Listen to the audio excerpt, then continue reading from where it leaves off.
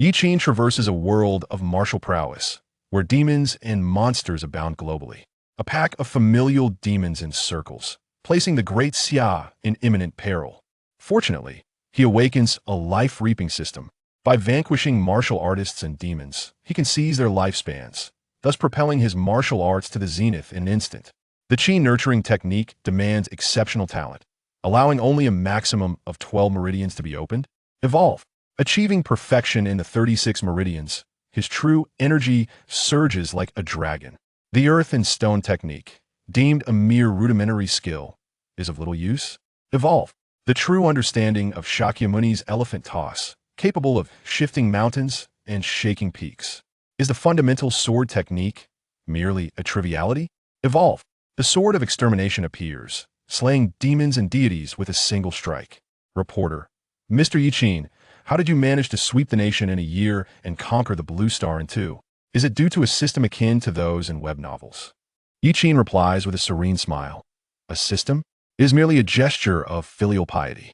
What I have achieved today is solely due to my own efforts. Yi Qin. Chapter 1. The evolution commences as 70 years of lifespan are instantly depleted. Recently, an octogenarian was struck by a vehicle which soared through the air.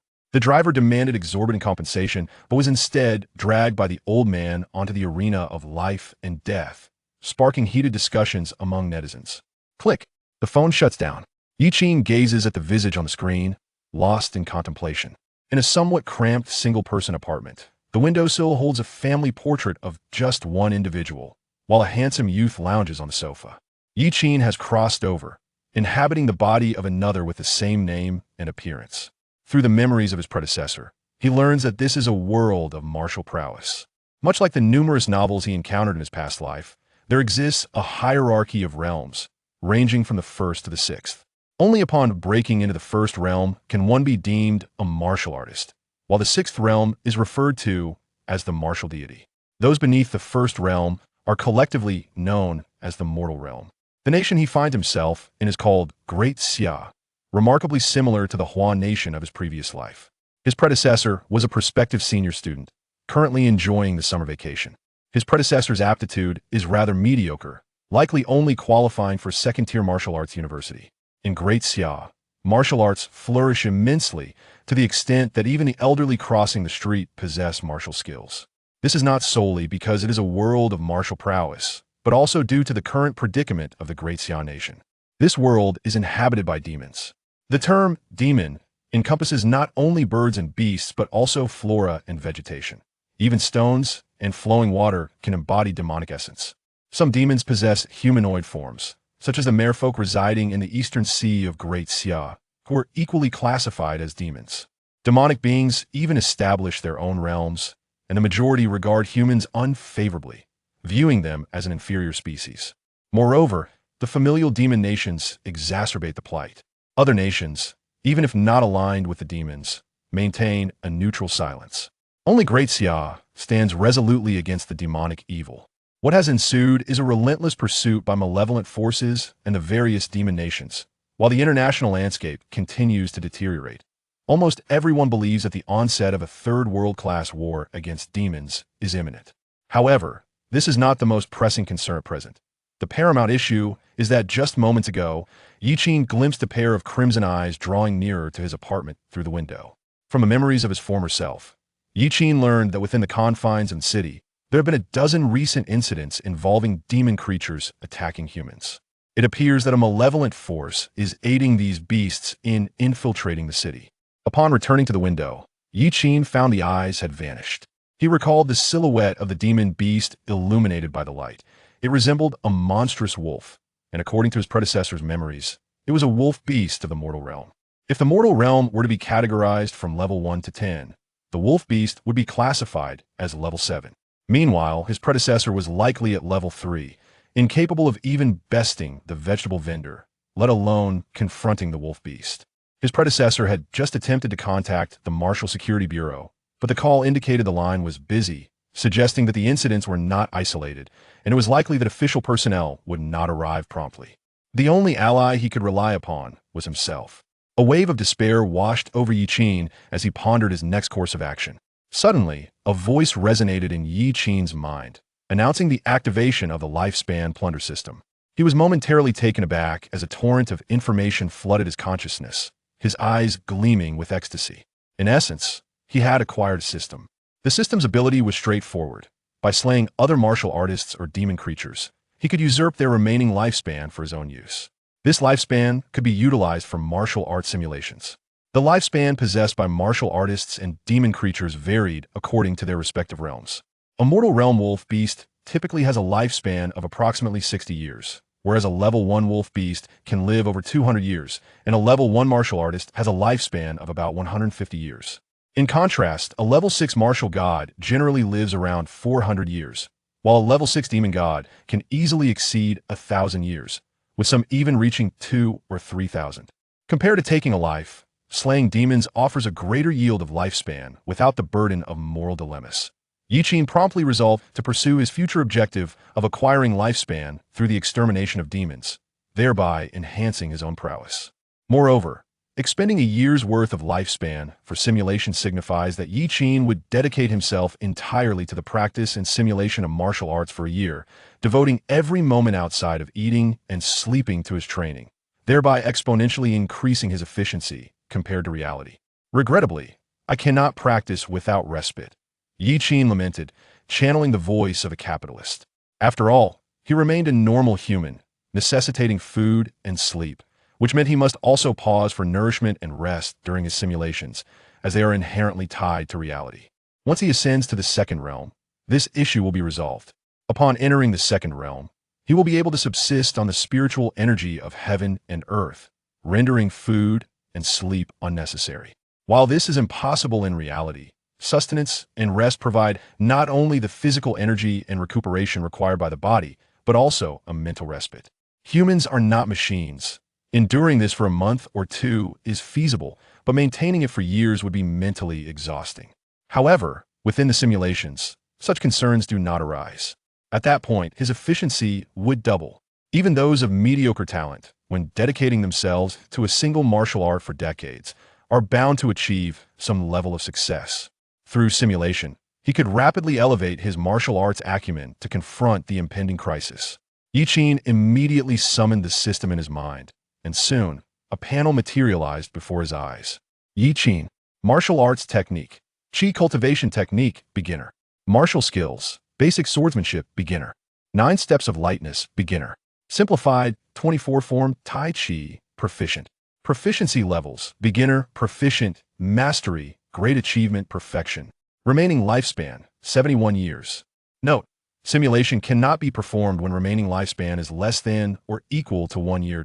Is this my panel?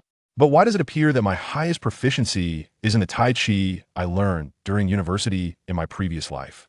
Yi Qin had greatly enjoyed practicing Tai Chi in his former life, and was astonished to discover that it could also be classified as a martial art, surpassing the proficiency levels of the other 3 techniques.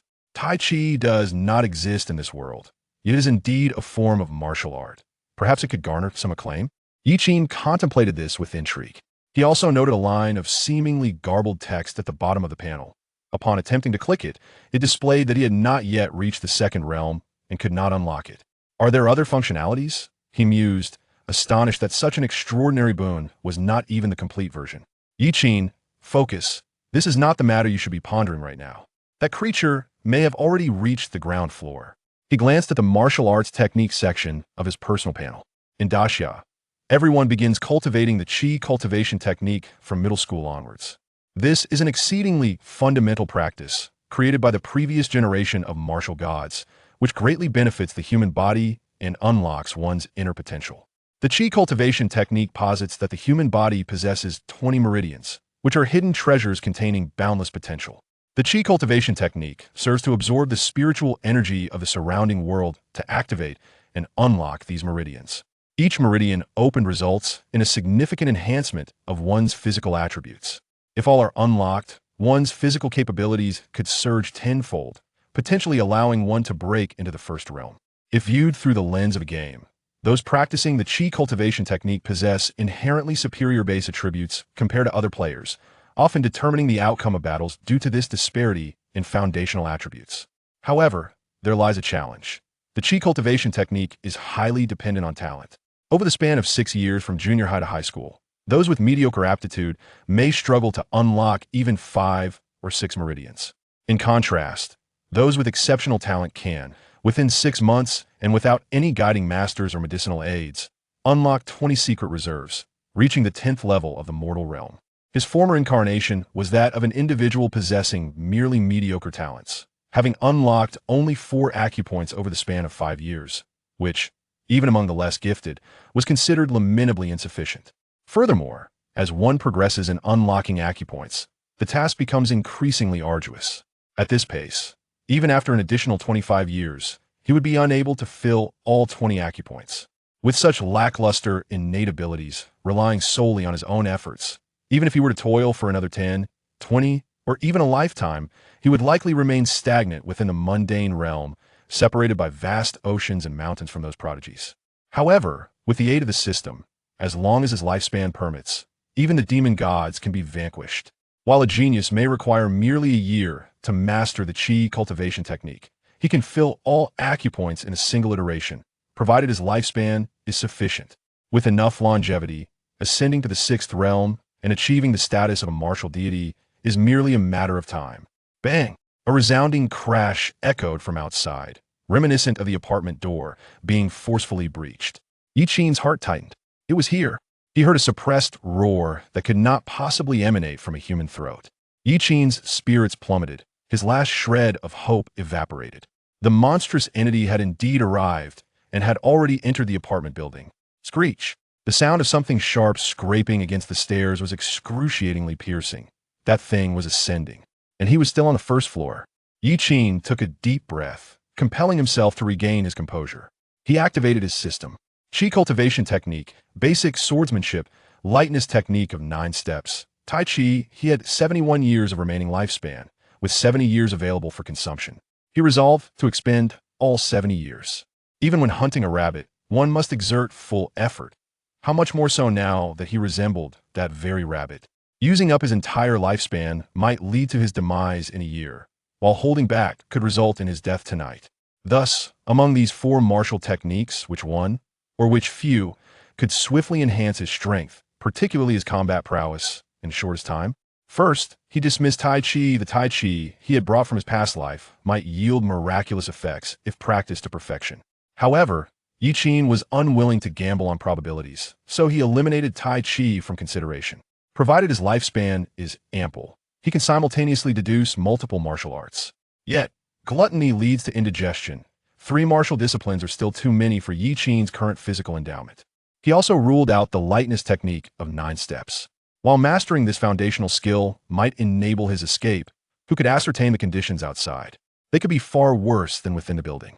Since evasion was not an option, he had no choice but to confront the situation.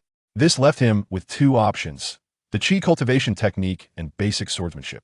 Both are of paramount importance. The qi cultivation technique can unearth the treasures within his body and enhance his physical attributes. However, if he solely practices the qi cultivation technique, it would be akin to possessing great physical prowess without the corresponding martial skills to wield. Should Yi Qin's current predicament be likened to an examination, the entity outside would represent the examiner. If he were to solely deduce the qi cultivation technique without any corresponding martial skills, he would be akin to a fool brimming with knowledge, yet lacking a pen. The reverse is equally true. Therefore, he must grasp both aspects with equal vigor. With this realization, Yi Qin resolutely decided to pursue both the qi cultivation technique and basic swordsmanship. Next came the allocation of his lifespan. The practice of the qi cultivation technique becomes increasingly challenging as one progresses, yet the system's deductions differ from reality. Within the realm of the system's deductions, aside from eating and sleeping, all time is devoted to deducing martial arts, with efficiency exponentially exceeding that of reality. Unlocking 4 acupoints may require 5 years in reality, yet could be accomplished in perhaps 3 years within the system. To be prudent, Yi Qin allocated a full 30 years for the qi cultivation technique. The remaining 40 years of his lifespan would be entirely devoted to basic swordsmanship. System: commence deduction.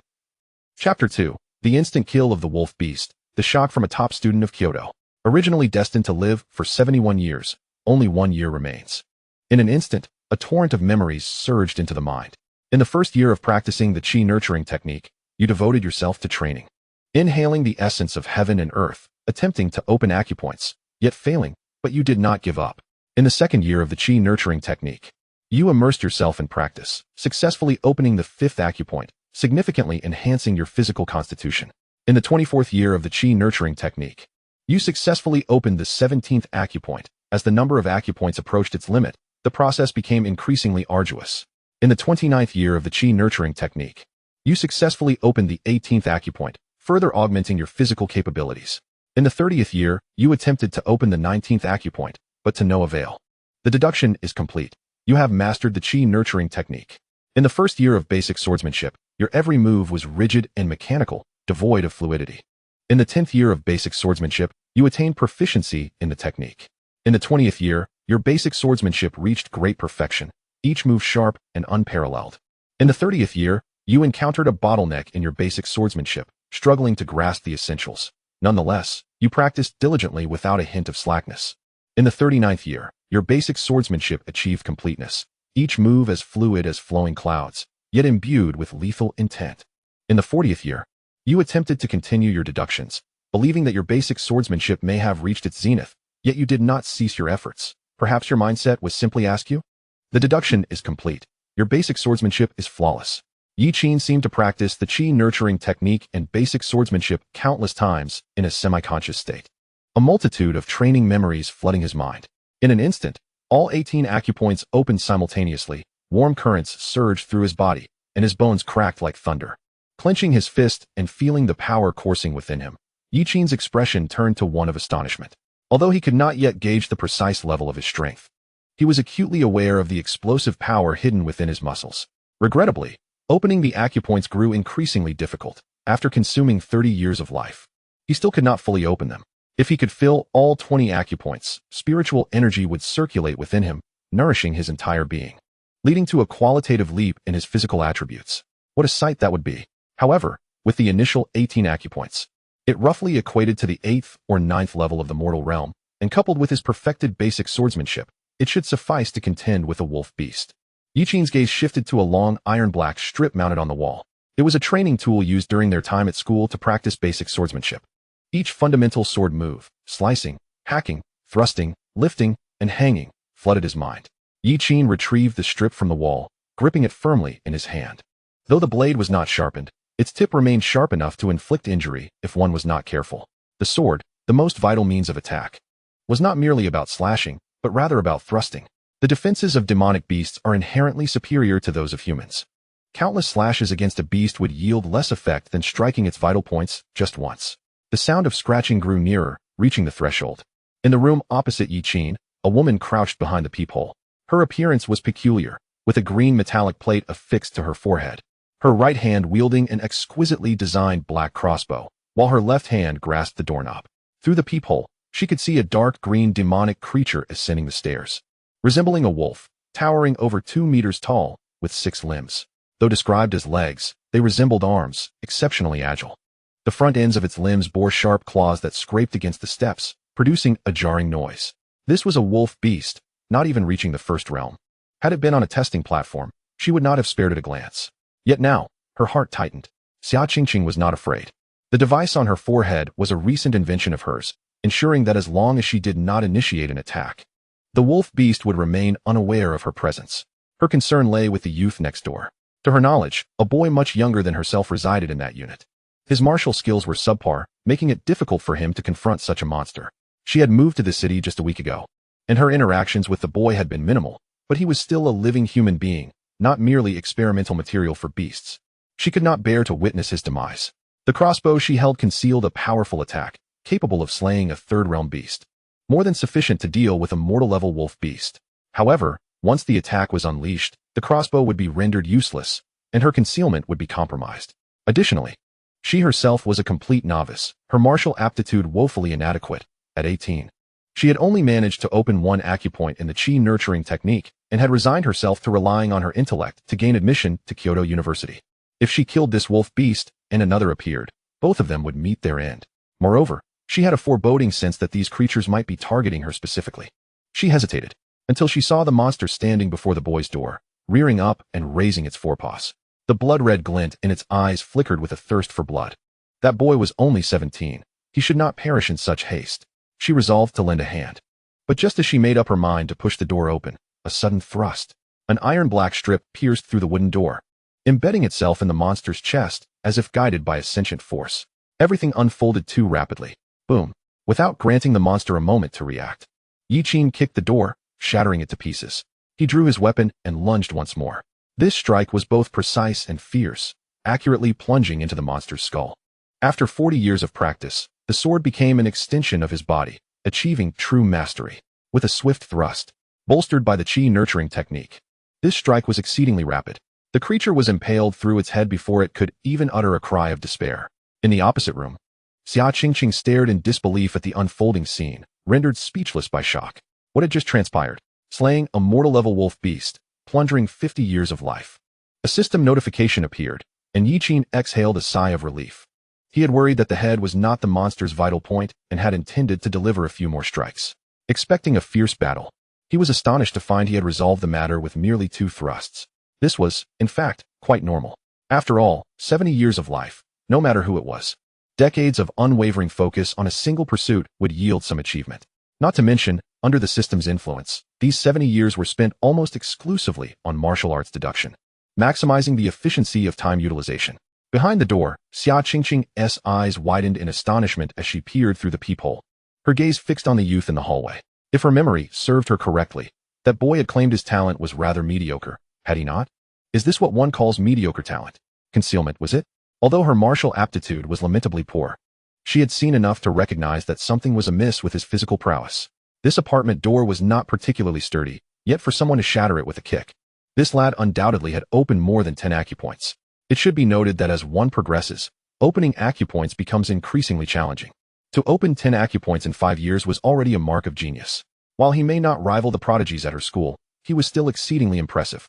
What captivated her even more was the swordsmanship displayed by the youth. Although the boy had only executed 2 moves, both being the simplest of thrusts, the decisiveness and ferocity of his technique sent chills down one's spine, reminiscent of a venerable master who had immersed himself in this art for decades. It was inconceivable that this lad could have achieved such prowess had he only begun training in the womb. The sole explanation must be that the swordsmanship he had mastered was indeed extraordinary. Furthermore, this boy was likely to have had a mentor. Even the most exceptional sword techniques require guidance to be properly grasped. Relying solely on oneself would make it exceedingly difficult to even enter the realm of mastery. As for the possibility of an alternative scenario, yes, there existed another potentiality. She recalled that the school offered swordsmanship classes, the most rudimentary kind, derisively referred to by them as health-promoting swordplay. This style was so basic that it barely sufficed for physical conditioning. If this youth had truly managed to annihilate mundane beasts using nothing but foundational techniques, it would only indicate one thing. He was a prodigious talent in the realm of swordsmanship, standing head and shoulders above all others. Should that be the case, the haughty old professor from her school's swordsmanship department, who never deigned to acknowledge anyone, would surely transform into a sycophantic lapdog, scuttling over 100 miles to pay homage. Yet, such a likelihood seemed rather slim. Xia Qingqing leaned towards the first explanation. She pondered the nature of the sword technique he had mastered. Was it the phantom sword dance or the sky-splitting sword art? Chapter 3. There was no ulterior motive. The primary intent was to bring glory to the nation. Yiqin gazed at the lifeless body in the corridor, plunged into contemplation. He faced a pressing dilemma. How should he handle this corpse? Leaving it here exposed might attract other monstrous entities. Moreover, having kicked down the door, his room would remain wide open throughout the night. At that moment, he had not given it much thought, focused solely on exerting all his strength to slay the creature. Who would have imagined that this fiend was so easily vanquished? In truth, had he engaged in a melee with the beast instead of employing swordplay, it wouldn't have been so effortless. It would have resulted in a fierce struggle. The only solace for Yiqin was that he had gained an additional 50 years of lifespan to delve deeper into martial arts. An impulse surged within him to burst out of the apartment in search of more lifespan to acquire. However, he swiftly quelled this thought, as the external situation remained uncertain. His apartment was situated in a rather secluded area, and there could very well be malevolent entities prowling outside. Venturing out recklessly could lead to an untimely demise. It was no wonder he felt such an urge. The visible rate of his growth was simply intoxicating. While Yiqin contemplated his next course of action, a figure clad in black had silently appeared at the staircase's threshold. The man, draped in dark attire, bore a white mask speckled with crimson. The moment he manifested, a heavy stench of blood assaulted the senses. Upon noticing the corpse at Yiqin's feet, he paused momentarily before pointing at it and inquiring, "Kid, did you kill this?" Yiqin nodded, gripping the bloodied sword in his hand. The corridor was under surveillance, rendering any attempt at concealment pointless and unnecessary. The great Xia revered martial arts and celebrated talent, making it unnecessary to shy away from the truth. The stronger one appeared, the greater the resources one would be afforded. As for whether the man posed a threat, just as Yiqin was musing, the man produced a device resembling a tablet and began scanning Yiqin. Soon, personal information materialized on the screen. Yiqin, a prospective senior? The man raised an eyebrow in surprise but refrained from elaborating, continuing to peruse the information. The address was indeed accurate, not one of the erroneous identities. Yiqin, you have protected the residents of this building and are deserving of commendation. Once verified, if it is confirmed that you indeed dealt the fatal blow, you will be notified to collect the corresponding reward from the Martial Security Bureau. With that, the man vanished, taking the corpse with him. Clearly, he was in a hurry. The location of the incursion was not limited to just this one. Anqing had never experienced such a large-scale invasion of malevolent beings. Yiqin quietly picked up the remnants of his shattered door and returned to his room. The Martial Security Bureau encouraged citizens to take action and assist in enforcement, generously offering rewards. Based on his contributions, he might even exchange them for a martial arts tome. Initially, Yiqin used tape to awkwardly piece together the door, applying adhesive to reattach it. While it could not withstand an enemy's assault, it served as a psychological comfort. He simply could not leave it wide open. After completing this task, Yiqin accessed the system panel. Yiqin, martial art, chi cultivation technique, proficient. Martial skill, basic sword art, perfected. Lightness technique, 9 steps, entry level. Simplified 24 forms, tai chi, skilled. Remaining lifespan, 51 years. Yiqin was taken aback. He had already opened 18 acupoints, yet the chi cultivation technique remained at proficient. Should he attempt to deduce further? Yiqin felt an itch in his fingers. System. Spend 10 years of lifespan to deduce the chi cultivation technique. In the first year of deducing the chi cultivation technique, you attempted to open the 19th acupoint, but to no avail.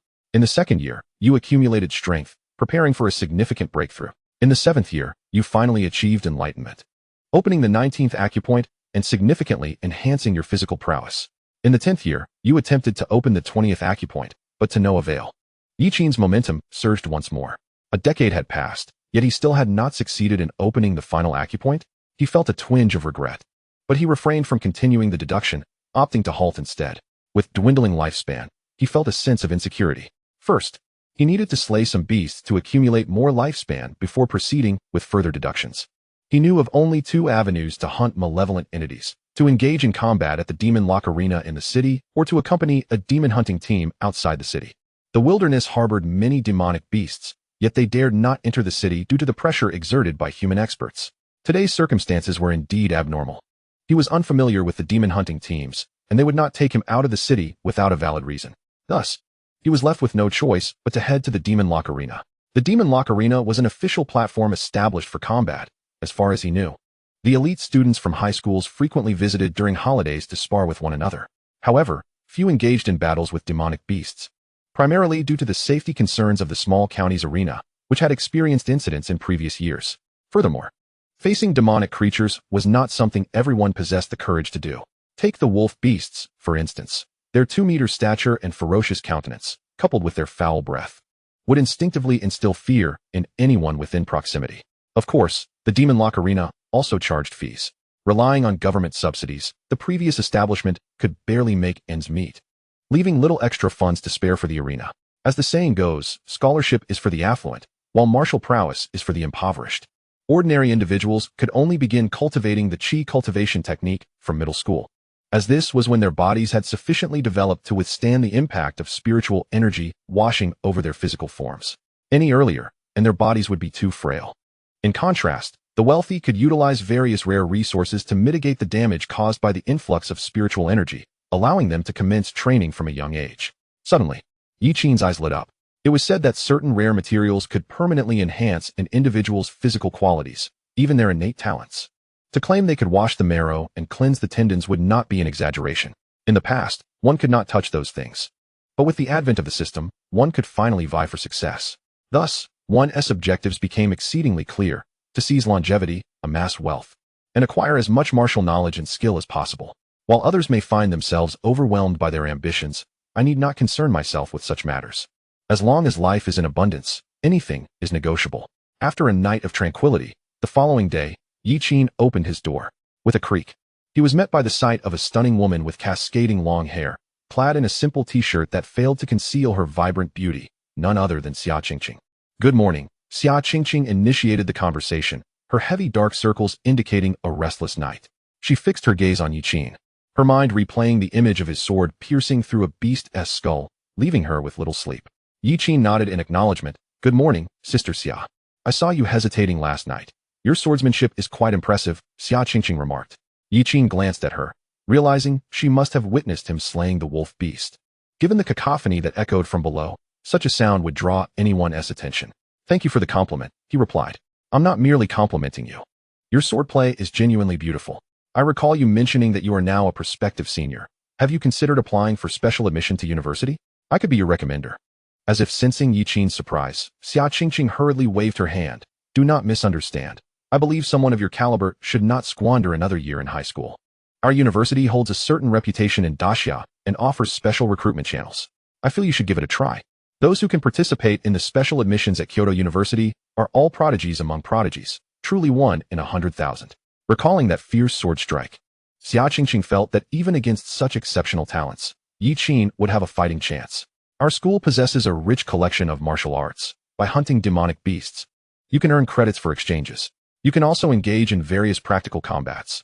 Aren't martial geniuses like you all in pursuit of this? Even if you are not keen on hunting demonic beasts, you could accept teachers' assignments, such as assisting in dissecting a 4th-tier demonic beast. Some beasts, even after dissection, still have a breath of life left. A simple follow-up strike would suffice. While it may be a bit messy and tiring, the credits are substantial. Of course, our university has its drawbacks. As you are aware, the current international situation in our country is quite dire, and our university is particularly vulnerable. We often face provocations from various foreign prodigies on the life and death arena.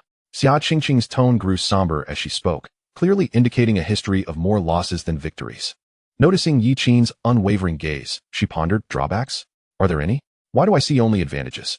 If he could participate in dissecting demonic beasts, he would gain insight into their weaknesses and perhaps even encounter beasts he currently could not defeat. After the dissection, a swift strike would secure his longevity, not to mention the credits earned for martial exchanges. Furthermore, the prospect of facing foreign prodigies in the life and death arena seemed to beckon countless opportunities to him. His eyes sparkled with excitement. Realizing she had spoken foolishly, Xia Qingqing recognized that Yi Qin had a mentor, and her suggestions might have overstepped boundaries, which was quite impolite. Oh dear, my foolish brain, she thought, feeling a pang of regret. Just as she intended to clarify her words, Yi Qin swiftly approached her, earnestly grasping her hands. Sister Xia, please, I implore you to assist me, not for any selfish reasons, but primarily to alleviate the burdens of our nation. We cannot allow those barbarians to trample over our great Daxia. Chapter 4. The Challenge Tournament. My lifespan is saved. Xia Qingqing was taken aback. She had assumed he would be a cold and aloof child, yet he revealed another side of himself. However, she felt a surge of joy. What do you know? I am not as useless as my mentor claims. After merely a week in Anqing, I have unearthed a gem for the school. Surely, the role of the admissions director is not solely for old Deng. I, Xia Qingqing, can fulfill it too. After promising to help him wholeheartedly, she returned to her room, intending to call old Deng, only to be interrupted by another incoming call. Han Han, what's up? Are you alright? A cool voice on the other end inquired. Is there anything wrong with me? I can eat and sleep just fine. My instructor praised me, saying I adapt to my surroundings as quickly as a little piglet. Eating and sleeping well. Let us set that aside. Last night, was there something that attacked you? How do you know, Han Han? Did you install surveillance in my home? There's no need for all that hassle. If you truly want to see, just say the word. Let us get to the point. Those creatures are not after you, but rather a project your mentor has been researching. They found no breakthrough with him, and coincidentally, someone leaked your itinerary, leading them to you. I'm on my way there, and will arrive today. Please be cautious. Don't worry, I'll be fine. They did come last night, but they didn't find me. By the way, Han Han, I discovered a promising candidate. While he may not compare to you, he is certainly formidable, and I believe he could gain admission to our school. I have matters to attend to. I'll hang up now. Hello? Hello? Anqing Demon Lock Arena. In the lobby, a staff member noticed Yi Qin and greeted him with a smile. Hello, how may I assist you today? This is my first visit to the Demon Lock Arena. Could you provide me with an introduction? Of course. Here, we offer options for both ordinary and first-tier demonic beasts. The ordinary ones range from 800 to 1,000 yuan, while the first-tier beasts are priced between 8,000 to 10,000. During battles, we have personnel monitoring remotely to ensure your safety. If you prefer that no one sees the combat footage, you can pay double the price to request a level 1 defensive shield. Although such measures were once quite costly, you've arrived at a fortunate time, as we are currently hosting a challenge tournament. A challenge tournament? Yes, indeed. The staff member beamed with pride. This tournament has been ongoing for a week, featuring top students from various universities. The rules are straightforward. We arrange 5 demonic beasts, escalating in difficulty. The first to consecutively slay all 5 beasts wins. Each participant has 2 opportunities to compete. Are there any rewards for the victors? Indeed. The winner will receive a competitive qualification and a cash prize of 50,000 yuan. What is this competitive qualification? The staff member merely smiled and shook his head, not providing an answer, instead shifting topics. Sir, are you interested in participating in this challenge tournament? Certainly. Sir, I must inform you that before participating in the tournament, you will need to sign a disclaimer. The demonic beasts are captured from the wild by the demon hunting team and do not come with safety measures. Is there no one monitoring nearby? No. What if I cannot endure it and wish to withdraw? Simply run out. Run out. The staff member nodded, seemingly sensing Yi Qin's surprise, and continued to explain. This is a rule set by the arena's manager. He believes that if one lacks the courage to face danger directly, they should not aspire to become a martial artist. Daxia values martial prowess, and we are not short of passionate blood. Yet, such a perilous challenge was unprecedented. This test would demand not only talent and skill, but also fortitude. Those who lack the fortitude to engage are often bereft of the courage to participate. Such individuals, regardless of their innate talents, find it exceedingly difficult to achieve greatness. Furthermore, one must possess a certain level of self-awareness regarding their capabilities, at the very least understanding when their strength may wane. Should one be blindly arrogant, presuming themselves to be omnipotent, they may struggle even to extricate themselves from perilous situations. This arena master is indeed formidable. Could you enlighten me about these 5 creatures? From simplest to most complex, they are the mountain rat, the earth bull demon, the raccoon beast, the wolf beast, and lastly, the striped tiger beast. One final inquiry. Is there a fee to enroll in this challenge? 5 minutes and 3 seconds. Bai Shen has once again set a new record. Within an architectural marvel reminiscent of the ancient Roman Colosseum, at the center of an ochre-hued circular arena, a striking figure wielding a steel blade stands poised before a vividly striped tiger, which at this moment appears to be incapacitated. With a swift flick of her blade, crimson droplets arc gracefully onto the ground. The spectators are divided into 3 groups, with 2 of them being notably larger. One group is nearly bursting with excitement, while the other is steeped in a somber atmosphere, bearing expressions of deep-seated grievances. A third group, sparse in number, engages in hushed whispers. 5 minutes and 3 seconds. It is said she has already unlocked her 10th aperture. Who could possibly match that? Alas, I have grown numb. Ever since the formidable Bai Daimo Wang entered high school, all the students in An City have been subjugated by her prowess, with only Gao Yang from Qingtong High managing to put up a meager resistance. I recall Gao Yang clocked in at 7 minutes and 43 seconds. How can one even compare? It's absurd. Was it not said that a university has already sent her an application, directly enrolling her? Why is she still here competing for such trifles? Could she not wreak havoc upon the talents of those larger cities? This is no mere trifling matter. It is rumored that the first-place prize in this challenge carries significant weight in securing a coveted qualification. What sort of qualification? I cannot say. My parents were unable to uncover the details, and the organizers sternly cautioned against indiscreet inquiries. I feel there is no longer any suspense. The challenge could conclude prematurely. 5 minutes and 3 seconds. I would require 10 minutes just to slay a mountain rat demon. The disparity between individuals is greater than that between man and dog. By the way, my friend, you seem somewhat unfamiliar. Did you just arrive? Indeed. I heard there was a commotion here and decided to take a look. Yi Qin nodded. You might be in for a fruitless venture. The youth who had been conversing with Yi Qin patted him on the shoulder with a sigh. This boy, with a round face, was slightly shorter than Yi Qin. It's not entirely a wasted trip, Yi Qin replied, as he had attentively observed the battle, gaining a general understanding of the 5 types of demon beasts. As he watched the striking woman approach from the arena, Yi Qin fell into contemplation. Bailong High and Qingtong High are the 2 premier institutions in An City, with Bailong High being the predecessor of the current establishment, sharing the same cohort as Bai Yi. However, the predecessor was an irregular class. For someone like Bai Yi, who stands at the pinnacle of the high school hierarchy, she is but a legend to those from the predecessor. Additionally, Yi noted that no one was discussing the attack incident from the previous night, suggesting that the authorities had suppressed the news. Upon exiting the arena, the radiant woman was immediately greeted. Sister Bai, congratulations. Bai Yi shook her head. There's nothing to congratulate. I made an error. The wolf beast proved too cunning. I failed to dispatch it promptly and was forced to engage it for a full minute. Unfortunately, I only had one chance. Otherwise, I could have further reduced the time. The crowd exchanged glances, astonished. Is that not even the opponent's limit? They truly leave no room for survival. Silence. A middle-aged man, arms crossed over his chest, boomed.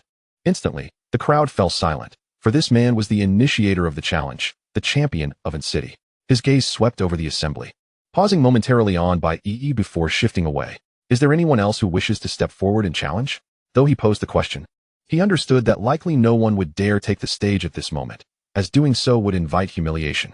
Yet, at that instant, a voice resonated, sending ripples across the calm surface of the lake. I will. All eyes turned toward the source of the voice. It was Yi. Chapter 5. Heroes emerge from youth. Yi found himself intrigued by the entry ticket mentioned by the round-faced boy. According to the staff, nearly all the top students from in-city's high schools had participated, which could not merely be for the monetary reward. Many were undoubtedly drawn by that coveted entry ticket. Yi was also curious about its true nature. However, for him, the greatest reward was not cash or the so-called entry ticket, but rather the lifespan gained from slaying demon beasts. In response to Yi's boldness, the crowd shared a singular thought: commendable courage. Just as Bai Mo Wang had shattered the record, no one wished to step forward at this moment. If their final results were dismal, the comparison would be quite embarrassing. Moreover, with so many spectators at the arena, they did not wish to bring shame upon themselves. Yet this did not imply they would mock him. His willingness to step forth at such a moment proved he possessed more courage than they. The round-faced boy, who had been conversing with Yi, initially appeared taken aback, then cast him an admiring glance. Brother, go for it. Strive to topple Bai Mo Wang, and let her experience the taste of being ruthlessly suppressed. Someone jested kindly, fully aware of the improbability of such an outcome. Absolutely. Yi responded with a smile. Are you certain you wish to challenge? The middle-aged man raised an eyebrow, clearly taken aback. I am certain, Yi affirmed, simultaneously issuing a command to the system in his mind. System, expend 20 years of lifespan to deduce the light body 9 steps. During Bai Yi's battle with the demon beast, he had been observing. As long as he identified the demon beast's weaknesses, slaying it would require but a single strike. However, timing was paramount. These demon beasts were notably agile, and within such a spacious arena, he needed to be more nimble than the beasts to dispatch them swiftly. The light body 9 steps, akin to the chi nurturing technique and basic swordsmanship, is a fundamental martial art required for high school students, representing the most basic form of footwork. As for the lifespan expended, as long as he could eliminate these demon beasts, he could reclaim it. The system's voice resonated within his mind. In the first year of deducing the light body 9 steps, your movements are clumsy and uncoordinated. In the third year, your proficiency in the light body 9 steps improves. Your agility slightly increases, allowing you to navigate traffic lights without being struck by vehicles. In the 7th year, through daily perseverance and consistent practice, the light body 9 steps reaches mastery. Scaling rooftops is no longer a challenge for you. In the 13th year, the light body 9 steps has reached its peak. Skimming over water is no longer a difficult feat for you. In the 14th year, your light body 9 steps encounters a bottleneck. You feel it can progress no further, yet you continue to train day and night, steadfast in your passion. In the 19th year, when you employ the light body 9 steps, you move with an ethereal grace, though a lingering feeling suggests something is still amiss. In the 20th year, you finally attain enlightenment. The widely renowned light body 9 steps may merely be an introduction to a particular skill in lightness martial arts. A prelude, and at last, your mastery of the light body 9 steps is complete. Deduction complete. The light body 9 steps is perfected. Yi exhaled deeply and took a step forward, resembling a falling leaf gracefully descending from a lofty platform several meters high, landing softly in the center of the arena. Bai Yi abruptly looked up, emitting a soft gasp. Initially, she had paid little attention to the challenger who had stepped forward after her, but the technique he had just displayed was reminiscent of the light body 9 steps. No. It was something else. Sister Bai, what's wrong? It's nothing. Bai Yi's gaze remained fixed on the man at the center of the arena. Was it merely an illusion? Among the onlookers, there was also a middle-aged man by the edge of the arena who shared her astonishment. The rest of the crowd, however, remained oblivious, believing that they too could leap down from such heights without issue. They continued to cheer for Yi. The great Bai demon is dead. We must strive for self-improvement. Go, brothers. If you can slay the mountain rat demon, I will introduce my sister to you. Old Chow, I recall your sister is quite temperamental. Are you certain this isn't a case of ingratitude? It's fine, don't underestimate the mountain rat demon. Though it appears weak, it's quite insidious. Hiding underground to launch surprise attacks. If it misses, it will retreat immediately. It's not easy to deal with. I was tormented by the mountain rat demon for a full 20 minutes. It was absolutely infuriating. Yi Qin surveyed his surroundings. Noting the 5 tightly shut iron doors encircling him, he glanced up at the spectators above, offering a bashful smile. Could someone lend me a sword? He couldn't very well use an iron rod. He needed to borrow a blade. I will assist you. Catch! A round-faced youth exclaimed, tossing a long sword towards Yi Qin. He caught it steadily and drew it forth. The blade gleamed. It was a slender azure longsword, 3 feet in length, exceptionally sharp, adorned with silver patterns that rendered it quite exquisite. Merely holding the sword ignited a yearning within Yi Qin, a longing to immediately test its edge against a beast. After 40 years of life spent honing his swordsmanship, his first battle could only be fought with a dull iron rod. Now, wielding this longsword felt akin to a pilot discovering superior fuel. He was destined to soar. Yi Qin cupped his hands in gratitude towards the youth and turned to the middle-aged man, offering a courteous smile. I am ready. The middle-aged man scrutinized Yi Qin intently. Begin. The smallest of the iron doors began to rise slowly, revealing only a pit of earth, no beast in sight. That wretched creature has indeed burrowed away. Someone cursed from the platform. I recall that the Bai demon used a wide-range technique to dispatch that creature. Such techniques truly belong to the affluent. Yi Qin's ears perked up as he turned towards a particular direction. The opening of the acupoint brought a holistic enhancement. Even his senses were sharpened. A humming sound echoed as the long sword sliced through the air. Before the crowd could comprehend what had transpired, a shadow darted forward like a wraith, swiftly burying the blade into the ground. Clang! Bai Yi shot up in astonishment, her eyes wide with disbelief. The previously boisterous environment seemed to have been muted in an instant, leaving everyone agape in utter shock. What had just occurred? They hadn't even seen how Yi Qin had moved. Among the spectators, only the middle-aged man had truly comprehended the moment. He clutched the railing, which creaked under the strain. Light body 9 steps. Could it be the light body 9 steps? Below, Yi Qin lifted the long sword, and from its tip, he extracted the corpse of a creature resembling a rat, albeit significantly larger. Common realm mountain rat, life force robbed. 5 years. Only 5 years. How little? Yi Qin pondered, perplexed. This was a mountain rat, clearly in its prime. Normally, despite their brief lifespan, a typical mountain rat should live for at least a decade or 2, even if it only robbed residual life. A mature mountain rat should reasonably have a decade of life left, not such a meager amount. Though his mind was filled with questions, now was not the time for contemplation. Suppressing his curiosity, he looked up at the staff. Proceed. Oh, understood. Only then did the staff react, hastily releasing the second beast. With a bellow, a massive iron door swung open, revealing a muscular black bull demon with 4 prominent horns charging towards Yi Qin, shaking the ground beneath it. Yi Qin remained unperturbed, executing a flourish with his sword. The enormous shadow bore down upon him. The disparity in size was staggering. Yet, as the earth bull demon and Yi Qin's forms intersected, a glimmer of cold light flashed. A swift strike to the throat. Chapter 6, 1 minute and 38 seconds, stunning the entire audience. As their forms crossed, Yi Qin stood firmly on the ground, while the bull demon lay decapitated. Earth bull demon, life force robbed, 33 years.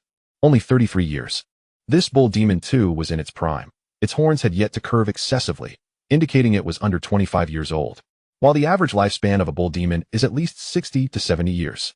If the first case could be attributed to the mountain rat's own condition, then Yi Qin now seemed to confirm the existence of a mechanism for life force theft.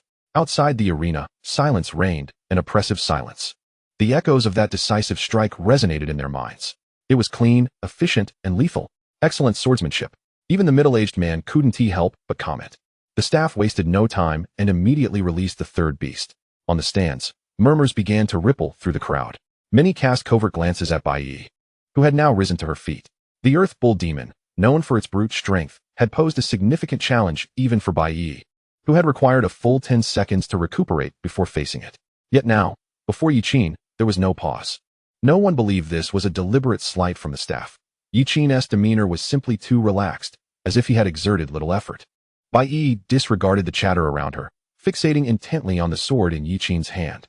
Being a swordsman herself, raised in a martial arts family and trained by her father from a young age, she considered herself a seasoned practitioner of the sword arts, if not a prodigy. Yet, The seemingly unremarkable strike from Yi left her perplexed. Yes, perplexed, like a struggling student staring at a chalkboard covered in letters. You tell me this is mathematics. But why are there no numbers? Bai Yi felt this way. She recognized each letter on the board, yet when combined, it felt like deciphering an ancient text. The simplicity of Yi Qin's technique, akin to fundamental swordplay taught in middle school, baffled her. Was he truly from a city, or perhaps a prodigious talent from elsewhere? It must be the latter. Otherwise, with such swordsmanship, she should have heard of his name.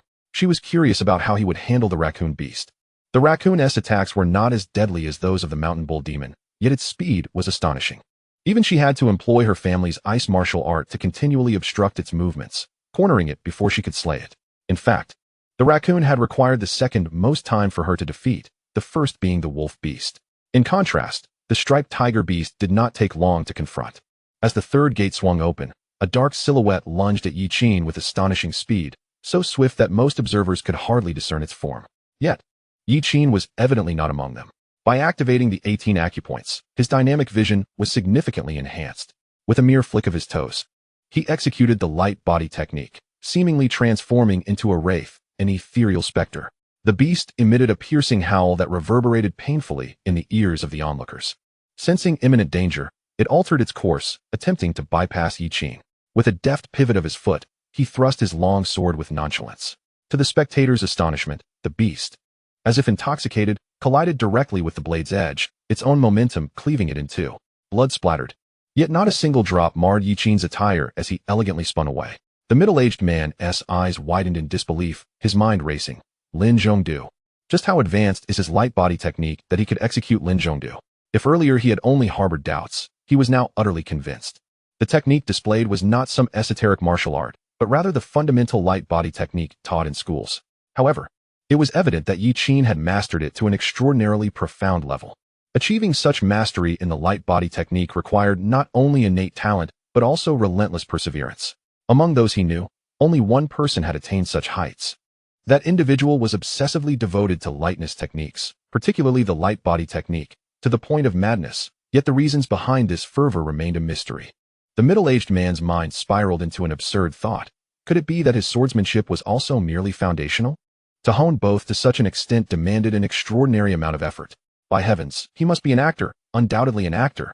Irrespective of how humans managed to manipulate the beast, or why it would risk its life for performance, it was clearly an actor, otherwise it would be inexplicable why the beast would charge directly at him.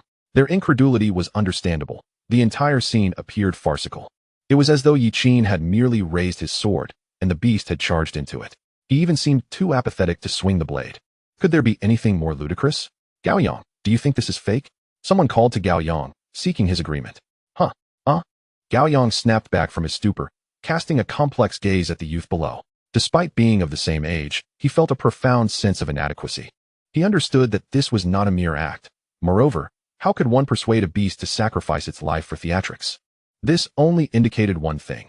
The other possessed a mastery of swordsmanship that was nothing short of sublime, combined with a grace in movement akin to drifting clouds. The synergy of the two was far beyond the simplistic notion of 1 + 1 equating to 2. Yet, he could not fathom the extent of the other's talent, enabling him to integrate both skills at such a young age. A person's energy is finite.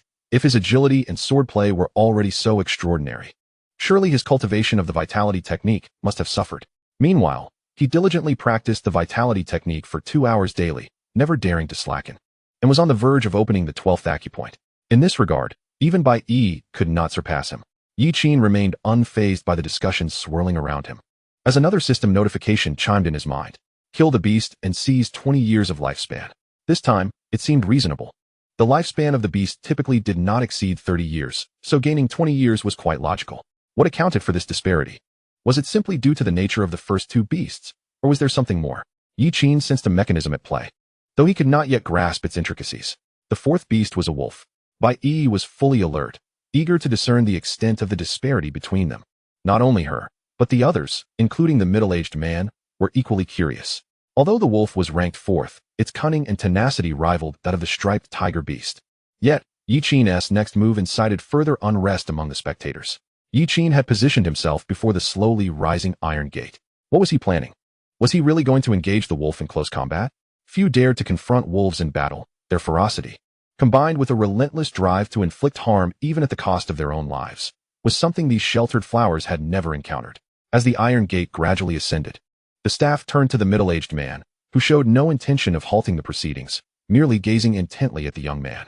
A fierce wolf howl emanated from within, a creature long confined and now driven to the brink of fury. Before the gate had fully opened, a massive maw lunged forth, only to be pierced by a sword, entering through its mouth and exiting from the back of its skull. The middle-aged man noted that throughout the encounter, the youth's expression remained eerily calm, exhibiting a psychological fortitude that was truly remarkable. In truth, Yi Qin had intended to replicate his actions from the previous night, aiming to stab from the forehead. However, the wolf had not granted him that opportunity, lunging with its gaping jaws, compelling him to strike from within. The fate of the striped tiger beast was similarly sealed, dispatched with a single stroke to its throat. Kill the wolf, seize 47 years of lifespan. Kill the striped tiger beast, seize 68 years of lifespan. There were no discrepancies here. Perhaps he had simply overthought the matter, Yi Qin mused. Meanwhile, the onlookers were engulfed in profound shock, rendered speechless. The atmosphere was thick with silence. This time, the middle-aged man could no longer contain his expression. The fourth form of the foundational swordplay, the final form, was executed flawlessly. It was as if the boy had stepped straight out of a textbook. Just how much effort had this youth invested? The middle-aged man turned to the crowd, who were gaping in disbelief. Yet, behind their astonishment lay years of arduous training. Was it possible that this young man was not merely a so-called genius, but someone who had, day in and day out, devoted every moment to mastering his craft, resulting in his current achievements? If that were the case, it would be a tragic irony. The world is cruel. Without talent, one could hardly hope to reach the pinnacle.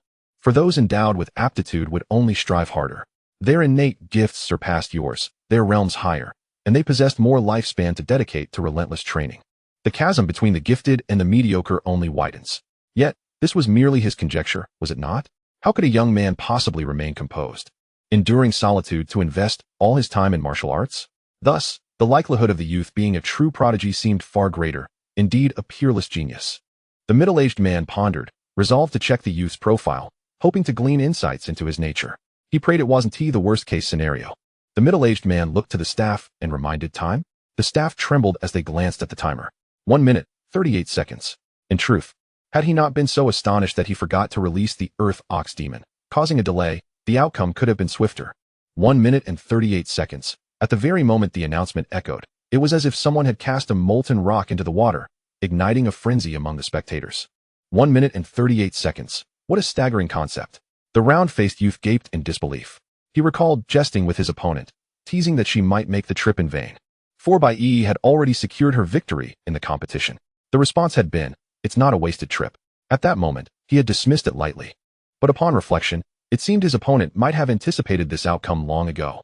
Others recalled the jokes made before the event commenced, vowing to topple the formidable Baidu demon and let her experience the bitterness of being ruthlessly suppressed. Back then, they had approached the challenge with a sense of humor, wishing this audacious peer would not succumb to despair due to the vast disparities between them. After all, the gap between individuals can be far greater than that between a person and a dog. Now, it appeared the one on the verge of despair was not this brave peer, but rather they, the innocent onlookers. They felt akin to a stray dog unexpectedly struck by a flurry of lethal kicks. And this youth was no challenger of authority. He was, in fact, the authority. Chapter 7. The Elixir in Hand. Soft-hearted, I rely on my own prowess. 1 minute and 38 seconds. Bai murmured this number, her beautiful eyes blinking, momentarily lost in thought. Had her opponent been merely a minute or two faster, she might have mustered her utmost efforts to compete. But 1 minute and 38 seconds. This figure loomed like a divine decree, a harbinger of despair. Meanwhile, Yi Qin was already basking in the immense joy of his extended lifespan. The years gained from slaying demon beasts, combined with his remaining life, amounted to a staggering 214 years. 214 years, what an abundance. He could hardly believe he wouldn't be able to perfect the qi nourishing technique. Additionally, he felt the need to seek out another martial technique or skill. He wondered when the rewards from the Martial Security Bureau would be issued.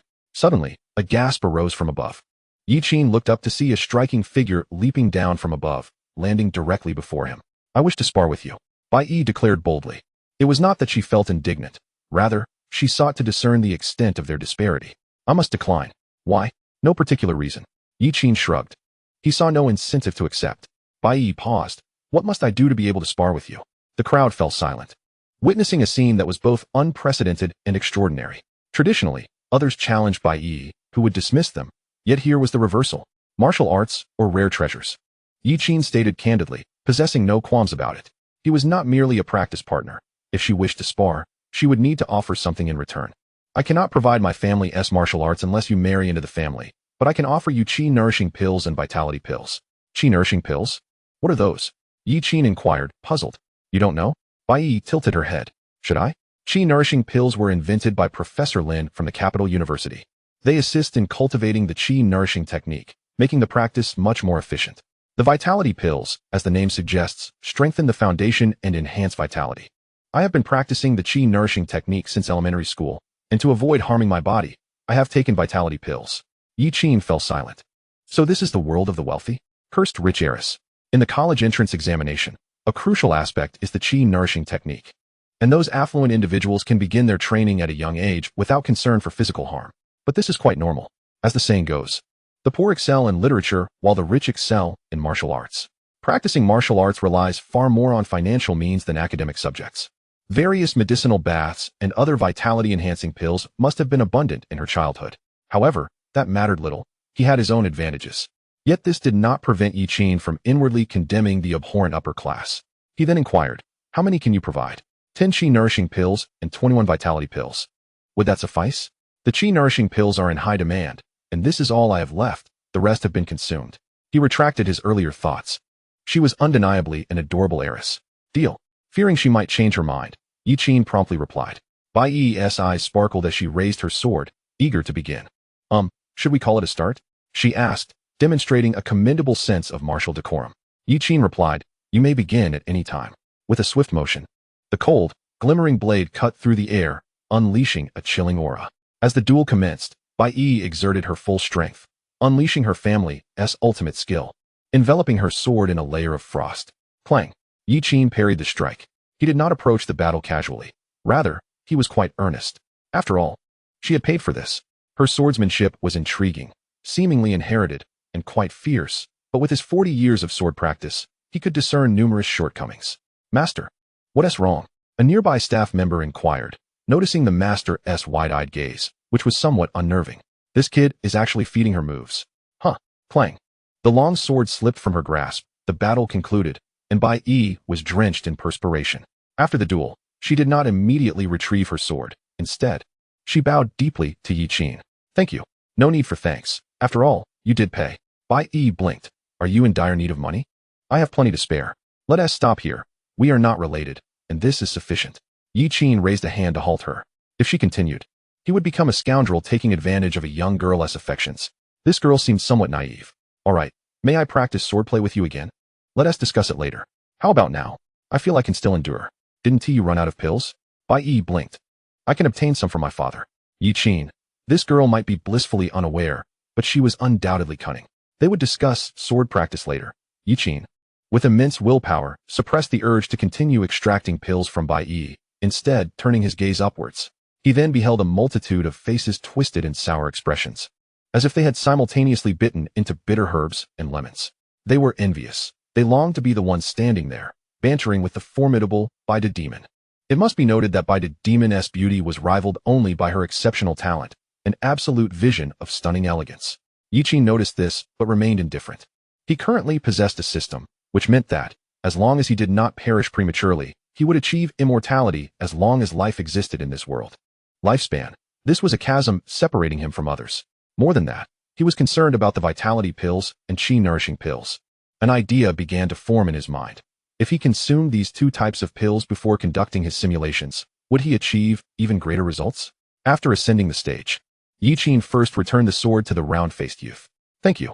No need for thanks, the youth replied hurriedly, carefully examining the bloodstains on the blade. I apologize for soiling your sword. No, it is nothing. Rather, it has turned out for the better. The young man possesses a premonition that he might be witnessing the dawn of a legend, once the individual truly rises to fame. The sword once wielded by them will undoubtedly soar in collectible value due to his association. He is resolved to cherish it diligently, if his anticipation proves accurate. In his later years, he could present this sword before his descendants, serving as a captivating topic of conversation. This is the very sword that the esteemed martial god once wielded, a a sight you have yet to behold. Indeed, the martial god of that era was a figure of remarkable grandeur. With the conclusion of the challenge, Yi Qin decisively ended the competition, leaving no one else daring to challenge, and the crowd gradually dispersed. Bai Yi procured an address from Yi Qin, promising to dispatch someone with the elixir before nightfall, and then she too departed. In the arena, only he and the middle-aged man remained. You may have heard of me, but allow me to introduce myself. The middle-aged man began, his gaze towards Yi Qin filled with admiration. I am Nia Hai, the organizer of this challenge. You may call me Uncle Nia. I know you must be curious about the so-called entry ticket, he continued. Now that you have claimed victory, you are entitled to know about it. But I must ask you to ensure its confidentiality. This indeed is an entry ticket to a hidden realm. The revelation of this realm occurred recently, discovered near my city of Anqing. Had it not been so, we would have had no qualification to participate. Niahai's tone carried a hint of resignation as he spoke the truth. Anqing is merely a small third or fourth tier county, and no one pays it any heed. Even though the hidden realm is situated nearby, Anqing has only one entry slot. The current climate is such that competition is exceedingly fierce. If you are weak, you have no voice. If you are strong, you can command more resources. Yet, no one harbors grievances, for when true invaders arrive, it will be the formidable ones from Daxia who stand at the forefront. However, the frustration remains. This hidden realm is of great significance to the higher-ups. Preliminary assessments suggest it may be connected to a legendary beast clan that vanished from history. We have scoured historical records and discovered that this hidden realm was once opened 500 years ago. The documentation is vague, but it is certain that this realm seems to harbor the legacy of that beast clan's disappearance, alongside various heavenly materials and earthly treasures. The beast in question is known as the Soul Eater, said to subsist by consuming souls. Its legacy is purportedly linked to the realm of souls, beneficial to humans as well. The hidden realm will open 3 days hence, and many prodigies from nearby cities, even the provincial capital, will come. Within this hidden realm, there may lie tremendous opportunities, but it may also conceal immeasurable dangers. Whether to utilize this entry ticket is entirely your choice. There is no need for an immediate response. I can grant you 3 days' time. 3 days later, the day of the realm's opening will arrive, and you may provide me with your answer then. As for Niahai, he certainly wishes for Yi Qin to participate. It is akin to a parent boasting about their child. 1 minute and 38 seconds. Surely, even the most gifted from the provincial capital cannot reach such a level. Anqing has finally produced such a genius, and naturally, he wishes to boast to his neighbors. Yet, he must also consider the safety of his own child. If it is merely to show off and results in the loss of his child's life, it would be a grave miscalculation. Related to the Beast clan?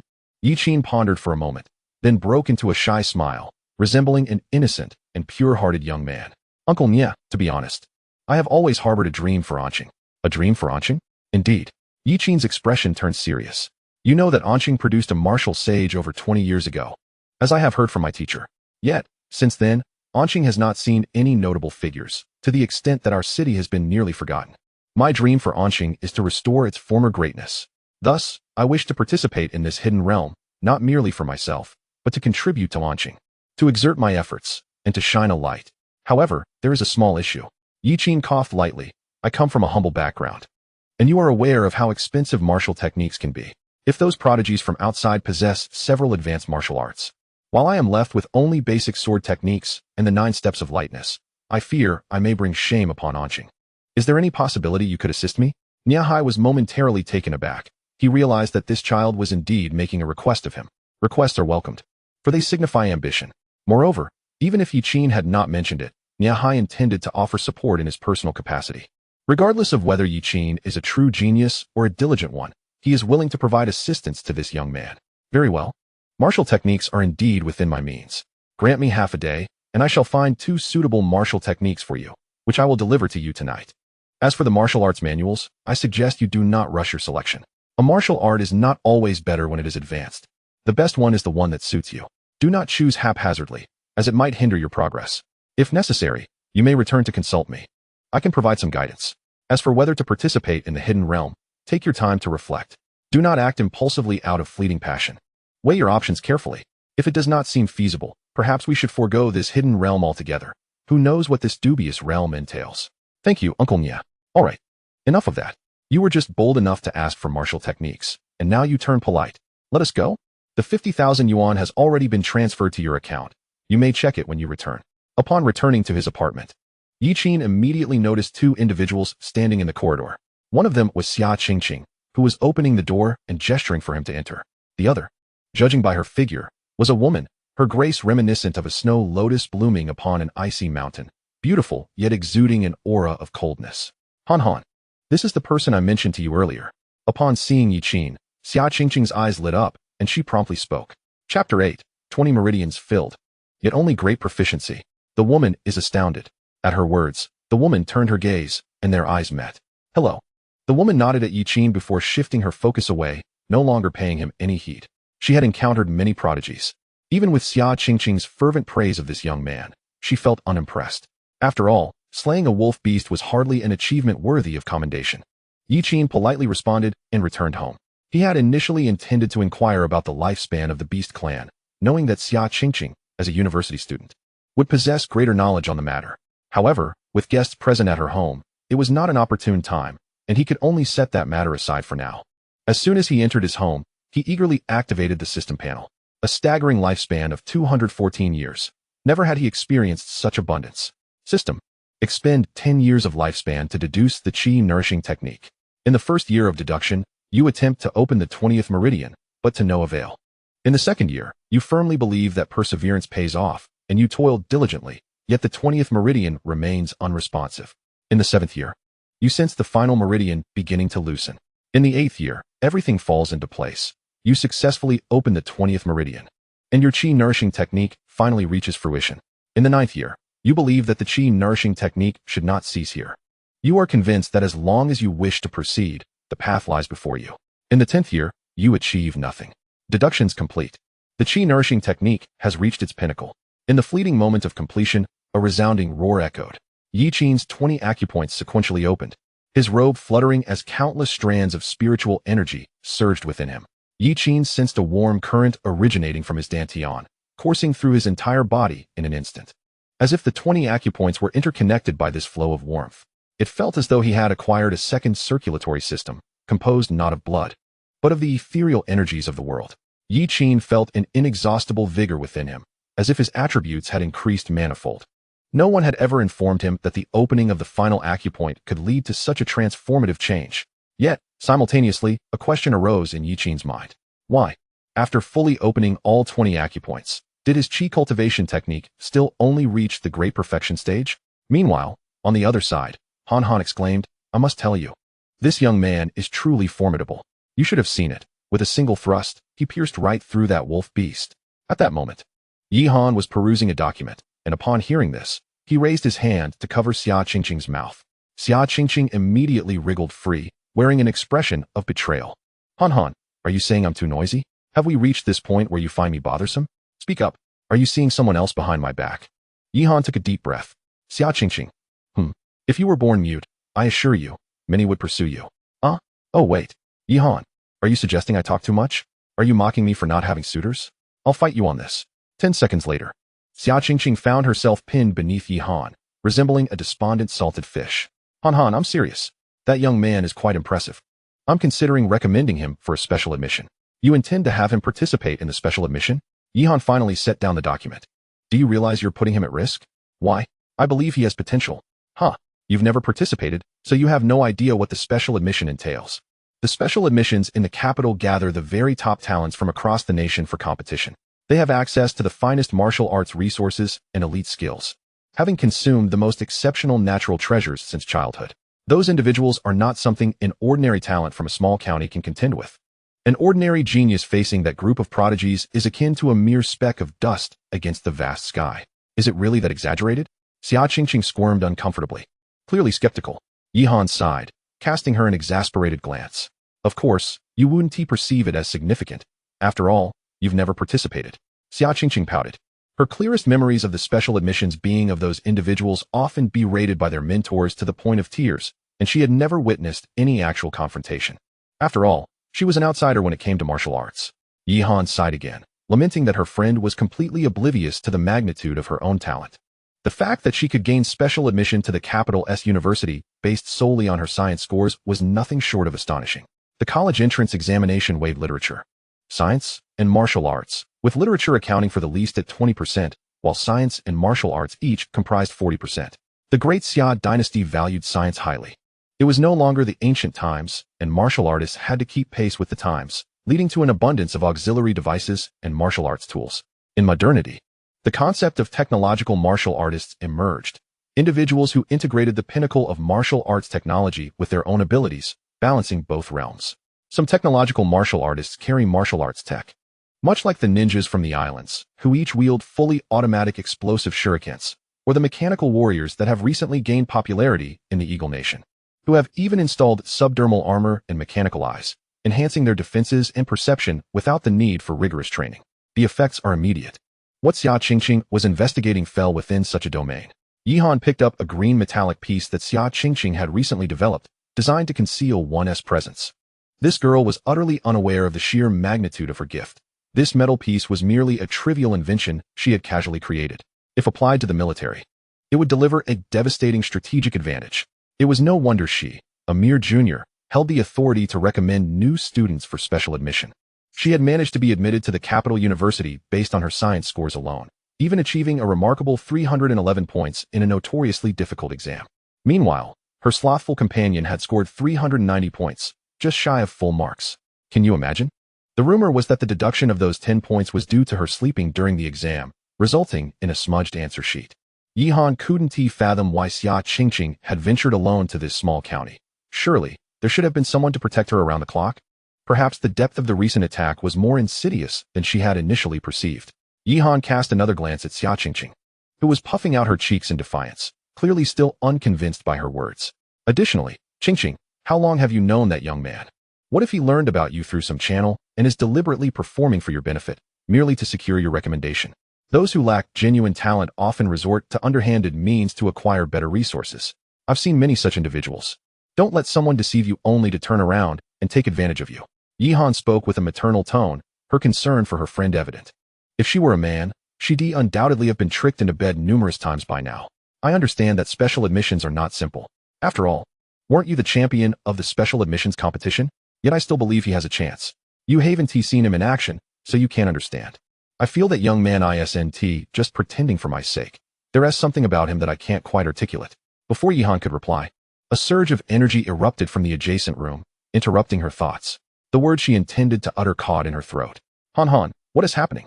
The meridians flowing smoothly, the acupoints unblocked, and the turbulent energy surging endlessly. It was a clear sign of the qi cultivation technique reaching perfection. How could this be possible? Chapter 9. 20 acupoints, not the limit? Yi Qin paves the way. Yihan found herself at a loss for words, her emotions swirling in complexity.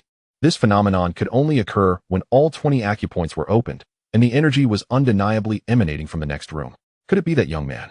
If she recalled correctly, she had only opened 17 acupoints at the age of 17, and yet had been the strongest among that year's special admissions. Looking down upon all the so-called prodigies, although her success was not solely attributed to her qi cultivation technique. As she had inherited martial arts from her family and had trained since childhood, the qi cultivation technique had indeed aided her significantly. She had progressed the furthest in her cultivation among her peers. To her knowledge, even the wealthiest clans, no matter how many top-notch martial arts they possessed, would not dismiss the practice of the qi cultivation technique. On the contrary, the more prestigious the family, the more they would value its training. She herself had begun practicing the qi cultivation technique under her father's guidance at the tender age of 6. After 11 years, she had opened 17 acupoints, having consumed countless rare treasures. By the time she participated in the special admissions, she had already stepped into the first realm. Xianxiafans had mentioned that this young man came from a poor background and was seemingly an orphan. This implied that he could not have had the resources to begin practicing the qi cultivation technique from a young age. The youth, in the span of 6 years, has opened 20 acupoints? Hold on. Yihan abruptly turned to Xianxiafans, asking, Qingqing, how old do you reckon that young lad is this year? 17, she replied. Puzzled. 17? He can't possibly be merely 17. Yihan murmured softly, her expression one of utter disbelief, her previously icy demeanor shattered to smithereens. This meant that he had managed to surpass her in just 5 years. No, it was not merely a matter of surpassing her. He had obliterated 99% of the prodigies. In that instant, she suddenly comprehended why Xianxiafans had been so fervently advocating for that boy. Yihan felt a flush creeping to her cheeks, realizing how ludicrous her earlier remarks had been, akin to a resounding slap to her own face. She had initially dismissed him as an ordinary genius, a mere speck compared to those extraordinary talents involved in the special recruitment. Yet, those extraordinary individuals had not achieved the perfection of the qi nurturing technique at such a tender age. To describe him with the term genius was, in truth, an insult. As she raised her gaze, she noticed Xia Qingqing observing her with a complex expression. Han Han, Xia Qingqing said meaningfully, patting her shoulder. Engaging with a minor in that manner is unlawful, even if you are our school's seed candidate. Absolutely out of the question. Yi Han was momentarily taken aback, only to comprehend what she was implying after a while, exclaiming in exasperation, "Where is your mind wandering off to?" Then, she relayed the aura she had just sensed to Xia Qingqing. Upon hearing this, Xia Qingqing slapped her thigh, exclaiming, "I knew it. I truly have an eye for talent. How could my vision be so astute? In that case, I shall reluctantly take a seat in the admissions director's position. That old fellow should graciously step aside." "Feel free to slap your own thigh," Yi Han retorted. "No way. Han Han, your legs feel splendid. Let me have another feel." Meanwhile, Yi Qin gazed at the system panel, noting that the qi nurturing technique had only reached the great accomplishment stage. Why was the qi nurturing technique only at that level? Had he made an error? That couldn't be right. If he truly had made a mistake, how could his proficiency have increased? Previously, he had wondered why.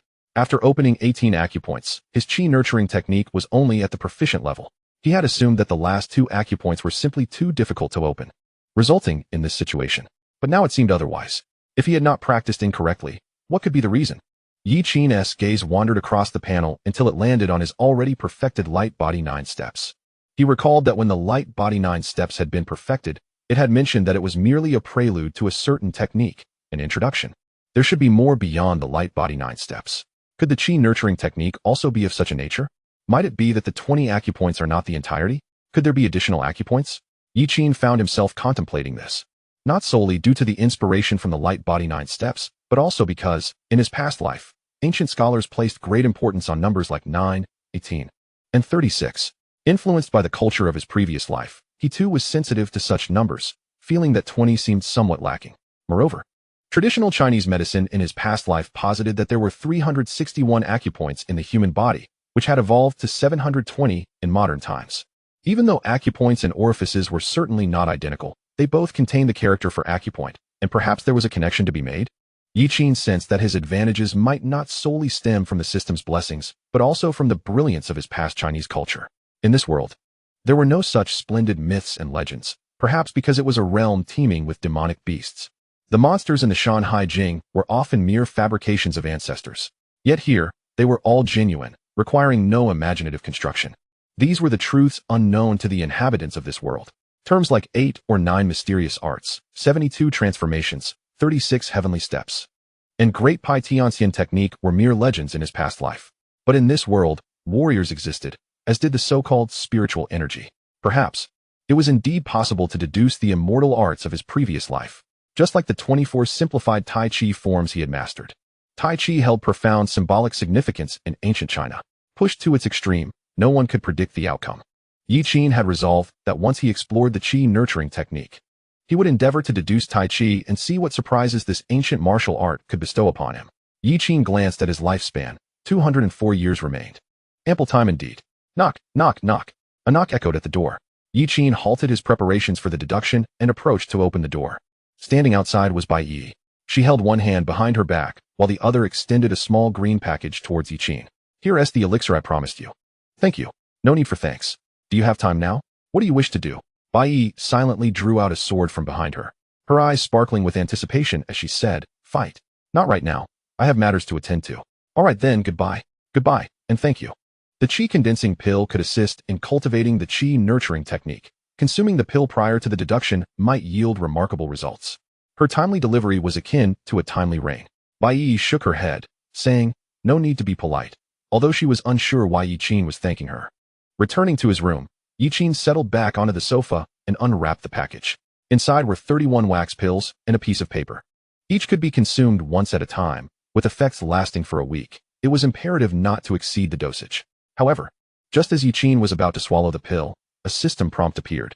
Detected that the host possesses elixirs. Would you like to invest them to assist in the deduction? This was a possibility. Yi Qin felt a surge of joy.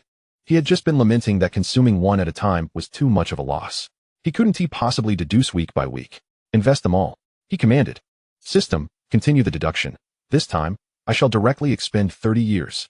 During the first year of deducing the qi nurturing technique, You reached full capacity with 20 acupoints and attempted to continue the deduction.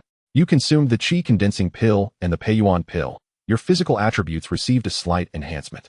You felt that the peiyuan pill was of little use and decided to set it aside for future needs. The spiritual energy within your acupoints surged to the utmost. You attempted to push further, but seemed to encounter an insurmountable mountain. In the 10th year, you realized that attempting to alter the qi nurturing technique created by the previous martial god was utterly fanciful. However, you did not leave empty-handed. You began to understand the invaluable nature of this martial technique. It was balanced and harmonious, opening acupoints without encroaching on the body's meridians, instead forging a new path. Therefore, even if you practiced other martial techniques, you would not fall into chaos due to meridian conflicts. You began to marvel at the talent of the previous martial god, pondering what sort of brilliance it took to create such a technique, nearly suitable for all practitioners and devoid of conflict with other martial arts. This was akin to establishing a new system beyond the human meridian channels. In the 20th year, you realized that the martial god may not have fully deduced the qi nurturing technique. This might just be your conjecture. With your knowledge, you could discern little. You attempted to draw inspiration from the rudimentary knowledge of acupoints you possessed from your past life, as well as various myths and legends and web novels about cultivating immortality. Seeking clues within them, you find yourself utterly at a loss, yet not entirely devoid of progress. Over the years, while you have pondered the direction of your advancement, you have not neglected the foundational practice of the qi cultivation method. You surmise that perhaps the path to mastering this technique lies hidden within the monotony of daily repetition. You still possess 3 qi condensing pills, but you are not in haste to utilize them. In the 21st year, you endeavor to discover additional acupoints, attempting to locate new ones in your cranial region, resulting in a perfusion of blood. In the 22nd year, you strive to condense the ethereal energy within the acupoints into a liquid state, nearly causing them to rupture, yet you persist. By the 23rd year, you sense that relying solely on 20 acupoints during intense combat leads to an inefficacious absorption of spiritual energy compared to its consumption. Your ambition grows. You aspire to break through yet again on the foundation of the martial deity, to construct a circulatory system that operates passively without requiring your own exertion. In the 27th year, despite never having entertained a thought of laziness, you still lack clarity. You realize that your limited understanding constrains you. Your martial arts knowledge is scant, and your comprehension of the martial path is superficial. You discern that a breakthrough may only be achieved through sheer diligence.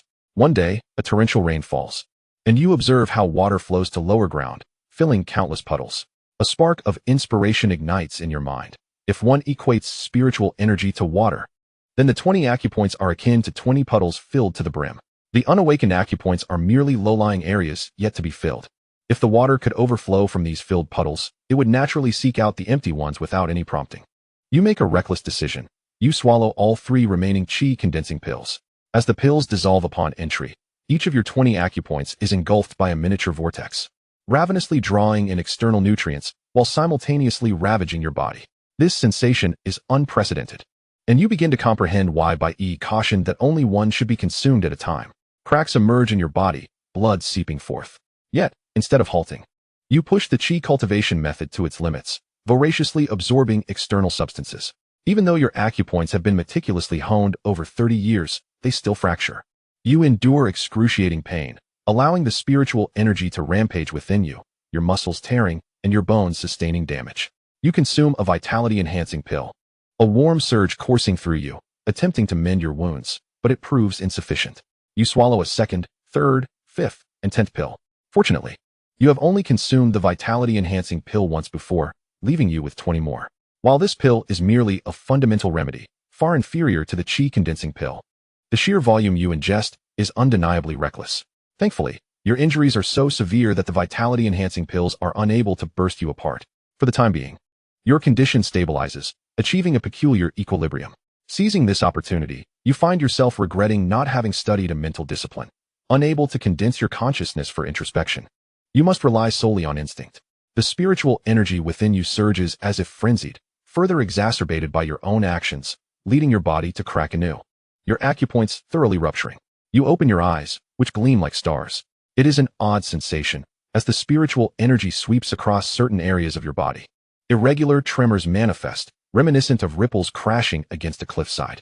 You have discovered it. A total of 16 tremors, 6 large and 10 small. The ripples of spiritual energy outline the contours of these 16 acupoints. Among them, 10 are significantly smaller than typical acupoints, situated within your torso, resembling a figure seated in meditation when connected. The remaining 6 are located in your limbs, heart, and head, their outlines appearing larger than the original acupoints.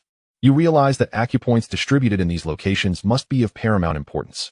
While you have identified new acupoints, you pay a hefty price. Your original 20 acupoints have completely shattered, leaving you grievously wounded, your life akin to a flickering candle in the wind, poised to extinguish at any moment. You comprehend that repairing these acupoints will require considerable time, but fortunately, time is a luxury you possess in abundance. In the 28th year, you consume the last 10 vitality-enhancing pills, yet your complexion remains ashen, and you are still gravely injured, confined to your bed for recuperation. Nevertheless, you smile like a fool, filled with joy. In the 29th year, you continue your convalescence. By the 30th year, as you attempt to restore the acupoints, a surge of spiritual energy flows into your body, only to leak out through the acupoints, causing your skin to crack once more, forcing you to rest again. With a thud, Yi Qin reclines on the sofa. At the moment the simulation concludes, a torrent of memories floods his mind, accompanied by an intense pain that radiates throughout his body, the agony of ruptured acupoints, piercing to the very marrow. In reality, Yi Qin's acupoints have indeed cracked, though no visible fissures mar his skin. He lies on the sofa, contorted in pain, yet smiling like a madman. The cracking of acupoints is inconsequential. He has ample time to mend them completely. At last, his efforts were not in vain. Chapter 10, System, Maximize Everything. Thanks to the qi condensing and vitality-enhancing pills provided by Bai Yi, he successfully channels the surging spiritual energy throughout his body, seeking out the hidden acupoints. The system continues the simulation, this time spanning 20 years. Simulation Year 1 of Qi Cultivation Method. You rest and recuperate. Year 2. You adopt a laissez-faire approach. Year 3. You continue resting. Year 4. You sense a return to form and attempt to repair the acupoints, only to discover signs of further rupture. Cautiously, you return to rest once more. Year 10. You rest and recuperate. Year 15. Feeling sufficiently rested, you attempt again, successfully drawing spiritual energy into the first acupoint. It begins to mend, akin to reopening it anew. Fortunately, this is not a complete reopening. In just 8 months, you restore the first acupoint, far quicker than the initial development. What brings you even greater joy is the realization that this acupoint, once broken and now restored, is more resilient than before, with a swifter absorption rate of spiritual energy. You proceed to repair the second acupoint. Year 16. You repair the second acupoint and prepare to restore the third, only to find that spiritual energy flows out from the first and second acupoints. Initially believing there to be a fault leading to energy leakage, threatening your health, you brace yourself for a complete restart, only to discover that the situation is not as you imagined. The two streams of spiritual energy converge at the location of the new acupoint, forming a vortex that impacts the small acupoint. Yi Qin's expression shifts to one of astonishment. These two acupoints are autonomously developing a new acupoint. This is a remarkable experience, and he never anticipated that destroying all his acupoints and then reconstructing them would yield such effects. Could it be that this state has inadvertently guided him along the correct path? To awaken the remaining acupoints, must he indeed obliterate the original 20, breaking and then rebuilding? A conjecture arises within Yi Qin's mind. Perhaps his hypothesis is indeed accurate. In the previous generation, the martial deity, as the founder, possessed over 20 meridians. However, the cost to unlock the remaining meridians was exceedingly high. To promote the practice more widely, it was necessary to conceal the truth and assert that only 20 meridians existed. Observing the time required for self-cultivation in the simulations, it became evident that for an ordinary individual to follow his path, even with the assistance of rare treasures, recovering from such a state would take no less than 5 or 6 years. Furthermore, the reconstruction of meridians also demands time. A rough estimate suggests that without a decade, recovery would be implausible. For an ordinary person, how many decades can one claim? Yet, longevity was the least of Yi Qin's concerns. As long as he could vanquish enough demon beasts, his lifespan would be infinite. The simulations continued. In the 20th year, you have successfully restored the 10th meridian, and 5 new vortices have emerged within you. However, the new meridians remain unopened. You are not anxious, as you sense that the new meridians have become somewhat unfastened, seemingly awaiting a certain opportunity. You speculate that the day all 20 meridians are restored will coincide with the opening of new ones. Just as Yi Qin prepared to continue, a knock resounded at the door. Peering through the peephole, he discerned it was Niahai, who was holding 2 slightly worn books. Yi Qin's eyes brightened, and he hastily opened the door. "Uncle Nia." Niahai paused. "What seems to be the matter?" "A faint." Unhealthy flush appeared on Yiqin's face, and his breath was somewhat disordered, indicating he had likely sustained some internal injury. I encountered a minor setback during my training, but it is nothing serious. Niahai scrutinized Yiqin for a moment, relieved to see that he appeared to be unharmed. Since you are in the midst of cultivation, I shall not disturb you. Here are 2 martial scripts. They should prove beneficial to you. Remember to take care of your health. Balance is essential. If you need anything, do not hesitate to let me know. Thank you, Uncle Nia. Rest assured, I would never jest with my own body. Niahai nodded, exchanged a few more pleasantries, and then took his leave. Upon exiting the apartment, he let out a sigh. 5 meridians, what a pity. He had already reviewed the boy's records. In 5 years, he had only opened 4 meridians, indicating a talent that could only be considered mediocre. Just a moment ago, he sensed 5 streams of energy emanating from the boy, suggesting the emergence of a new 5th meridian, albeit still unstable. This individual was not a prodigious genius. The foundation of his swordsmanship and the 9 steps of lightness had likely been achieved through immense dedication. Niahai could almost envision the determined figure of the youth, relentlessly practicing the 9 steps of lightness and the foundational sword techniques, undeterred by adversity. Finally, during the summer of his 2nd year of high school, he shone brightly. Alas, mastering foundational sword techniques and the 9 steps of lightness to a profound level did not guarantee proficiency in other martial arts. Countless techniques surpassed the 9 steps of lightness and foundational sword techniques. To cultivate those superior skills would require time, perhaps several times more than what was spent on the 2 basic techniques. For instance, the 2 martial arts he had provided. Both scripts were funded out of his own pocket as private sponsorship. Although not of high rank, they could fill the boy's gaps. By the time this youth had perfected the techniques he had gifted him, he would likely be far behind his peers. Nevertheless, Niahai did not regret his support. Reality is harsh, yet there must exist a warmth of human kindness amidst it. The boy's efforts deserved his respect. Inside the apartment, Yiqin could hardly contain his excitement as he opened the 2 martial techniques. The texts were titled Vajra Technique and Waves of Overlapping. The Vajra Technique cultivates the sinews, bones, and flesh, enhancing one's defensive capabilities to the point where one becomes impervious to blades and spears. Unlike demon beasts, humans lack the thick flesh and fur for protection. Their defenses are significantly inferior. Thus, martial arts dedicated to enhancing defense exist. The Waves of Overlapping, on the other hand, documented techniques for honing mental fortitude, employing the construction of mental tides to strike oneself, forging one's spirit and will. These 2 techniques do not rely on innate talent, but rather demand relentless daily perseverance. According to the texts, both martial arts can be practiced simultaneously. However, the agony of training both body and soul is not something an ordinary person can endure. To master these 2 arts would require no less than a decade of unwavering commitment. Yiqin felt immense gratitude. These 2 techniques arrived as a timely boon, perfectly addressing his physical and mental shortcomings. Most importantly, they did not require innate talent. Only diligent practice would yield results. He also noted that upon merely flipping through the 2 techniques, his personal interface already reflected their existence. Martial arts, Vajra Technique, not yet initiated. Waves of Overlapping, not yet initiated. Oh, how convenient. Yiqin was taken aback. He had assumed he needed to initiate them first for them to appear on his interface. He paid little heed to this matter and began calculating the appropriate number of years to dedicate. He need not concern himself with the pain involved, and the efficiency in the simulations was higher. The books indicated that an ordinary person would need a decade of daily practice to achieve proficiency. Perhaps he could manage it in 7 years. However, Yiqin sought not mere proficiency, but perfection. Additionally, he considered the qi cultivation technique. The remaining 10 meridians would be restored swiftly, and simultaneously, the new 10 minor meridians would awaken.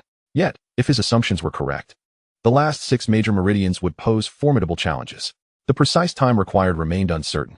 To avoid wasting time, he decided to invest cautiously at first, increasing his efforts only if necessary. Yiqin resolved in his heart and declared, System, 15 years for the qi cultivation technique, 10 years for the Vajra technique, and 10 years for the Waves of Overlapping.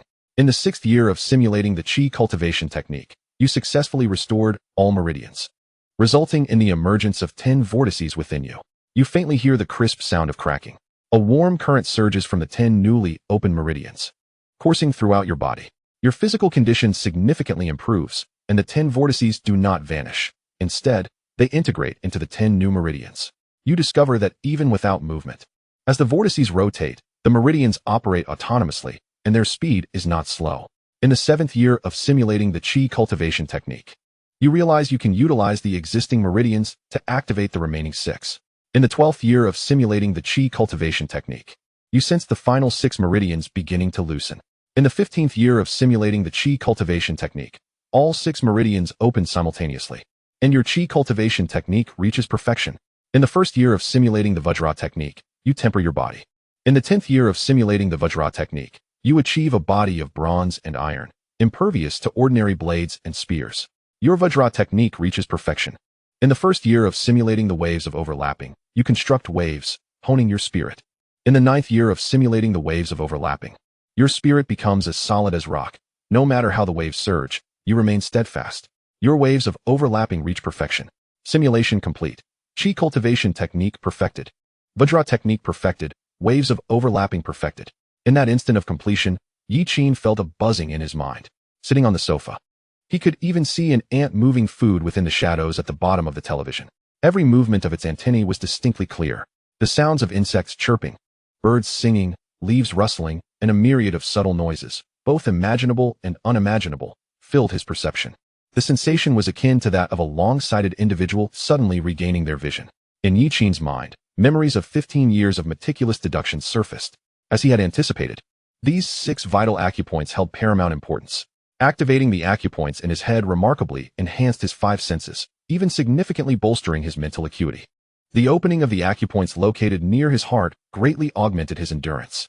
As for his limbs, they exhibited extraordinary agility, as if the meridians had been unblocked. It was precisely due to his activation of the final 6 acupoints that both his physical prowess and mental strength had been elevated, enabling him to master the Vajra technique and the layered waves technique to perfection within a decade. If one were to consider that a practitioner of the breath cultivation technique who had unlocked 20 acupoints possessed foundational attributes that naturally surpassed those of a non-practitioner by several multiples, then how might one describe his current mastery of 36 acupoints? Yi Qin surmised that if he were to face his past self, who had only opened 20 acupoints, he could subdue him with a mere 3 moves.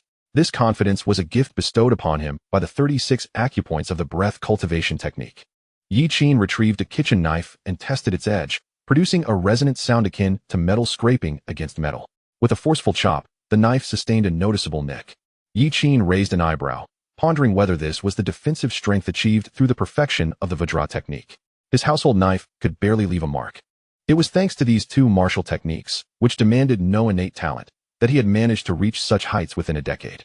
The foundational sword technique alone had consumed 40 years of his life. Other martial arts requiring comprehension would undoubtedly take even longer. Yi Qin accessed his personal panel. Yi Qin. Martial techniques. Breath cultivation technique. Perfected. Martial skills. Basic swordplay. Perfected.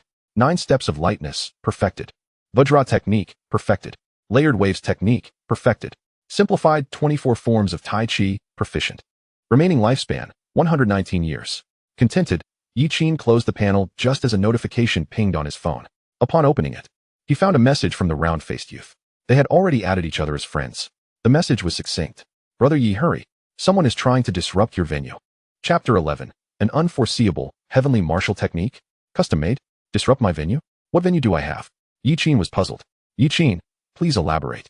What exactly has transpired? A group of outsiders has arrived at the demon-locking arena, claiming we are unworthy of entry tickets and asserting that stronger individuals should take our place. They are questioning your abilities and seek to challenge you for your entry ticket. The arena master is currently being grilled by them. Yi Qin. His first thought was that these individuals were quite mad. Send me your location. I will arrive immediately. Having just perfected the breath cultivation technique, Vajra technique, and layered waves technique, he had been lamenting the lack of opponents to test his skills, and now someone was eager to oblige? Upon stepping outside, Yi Qin was momentarily taken aback. There stood the icy beauty and Xia Qingqing at his doorstep, seemingly about to knock. What's the matter? Nothing. I merely sensed something amiss in your aura earlier and wondered if you needed assistance, Yihan replied coolly. However, her inner calm belied a tumult of thoughts. Had she misjudged the situation? Why did she only sense 16 acupoints? That should not be the case. The earlier aura had been unmistakable. If the other party had just activated their 20th acupoint, there should have been a discernible fluctuation in their aura that could not be concealed from her. For a moment, Yihan found herself questioning her own perceptions. Could there truly be another who had perfected the breath cultivation technique? Young man, are you heading out? Xia Qingqing peered out from behind Yihan, glancing at Yi Qin. Yes, someone is attempting to disrupt the venue, and I need to lend my support, Yi Qin nodded. Withholding no details from their previous conversation, He had deduced that this individual likely hailed from a prestigious university. Whether she indeed was a top student remained uncertain. Undoubtedly, she hinted at her capacity to recommend him for special recruitment. Yiqin was eager to avoid wasting time in high school, where opportunities to engage with magical beasts were scarce, let alone to personally vanquish one. If possible, he wished to proceed to university as swiftly as he could. Additionally, he had a question he wanted to discuss with Xiaxing. Disrupting the venue sounds intriguing. Can we join you? Xiaxing's eyes sparkled with excitement. Yiqin nodded affirmatively. Of course. Han, will you come along? Yihan instinctively considered declining, as it was merely a case of fledgling practitioners squabbling. Yet, she quickly halted her thoughts. This was an excellent opportunity for her to observe Yiqin up close. She refused to believe her instincts had misled her. All right, I will take you both. Xiaxing waved at them. Do you have a car here? Yihan raised an eyebrow in surprise. I couldn't be bothered to walk, so I bought one. Xiaxing replied casually. Yiqin, could this person really be a wealthy heiress? Yihan was not surprised, given that this individual held numerous patents. Even after surrendering some to the state, she had no need to invest heavily in martial arts, ensuring her future was secure. Xiaxing's vehicle was an adorable Volkswagen Beetle. Once inside, she donned sunglasses and settled in with a flourish. In the passenger seat, Yihan had already fastened her seatbelt, tightening it for safety. As soon as she finished speaking, Yiqin felt an overwhelming force push him back into his seat.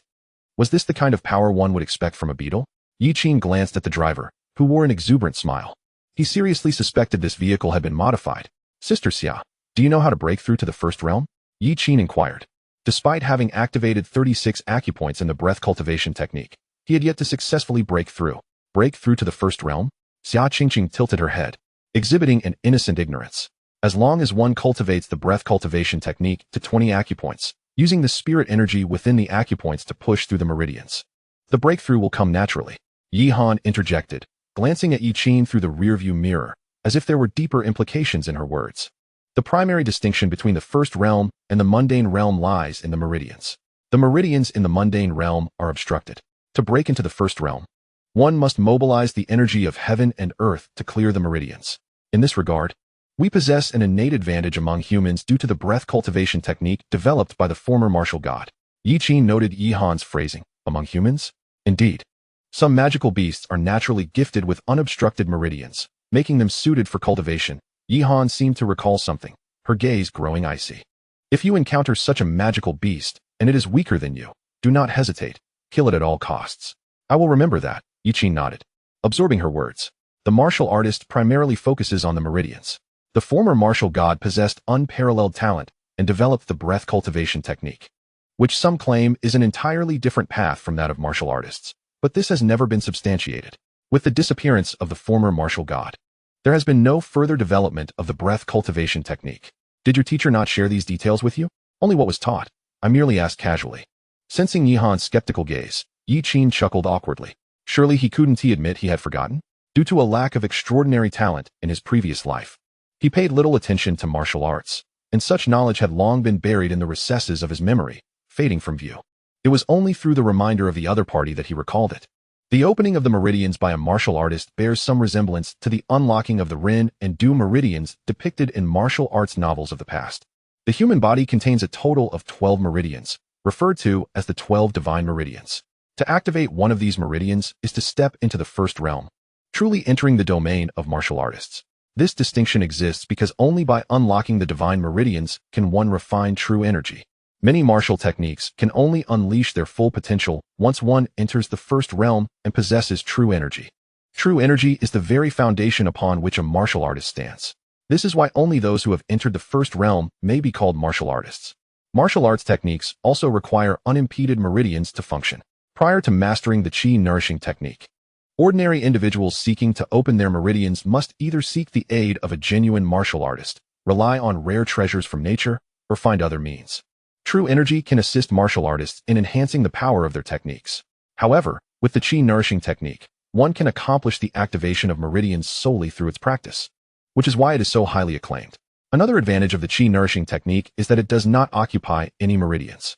Practicing the qi nourishing technique alongside other martial arts will not result in conflicting pathways or disrupted meridians, depending on the martial arts techniques practiced. The attributes of true energy may vary. For instance, certain body-protecting techniques, when cultivated to great depths, can endow true energy with defensive properties akin to protective aura. Some nefarious techniques may manifest true energy as black, resembling a parasitic worm that, when attached to others, devours their true energy and flesh. Yihan continued, stating that many martial techniques are divided into several chapters corresponding to different realms. One can practice multiple martial techniques simultaneously, but I do not recommend this, as the cultivation of martial techniques is far more challenging than that of martial arts skills. It is already quite difficult for an ordinary person to cultivate a single martial technique to a profound level, let alone to aspire for higher achievements. Therefore, one must exercise caution when selecting a martial technique. Some martial techniques may excel in the initial realms, but become ineffective later on. Others may be accumulative, becoming stronger as one progresses, while some maintain their strength throughout. The commander of the demon suppression army guarding the northwest of the Great Xia possesses such a martial technique. There is also a category of martial techniques that warrants particular attention. Some martial techniques are exceptionally extraordinary, deemed unparalleled in the world. However, due to their overwhelming nature, many only develop the first two realms before reaching an impasse. This could be due to the creator of the martial technique encountering misfortune, or the technique being too formidable for its creator to continue its development, leading to a creative impasse. Some believe this to be the result of heavenly jealousy, as the heavens do not wish for such a martial technique to be fully realized. While these paths may appear remarkably brilliant, they are tragically fleeting and lead to dead ends, which one must absolutely avoid. Whether it was merely an illusion, Yihan felt that with her warning, Yi Qin's eyes seemed to shine even brighter. Indeed, breaking through realms will also elevate the level of life, enhancing one's various attributes, and even lifespan. The distinction between a martial deity and an ordinary person is, in fact, so profound that they can no longer be considered the same species. Xia Qingqing suddenly interjected. Life level? Yi Qin was taken aback, as if he had grasped the crucial point. Yes, there are differences in life levels among beings of different realms. Even among beings of the same realm, disparities in life levels still exist. For example, if I am at the early stage of the mortal realm, while you have attained the consummate stage, our life levels would differ. Yi Qin pondered for a moment before asking, is there also a disparity in life levels between humans and other beings of the same realm? Indeed, for instance, humans and rats have inherently different life levels, with humans naturally possessing a higher life level. Yet there are many demonic beasts whose life levels surpass those of humans from birth, and they also tend to have longer lifespans. Yi Qin suddenly understood why the lifespan gained from slaying mountain rat demons and tanukis was so minimal. It was likely due to the disparity in realm between the mountain rat demons and tanukis and himself, compounded by the fact that their race's life levels were also inferior to those of humans. The difference in life levels between the two was simply too vast. In truth, it was not that the lifespan he obtained had diminished, but rather that the 10-year lifespan of the mountain rat demon was only worth 5 years in his possession. This implies that killing demonic beasts with lower life levels than his own would yield a reduced lifespan. Conversely, if he were to slay demonic beasts with life levels significantly higher than his own, would the lifespan gained increase? It should indeed be the case. This system encourages him to strive upward against adversity. As long as he utilizes sufficiently mastered skills, overcoming challenges should not be too difficult. Those high-realm demonic beasts naturally possess longer lifespans. By overcoming them, he could potentially gain double the lifespan. How could this not excite him? Chapter 12. How about a wager? I bet my side will win. The demon locking arena. Bang. A figure was sent flying from the arena. On the stage, a youth with a buzz cut shook his head, visibly disappointed. Is this the extent of your abilities? Unable to withstand even a single move from me? I had hoped for a more exhilarating battle. A grotesque centipede scar extended from the youth's left cheek down to his chest, his bronze skin gleaming with a metallic luster. Hurry up and bring that fellow over. The secret realm is not a place for you lot. You have no comprehension of how perilous it will be. If you possess only this level of skill, you would be courting death by venturing there. The entry ticket is reserved for the capable. This is simply outrageous. This qualification belongs to our city. What right do you have to demand it? Someone protested. The youth turned to the speaker, stating, I am not belittling you. I am merely stating a fact. If you cannot even defeat me, entering that secret realm would be tantamount to seeking death. A frog in a well will never know how vast the sky is. If you have the ability, then trample me underfoot, or send that ticket holder to defeat me. There is no need for him. I can fight you. Just then, Gao Yang was approaching, his gaze intense. The two strongest beasts in the city, Bai Yi and Yi Qin, had not come, so he had no choice but to step in. Very well, the buzz-cut youth replied, welcoming the challenge. He stepped back with his right leg, assuming a stance as a faint yellow aura enveloped him. Gao Yang, give it your all. Show him what you're made of. Gao Yang did not waste words. He leaped into the arena and thrust out his sword. Clang! The sound of metal clashing reverberated. An astonishing scene unfolded before everyone's eyes. The youth actually raised his hand and caught the sword's edge. Then, with a crack, he forcibly snapped the blade in two. Following this, an immense force struck his abdomen, sending him flying out of the arena. Gao Yang lay on the ground, curled up in a ball. Is this the genius you speak of? The youth shook his head in disappointment. If the one who holds the ticket is of such caliber, I will be greatly disheartened. This is simply a waste of my time. Beside the arena, the crowd was enraged. Yet they found themselves at a loss for words to counter. The sight of someone breaking an iron sword with bare hands was too impactful. On the other side of the arena, a group of a dozen or so youths clad in various attire whispered among themselves. Old Chao's physical strength has become even more monstrous. This guy has actually cultivated his family's body refining technique to such a level at this age. Old Chao's father truly is ruthless. I recall he threw him into a den of demonic beasts when he was 15, and not just once. If it were anyone else, they would have long since met their demise. Yet, he astonishingly manages to emerge and scathe time and again. Speaking of which, wasn't it said that the esteemed individual from the provincial capital would also attend? Yet, he is nowhere to be found. It appears that he does not regard this secret realm expedition with much significance and is preoccupied with other matters, hence his absence. Perhaps it is for the best. We are relieved of some pressure. No offense intended, Brother Lin. You may not feel daunted by his presence. Someone remarked, addressing the white-clad youth at the forefront. It matters not. I truly cannot compare to that fellow, the white-clad youth replied, shaking his head. It is no wonder old Chao feels this way. After all, he has never triumphed over our Brother Lin. The disparity between the two is not vast, but should Brother Lin gain an advantage in this secret realm and return, old Chao would likely find himself looking up in admiration. In every city, only one entry ticket is allotted, and the ticket for the city has been claimed by this young man. Hence, the challenge posed by the buzzcut youth. Is there anyone else willing to take the stage? The buzzcut youth surveyed the crowd, but all heads bowed, avoiding his piercing gaze. In the upper stands, Zhou Yuan interjected. What do you mean by that, Zhou Yuan? Niahai furrowed his brow, visibly agitated. Come now, old Nia, there's no need to be so riled up. It's merely a sparring match among the younger generation. Zhou Yuan replied lightly. Moreover, I believe what Chao Lin said holds some truth. The advantage of geography granted you, and city, the entry ticket. Otherwise, it wouldn't have been your turn at all. You are aware that those monstrous beings have been gathering towards the secret realm as if driven mad, clearly intent on preventing us from opening it. This secret realm is certainly not simple. You wouldn't be able to handle the ticket, and entering would be tantamount to courting death. It would be wiser to hand it over to Chao Lin. You may not yet know, but Chao Lin and Lin Ping have already received invitations from Kyoto University. Upon the conclusion of this secret realm excursion, they will head to Kyoto to participate in special recruitment competitions. If you relinquish the entry ticket to Chao Lin, he will surely remember your kindness when he enters Kyoto University, will he not? You, Niahai, have fallen to the point of becoming a champion in its city. You know well how that came to be, but you are likely to remain in this small place for a lifetime, waiting for Chao Lin to graduate from university and advance in the army. With his innate talent and his father's connections, he will undoubtedly rise. At that time, lending you a hand would not be out of the question. A middle-aged man, referred to as Zhou Yuan, placed a hand on Niahai's shoulder, half-jokingly. Zhou Yuan, do not overreach. Niahai trembled with rage.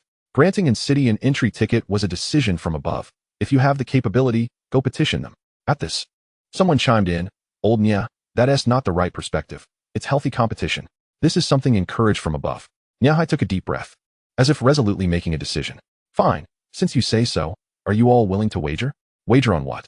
Let us bet on who will win. If I win, you will hand over the entry ticket to me. The entry ticket already belongs to Yi Qin, and how to handle it is his decision alone. I want to wager on that. I'll stake my thunder pattern bow against your stunning phoenix sword. Are you willing to bet? Old Nia, are you serious? Zhou Yuan raised an eyebrow. Deal. I, Zhou Yuan, accept your wager. Count me in. Someone shouted. I happen to have a few first-tier tranquil heart pills. Shall I join the bet? Sure, I'll wager a first-tier thundercloud pill against you. Then count me in. I don't have any treasures, so I'll wager some cash. Agreed. Niahai displayed an air of reckless abandon. Yet, within, Niahai was already elated. Just moments ago, he had a brief exchange with Yi Qin. Uncle Nia, I heard someone is causing trouble. I'll be there shortly. Little Qin, don't come just yet. Leave this to me. Niahai was concerned that the youth might be disheartened. Indeed, Yi Qin's swordsmanship and agility were formidable, but he had yet to open many acupoints. Whereas Chao Lin, as Zhou Yuan mentioned, had already opened 14. When the two faced off, the outcome was uncertain. In Niahai's mind, Yi Qin had become synonymous with diligence. This young man had devoted 5 years to tireless practice, likely spending every moment outside of rest honing these martial skills. Just to prove himself, if only once. Once, Niahai had been equally diligent. He had naively believed that with enough effort, he could catch up to those prodigies. But in the end, he had been utterly defeated. At that time, he lay beneath the arena, helplessly gazing at the sky in a daze. The feeling of being unable to match the pace of genius, no matter how hard one worked, was something he wished to spare the youth from experiencing again. Even if the fantasy would ultimately be shattered by the cold reality, it should not happen now. That was how Niahai had originally thought. Until Yi Qin sent another message. Uncle Nia, I have mastered the diamond skill. Niahai replied. Then, a video was sent by Yi Qin. In the video, Yi Qin held a fruit knife, vigorously stabbing his arm several times, causing the knife to snap. Watching the fleeting golden glow that flashed across Yi Qin's arm in the video, Niahai felt his mind momentarily stall. If he remembered correctly, this was a manifestation of having mastered the diamond skill to a profound level. Had he really given this young man the diamond skill? It couldn't have been more than 3 hours, right? Yi Qin. Uncle Nia, I heard someone say you were being roasted over a fire. Can I help in any way? Niahai. Don't talk about helping. What is going on with you? Niahai, summoning tremendous willpower, restrained himself from leaping from his seat. Yi Qin, I can't quite explain. Perhaps the technique you provided is exceptionally suited for me. I just followed along and practiced a few times, and it turned out like this. Niahai. Indeed, there is a notion that some individuals naturally resonate with certain techniques. Upon first attempt, they can grasp them as if they were innate. Yi Qin must be such a case. The diamond skill he imparted, while not as refined as the family martial arts practiced by that Chao lad, was still commendable. Moreover, when Yi Qin executed the diamond skill, a golden halo enveloped him. Although the Chao lad also possessed a halo, it was faint, evidently indicating that his family martial arts had not been cultivated to a profound state. Initially, Niahai had not wished for Yi Qin to provoke conflict due to the disparity in acupoint openings. Chao Lin had over double Yi Qin's count, and their physical qualities varied significantly. He feared a misstep might shatter the youth's confidence. However, upon witnessing Yi Qin master the diamond skill, he felt no more trepidation. With the physical disparity being minimal, the youth's swordsmanship and agility would deliver an absolute advantage. Niahai had witnessed the prowess of Yi Qin's swordplay and agility. Few peers could rival him, especially not that Chao lad. This meant victory was assured. Thus, the scene unfolded where Niahai and the others engaged in betting. Ha ha. Old Nia, we have an agreement. Do not try to weasel out. Laughter erupted as everyone found amusement in Niahai's apparent stimulation, as he had begun to offer rewards.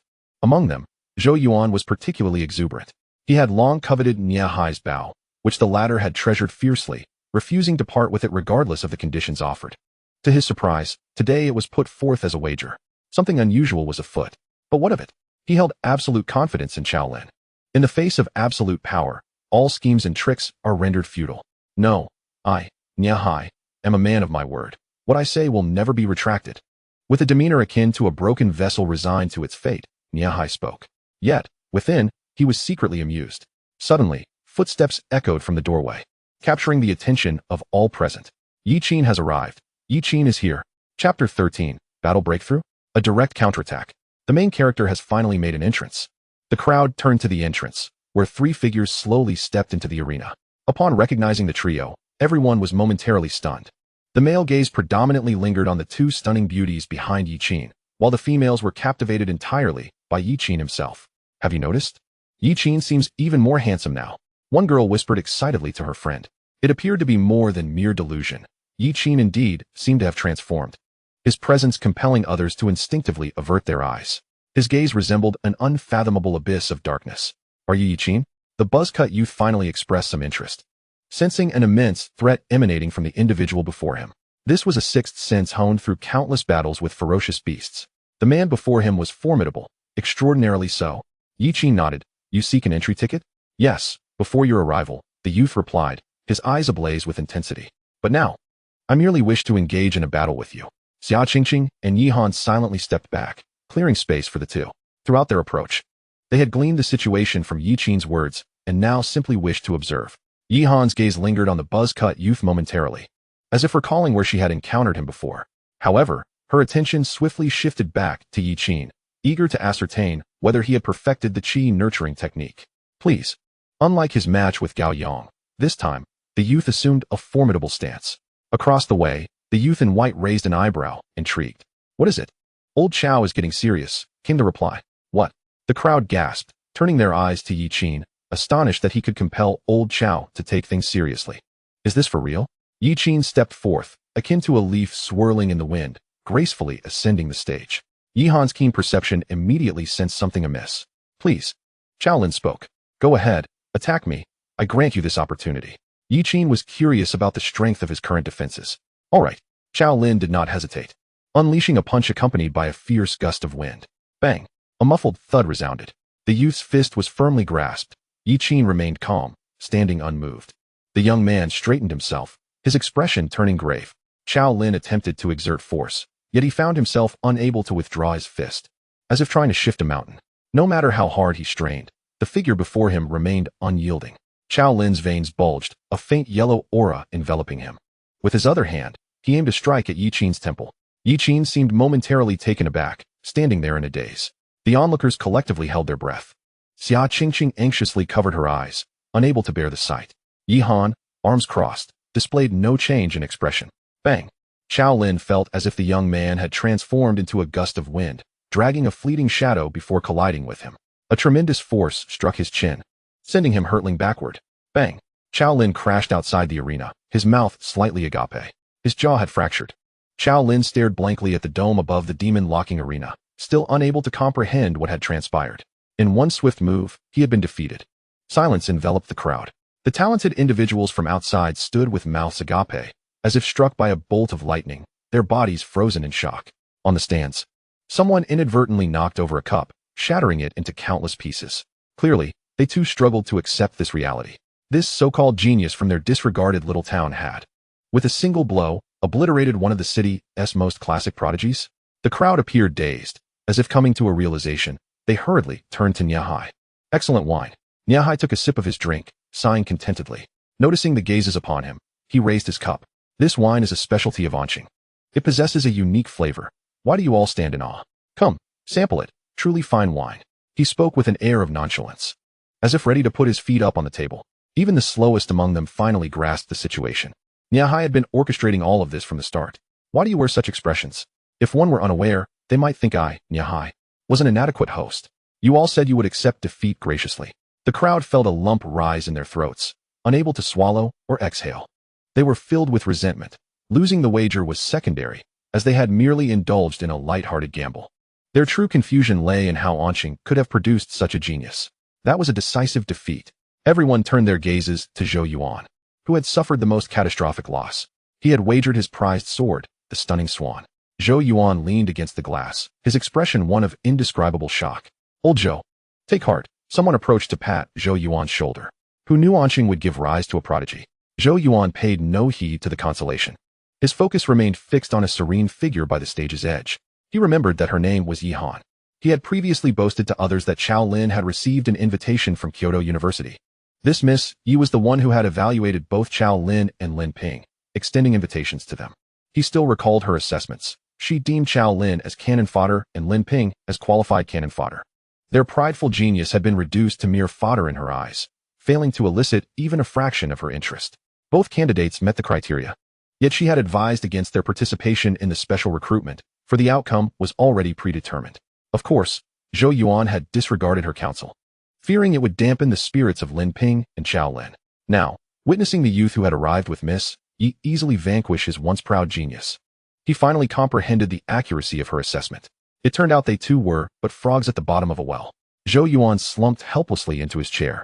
Old Nya, I accept defeat. Beside the arena, observing the astonished expressions of the crowd, Xia Qingqing leaned closer to Yi Han, whispering, Han, did you know? Whenever someone wins, and you remain on the winning side, one tends to encounter some rather hard-to-suppress feelings. Such as? The corners of the mouth, Yi Han replied. She felt the opponent was far too weak, unable to even withstand a single strike. How could he help her ascertain the true extent of Yi Qin's capabilities? Is there anyone else willing to challenge? Yi Qin surveyed the surroundings. The people of Anqing stood tall, resembling victorious geese, gazing down upon the talents from outside the city. At last, the youth in white stepped forward. I wish to compete against you. Lin Ping's eyes sparkled with excitement. Aside from Chow Lin, few others could capture his interest. Very well. As Yi Qin's words fell, silver patterns emerged in Lin Ping's eyes.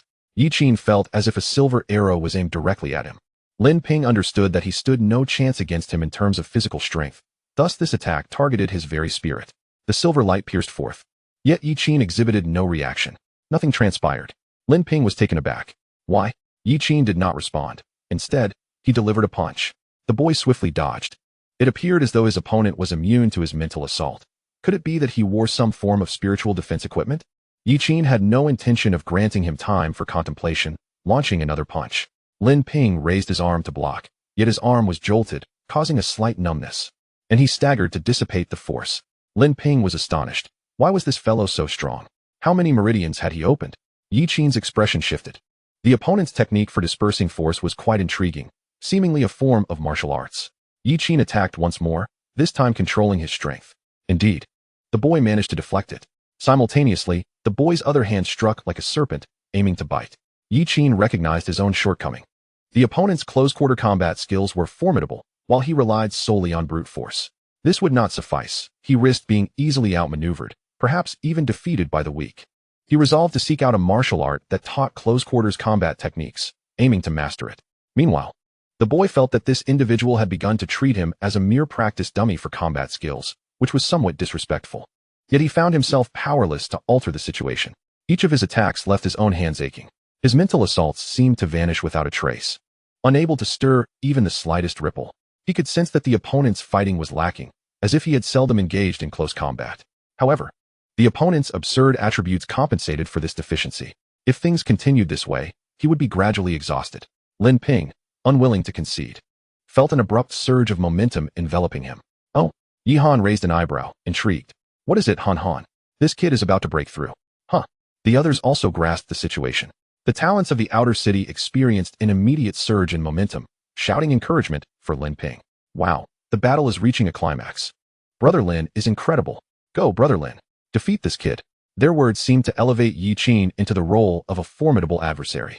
Meanwhile, the people of An City were filled with concern, realizing that the opponent had broken through in the heat of battle. Shameless. Resorting to a breakthrough when unable to win. What skill is that? Xiaoqing spat. Yi Qin ceased his offensive, opting not to interfere, but instead attuned himself to the fluctuations in the opponent's aura. A surge of immense true energy erupted from the boy's dantian, his aura skyrocketing. The first realm allows one to refine true energy and integrate it into martial techniques. It can be said that only upon entering the first realm and opening the divine meridians can one truly unleash the full might of martial skills. With the enhancement of true energy, you are no match for me. The boy regarded Yi Qin, stating, I have no intention of overpowering you with my realm. In our previous encounter, I was already defeated. Now, I challenge you again from the first realm. Will you accept? The boy harbored a strong desire to discern the extent of their disparity. Very well, Yi Qin nodded, eager to explore the differences between the first realm and the mundane realm. Two ethereal serpentine shadows manifested upon the boy's arms, and silver light surged in his eyes. A confrontation between the first realm and the mundane realm represented a complete disparity in levels. Is this true energy? Yi Qin mused, observing the serpents upon the boy's arms. His expression shifting. Be cautious. The boy initiated the attack. The silver light transformed into a shimmering long blade aimed at Yi Qin's face. Simultaneously, his fists thrust forward, resembling two venomous snakes bearing their fangs. A hum resonated. An invisible wave of mental force spread outward, crashing against the silver blade and shattering it into fragments. Within him, his meridians resonated. 36 meridians activated simultaneously, and Yi Qin's momentum surged dramatically. He transformed into a demonic figure, wielding his hand as a sword and striking forth. Uft! The two ethereal serpents disintegrated in an instant, and the boy was sent flying, tracing a graceful arc through the air before ultimately landing beside Shaolin. Defying the first realm with the mundane realm, Yi Han could no longer maintain her calm demeanor. The crowd that had been cheering for Lin Ping suddenly felt as though they were being choked. An instant kill. How could it be an instant kill? You ask if he belongs to the ordinary class or if he is at the bottom. Nonsense. The crowd stood in shock. In a brief span, the situation had reversed once more, leaving them utterly bewildered. They had not anticipated that even with Lin Ping's breakthrough, he would still be unable to defeat Yi Qin. What kind of creature is this? This person defied description. He was beyond the realm of monsters. He was simply otherworldly. Even the people of An City had not foreseen such an outcome. Initially, they believed Yi Qin would falter against Shaolin, given the latter's evident strength. Then Shaolin was defeated. They thought Lin Ping would prove to be a formidable foe, and indeed he did, having achieved a breakthrough as well. Yet then, Lin Ping was also vanquished. More directly, Yi Qin exuded an aura of effortless superiority, as if he were an imposing mountain, its peak shrouded in clouds, rendering its true height unfathomable. A climber stood at the base, gazing up, overwhelmed by a sense of helplessness. Lin Ping did not succumb to unconsciousness as Chao Lin had. He retained a flicker of awareness. He gazed vacantly at the sky, confusion filling his eyes as he struggled to comprehend the situation. Throughout his life, apart from facing Chao Lin, he had never been defeated by any of his peers. Even against Chao Lin, he had triumphed more often than not. The boy understood the principle that there are always greater talents beyond oneself. However, he had never encountered such extraordinary talent, leading him to harbor confidence in his own abilities. And rightfully so. During his second year of high school, numerous prestigious institutions had extended invitations for him to enroll early. Yet this pride had been ruthlessly shattered. He, in the first realm, had failed to defeat a single opponent from the mundane realm. Tap, tap, tap. Yihan hastily approached Yi Qin, examining him closely. Yi Qin. Yihan furrowed her brow, perplexed. This shouldn't be the case. Just moments ago, when Yi Qin was cultivating the qi nourishing technique, she sensed that he had only opened 16 meridians. Although 16 meridians were already commendable for a genius, compared to 20, it was still acceptable. Could it be that her perception was flawed? Was he not the unparalleled prodigy she had imagined? Upon reflection, if someone were to achieve the full 20 meridians at this age, it would transcend the realm of genius. They would immediately attract attention, warranting stringent protection. This was because the last genius to open 20 meridians within 6 months had astonished the entire Great Xia. That genius had been the martial deity of this generation. In the most recent battle against the demon race, he had instilled fear in them, causing them to refrain from invading Great Xia for 50 years. Had it not been for the current martial deity's poor condition, rumored to be severely injured in the last battle, nearing the end of his lifespan, the demons and various allied factions would not have dared to act so recklessly. At this critical juncture, the forces of evil would never permit another martial deity to emerge from Great Xia, one who could suppress them for decades, or even centuries. Regrettably, I had hoped to witness the unfolding of a remarkable myth. Should the young lad truly master the qi nurturing technique to perfection, and then break into the first realm before the special recruitment, securing a place within the top 10 would be a certainty. Contending for a position in the top 3 would not be out of the question. The prodigies participating in the special recruitment typically possess a top-tier martial skill and technique, having trained under the guidance of their elders from a young age. These elders are often seasoned warriors, with extensive battlefield experience and high cultivation levels. This is precisely why the special recruitment in the capital is often referred to as a game for the affluent. The pursuit of martial prowess is far more reliant on economic resources than the pursuit of academic knowledge. When others possess greater innate talent, access to superior resources, and guidance from esteemed mentors, coupled with diligent effort, what chance do you have to compete? By the time they enter the special recruitment, their techniques will be well honed. Having already attained the first realm, if it solely hinges on the number of acupoints, the young man stands no chance. I, too, did not ascend to the pinnacle merely by the quantity of my acupoints. Moreover, the number of acupoints he possesses pales in comparison to what I had at his age. Alas, we truly cannot afford to err. He is still but a child. The wise do not fall into the throes of love. Let us build a beautiful homeland. Xia Qingqing spoke earnestly. The group from the outer city approached to assist Lin Ping and Chao Lin, who, upon hearing her words, could not help but scoff inwardly. Your child can send a first-realm individual flying with a single punch. The commotion here had already attracted the attention of others at the demon-locking arena, and some had come rushing over, eager to witness the spectacle. Brother, where are those so-called geniuses who sought trouble and ended up being thoroughly humiliated? A young girl in a light yellow goose-patterned dress ventured into the midst of the talented individuals of an city, approaching a young man with excitement. Eager to glean the latest gossip, she did not intentionally lower her voice, and the outer city crowd, drawing nearer, heard her words and stared wide-eyed, left without a retort. Over there, that person is pointing towards the arena. Following the direction of the finger, the goose-dressed girl exclaimed, "Oh, is that the cool-looking sister? Or is she the one with grand ambitions? Huh, Yi Qin is also present, standing alongside those two. This lad certainly has an eye for beautiful women. Xiaoya, it is not those two girls. Not those two girls. Then who could it be?"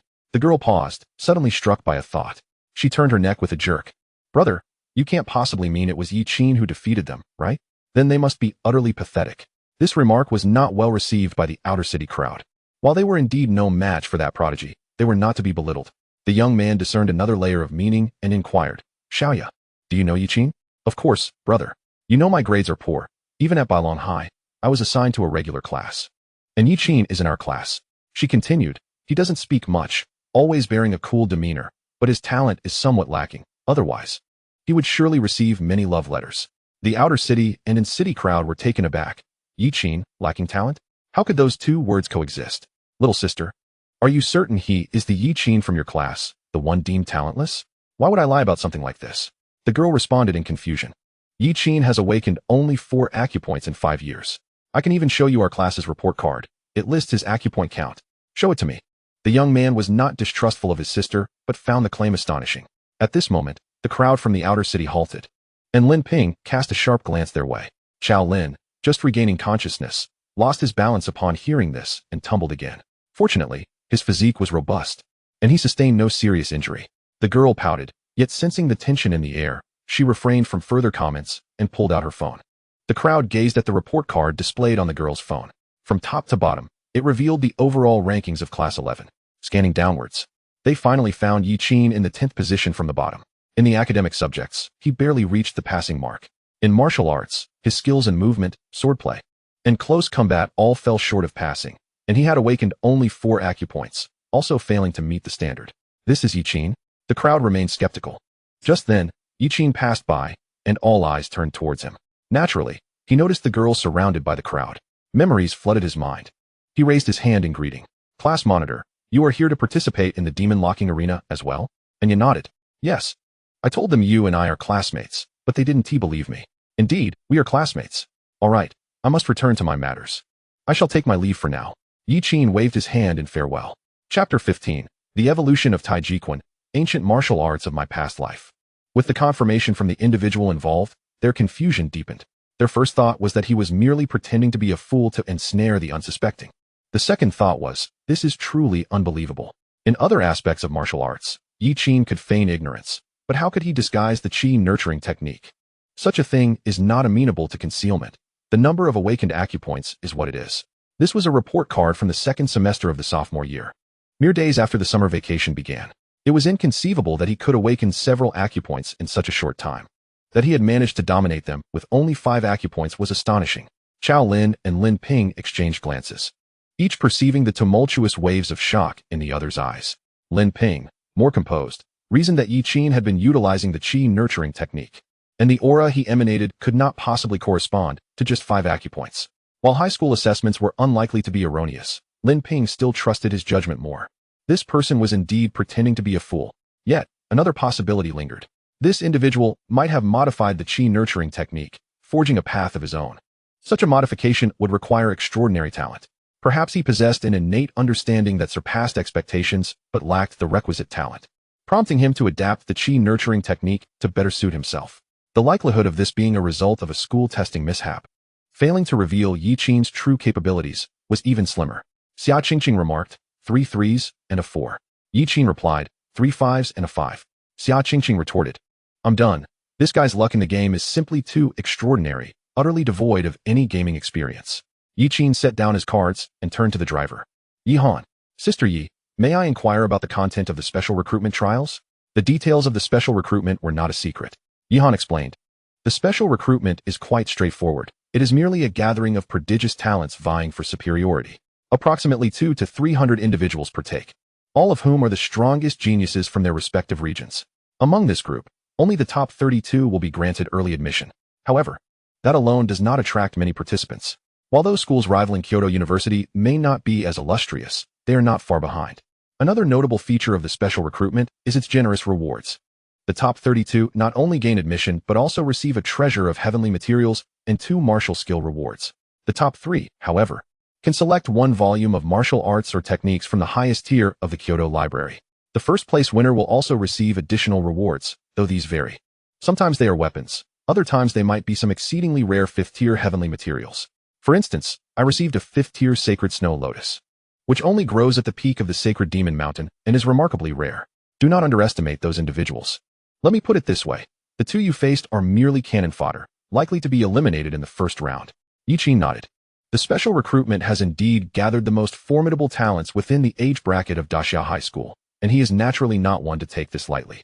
With rare treasures, unparalleled martial techniques, and a 5th-tier special reward, Kyoto University has indeed invested heavily to attract fresh blood. To be candid, he finds himself quite tempted. Yi Qin resolves that upon his return, he will endeavor to acquire several more martial skills and techniques, striving to elevate them all to their utmost levels. He wonders if there are any monsters in the secret realm for him to vanquish, as his lifespan feels somewhat insufficient. A jarring sound interrupts his thoughts as his phone rings. Upon answering, he hears, "Hello, is this Mr. Yi Qin? This is the Martial Arts Administration. You have a merit waiting to be redeemed. Would you like to exchange it for weapons, elixirs, or martial techniques?" "I would prefer martial techniques," he replies. "Very well. I will send you a catalog shortly. You may select a technique of your choice. Wishing you a pleasant day." The call ends, and a list promptly appears in his messages, detailing the martial skills available for redemption. Among them are the yellow tier technique breath-holding skill and the human tier technique in room art. Human tier and yellow tier techniques. What sort of classification is this? This is a recent categorization, replies Yihan. Some found the previous classifications too ambiguous, so a clear demarcation was established. Techniques are divided into 5 tiers: heaven, earth, mysterious, yellow, and human, with your foundational swordplay and the 9 steps of lightness belonging to the human tier. The nourishing chi technique, on the other hand, is classified as mysterious. Is that so? Yi Qin muses, glancing at his personal panel. As Yihan speaks, the system updates. Yi Qin, earth tier martial technique, nourishing chi technique, perfected. Human tier martial skills, basic swordplay, perfected. 9 steps of lightness, perfected. 24 simplified tai chi, beginner. Yellow tier martial skills, diamond skill, perfected. Layered wave technique, perfected. Why is the nourishing chi technique classified as earth tier on his panel? Is it due to his advancement from the original 20 acupoints to 36? Yi Qin swiftly scans the list, his goal becoming increasingly clear. What type of technique are you seeking? Yihan inquires suddenly. Short-range combat techniques, Yi Qin responds. Yihan nods. I initially thought you were intentionally trying to overpower Lin Ping. It appears you simply favor close combat. Yi Qin feels the sting of Yihan's words. The selection of martial skills and techniques indeed carries its own significance. Many techniques are rendered useless without a sufficient cultivation level, akin to mere scraps of paper. For instance, certain techniques require the full activation of one's spiritual meridians. Attempting to learn such a technique before reaching the second realm would be futile. If you are inclined towards short-range combat techniques, I recommend the Divine Mechanism Refinement. It is divided into 4 parts: upper, middle, lower, and the secret classic. The difficulty increases progressively, with the first 3 parts classified as mysterious techniques, while the secret classic is considered a transcendent technique. It is said that the difficulty of the secret classic is extraordinarily high, with requirements that are quite demanding. It is at least earth tier. To my knowledge, no one has ever successfully mastered it, but that is not our concern at present. The upper part of the Divine Mechanism Refinement corresponds to the human body, detailing over 100 fundamental combat techniques. Furthermore, the Divine Mechanism Refinement complements the Nourishing Chi technique remarkably well. Practicing it while operating the Nourishing Chi technique can effectively enhance one's physical prowess, yielding results that are both efficient and beneficial. Do you have sufficient merit? Not enough. Yi Qin replies. I can assist you in redeeming it, Yihan offers. Yi Qin is taken aback. Is this what it means to be wealthy? However, he does not immediately acquiesce. Instead, he asks, how much merit is required? You might need to slay 100 wolf beasts, comes the response. So exorbitantly priced? Yi Qin exclaims. His merits are accrued not from slaying wolf beasts, but rather from safeguarding the residents of his apartment complex. Must he protect 100 apartment buildings to redeem the upper part of the Divine Mechanism Refinement? Such a favor is immense. Yet, on the flip side, the sooner he grows stronger, the sooner he can repay such debts, right? Yi Qin possesses confidence, as long as he does not meet an untimely end. Reaching the pinnacle of martial arts seems almost a certainty. It appears you are determined. In that case, I will find someone to coordinate. But it will likely be after you exit the secret realm. I have heard that your swordplay is commendable. The secret realm does not restrict weapon usage, so you may wish to exploit your strengths and avoid close-quarters combat. I will only provide you with the upper part. If you desire the other 3 parts, it will depend on your own efforts. Achieving a position among the top 3 in the special recruitment will grant you 2 opportunities to exchange for martial skills on the first 4 floors of the library, as well as 1 chance to select from the top floor of the Kyoto Library. The secret classic of the Divine Mechanism Refinement should be available on the top floor. If you can secure a top 3 position, you should be able to gather the subsequent tomes. It ultimately hinges on your own abilities. As for that merit, you may hold on to it for now and accumulate more. Thank you, Senior Yi. I will repay this merit, Yi Qin states earnestly. One must strive to secure personal benefits when the time is right and be shameless when necessary. However, one must also remember the principle of reciprocity, as he is not one to forget kindness. Very well, I await the day of your repayment, Yihan replies without reservation. Upon returning home, Yi Qin eagerly opens the system panel, examining the section on martial skills. 24 Simplified Tai Chi, proficient. During his previous bout with Lin Ping, his attacks had been deftly countered, and the inherent techniques of deflection had naturally reminded him of Tai Chi system. Let's invest another decade into this and see how it unfolds. Chapter 16. He defeated both of us barehanded. You claim he is a swordsman? Year 1 of simulation. You practice Tai Chi diligently. Your skills have improved, and you possess the potential to become the most striking figure in the square, only lacking a large group of elderly individuals in martial arts attire. Year 10. Your daily practice has culminated in the mastery of the 24 Simplified Tai Chi, slightly enhancing your physical attributes, and each movement possesses a certain elegance, quite pleasing to behold. A multitude of memories floods Yi Qin's mind. Over the course of 10 years, Tai Chi has transformed into muscle memory, and with a mere gesture, he exudes a sense of fluidity and grace, embodying a unique aura. It is no wonder the system declared he is worthy of being the most striking figure in the square. Yet, is it truly this simple to achieve mastery? Could it be that he is overthinking it, and the Tai Chi of his past life bore little significance? Yi Qin finds himself skeptical. System. Let us expend another 5 years. Year 1 of simulation. You persist in daily practice, believing that you will soon attain the perfection of the simplified Tai Chi. Year 5. You thought you had traversed countless mountains with ease, yet it turns out you are still entangled in the steepest of peaks. Your simplified Tai Chi remains at the level of mastery. Yi Qin frowns in confusion. Something feels amiss, transitioning from proficiency to mastery in 10 years. Yet 5 years yield no further progress towards perfection? Let us proceed with another 5 years. Year 5 of simulation. You make no progress whatsoever. A flicker of delight crosses Yi Qin's face. Now he is certain there is indeed an issue with Tai Chi. This is a positive development, as he would dread the notion of effortlessly reaching the pinnacle of Tai Chi only to find himself at a standstill thereafter. That would indeed be a source of genuine distress. System, let us simulate for another decade. Year 1 of simulation. You make no progress. In the second year of your training, even when set against the backdrop of your previous life, your simplified Tai Chi truly stands at the forefront nationally. Yet, you still find yourself lacking completeness. It dawns upon you that a breakthrough is essential. You recognize that Tai Chi embodies a harmonious blend of softness and hardness, prompting you to observe the fluidity of water. By the 9th year, as customary, you practice Tai Chi while contemplating the flow of water within, abruptly halting your movements. You become aware of being immersed in an extraordinary state. An epiphany strikes you. Your 24 simplified forms of Tai Chi have metamorphosed into authentic Tai Chi through practice. The false becomes genuine. In your past life, Tai Chi was not merely a discipline for self-cultivation, but a lethal art.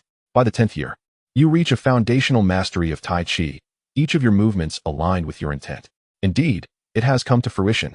The 24 simplified forms have evolved into true Tai Chi. You, Yi Qin, perceive an influx of wondrous methods for releasing and generating force within your mind, surpassing the techniques Lin Ping once employed against you. Tai Chi, with its exquisite balance of softness and strength, possesses the ability to wield 4 ounces to deflect 1,000 pounds, while also breaking the clever with sheer power. It is an astonishing martial art. Yet, after achieving mastery in simplified Tai Chi, it takes you another year to truly grasp the essence of Tai Chi. It seems the art is of no trivial caliber. The system prompts an additional 20 years of training. You feel as though you are a financial mogul, having discovered a stock of immense potential. Unlike the moguls, however, your investment is in yourself, which promises no risk of loss. In the first year, you toil diligently without pause. By the 9th year, your Tai Chi reaches a level of proficiency where a 1,000-pound iron ball seems to float effortlessly between your arms. Your footwork, body mechanics, and techniques for generating and releasing force have significantly improved. Tai Chi is not merely a form of combat. It is a synthesis of martial technique, movement, breath, and force generation, a mastery of one's own rhythm. In the 11th year, a sudden inspiration leads you to attempt harmonizing the breath cultivation technique with your Tai Chi practice. You endeavor to unify their rhythms, and a sense of wonder arises within you. As the tempo of your movements varies, the flow of spiritual energy within you alters correspondingly, awakening all 36 meridians. 10 small meridians form a miniature figure within your abdomen, while an additional 26 meridians resemble stars, orbiting this figure, with streams of spiritual energy flowing into it, seemingly nurturing something profound. Through introspective observation, you perceive a continuous influx of spiritual energy beneath the miniature figure, coalescing into a small lake.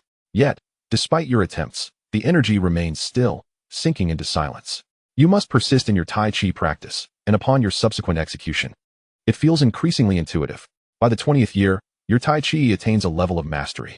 You believe that if you were to face Lin Ping at his initial stage, even without employing the breath cultivation technique, you could resolve the confrontation in 3 moves, leaving no room for struggle. After completing your mastery of Tai Chi, you turn inward to inspect yourself. Beneath the 10 meridians, indeed, a small lake appears, suffused with spiritual energy. What is this phenomenon? You ponder, perplexed, for you have never encountered such a thing before. Entering the first stage merely requires the activation of the divine meridians. Perhaps this is unique to you? You contemplate, unsure of how this lake came to be. It could be due to the activation of the 36 meridians, or perhaps it is a consequence of Tai Chi. Or is it a combination of both? You remain uncertain.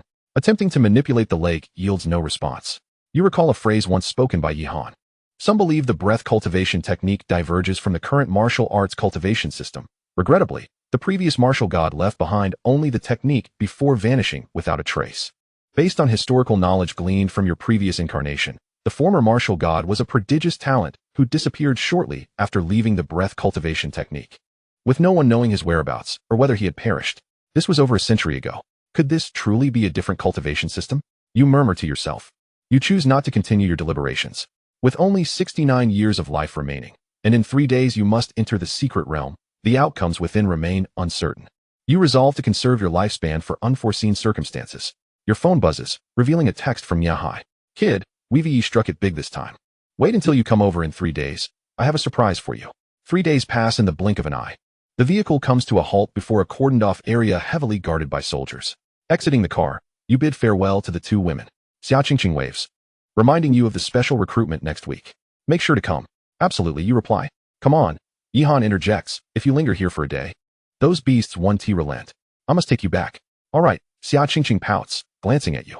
Kid, remember to show up. I want to witness your triumph in the special recruitment. Once you claim the championship, I'll pull old Ding down from his position as head of admissions. And together we shall unify Peking University. You can only manage an awkward smile in response. You find yourself approximately 30 miles west of An City, surrounded by desolate wilderness enclosed by cold, black railings, designated as a military exclusion zone. After identity verification, you are escorted in a specific direction. Gradually, familiar figures come into view, those from the outer city you encountered 3 days prior. Upon recognizing you, they immediately lower their heads, unwilling to meet your gaze. Save for Lin Ping, whose expression is a complex blend of emotions. Meanwhile, Niahai engages in jovial conversation with several individuals who appear to be leaders from the outer city, laughter echoing as others fan themselves. Their expressions akin to having swallowed a fly. Upon your arrival, Niahai strides forward. We've been waiting for you. He produces a long rectangular box from behind him and hands it to you. Uncle Nia, what is this? Open it and see for yourself. I won it from those old geezers, and since you helped me win, it rightfully belongs to you. The blatant act of distribution leaves the onlookers agape, unable to voice their indignation, for their genius had indeed been bested.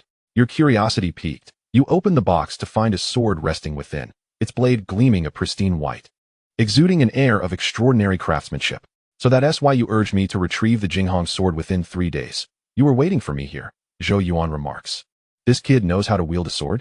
Indeed, his swordplay far surpasses his close combat skills.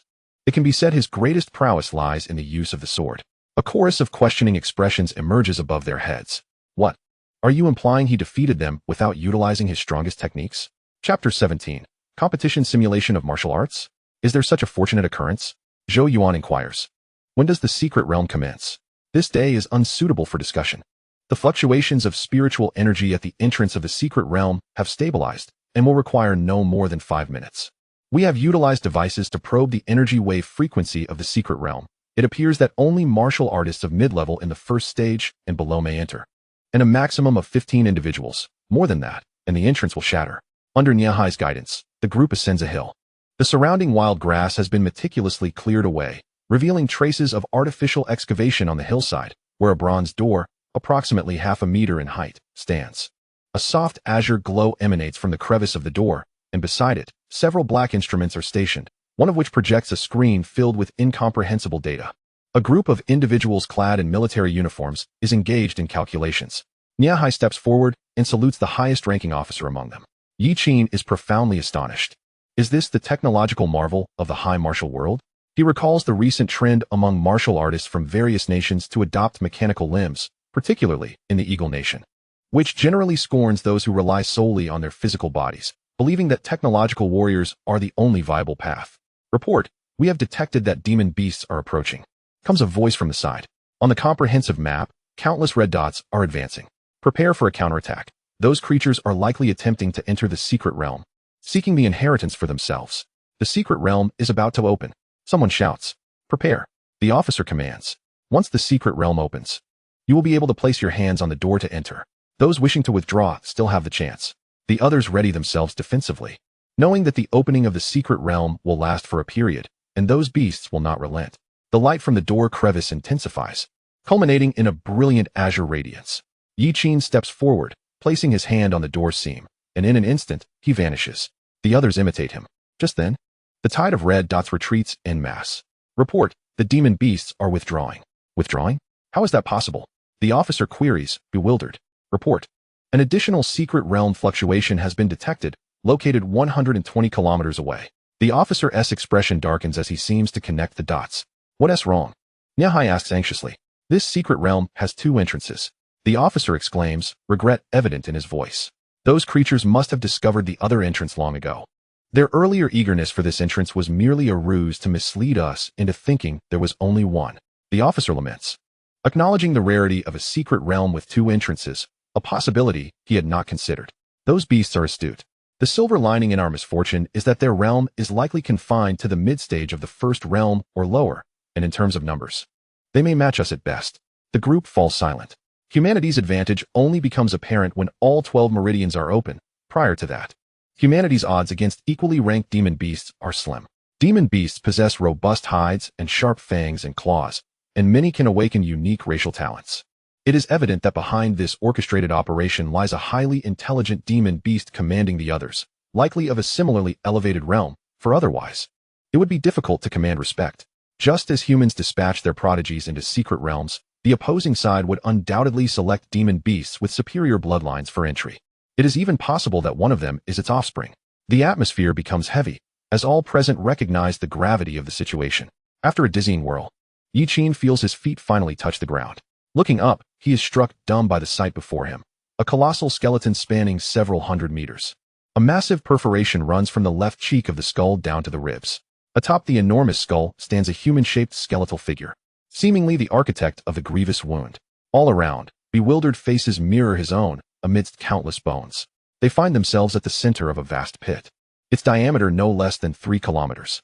The pit is filled with innumerable bones, densely packed, and no one can ascertain the true number of lives lost. Among these bones are both human and demon beast remains, all seemingly from the same species. These demon beast bones resemble that of a tiger, with a distinctive fissure in the center of the forehead. Human and demon bones lie intertwined. The sky is painted crimson, as if splattered with blood. It appears that this place has once witnessed a fierce battle. Is this what lies within the secret realm? Yi Qin's heart stirs. The others glance around, hesitant to speak. Despite the surrounding bones, their psychological fortitude holds, and no one is overly alarmed. Look over there. Suddenly, someone exclaims, having spotted something. The crowd turns to follow the pointing finger, their eyes widening in astonishment. It is a demon beast. A living demon beast. 15 demon beasts are approaching from the opposite side of the colossal skeleton. The foremost beast resembles a wolf, its silver fur glistening, over a meter in length. Adorned with exquisite purple patterns, its eyes like two rubies. The other demon beasts follow in its wake. Yi Qin notices that the purple patterns converge atop the wolf's head, forming the image of an eye. The group is on high alert. Yi Qin draws his sword, excitement flickering in his gaze. The demon beast grins, baring its ivory fangs, its eyes gleaming with mockery. Humans, this place shall become your tomb. Though the demon beast does not speak, a voice resonates within the minds of the onlookers. Be cautious, this demon beast possesses formidable mental prowess. Lin Ping warns immediately. A demon beast capable of transmitting thoughts is not to be trifled with. It likely possesses some form of bloodline divine ability. That is a moonlit sky wolf. Someone recognizes, exclaiming in terror. Are you certain? Lin Ping turns to the speaker. I am certain. My father perished at the hands of its kind. I would never mistake it. The speaker's eyes brim with unshed tears, teeth clenched in anger. Yi Qin notes Lin Ping's troubled expression. What is it? Is the moonlit sky wolf particularly strong? It's no longer a matter of strength. The moonlit sky wolf inherently awakens bloodline divine abilities, though it may not rank among the top-tier demon beast bloodlines. It is not far off. Moreover, this moonlit sky wolf is at the initial stage of the first realm. Yi Qin comprehends Lin Ping's implication. Demon beasts like the moonlit sky wolf naturally possess greater physical strength than humans and also wield bloodline abilities, making them formidable adversaries at the same realm. Notice the demon beasts flanking it. They appear to have surpassed their prime, some even showing signs of age. They are likely the moonlit sky wolf's guardians, ensuring its safe passage into the inheritance. The other 14 demon beasts are probably elder ones, carefully calibrated to remain at the initial stage of the first realm. Such elder demon beasts are adept at protection without coveting the moonlit sky wolf's inheritance. Yi Qin, your complexion is not good. What troubles you? It's nothing. Yi Qin replies, shaking his head. I had hoped for a sumptuous feast, only to find that apart from one tender morsel, the rest are all aged and tough. However, the moonlit sky wolf's powerful bloodline suggests it possesses a high life tier. Correspondingly, its remaining lifespan must be considerable. Yi Qin grips his sword tightly, as the assembled demon beasts encircle the moonlit sky wolf, preparing to strike. At that moment, an unexpected turn of events occurs. From the center of the colossal skeleton's forehead, crimson light surges forth, transforming into two blood-red rainbows that extend toward the two factions, morphing into two flowing images. Within the skeleton's forehead, 2 points of blood-red starlight flicker, and it seems that something is stirring within them. I gazed upon an ancient formation diagram and gleaned a martial technique known as the blood restoration method, which thrives on battle to nurture battle, using death to quell death. This technique bears a profound connection to the heavens, accessible only to those of extraordinary innate talent. I have similarly infused this martial art into the formation diagram before you, and whoever first comprehends its essence shall inherit its complete legacy. Until the transmission concludes, mutual conflict is strictly prohibited. Could it be that they are to compete in their understanding? Yi Qin cast his gaze toward the opposite side, where the monstrous beasts appeared to have anticipated this moment, already earnestly observing the flowing illustration. The legacies within these two illustrations are likely disparate. The one before us embodies the blood restoration method, while the one before the beasts, if my intuition serves me right, may pertain to a certain bloodline divine ability wielded by the pallid skeleton.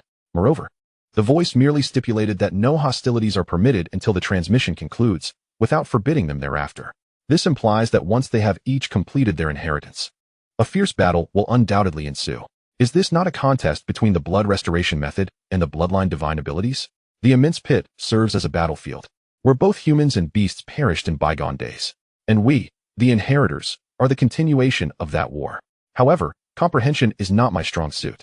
Yi Qin observed as the monstrous beasts began to scrutinize the illustration before them. The eye pattern on the brow of the purple-patterned beast began to glow, revealing its extraordinary nature.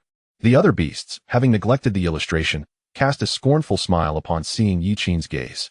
It was as if they were mocking, believing that once the young master grasps the intricacies, he would eliminate them all. Yi Qin, stop dawdling, Lin Ping urged. In his view, Yi Qin was undoubtedly the most likely among them to comprehend the martial art depicted. Regardless, he could not allow himself to be outdone by those brutes. Yi Qin felt a twinge of helplessness. His longevity might compensate for shortcomings, yet his innate comprehension was lacking. Nevertheless, with Lin Ping's encouragement, he resolved to feign diligence. Yi Qin turned his attention to the illustration, which depicted a diminutive figure wielding a long blade, engaging in combat with a monstrous beast. As the blade swept through the air, ethereal ribbons seemed to emerge from the beast, flowing into the figure's body.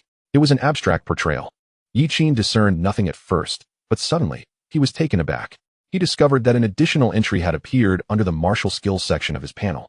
Xian-level martial skill, blood restoration method, not yet mastered. Chapter 18, Beasts, or rather, they are not even worthy of that title. Yi Qin felt a surge of excitement within. He recalled how, during his training in the diamond technique and the layered wave method, he had merely flipped through a few pages. Yet his panel had expanded with these two techniques as well, similarly marked as not yet mastered. At the time, he had given it little thought, but upon reflection, the system's judgments seemed remarkably extraordinary. Thus, it appeared that as long as he had perused any technique once, it could be inscribed into his personal panel. Comprehension might not be his forte, yet as long as it appeared on his panel, even the most intricate techniques could be grasped with sufficient longevity. Yi Qin silently chanted, "System, expend 5 years to deduce the blood restoration method." In the first year of deduction, you stared at the illustration before you.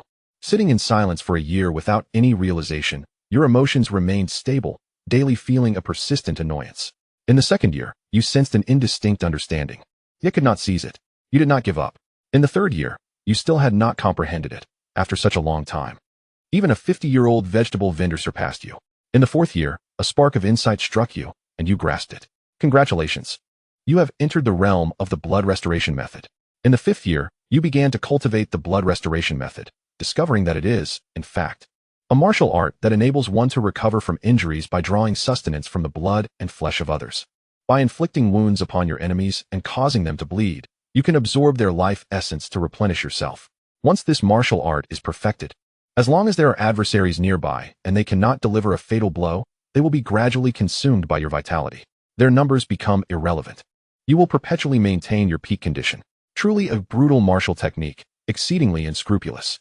The deduction is complete. The blood restoration method has been acquired. At the moment of completion, a crimson light erupted forth. The blood-colored scroll before all present suddenly dissipated, and a stream of crimson starlight surged toward Yi Qin, ultimately halting before him. All beings and beasts ceased their movements, their gazes fixated upon the scarlet starlight, as if the world had been momentarily paused. Has he already comprehended this?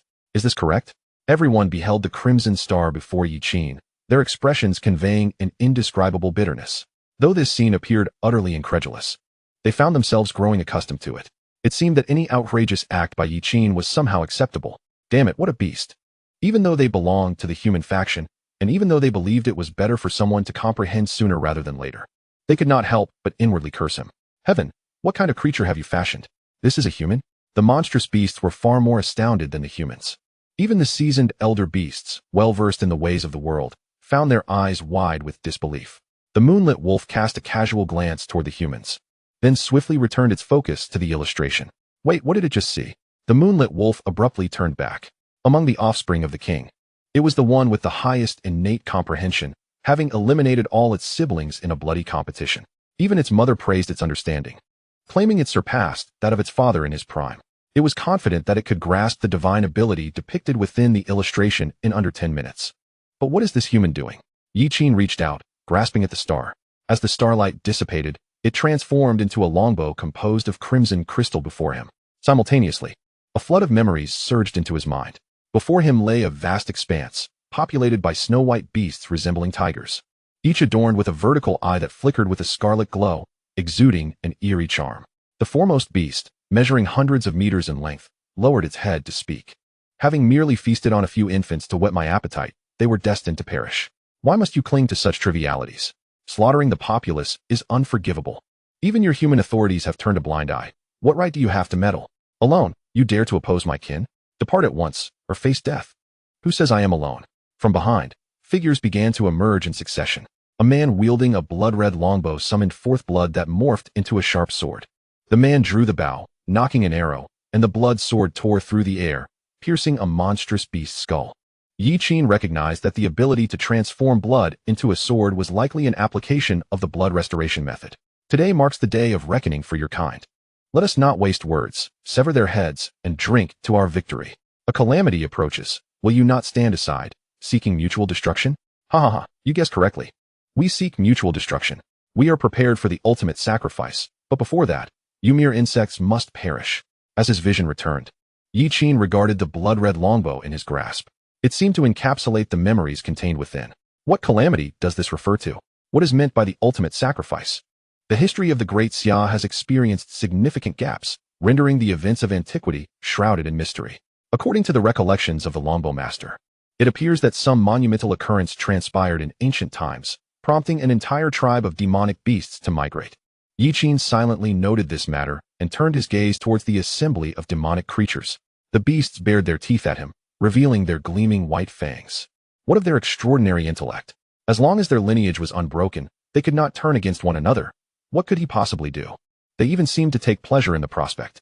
Once the young master grasped the ancient beast's exceptional skills, complemented by his own bloodline abilities, he would surely be able to vanquish this child. What of their remarkable intellect? It sufficed to eliminate him here. As the demonic beasts entertained such thoughts, Yi Qin suddenly stepped forward, approaching them. Both the crowd and the beasts were taken aback. What was he intending to do? Yi Qin walked directly into the midst of the demonic beasts, politely nodding to them before fixating on the scroll of images before him. To their astonishment, he sought to comprehend that very exceptional skill. It was the demonic beast's divine ability, and even if some of their powers were accessible to humans, the difficulty would be exponentially greater. Just how confident was he? The demonic creatures quickly recognized this, their gazes fixed on Yi Qin as they unabashedly exuded a murderous intent. Yet, Yi Qin remained composed, silently observing. The Moon Sky Wolf cast a glance at him. Reason dictated that he was but a human, and to master the talents of the demonic race in such a short span was sheer folly. As a member of the demonic race, endowed with bloodline abilities akin to those of ancient beasts, and with a longer period of comprehension, it should be able to grasp the skills more swiftly. Yet, for reasons unknown, an unsettling anxiety crept into its heart. Do not frighten yourself. This is merely a human strategy. Yi Qin surveyed his martial arts section, noting the addition of a mysterious tier technique, the chaotic soul eye, not yet initiated, and a smile graced his lips. System, 10 years. Chapter 19. With your face. I accept your legacy. I shall claim it all. Yi Qin was acutely aware that comprehending the divine abilities of the demonic race would be far more challenging than mastering human combat techniques. Thus, he decided to double the time, aiming for a swift culmination. Year 1 of the chaotic soul eye's progression. You observe the illustration, yet glean nothing. Year 5 of the chaotic soul eye's progression. You lament that you have not been this earnest even when admiring the legs of girls on the street. Yet the true essence eludes you. Year 6. A fleeting spark of inspiration flickers within your mind. Year 7. You capture that fleeting spark. Successfully comprehending the divine ability of the ancient beasts, the chaotic soul eye, you have succeeded in initiating the chaotic soul eye. Year 8. You diligently practice the chaotic soul eye. Year 10. You toil in the practice of the chaotic soul eye. The progression concludes. The chaotic soul eye has been mastered. As the progression concluded, the memories of comprehension surged into his mind, as though he had indeed meditated for a decade. A glimmer of brilliance flashed in Yi Qin's eyes. The chaotic soul eye is a technique of mental assault, capable of disorienting the opponent's mind, when cultivated to profound depths. It can directly disrupt an enemy's soul, rendering them dazed. The most commendable aspect of this ability lies in its instantaneous activation. In battle, its sudden application can catch an adversary utterly off guard. A moment of distraction can often determine the outcome of a conflict. The potency of this technique is also contingent upon the strength of one's mental prowess. Yi Qin had only recently perfected the ripple technique, and under its regimen, his soul strength had become unparalleled among his peers, albeit primarily defensively. Now, with the chaotic soul eye, he could indeed achieve a synergistic effect. The illustration before him dissipated into oblivion, and crimson starlight illuminated the scene, rushing towards Yi Qin. To the onlookers, it appeared as if he had merely glanced at the alien race's divine ability and comprehended it. The Moon Sky Wolf found itself momentarily dazed. Were you the demonic creature? Or was I? Why was it that this human could grasp it with a mere glance? This was undeniably abnormal. The crimson star descended into Yi Qin's hands, transforming into a translucent vermilion fruit that exuded a captivating fragrance. In an instant, the eyes of all the demonic beasts turned crimson. Their primal instincts told them that consuming this vermilion fruit would enable them to evolve their bloodlines. Kill him. The Moon Sky Wolf howled, the first to strike. Its eyes ablaze with desire. Having claimed both legacies, the previously imposed rule against taking action had ceased to hold. This human must die today. His comprehension posed a severe threat to the safety of the demonic beasts, allowing him to grow would spell calamity. Not to mention, the alluring aura emanating from the vermilion fruit must be seized. In an instant, Yi Qin found himself encircled by the demonic beasts. Brother Yi, I come to assist you. The crowd shouted as they rushed towards him. In response, a brilliant flash of sword light met them. Yi Qin's gaze swept across the surrounding beasts, and in that fleeting moment, every one of them fell into a stupor. In the next heartbeat, the sword had struck, severing heads from their bodies. Slain Bloodhead Badger, robbed of 15 years of life. Slain Flathead Badger, robbed of 11 years of life. Yi Qin's voice resonated from within the beast horde. His excitement barely contained as he urged, "You need not come. I can manage on my own. You seek death." The Moon Sky Wolf, incensed, unleashed a surge of violet light, its vertical pupils seemingly coming to life. Yi Qin felt as though struck by a pebble, his head spinning momentarily. Yet he felt no significant harm. How could this be? The Moon Sky Wolf was oblivious to the fact that Yi Qin had perfected the ripple technique. In truth, during the first realm, both humans and beasts primarily honed their physical forms.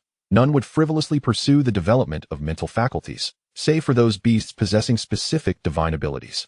Yet, Yi Qin was an exception. 3 demonic beasts launched a simultaneous assault on Yi Qin.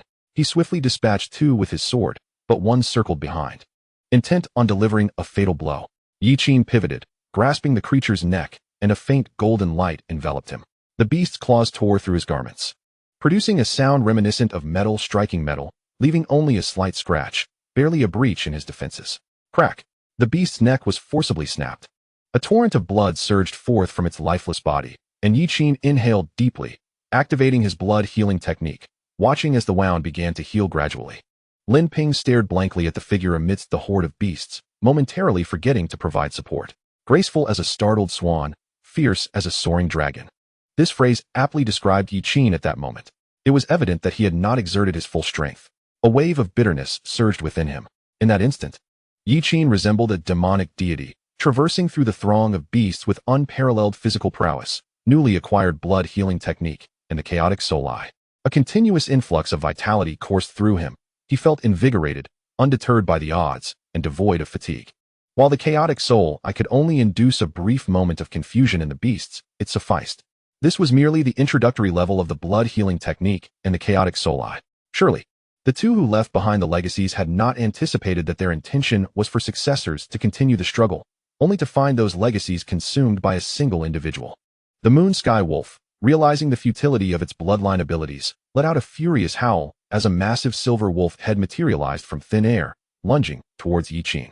Yiqin swiftly dodged, thrusting his sword forth, and yet another beast met its demise. Come out and face me. The Moon Sky Wolf growled in frustration, realizing that despite its superior realm, this human was managing to evade their attacks with an astonishing agility, akin to a flea, rendering him nearly impossible to catch. Even when they did manage to land a blow, he would respond with a lethal counterattack, vanishing in a flash to absorb the life essence and gradually recuperate. Brother Yi, we are here. Let us slay them.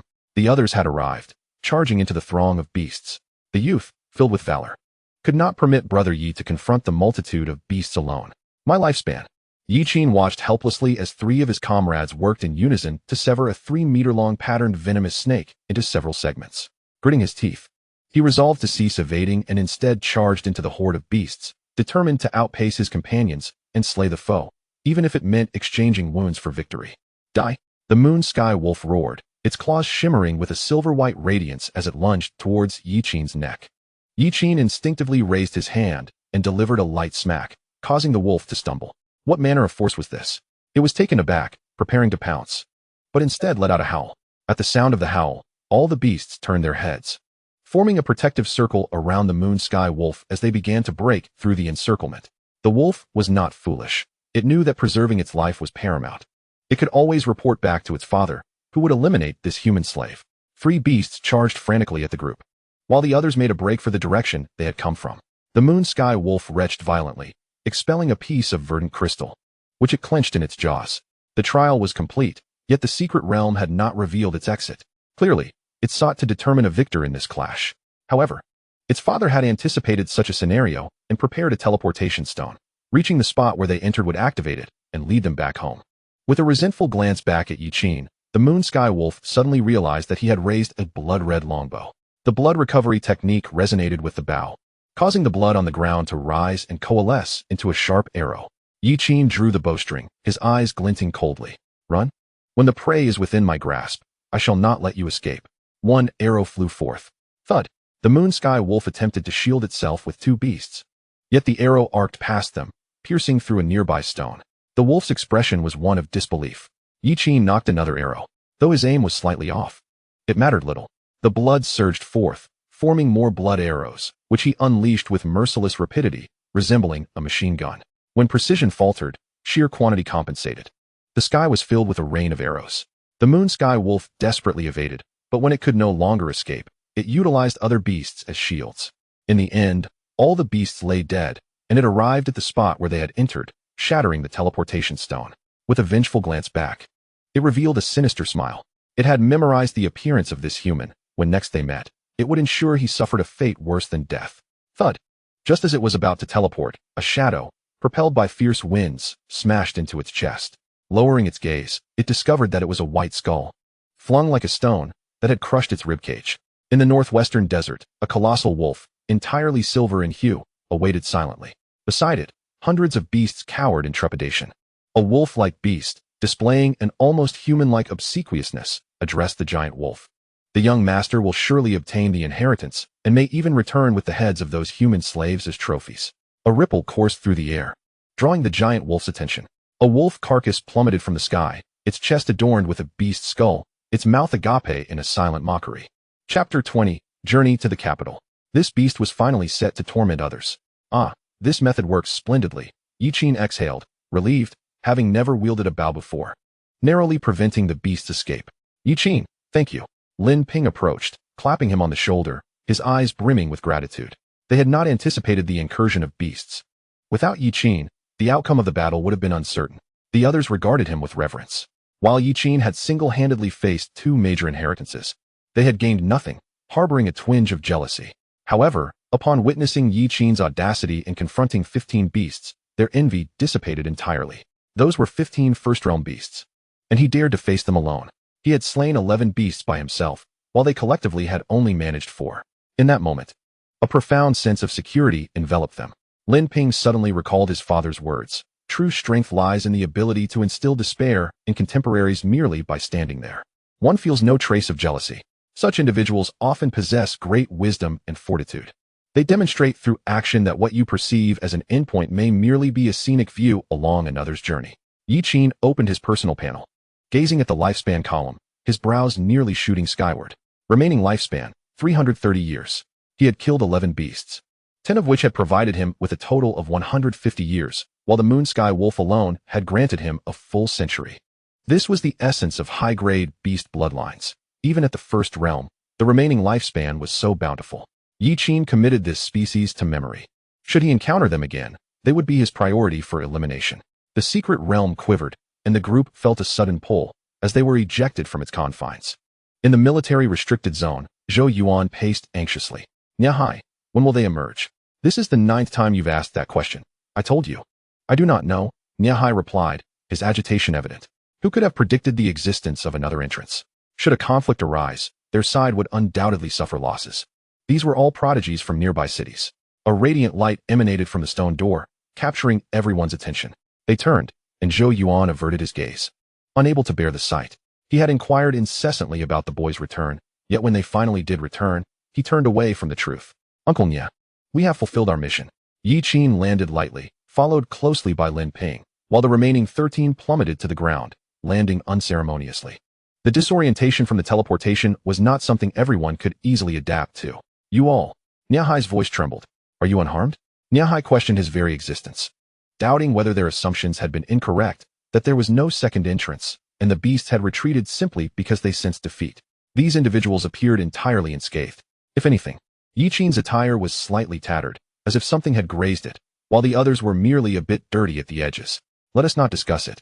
We encountered a beast, and it was the Moon Sky Wolf. What? You say it was the Moon Sky Wolf? Zhou Yuan turned abruptly. Indeed, it was the Moon Sky Wolf. Thus, it is the Wolf King pulling the strings behind the scenes. That beast is meticulously selecting its successors. You haven't encountered it in battle, have you? The Moonlit Wolf, a species that poses a significant threat in the Northwest War Zone, is born with the innate ability of the Soul Domain, enabling it to move at incredible speeds while exhibiting the inherent cunning and treachery characteristic of wolves. Even without any action, once it matures, it can reach a level equivalent to a human in the mid-stage of the second realm. The crowd exchanged glances, turning their attention towards Yiqin. Niahai, noticing the collective gaze, spoke up. Yiqin, please, elucidate briefly. Yiqin nodded. We engaged in battle and killed it. Niahai, the others, indeed, quite succinct. Yet, within those few words lies a substantial amount of information. Are you implying that the Moonlit Wolf was slain by you? Not by us, but by Lin Ping. Is it a mechanism of the secret realm? It was Yiqin who single-handedly vanquished it. He, alone, killed the Moonlit Wolf? Zhou Yuan's voice faltered, as though his mind was struggling to comprehend such an obscure concept. Yes, it was still a Moonlit Wolf in the early stage of the first realm. Surpassing levels? Indeed. Moreover, he also eliminated another 10 beastly creatures. We rushed to assist, but could only manage to slay 4 more. 3 of those had intentionally attacked to buy time for the Moonlit Wolf, which is how they met their demise. Otherwise, we would have likely only managed to kill 1. 14 individuals only managed to dispatch a mere fraction of their foes. It truly is astonishing. However, Niahai and the others did not dwell on these thoughts. They simply stared at Yiqin, as if seeing him for the first time. Now, Recount your experiences in the secret realm in detail. Soon, through the animated dialogue among the group, they finally grasped the essence of the situation, which was even more shocking than anticipated. Niahai's gaze fell upon the blood-red longbow slung across Yi Qin's back and the crimson fruit tucked away in his pocket. These two items served as the finest corroboration of their claims. Zhou Ping steadied Niahai's shoulder, preventing himself from collapsing. The evolutionary sacred fruit. Good heavens, Nia. You must guard it closely. If even a whisper of this gets out, who knows how many monsters will come knocking. Uncle Nia, is this item truly so precious? For pure-blooded humans, it holds little value, but for hybrids and beastly creatures, its significance is immense. It can purify their bloodlines, making them more potent. There exists a belief that the more ancient the bloodline, the purer and stronger it becomes, akin to the four-eyed giants of the far north, who are remnants of an ancient bloodline.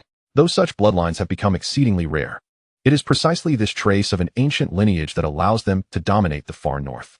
The evolutionary sacred fruit can activate that bit of ancient bloodline within the four-eyed giants, thus you should understand its worth. Without a doubt, the most precious treasure within this secret realm is this crimson fruit. It must be the most valued possession of that deceased ancient beast. Niahai seemed to ponder something, his expression darkening. I suspect that beast intended for the moonlit wolf to consume the crimson fruit to further regress in its ancestry, thereby tipping the scales of power in favor of the moonlit wolf. However, it never anticipated that a monster like you would emerge and seize all the rewards for both sides. Yi Qin scratched his head. Uncle Nia, what about this crimson fruit? Rest assured, what you acquire is yours. You may submit it for merit, but I suggest you keep it. Merits can be earned again. But the crimson fruit is not something one encounters often. I recall there are several races that are friendly towards humans, such as the merfolk of the East Sea. If all else fails, you could use this as a betrothal gift. Who knows, you might just win over a mermaid princess. Understood. And what of the blood healing technique and the chaotic soul eye? You may choose to submit the cultivation methods. The blood healing technique would greatly enhance the military, and they will not shortchange you. Very well, I shall submit them. Yi Qin contemplated this decision. Submitting the blood healing technique and the chaotic soul it does not mean others can instantly master them. By the time they reach a profound level of cultivation and seek to counter him using their understanding of the blood healing technique and the chaotic soul eye, his own techniques would have likely undergone numerous iterations. Thus, he harbors no fear of being targeted.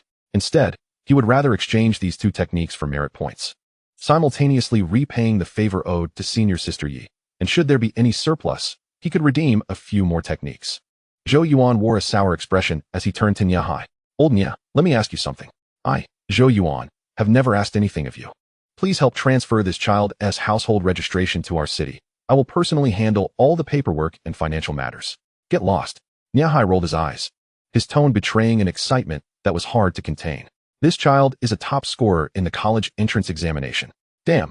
To comprehend 2 martial arts in rapid succession and to have slain the moonlit wolf, such achievements warrant the title of prodigy wherever one may go. Uncle Nia, I fear I may not be able to participate in the college entrance examination. Yi Qin raised his hand. What? Aren't you the only child in your family? Could it be that your private life is more complicated than it seems, and you've been caught? Niahai jested. No. Yi Qin shook his head with a smile. What are you talking about? Someone has helped me register for the special admissions in Kyoto this summer, and I need to hurry there in a week. What? Old Nia, why are you so surprised? Didn't I mention this before? Zhou Yuan rolled his eyes, recalling that among the 2 women he had brought to the demon-locking arena with him, one was the very same who had reviewed Lin Ping and Xiao Lin. This kid clearly had close ties with those 2, and with such prodigious talent, it was only natural for him to receive a special invitation. Honestly, I can already envision how he will wreak havoc among those so-called geniuses. Zhou Yuan revealed a mischievous grin. The group of geniuses standing behind Yi Qin nodded in agreement. They believed that the burden of confronting such beasts should not fall solely upon them.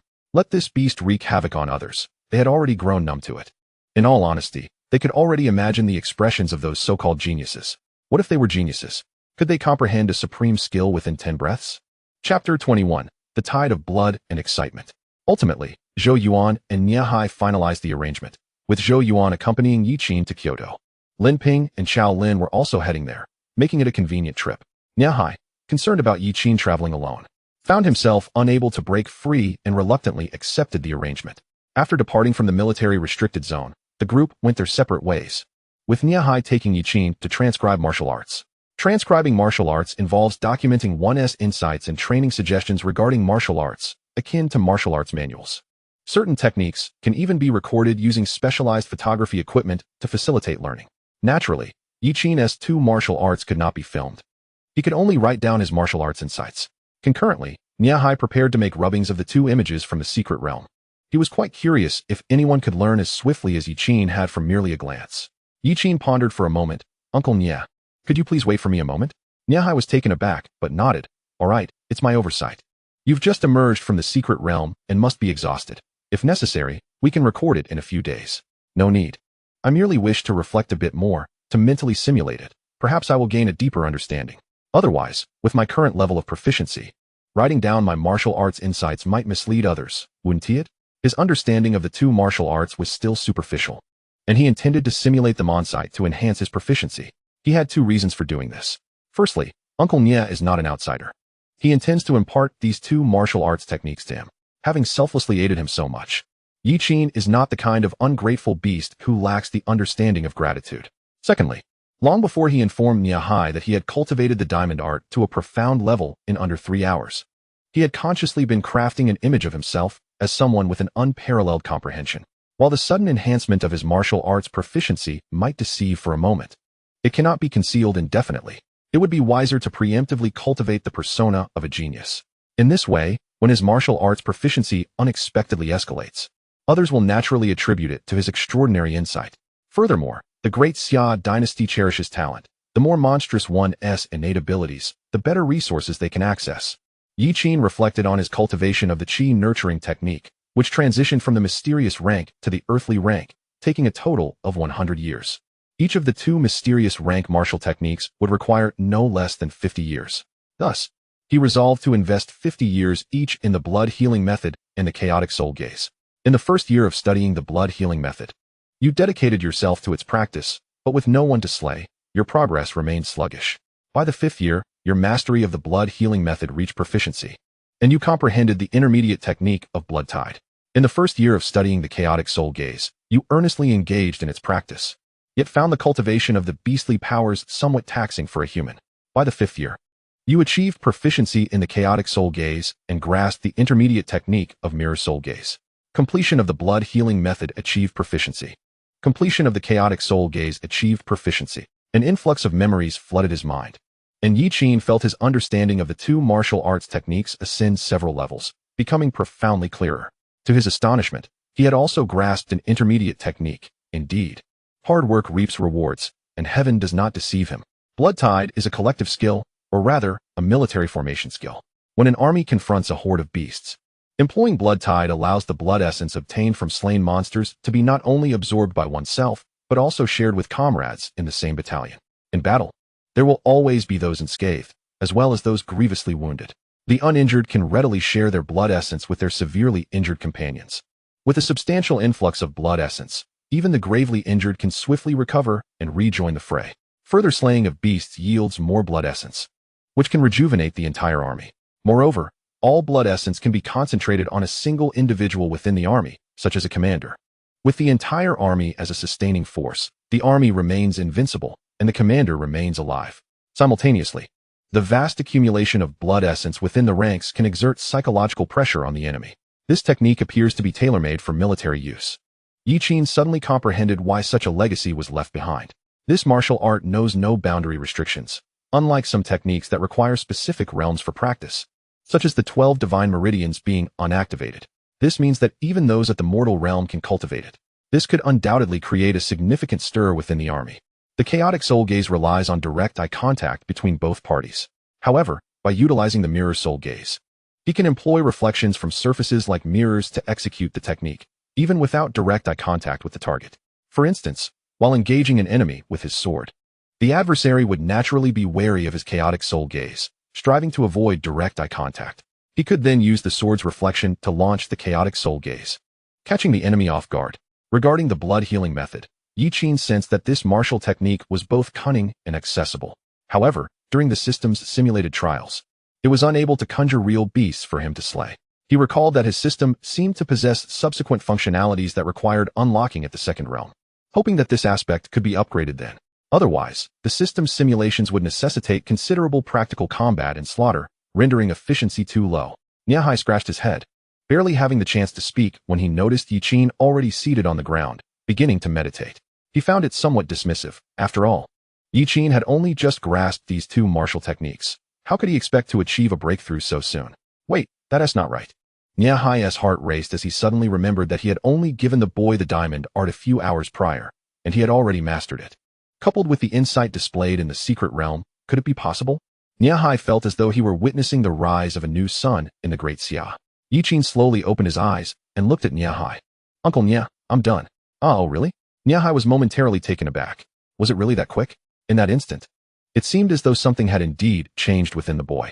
Yi Qin stepped forward to record his insights, hesitating briefly before adding his understanding of the blood-tied intermediate technique at the end. Naturally, he framed it as a hypothesis.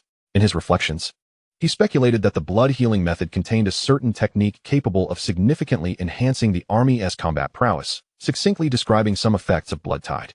He referred to it as speculation to avoid drawing undue attention. Having only mastered the blood-healing method for less than a day, claiming to have grasped an intermediate technique was best kept to himself. Thus, he could only suggest it was a guess. If such a technique existed, it would merely be a fortunate coincidence on his part. Watching Yi Qin, Niahai's eyes widened in astonishment with each passing moment, until Yi Qin halted his writing. He excitedly grasped Yi Qin's shoulders. Xiaoqin, are you certain this technique exists? Chapter 22. An unimaginable contribution, the qualification to enter the tomb of the martial god. Niahai, having experienced more than Yi Qin, also understood the workings of the military better. If Yi Qin's speculation proved true, the combat strength of the great Xia army would undoubtedly increase several magnitudes. Uncle Nia, I am not a deity. Who can say for certain about such matters? It is merely a conjecture. Oh, right, my apologies. I became too excited. Niahai realized he had deified Yi Qin. It was unavoidable, given how Yi Qin's actions continuously challenged his worldview, leaving him utterly astonished. He steadied his racing heart and said, Xiaoqin, there is something I need to inform you in advance. Uncle, please go ahead. Your contribution for redeeming the blood-healing method may not be available for some time. Although this method is not of a high realm, it is universally cultivable, and I intended to grant you contribution points equivalent to a top-tier mysterious rank martial art. However, I am no longer qualified to do so. The actual worth of this technique requires a meeting at a higher level to determine. If your method indeed possesses such collective effects, the contributions it could yield would be monumental, something even you cannot fathom. It would be enough for you to enter the tomb of the martial god. The tomb of the martial god? What is that? It sounds impressive. The tomb of the martial god is a grave, its origins long obscured. Some say it is the burial ground of ancestors who perished fighting to keep calamity at bay beyond the borders of the Great Xia. Others claim it is an ancient battlefield where many remains of races that should belong to other continents have been found. It is said that within lie the remains of ancient martial god-level beings, and not just one, with the lowest being of the fourth realm. You are indeed aware that the history of the Great Xia, as well as the entire narrative of world civilization, has encountered significant discontinuities, the reasons for which remain shrouded in mystery. The one certainty is that this location serves as a site of heritage, a battlefield. Should an appropriate individual enter, the spirits entombed within shall manifest, engaging that person in combat. To lose means death. To triumph bestows the most cherished inheritance of the departed souls. Within the martial goddess sepulchre, the record for the highest number of summoned spirits stands at 360, including 3 from the realm of martial gods. The custodian of this record is none other than our contemporary martial god. Yi Qin's eyes gleamed with anticipation. Was it possible to attain the legacy of a martial god? After hearing this revelation, he felt a compelling urge to witness it for himself. After all, he had invested an effort 1,000-fold greater than that of others, complemented by a modicum of trivial assistance from the system. In a contest of equal realms, he prided himself on his ability not to be bested by anyone. The notion of historical discontinuity suddenly reminded Yi Qin of the catastrophic event he had heard about in the memories of the Blood Recovery Master. Was there a connection between the two? Setting this thought aside for the moment, Yi Qin began to transcribe his insights regarding the chaotic soul eye. Uncle Nia, how many merit points can the chaotic soul eye be exchanged for? Approximately 750.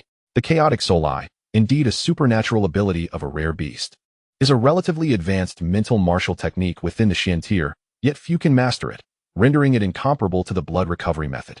Can it be exchanged for the divine machine refinement? Certainly not. The first volume of the divine machine refinement alone requires 1,500 points.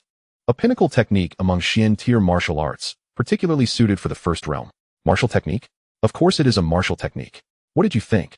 Yi Qin paused, recalling that Yi Han had indeed not specified that the divine machine refinement was a martial skill. She merely stated that its first volume could enhance short-range combat proficiency. This turned out to be a martial technique. Enough of this confusion, I'll increase it by 50, granting you 800 merit points. Uncle Nya, can you truly decide on this merit? Be cautious not to stray onto the wrong path. Impudent boy, what are you thinking? Uncle Nya smacked the back of Yi Qin's head, reminiscing about his own days of charging into battle on the front lines. Do you think I hold only the title of the demon-locking arena champion? Is that so? Then Uncle Nya, could you possibly add a bit more? Niahai turned his back, falling silent. Yi Qin was merely jesting, yet he adopted a serious demeanor.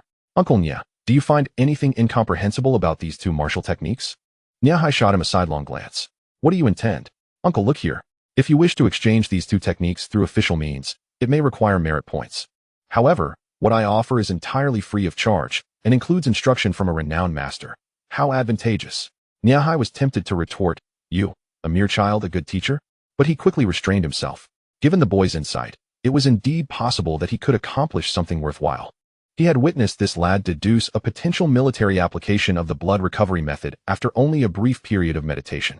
Contemplating this, Niahai's expression grew grave. Yi Qin, remember, do not expose your talents before others. If you must reveal them, do so with discretion, 7 parts concealed, 3 parts revealed. Like an iceberg, the world has both light and shadow. While some may marvel at a youth's gifts, others will harbor envy and seek to destroy him. Danger does not solely arise from external sources. Internal corruption is equally perilous. Uncle, an iceberg reveals 1/8. Impudent boy, he rolled his eyes. Enough of your cleverness. It's only you who manages to deceive others, yet I've seen no one manage to deceive you. Do you remember I mentioned a surprise for you upon your arrival at the secret realm? Is it not the stunning rainbow sword? That is merely one of them. The treasures I have won from that group of old men far exceed what you see here. Do not emulate me. Gambling is a vice. I possess absolute confidence in my success. Understood, Yi Qin replied, rubbing his hands in anticipation. Niahai retrieved a small pouch from his robe and handed it to Yi Qin. This is a spatial storage device with a capacity of 3 cubic meters. Your bow and arrows, as well as the Zhu fruit, can be stored within. There is also a jade box inside, which will preserve the Zhu fruit from spoiling. Additionally, I have 1/6 pills, 3 first-tier heart-calming pills, and 3 first-tier thunder rune pills. The former hastens your comprehension, while the latter refines your physique. Both are first-tier, and it is advisable to wait until you reach the first realm before consuming them. Furthermore, I do not recommend using pills to forcefully break through realms, as this could destabilize your foundation. Understood, Yi Qin nodded.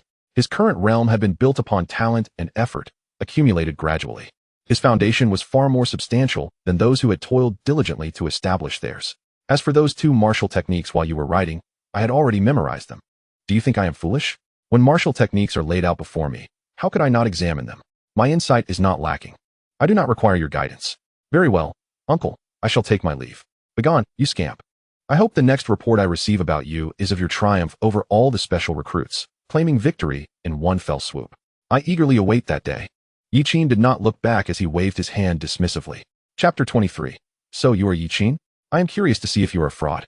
Are you finished? Done. How does it feel? Comfortable. Chao Lin glanced at Yi Qin, then at Lin Ping. What a dismal exchange between you two. Yi Qin shrugged. Turning to the side, Uncle Zhou, when do we depart? Now, I have already booked the tickets. We shall fly directly to Kyoto. There is still a week until the commencement, so we can familiarize ourselves with the environment beforehand. Many special recruits also arrive a week early in Kyoto, aiming to spar with others who arrive early and gauge their respective levels.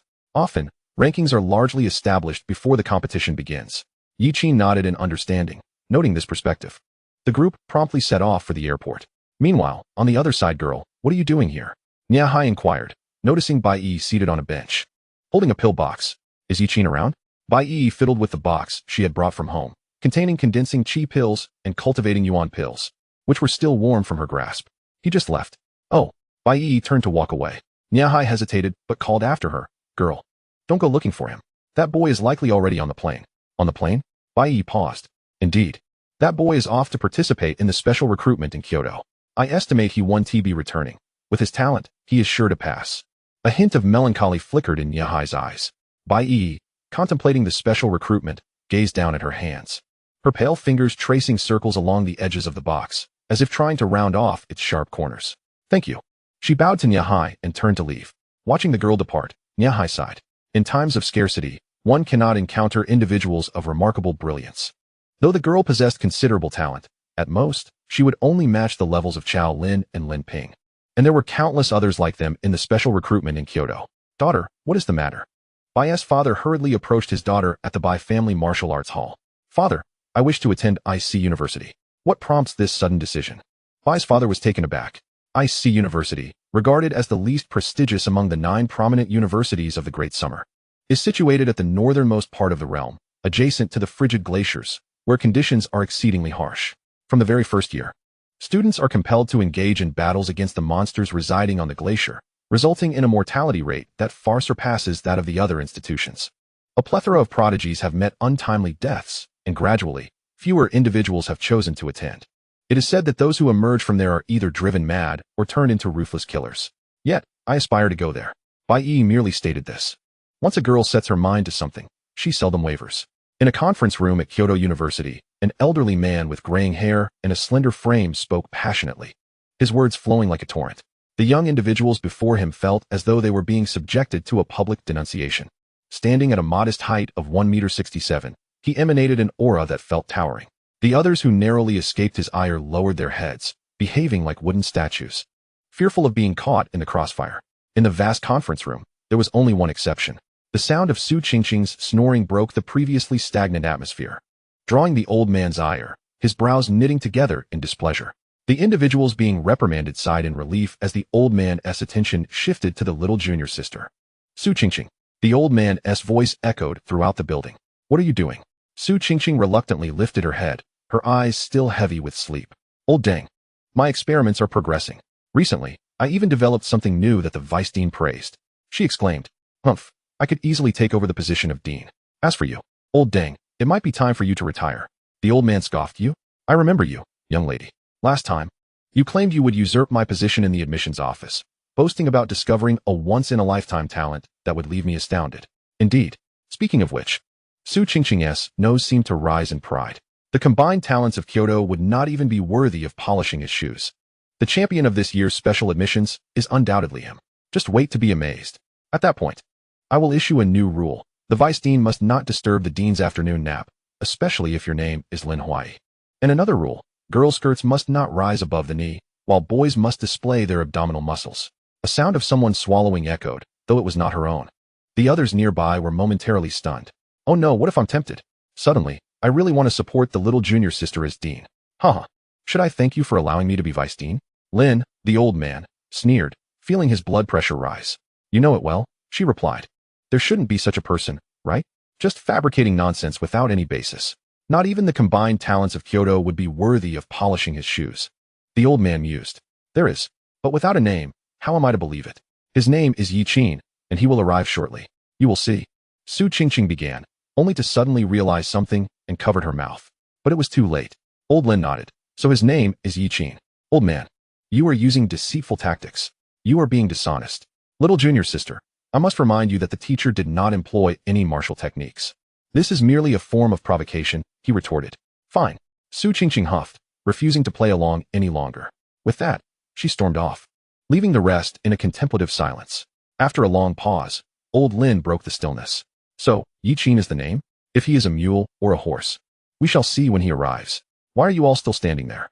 Have you completed your projects? The others silently noted the name. Though Su Qingqing excelled in research, her naivety in dealings with others might render her vulnerable to deceit. Collecting data in remote areas could lead her to encounter a genius who, while initially appearing ordinary, reveals extraordinary talents. Such scenarios increasingly sounded like a con. Each person present, despite being publicly chastised, were all influential figures in their own right. Individuals whom others sought to curry favor with. And all of them remembered the name Yi Qin. Little did Yi Qin know that even before his arrival in Kyoto, many had already begun to keep tabs on him. Should he prove to be genuine, it would be one matter. But if he were a charlatan seeking to deceive the little junior sister, they would not hesitate to act with ruthlessness. Chapter 24, Chaotic Soul Eyes, Blood Healing Method Perfected. A new application, Awakening Sword Intent. Kyoto, what a refreshing atmosphere. What a clear sky. Lin Ping spread his arms wide, marveling at the heavens. Do you truly believe what you just said? Chao Lin rolled his eyes. Moreover, weren't you once quite taciturn? What caused this sudden change? After such a severe shock, one would naturally change. Lin Ping glanced at the now nonchalant Yi Qin. He had already surrendered to the flow, indifferent to how things unfolded. Yi Qin stretched. Having been on the go for 2 days without rest, he had barely managed to sleep, dozing off from Anqing to Kyoto, only briefly waking up to sneeze a few times. Lin Ping and Xiao Lin exchanged looks. "We finally arrived in Kyoto. We must let those so-called geniuses experience the terror of being dominated by wild birds." "Agreed. We can't be the only ones suffering. I've booked a hotel. Let's rest for a bit," Zhou Yuan remarked, glancing at the sky, which was already dark, yet Kyoto remained brightly lit. "We'll discuss matters tomorrow." Having come such a long way, they were determined to tour the city. "I want to experience the crowded power train. I've heard that even second-tier martial artists can barely move amidst the throng, rendered incapable of utilizing their skills. I wonder if it's true. I wish to visit the heaven on earth." The three turned in unison to look at Yi Qin. Lin Ping and Xiao Lin regarded him with newfound respect. "Who would have thought you were such a remarkable fellow? Truly a role model for our generation. Someone like you, wanting to see resources, must be seeking high-definition content. Why go through all that trouble?" Yi Qin lightly scoffed, crossing his arms, internally thinking that his pursuits were indeed of high definition. The three responded in unison. "Well said." A voice suddenly called from behind. Turning, they saw a golden-haired young man approaching, accompanied by a black-haired girl in a Lolita dress, appearing to be of similar age. The girl was engrossed in her phone, trailing closely behind him. "Your words are truly enlightening, brother. To possess such insight is indeed remarkable." The young man raised his hand as if to place it on Yi Qin's shoulder, only to grasp at thin air. His squinted eyes widened slightly, and even the girl behind him lifted her gaze. Xiao Lin crossed his arms. "Who are you?" Though the golden-haired youth spoke fluent Great Summer language, he carried a somewhat literary flair. "I am Zhubuguwei, and this is my sister, Zhuijing. We just flew back from abroad. Despite my appearance, my mother is from the Great Summer, and my Chinese name follows her surname, What?" The young man seemed proud of his surname. "Oh," Xiao Lin replied, unimpressed. "Come on. Let us head to the hotel," Yi Qin suggested. He cast a fleeting glance at the man, who had evidently been probing him moments earlier. However, this interaction imparted a significant revelation to Yi Qin. The timing of his return to the Great Xia, coupled with his proactive attempts to test others, strongly suggested that he was likely a candidate for the special recruitment. "Ah, very well." Zhou Yuan swiftly hailed a taxi, ushering the three away, only to suddenly realize something amiss. Wasn't he the team's mentor? "Hey, don't leave yet. Let us talk some more." Zhubuguwei reached out to retain them, but the trio paid him no heed and departed without a backward glance. As the vehicle disappeared from view, the girl finally spoke. "Quite rare." Zhubuguwei maintained a tranquil demeanor. "Indeed, such youthful talent is indeed scarce, even in the Eagle Nation. I mean, it's rare for you to falter right from the outset." "What do you mean? I didn't even utilize any martial techniques. Is it unreasonable that I didn't capture him? Neither did he employ martial techniques." Zhubuguwei clutched his chest, feigning great distress. "Oh dear sister, do you truly have to pierce your brother's heart like this?" The truth is as sharp as a blade. Within their circle, he was among the strongest. The most prestigious institution in the Eagle Nation had already extended an olive branch to him, yet he was compelled by his mother to come here. Little did he expect that upon his arrival, he would face such a setback. Both parties refrained from using martial techniques, relying solely on their mastery over muscle and physique for a contest, and despite his initial offensive, the opponent deftly evaded him. What struck him most was that the other party had clearly discerned his probing and recognized its significance, yet showed no interest whatsoever, as if he were utterly inconsequential in their eyes. Zhubuguwei exhaled softly. He had initially thought that the special recruitment from Kyoto University would be a mere formality, but he had encountered a rude awakening upon his arrival. His mother was right. The Great Xia indeed harbors hidden dragons and crouching tigers. This trip had been worthwhile. "Sister, please contact uncle and have him investigate what hotel those four have booked, and make a reservation for me as well." The girl made no immediate move, but nodded in agreement. "All right." Zhuijing paused momentarily, adding, "This is the Great Xia, not the Eagle Nation. It would be wise for you to temper your demeanor." I know. The hotel was remarkably opulent, spacious, and featured a training room slightly larger than the bathroom, allowing for physical activity and martial training within the confines of the hotel. The training room was reinforced with steel plates, indicating a special fortification. It had previously been reported that someone had attempted to install surveillance cameras in the training room to spy on others' martial arts, only to provoke a third-tier martial artist who had awakened his intuitive sense and discovered the cameras. This individual leveraged his connections to trace the cameras back to the culprit, resulting in their imprisonment. Upon reaching the third tier, one would awaken their intuitive sense, enabling them to foresee danger. Thus, those who sought to spy using cameras would also be detected. Consequently, such actions were exceedingly rare, though not entirely absent. Eventually, the government enacted relevant policies and technologies, which gradually quelled such incidents. Yi Qin, however, was unconcerned by these matters. Could a camera truly infringe upon his system? He silently chanted within his mind, "System.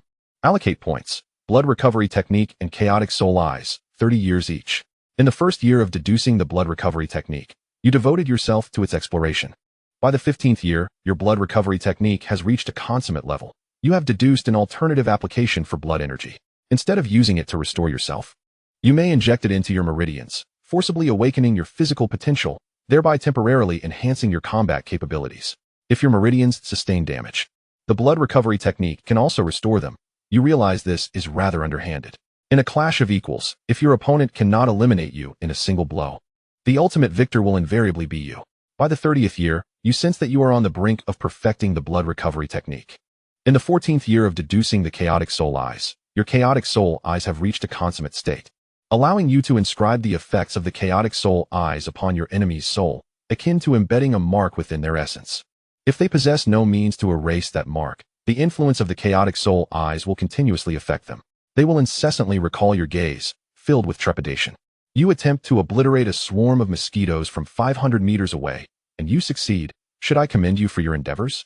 In the 30th year, your chaotic soul eyes have attained perfection. You realize that the true essence of the chaotic soul eyes lies in intention. What is it that enables a mere glance to disrupt another's mind? Beyond the psychological impact, there exists intention. When a butcher raises his knife, cattle and sheep dare not stir. When a bloodied individual smiles at an ordinary person, you feel a chill. When an unparalleled swordsman grips his blade, even in stillness, you understand that the sword in his hand is not merely for show. You ponder whether this intention could be infused into other aspects. With the blood recovery technique perfected, a novel application emerged. Yi Qin's eyes sparkled with realization. He had not anticipated that the blood energy of the blood recovery technique could also be harnessed to exploit his physical potential. This served as a reminder to Yi Qin. Numerous martial arts in this world are life-risking techniques, capable of significantly enhancing one's strength at a considerable cost, sometimes even at the expense of one's life. Such martial arts cannot be termed as having any degree of proficiency, for no one has the opportunity to master them. Yet Yi Qin was different. He possessed a system. Curiosity piqued. He wondered if engaging in the deduction of such lethal martial arts within the system would lead to his demise.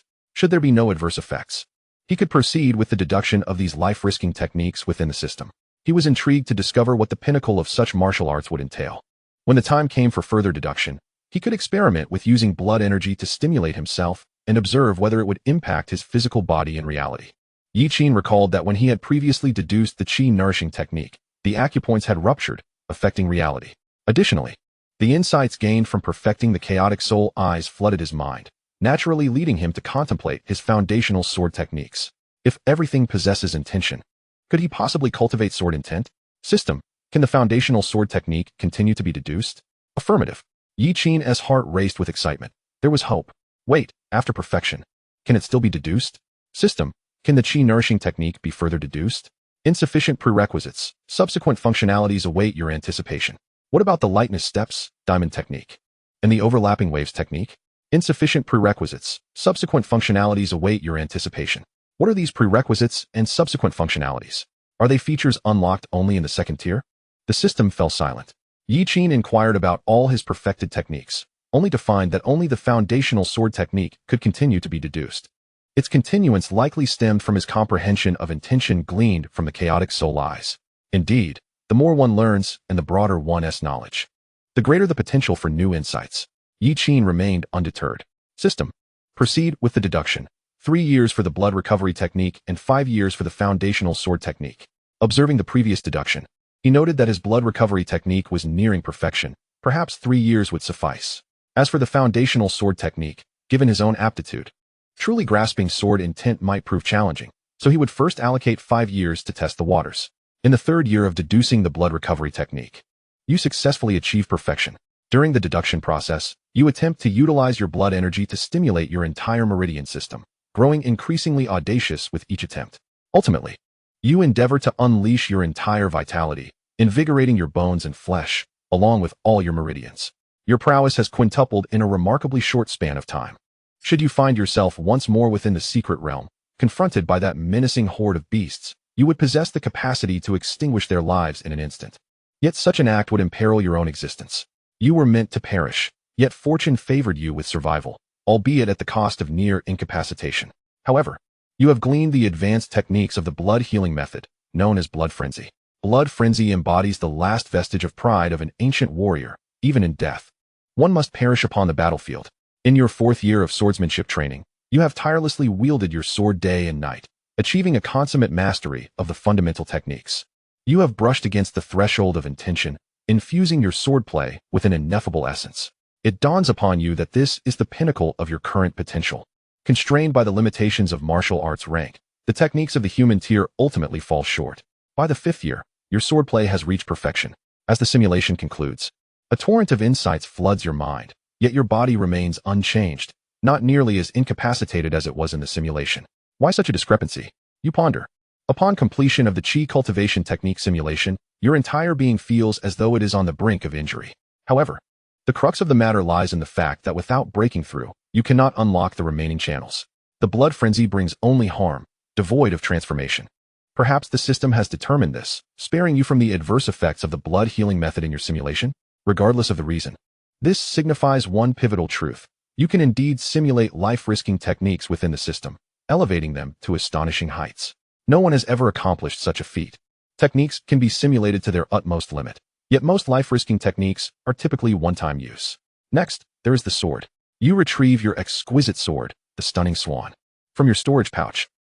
Perhaps it is best not to showcase it before Zhou, lest he feel intimidated. The moment you grasp the sword, an indescribable sensation overwhelms your heart, as if the sword itself possesses emotions. You swing the sword at a deliberate pace, yet it hums with an otherworldly resonance. That sensation is profoundly enigmatic. You recognize that this is not true sword intent, merely a nascent form. You seek life-risking martial arts, a new sword technique, and ideally, another cultivation method. Furthermore, once Sister Ye's divine machine refinement arrives, you will assess its efficacy to determine whether to exchange for subsequent chapters. Additionally, slaying beasts will earn you longevity. Your current objective is to secure the top position in the special recruitment, gaining admission into the university. The rewards for achieving the top position will expedite your ascension in strength. Moreover, the special recruitment offers greater resource allocation compared to regular admissions. Entering the university will afford you more opportunities to encounter beasts. You currently have 152 years of life remaining, which should suffice for simulating 1 or 2 profound tier techniques before the special recruitment begins. Chapter 25. One sword is sufficient. The following day, in the early morning. Knock, knock, knock.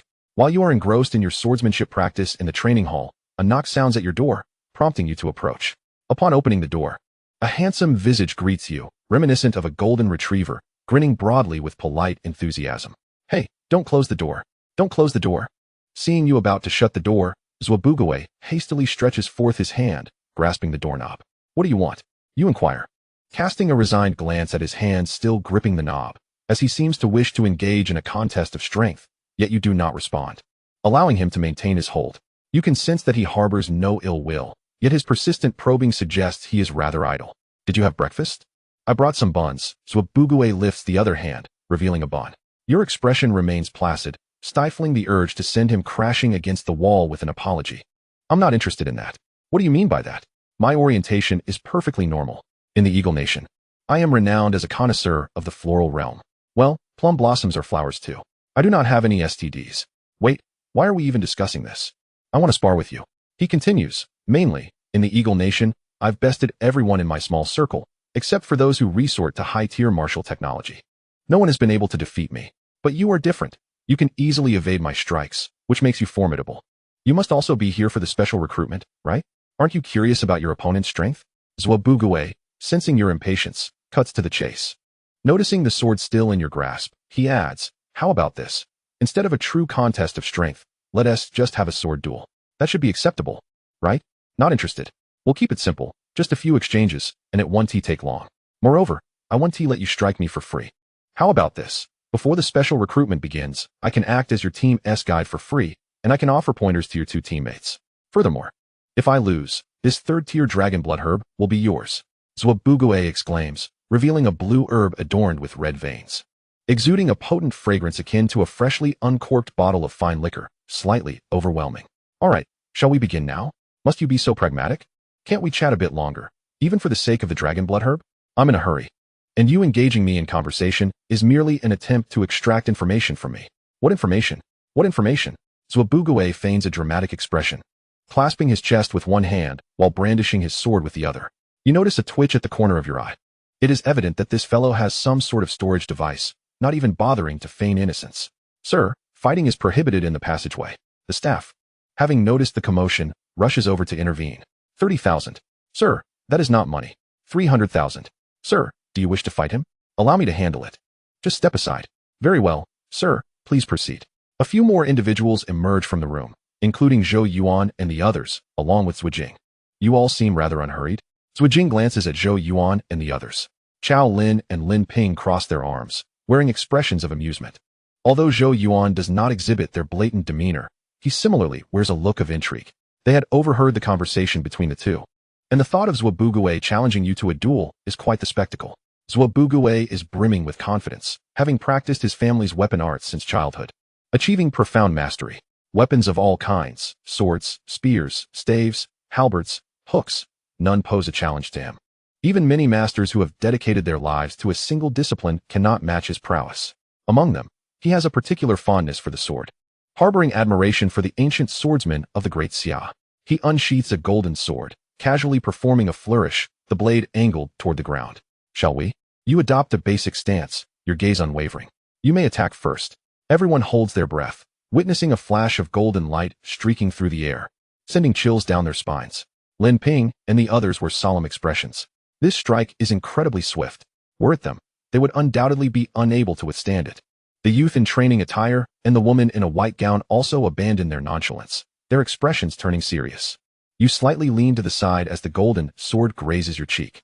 You grip your sword and gently push it forward. This motion resembles both a thrust and a flick. It is a simple action, yet it is executed with a deliberate slowness. At the very moment Yi Qin made his move, Zhuxian felt an overwhelming alarm coursing through his body, his pupils constricting sharply. Although the sword moved languidly, he realized that with a mere sidestep, he could easily evade it. Yet, an inexplicable sensation of being unable to escape enveloped him. It was as if, regardless of his actions or responses, that sword would unerringly find its way to his throat. In a contest solely of swordsmanship, without employing any other techniques, he held no hope of victory. He surrendered. To the onlookers, it appeared that Zhuxian had struck first, only for Yi Qin to slowly present his sword, pressing it against Zhu's throat. I have triumphed. I have been defeated. The two voices resonated simultaneously. A sense of foreboding washed over many in the crowd. Zhuxian furrowed her brow. She understood that her brother would never engage in a sham battle at such a critical moment. The only plausible explanation was that he had resigned himself to defeat, deeming further struggle unnecessary, thus preserving his dignity. Realizing this, Zhuxian's gaze towards Yi Qin shifted, now imbued with profound respect. This individual was undeniably formidable.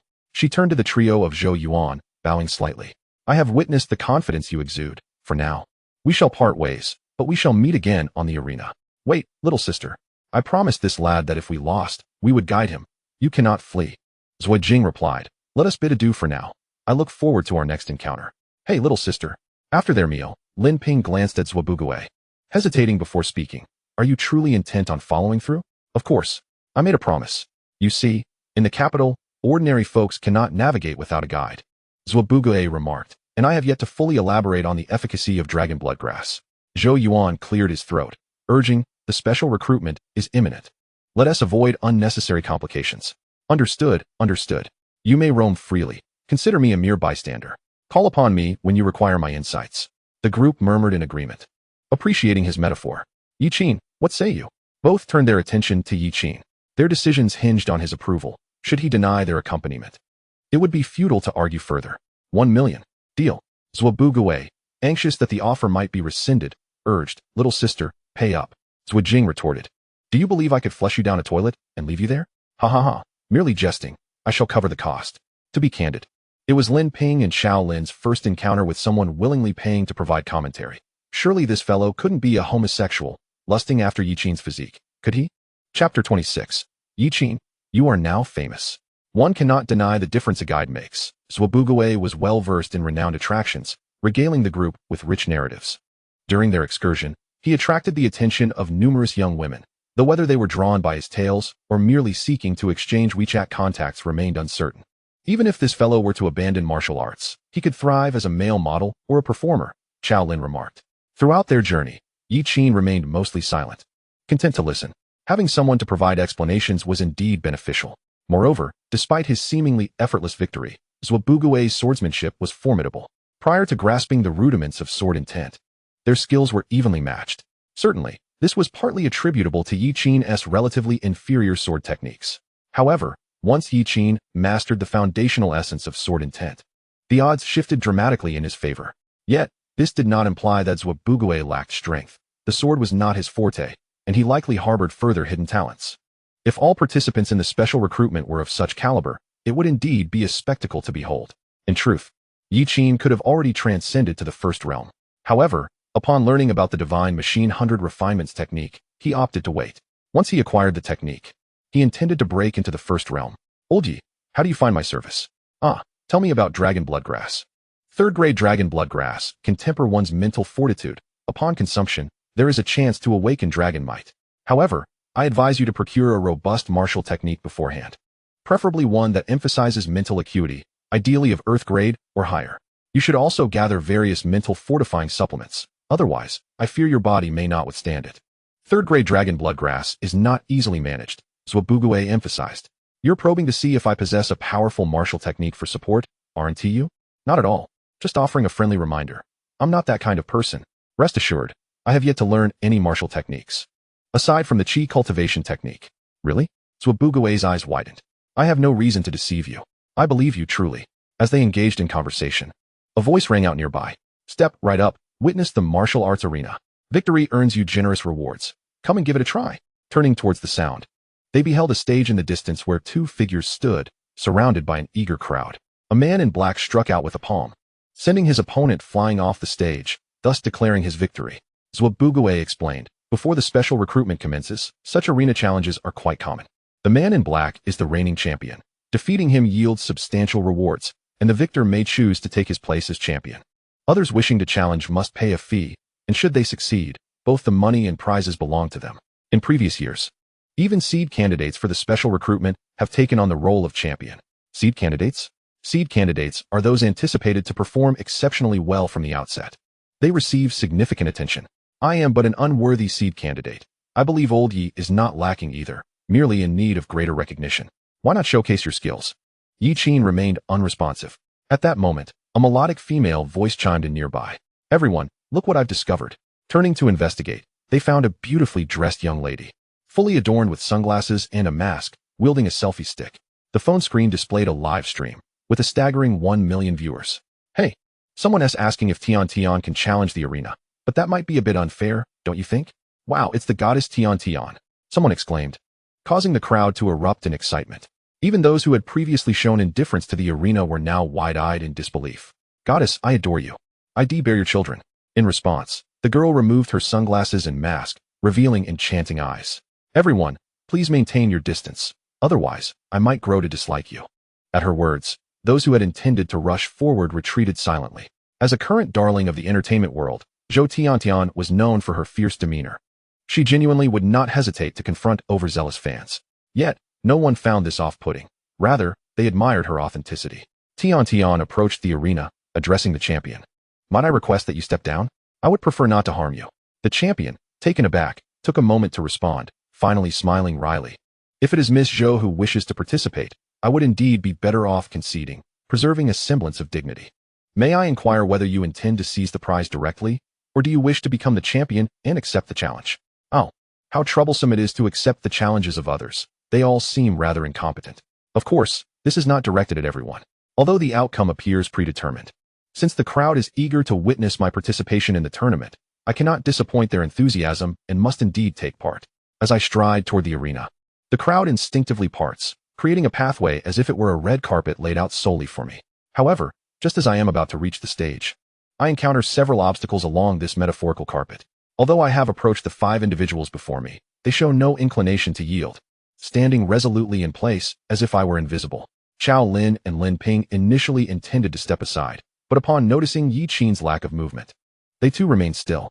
Would you kindly move aside? Zhuobugui turned to his companion Zhu Jing and remarked, Sister, how can some individuals possess such audacity? This space is not owned by them. They could easily circumvent me. In an instant, those 5 became the focal point of attention. Zhu Jing maintained her composure. seemingly unfazed by the scrutinizing gazes, and stated, Zhou Tiantian, a rising star in the entertainment industry, is also one of the seed contestants in this special competition. Seed contestant. No wonder. Understanding dawned on Xiao Lin and Lin Ping. She indeed possesses the arrogance to back it up. Seed contestants. Aren't they merely a collection of mediocrity? I do not allow anyone to grant me passage. Why should she be any different? I refuse to permit anyone to be more arrogant than I am. In the Eagle Nation, he is not the amiable gentleman he appears to be now, just by being a tour guide. Those in the Eagle Nation could never fathom that this smiling demon would willingly serve as a guide, wearing a friendly demeanor. The yellow-skinned people faced discrimination in the Eagle Nation. His ascent to the pinnacle of his realm was not achieved through pleasantries, but through relentless struggles until all feared him. Were it not for the enigmatic presence of Yi Qin, he would not even spare a glance at Xiao Lin and Lin Ping, who, in the Eagle Nation, would not even qualify to share a table with him. How dare anyone ask him to give way? What a death wish. Zhuxian's voice resonated in the livestream, causing the comments section to erupt. What the hell? Who does he think he is? He won't even allow others to be more arrogant than him. Tian, don't be upset. Come here for a hug. Encountering such oblivious individuals is truly unfortunate, ruining an otherwise delightful day. As a mere bystander, I don't see any issue. She doesn't need to be given preferential treatment. The person above is quite the self-righteous individual. Our Tian is simply domineering. A proud little phoenix. So what? If you possess the strength of a seed contestant, you too can be proud. Zhou Tian tilted her head. May I invite you to a duel? You claim I am nothing, yet I cannot tolerate your disparaging remarks about the seed contestants. Oh, let it be known that I am indeed angry. Do not seek to mask it with pretentious justifications. I will only deliver 3 strikes. Should you withstand them, I shall concede. Chapter 27. Are foreign competitors superior to domestic ones? This special selection may very well be their stage. The audience was in an uproar. To claim one could defeat a seed contestant in just 3 strikes is a bold assertion.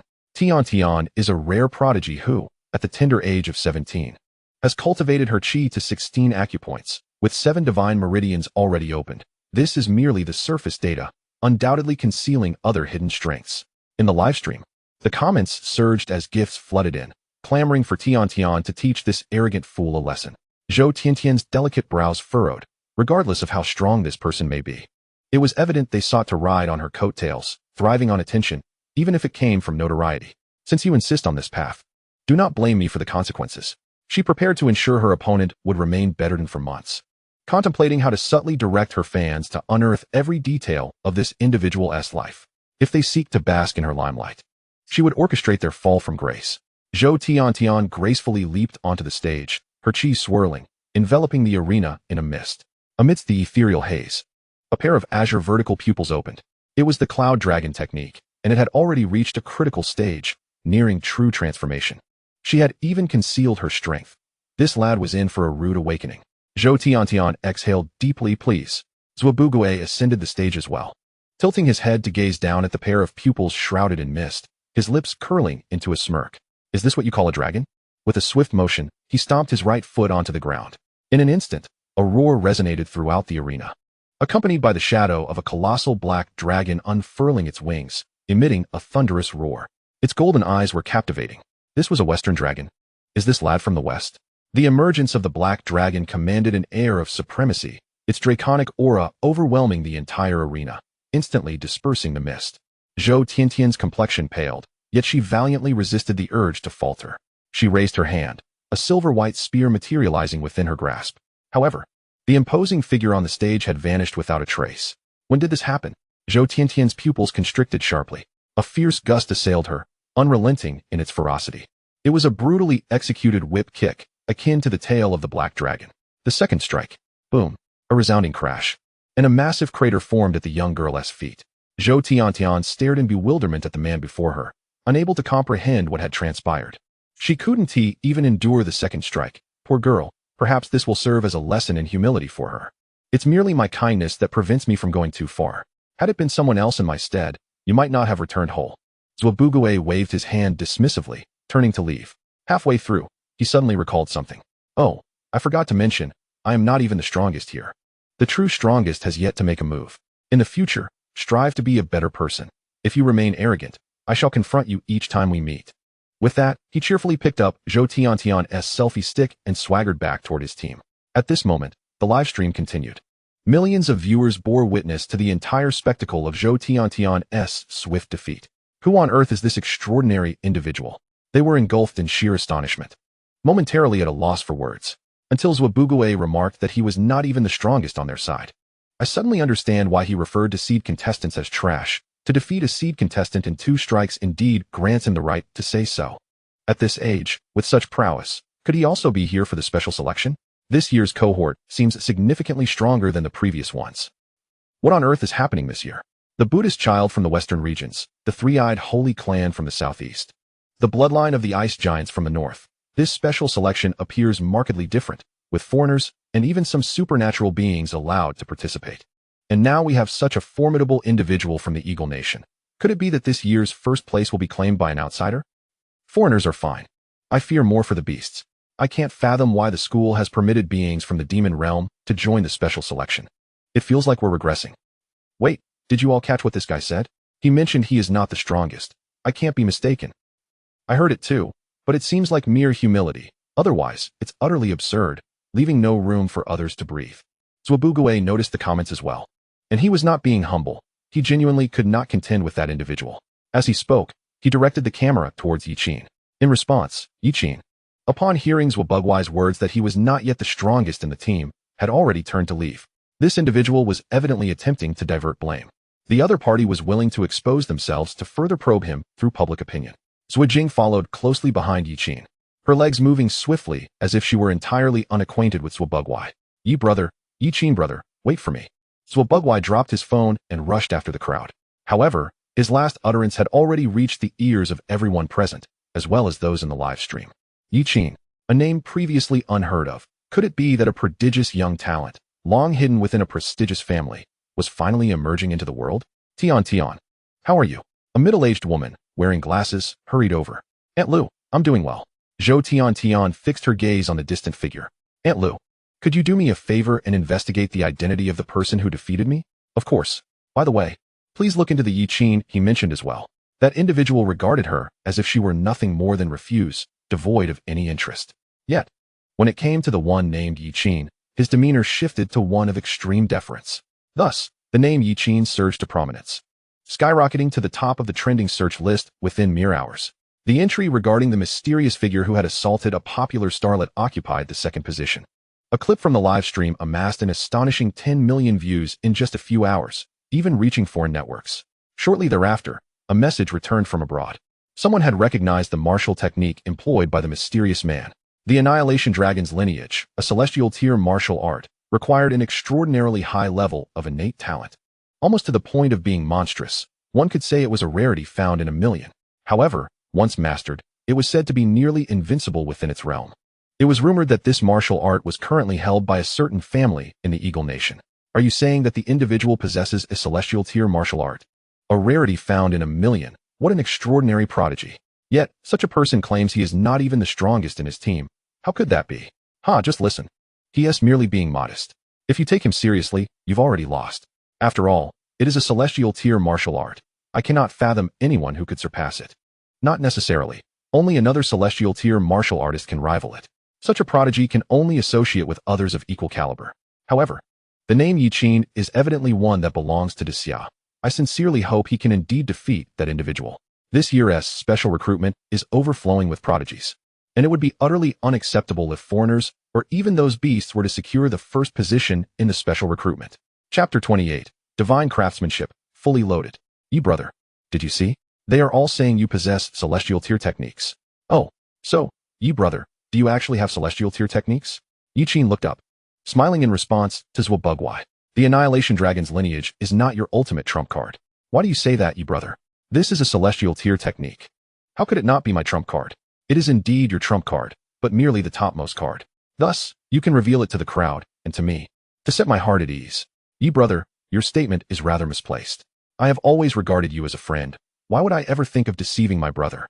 Your proficiency in celestial martial arts is too low. You are well aware of that. The others exchanged glances, unable to interject. Chao Lin and Lin Ping, at that moment, realized that given the skill exhibited by their opponent earlier, they were unworthy even to compete against him, which explained the indifference he had shown them from the outset. If there's nothing else, I'll take my leave, Yiqin stated, making his way towards the room. In the hotel lobby, some individuals had begun to glance in their direction, evidently having noticed Zwabugwai. Upon returning to his room, his phone rang. It was Senior Sister Yihan. Have you arrived in Kyoto? Send me your location. I'll forward the divine craftsmanship to you. Also, be cautious. The arena competition has attracted much attention. Numerous foreign competitors are seeking you out. Additionally, Senior Sister Xia Qingqing's seniors have become quite excited upon hearing your name. She must have inadvertently revealed it. Understood. Yi Qin felt indifferent about Xia Qingqing disclosing his name. It was not a secret that could not be revealed. If it was out, then so be it. Moreover, given Senior Sister Xia's character, he wasn't surprised that she had been tricked into running off with human traffickers. With only a few days remaining until the special recruitment began, Yi Qin planned to stay in the hotel and not venture out. The hotel selected by Zhou Yuan was state-owned, with reliable security. Before long, there was a knock at the window. Approaching the balcony, he found a drone. Hello, your package has arrived at the courier company. Please sign for it. So soon? Yi Qin was somewhat taken aback, accepting the package. He opened it to find a seemingly new book, emblazoned with the words Divine Craftsmanship in large letters. He eagerly flipped it open, scanning it rapidly. The first part of Divine Craftsmanship focuses on the physical body, corresponding to the first realm. Divine Craftsmanship posits that within a person's body lies divine machinery, also referred to as heavenly machinery. This method advocates for the relentless forging of the divine machinery within the human body to bring it forth. The practical application is remarkably straightforward, yet incredibly rigorous. One must summon their true energy avatar, which possesses an amount of true energy equivalent to that of the individual. As the avatar lacks a true physical form, it possesses no weaknesses. One must engage in a life and death struggle with their true energy avatar, utterly dismantling it, all while relying solely on physical strength. Given that it is a life and death struggle, naturally, the losing party meets their demise. To master this martial technique to perfection, one must continuously emerge victorious. This is no small feat after all. The avatar has no vulnerabilities, making it exceedingly tricky. Yet, with the system at his disposal, after utilizing blood frenzy in the previous simulation, where he should have perished but miraculously survived, it stands to reason that within the system's simulations, he should not be able to die. Life and death combat is the most effective means to hone one's fighting prowess. Moreover, the combat ability of the avatar will enhance in tandem with that of the true self. This reminded Yi Qin of the cheetah, an antelope on the prairie. The cheetah runs swiftly, and to evade its pursuit, the antelope must run even faster. Similarly, to catch the antelope and secure food, the cheetah must also accelerate. In the end, both parties' speeds reach terrifying levels. Divine Craftsmanship operates in a similar fashion. Ultimately, his and the avatar's combat abilities will become extraordinarily formidable.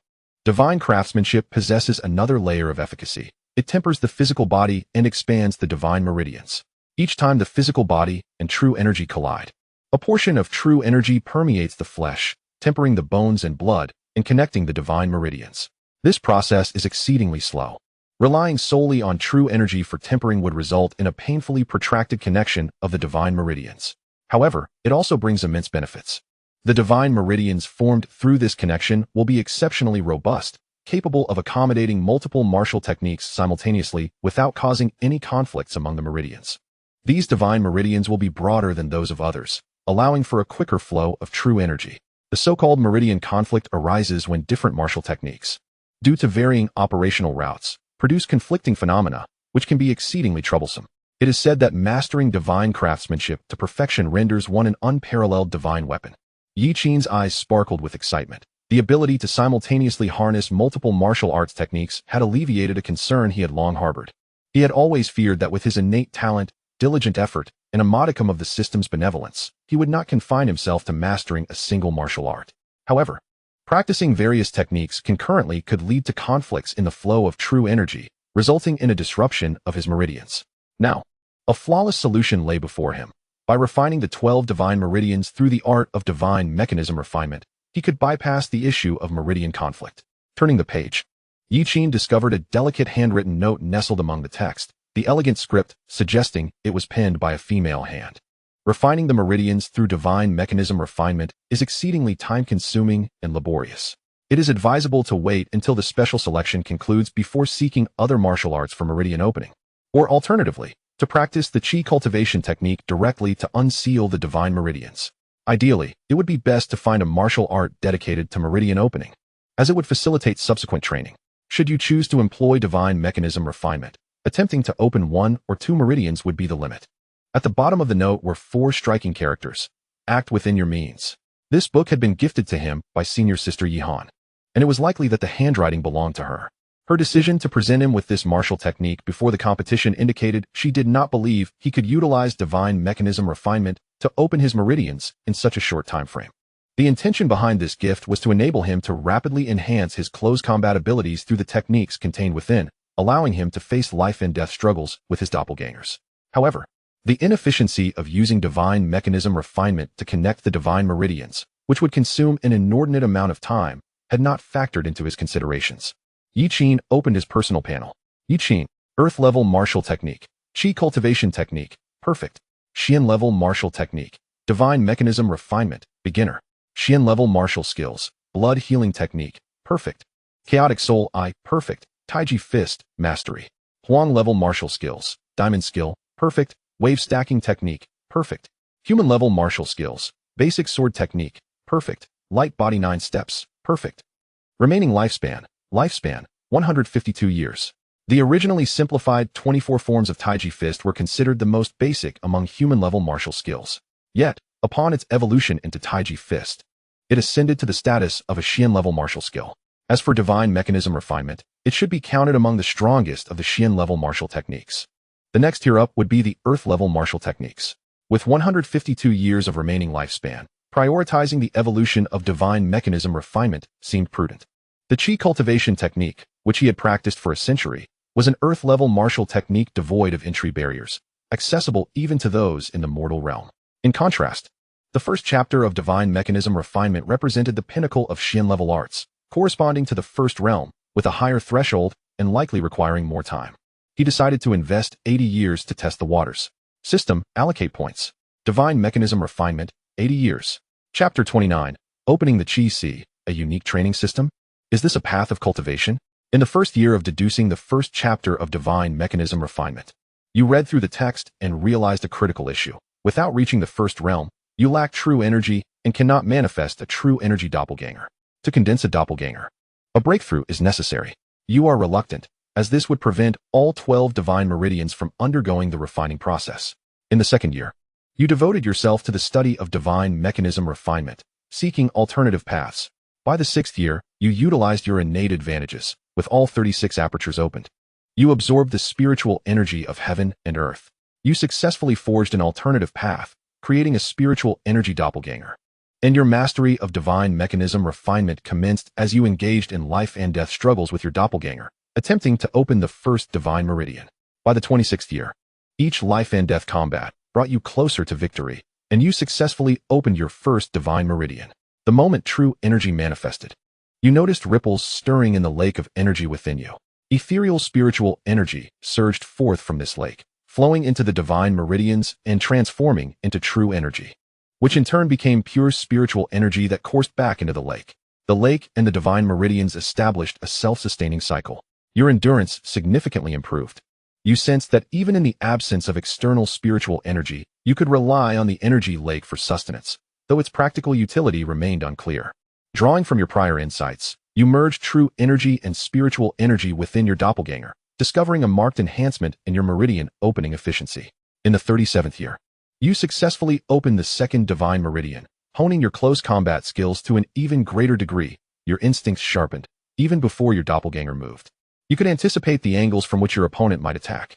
By the 75th year, you opened the 5th divine meridian. Feeling the true energy within it surge like an unstoppable river, your doppelganger grew stronger, and you found yourself battered and bruised. In the 80th year, you attempted to open the 6th divine meridian, but to no avail. Completion of the first chapter of divine mechanism refinement achieved mastery. With a cacophony of cracking bones, Yi Qin felt the 5 divine meridians within him connect, true energy surging like a tidal wave. He experienced an unparalleled lightness in his body, an explosion of power coursing through him. With a mere thought, a doppelganger composed of mixed spiritual and true energy materialized before him, followed by another, and then a third. These 3 doppelgangers simulated his pre-first realm state. Their gazes were cold and devoid of emotion. He then tossed the stunning phoenix sword from his storage bag into the hands of the central doppelganger. In an instant, the 3 doppelgangers erupted into action, charging toward Yi Qin. He met them head-on, employing Taiji Fist's harmonious blend of softness and strength.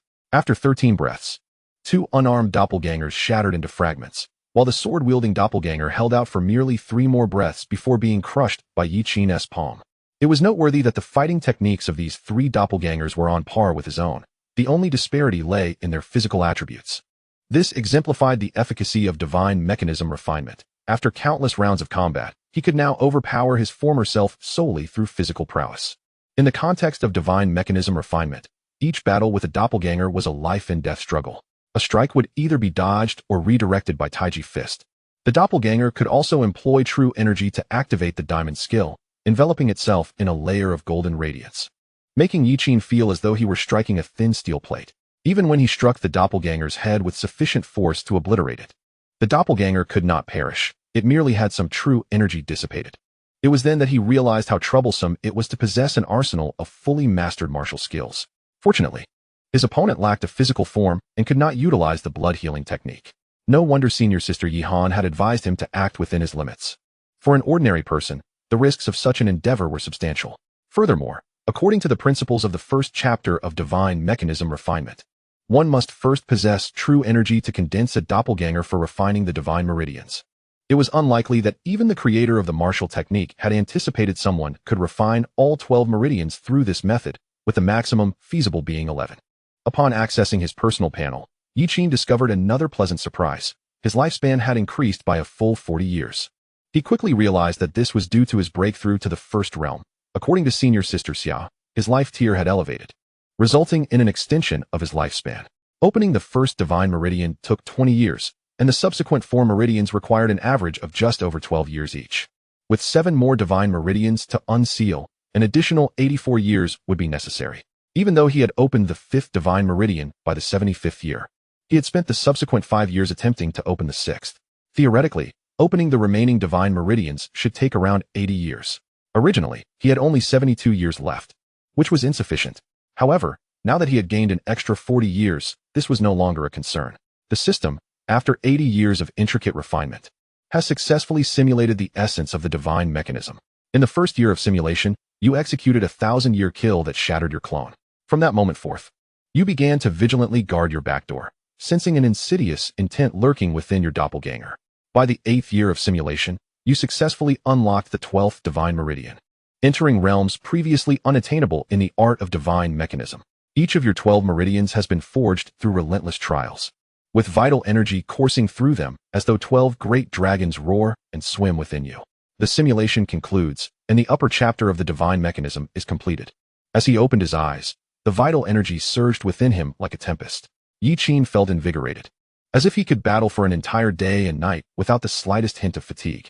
His physical prowess had more than doubled compared to before, and this rocket-like speed filled him with awe. His current accomplishments were due in no small part to the system's benevolence, but primarily stemmed from his indomitable will and relentless effort. What? You inquire where the effort lies?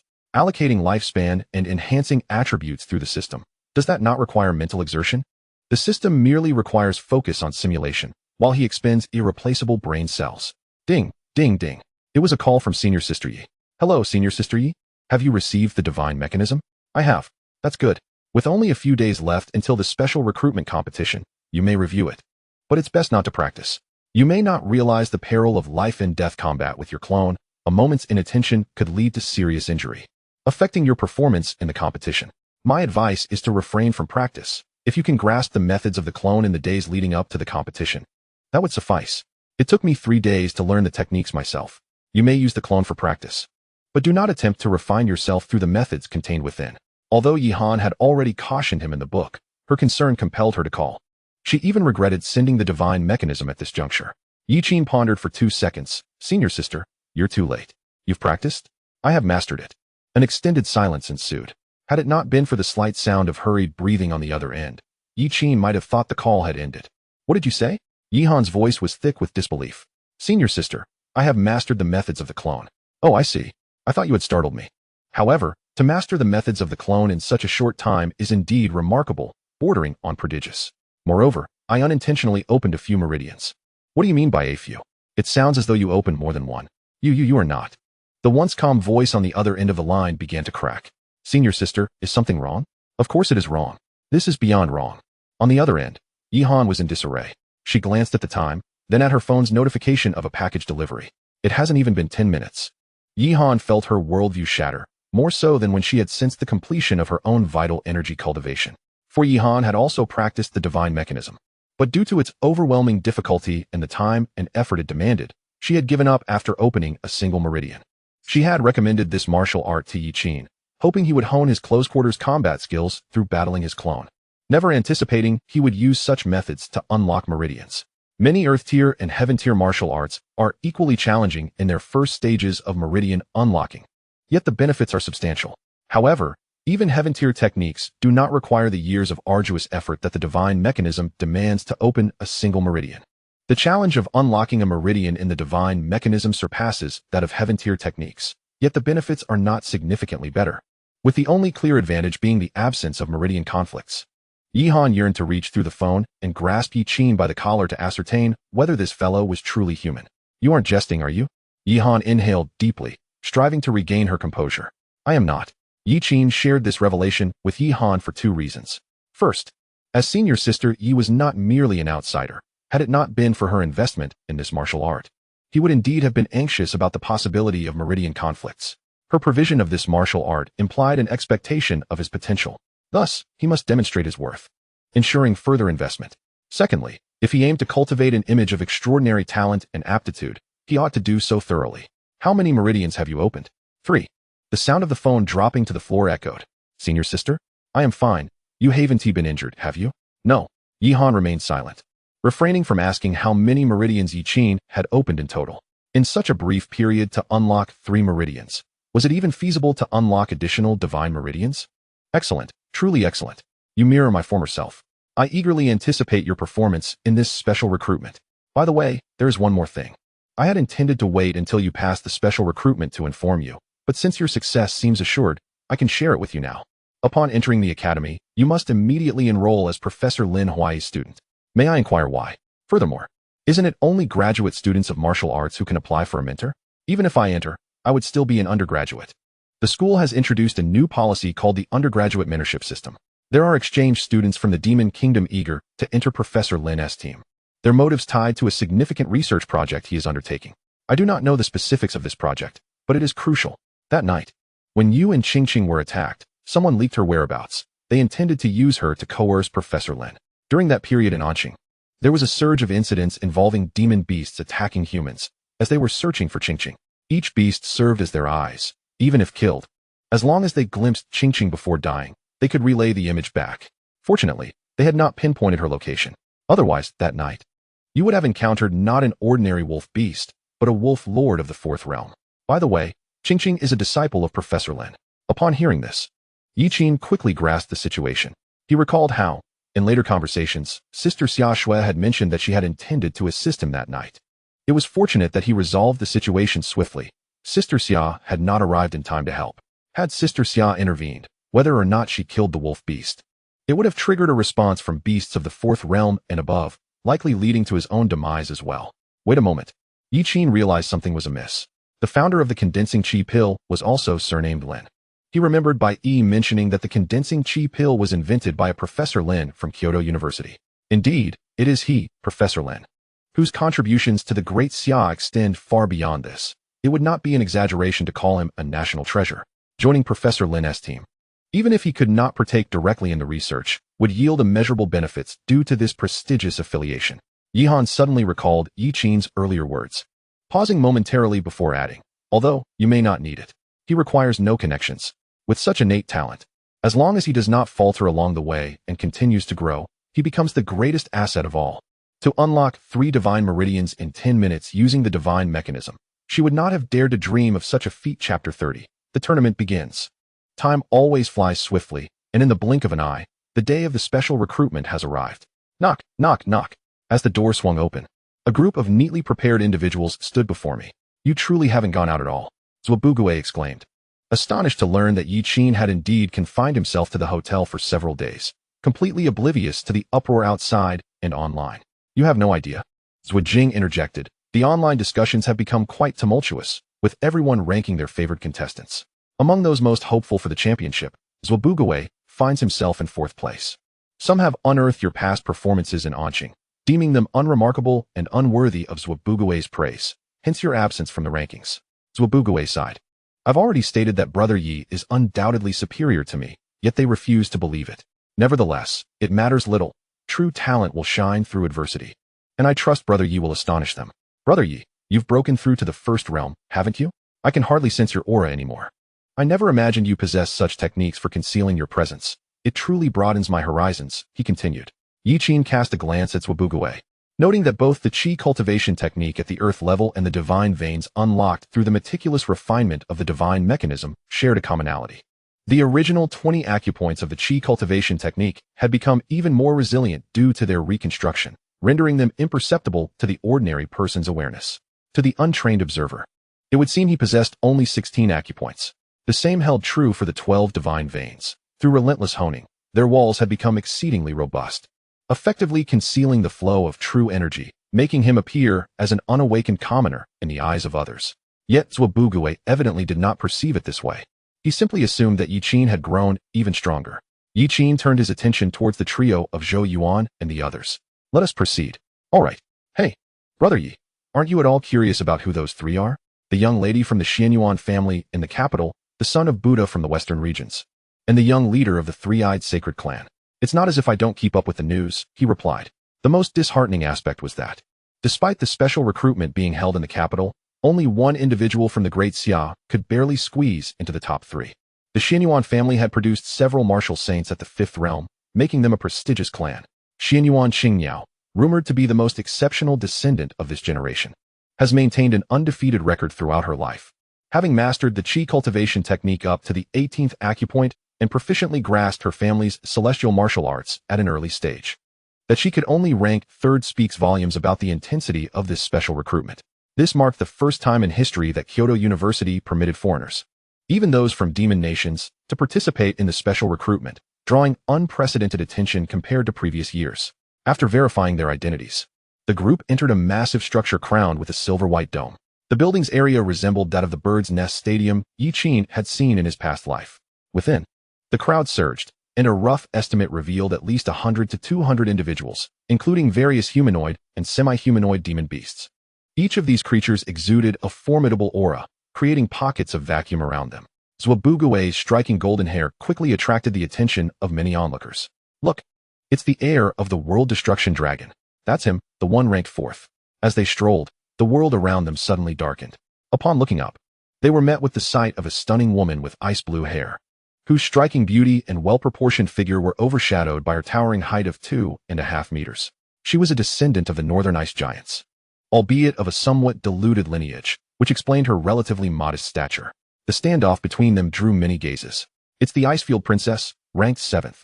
Just as speculation arose about a potential conflict, the woman bowed slightly and extended her hand towards Yi Qin. Hello, I am Bing Shuang. Yi Qin, he replied politely, shaking her hand briefly.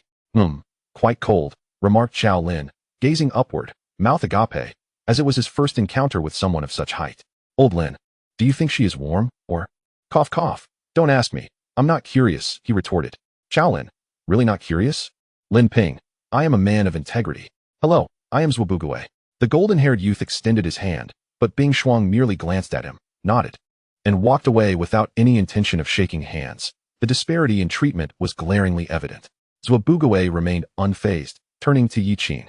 I've heard that ice giants possess a unique talent. They can accurately discern who poses the greatest threat and who is worth befriending among those present. Akin to a third realm instinct, Yi Qin remained noncommittal. Compared to that, he was more intrigued by the martial arts of the ice giants and whether he could cultivate them. There exist disparities in martial arts across different species. Humans attempting to practice the martial arts of demon creatures often face significant challenges, much like the chaotic soul eyes. However, Yi Qin had no cause for concern. He had even contemplated whether, upon gaining strength, he should seek out a demon race that opposed humanity, eliminate them, and use the lifespans he plundered to deduce their martial arts and divine abilities. It sounded rather hellish, yet it was indeed a viable strategy, feeding war with war. All special recruits, please proceed to the silver teleportation platform. The rules for the first match will soon be announced. Let us go, Yi Qin urged. Within the venue stood several silver teleportation platforms. The crowd ascended one of them, and shortly thereafter, someone approached to distribute black wristbands. The announcement echoed just in time. This year's competition rules differ from previous years and are divided into two parts. In the first phase, you will be transported to a deserted island teeming with demon beasts. Each demon beast has been meticulously selected, with the weakest being at the mid-level of the first realm, making them formidable opponents. The central area conceals demon beasts of the second realm. You must slay these beasts to earn points. 10 points for a mid-level first realm demon beast, 50 points for a late-level first realm demon beast, and 300 points for a second realm demon beast. Each kill will be recorded by the wristband you wear. Out of the 180 participants, only the top 32 in points will advance to the next round. Alternatively, you may attempt to eliminate as many opponents as possible, reducing the number of participants to below 32, which is also a valid strategy. During the competition, pressing the red button on your wristband will be considered a withdrawal from the competition, resulting in immediate transportation out and forfeiture of your qualification. Until then, regardless of what occurs, the organizers will not intervene. Please take responsibility for your own safety. Now, the competition begins. As the words fell, the teleportation platforms erupted with silver light. In an instant, everyone vanished from their original location. Simultaneously, the largest online communication platform in the Great Xia, the martial arts platform, activated an official livestream. The martial arts platform resembled a fusion of forums, video sites, and live streaming services from Yiqin's past life, boasting an immense scale. The moment the livestream commenced, millions flocked to it. It's in points-based competition. How novel. Finally, it has begun. Who do you think will be the first to score a kill? I'm more curious about who will be the first to be forced to press the button to exit, or who might die before they can even press it. The demon beasts are all at least mid-level first realm. Within the same realm, the formidable physiques and unique traits of these creatures hold an advantage in combat. Most participants likely haven't even reached the mid-level of the first realm. How will they earn points? By snatching from others? This time, the approach is truly radical. Unless the button is pressed, we shall bear no responsibility for safety issues, which is quite different from previous sessions. Those vile beasts of the demon race may very well target our contestants, preventing them from even pressing the button. There is no alternative, given the current international climate. We cannot afford to be anything but aggressive. Only through the baptism of blood can one grow at the fastest pace. The delicate flower in a greenhouse model is simply untenable. I hope all matters can conclude within our generation, allowing future descendants to once again enjoy the privileges of sheltered growth. In the center of the live broadcast, a vast island appears. The red dots representing the contestants are evenly distributed across the island. Among them, a few unfortunate red dots are assigned to positions close to the center of the island. Prior to the start, the broadcast announced that the center is inhabited by second-tier demon beasts. Quick, pull up the footage. Let us see which unfortunate souls it is. As if responding to the barrage of comments, the scene shifts. In a valley, beside a stream, a figure clad in black emerges before the audience. It is none other than Yiqin. Chapter 31, Slaying the Giant Python, shocking the entire arena. It's him, that Yiqin. Although Yiqin did not reveal his face at that moment, the astute netizens had already identified his identity and visage. The boy hails from a remote small town, with a sparse record of achievements, having never participated in any large-scale events. The parents of Zhuxian were also researched. His mother is the sister of the current head of the Zhua family from Jiangnan, a family not inferior to the Xianyuan clan. Rumor has it that his father belongs to a certain family in the Eagle Nation, with whispers suggesting he is an illegitimate child, yet highly capable. In comparison, everyone concluded that Zhuxian's earlier remarks were merely jest. Some even envied Zhuxian for joking with Yiqin, claiming Yiqin had latched onto a significant benefactor. To befriend such a person is a stroke of luck, as even a mere trickle from their resources could sustain an ordinary person for a lifetime. As for whether Yiqin could surpass Zhuxian, the notion of a clown duck transforming into a swan is best left to dreams. He possesses superior genetics, better resources, and more advanced martial techniques, having been nurtured under the guidance of elders since childhood. Moreover, according to sources from the outer net, Zhuxian is among the elite in the highest circles of prodigies in the Eagle Nation. No one truly believes Yiqin could be stronger than Zhuxian. It is evident that Zhuxian seeks to elevate his friend. One wonders how Yiqin managed to catch Zhuxian's attention. How long do you think he can last? Being specially recruited, he can't be too weak, but I heard this fellow is merely at the mortal realm.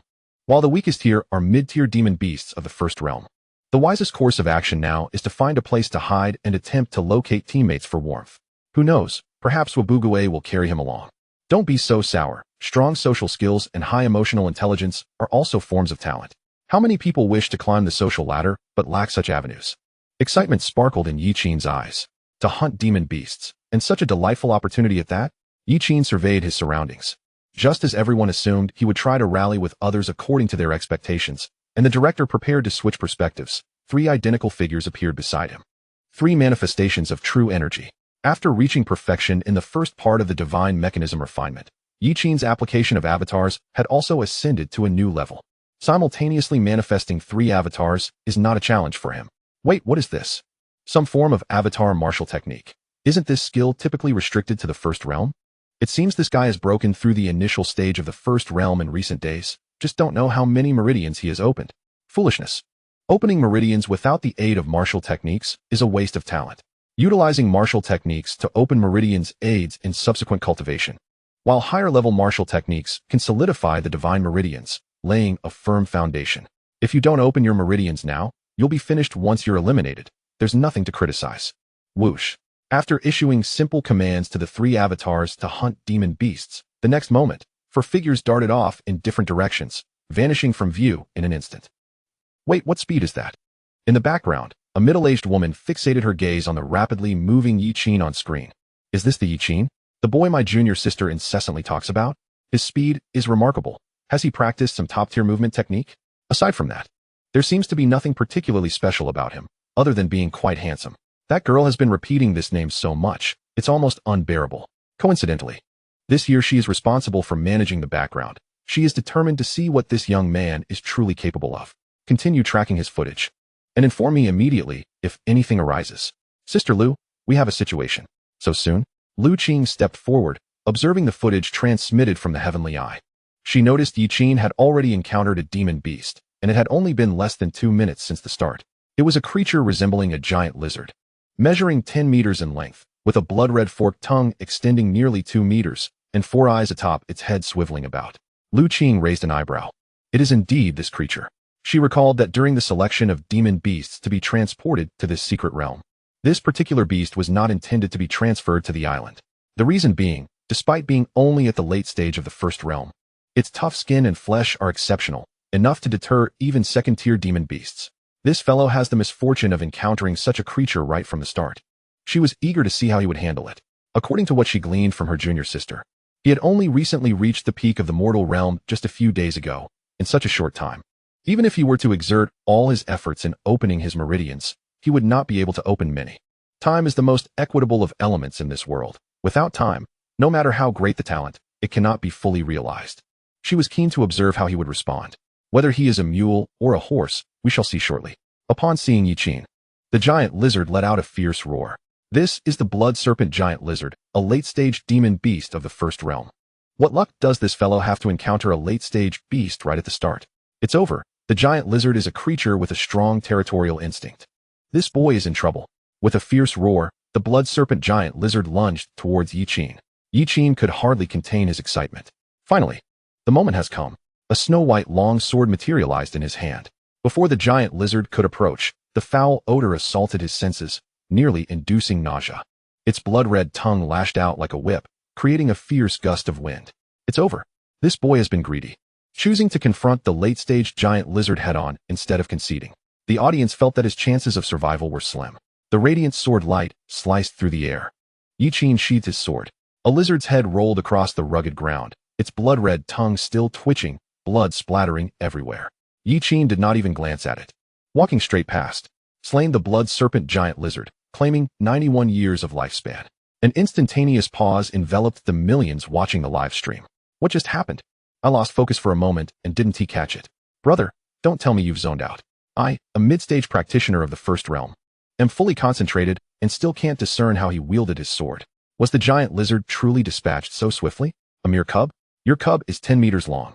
In that moment, everyone became acutely aware of a certain truth. Was Yi Qin's worthiness of Zhuobugui's esteem truly based on mere social skills? Or could it be that a genius like Zhuobugui would regard someone who merely excels in flattery? The transformation of perceptions can be remarkably abrupt. Any form of mockery or skepticism pales into insignificance in the presence of the still bleeding head of the giant lizard. Chapter 32. Instant kill of the tiger-faced beast. Tell me, is this a clone? Minister Lu, are you all right? Yes, I'm fine. Lu Qing, realizing her lapse, quickly regained her composure.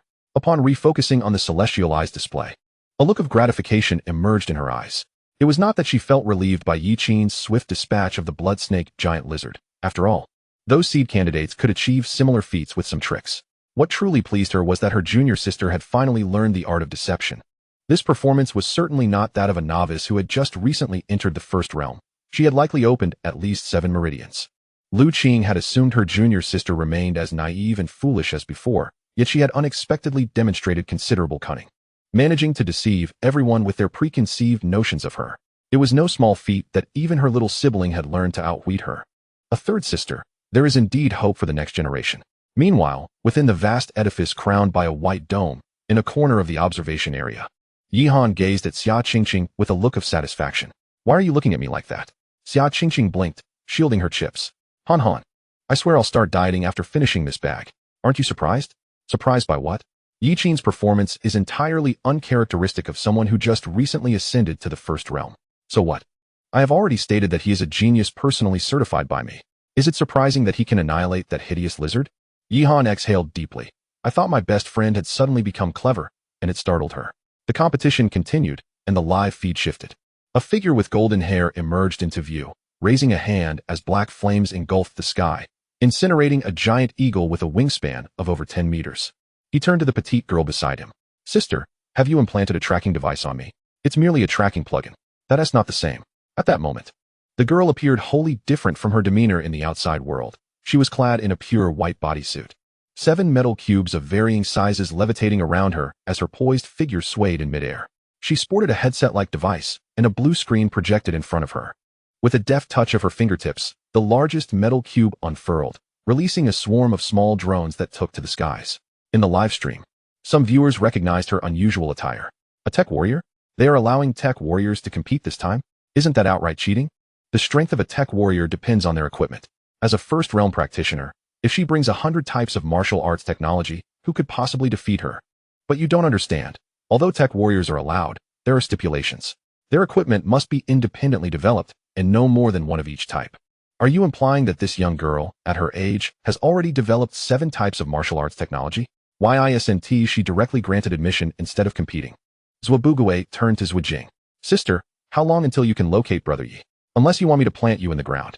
All right, I'll be silent. Zhuobuguei shrugged. But you had better hurry. I can hardly contain my urge to engage in a real duel with Brother Yi. Among all the contestants, he is the only one who piques my interest. The perspective shifted as a beast with a tiger's head and a serpent's body roared ferociously, facing a splendidly dressed young woman whose left arm was bleeding profusely.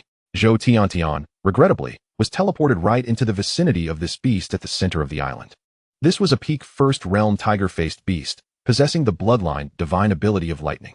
Within 3 minutes of battling the beast, Zhou Tiantian was already on the verge of defeat.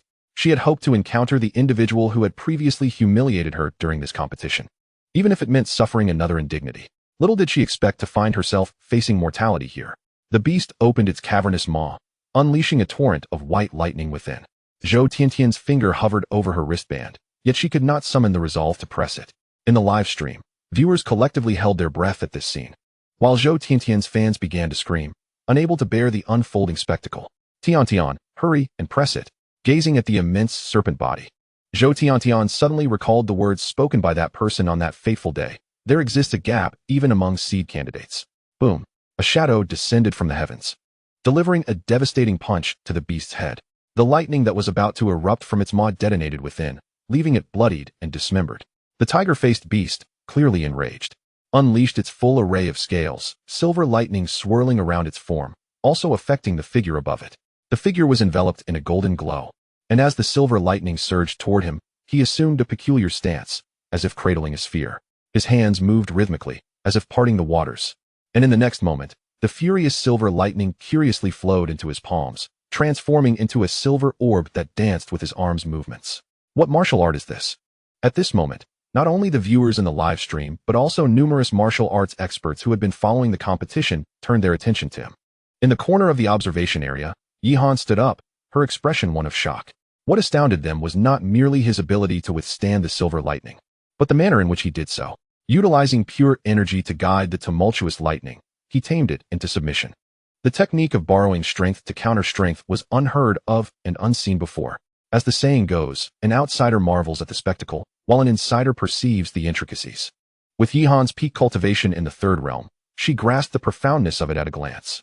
This technique was extraordinarily advanced, seemingly concealing deeper layers of understanding. Many viewers were similarly struck with awe upon witnessing this display. The figure raised his hand, directing the silver orb toward the tiger-faced beast's head. Boom! In that instant, sensing the threat, the tiger-faced beast unleashed its most potent lightning. Utilizing its scales as a barrier, this lightning would not harm itself. Rather, it aimed to obliterate the enemy above. Yet, at this moment, that lightning was returned with vengeance, driven into its very skull. It was a brutal act. Only now did the spectators finally catch a glimpse of the figure's visage. Yi Qin? No. Could this be Yi Qin's clone? Yi Han murmured, grappling with her disbelief. Han, what is wrong? No, it's nothing. No, it's not nothing. Yi Han hesitated, her words caught in her throat. Once, she had believed that opening 3 meridians in 10 minutes was the pinnacle of Yi Qin's capabilities. This is not impossible. Some individuals are inherently attuned to certain martial arts or techniques, as if that particular skill was tailor-made for them. They can attain mastery in a remarkably brief period. Yi Han initially believed she had sufficiently prepared herself psychologically and that nothing would astonish her too greatly. Who would have thought that shortly after entering the secret realm, she would be confronted with something monumental? The technique the opponent had just executed seemed to be a form of boxing. Who had imparted such a skill of leveraging power to him? Could it be that he indeed had a mentor guiding him from the shadows? It is you. Zhou Tiantian was evidently more astonished, her delicate lips forming a na shape, her emotions profoundly shaken. She recalled the moment when he stood beside Zhuxian, who had mocked her. The young man merely stood there, seemingly lost in thought, as if nothing around him could pique his interest. The 2 youths beside him appeared inclined to retreat upon seeing her, but upon glancing at him, they halted. At that time, she had assumed it was his first encounter with a celebrity, leaving him stunned and unsure of how to react. Yet now, gazing into those icy, emotionless eyes, and observing hands smeared with blood and brain matter, Zhou Tiantian felt as though she was not facing a human, but a primordial beast far more terrifying than a tiger-faced creature. Chapter 33. If you wish to snatch the demon from my grasp, you must be prepared for the consequences. The figure cast a glance at Zhou Tiantian, and upon confirming she was not a beast, lost interest and turned to depart. Hey, wait. Zhou Tiantian hurriedly chased after him. Do you know where Zhuxian is? I need to find him. Is she truly intending to seek revenge on Zhuxian now? How utterly irrational. I doubt it. You should have seen the look in her eyes when that yellow-haired Zhuxian spared her. It was as if she were entranced. Nonsense. Tiantian is not like that. She merely recognizes her slight misstep and wishes to sincerely apologize. Our Tiantian is simply exquisite. By the way, when will Zhou Tiantian realize she is conversing with a mere avatar, one that lacks definitive consciousness? Bro, are you suggesting that Yi Qin's avatar has vanquished a peak first-realm beast? The area fell silent. Their diverted attention finally honed in on an utterly preposterous fact. This Yi Qin had defeated a peak first-realm beast solely using an avatar. This, for heaven's sake, that fellow clearly seized Tiantian's moment. Prior to this, the tiger-faced beast had already been severely weakened by her. Could you please use your brain when you speak? Which of your eyes saw the tiger-faced beast being weakened? If you have nothing intelligent to say, refrain from speaking. Your words make it seem as if Tiantian's fans are utterly dim-witted. It feels like the avatar's speed is significantly slower than the true form. Look, Zhou Tiantian has caught up. Bro, just stop talking. It's already painful enough. The implication of this statement was clear. The avatar, despite having lower base stats than the true form, had dispatched a peak first-realm beast with ease. How formidable must the actual Yi Qin be? Zhou Tiantian exerted all her might and finally caught up with the avatar. The avatar moved intermittently, searching for beasts, showing no inclination to acknowledge her. Observing this, Zhou Tiantian suddenly spoke up. Are you searching for beasts? The avatar turned to look at her. Zhou Tiantian felt a jolt of anxiety. The intensity of its gaze was unsettling, devoid of any human emotion, merely a void of silence. Is this truly a human being? Mustering her courage, she continued. I have a way to help you find the beasts, provided you agree to take me to see Zhuxian. The avatar remained silent. If you don't speak, I shall assume you have agreed. After saying this, Zhou Tiantian retrieved a small pouch from her storage bag. Inside were enticing capture pills designed to lure beasts. Shattering one would attract them. However, caution was warranted. Only one should be broken at a time, lest multiple beasts arrive. Or worse, a beast tide. The avatar did not focus on the pouch, did not take it, nor did it acknowledge her. It simply continued forward. Zhou Tiantian, perplexed, noticed that they were now quite close, and she observed a layer of golden light enveloping the avatar, its form somewhat translucent beneath the glow. Was this some form of martial technique? Or had it employed some forbidden means to instantaneously slay the beast moments ago? Zhou Tiantian could not discern the subtleties of Taijiquan and could only attribute the capability to slay the tiger-faced beast to this. Thus, it was no wonder the avatar remained silent. It must have exhausted its energy, making speech arduous. Do you need to rest? Are you able to sustain this state? The avatar did not respond, continuing its quest for beasts. Frustrated, Zhou Tiantian stamped her foot and, seeing the avatar's obstinacy, extracted a pink pill the size of a fingernail from her pouch and crushed it. The pink powder scattered in the wind, and approximately 5 minutes later, a mid-stage first-realm giant rat emerged from the ground, charging towards the two. With a swift motion, the avatar dispatched the giant rat, a streak of blood marking its neck. Zhou Tiantian crushed another minuscule pill, and yet another mid-stage first-realm beast attacked, only to be obliterated by the avatar's soul-shattering gaze. Zhou Tiantian realized her understanding had been flawed. The avatar did not appear to be exhausted at all. Furthermore, she noticed that after the avatar defeated the beasts, her score on the wristband increased. Attracting these two beasts had netted her a total of 6 points. Finally, the avatar turned its gaze towards Zhou Tiantian, or rather, towards her pouch. It seemed to grasp the connection between the pills and the beasts, swiftly snatching the pouch from her. The contents spilled onto the ground, pills of various sizes. The smallest no larger than a pinky nail, the largest akin to the size of an infant's fist, totaling 23 pills. The avatar raised its foot, and, under Zhou Tiantian's horrified gaze, stomped down hard. On the mountaintop, Yiqin lowered his blood-red longbow. Beside him lay a mid-stage first-realm beast. To this point, he had only encountered 2 beasts, the latter being a mid-stage first-realm one, yielding merely 7 years of lifespan. This beast, in its prime, should not possess such a short lifespan. The only explanation was that after opening all 12 divine meridians, his life level had further ascended, rendering mid-stage first-realm beasts insufficient. Technically speaking, he was at the peak of the first realm, confident in his ability to confront a second-realm beast. If he were to kill, it should be a beast of a higher realm. A higher realm naturally implied a higher life level, and thus a longer lifespan to be gained. Currently, he and the avatar had only slain 6 beasts, of which only 2 were late first realm, yielding 244 years of lifespan. His total lifespan had reached 276 years. Yet, the efficiency remained woefully inadequate. Was there any method to gather the beasts together? The ground began to tremble. Standing atop the mountain, he gazed in the direction of the tremors, witnessing trees in the forest collapse as beasts raced frantically toward a particular point. Yiqin froze, for from that direction, he sensed the presence of his own true qi.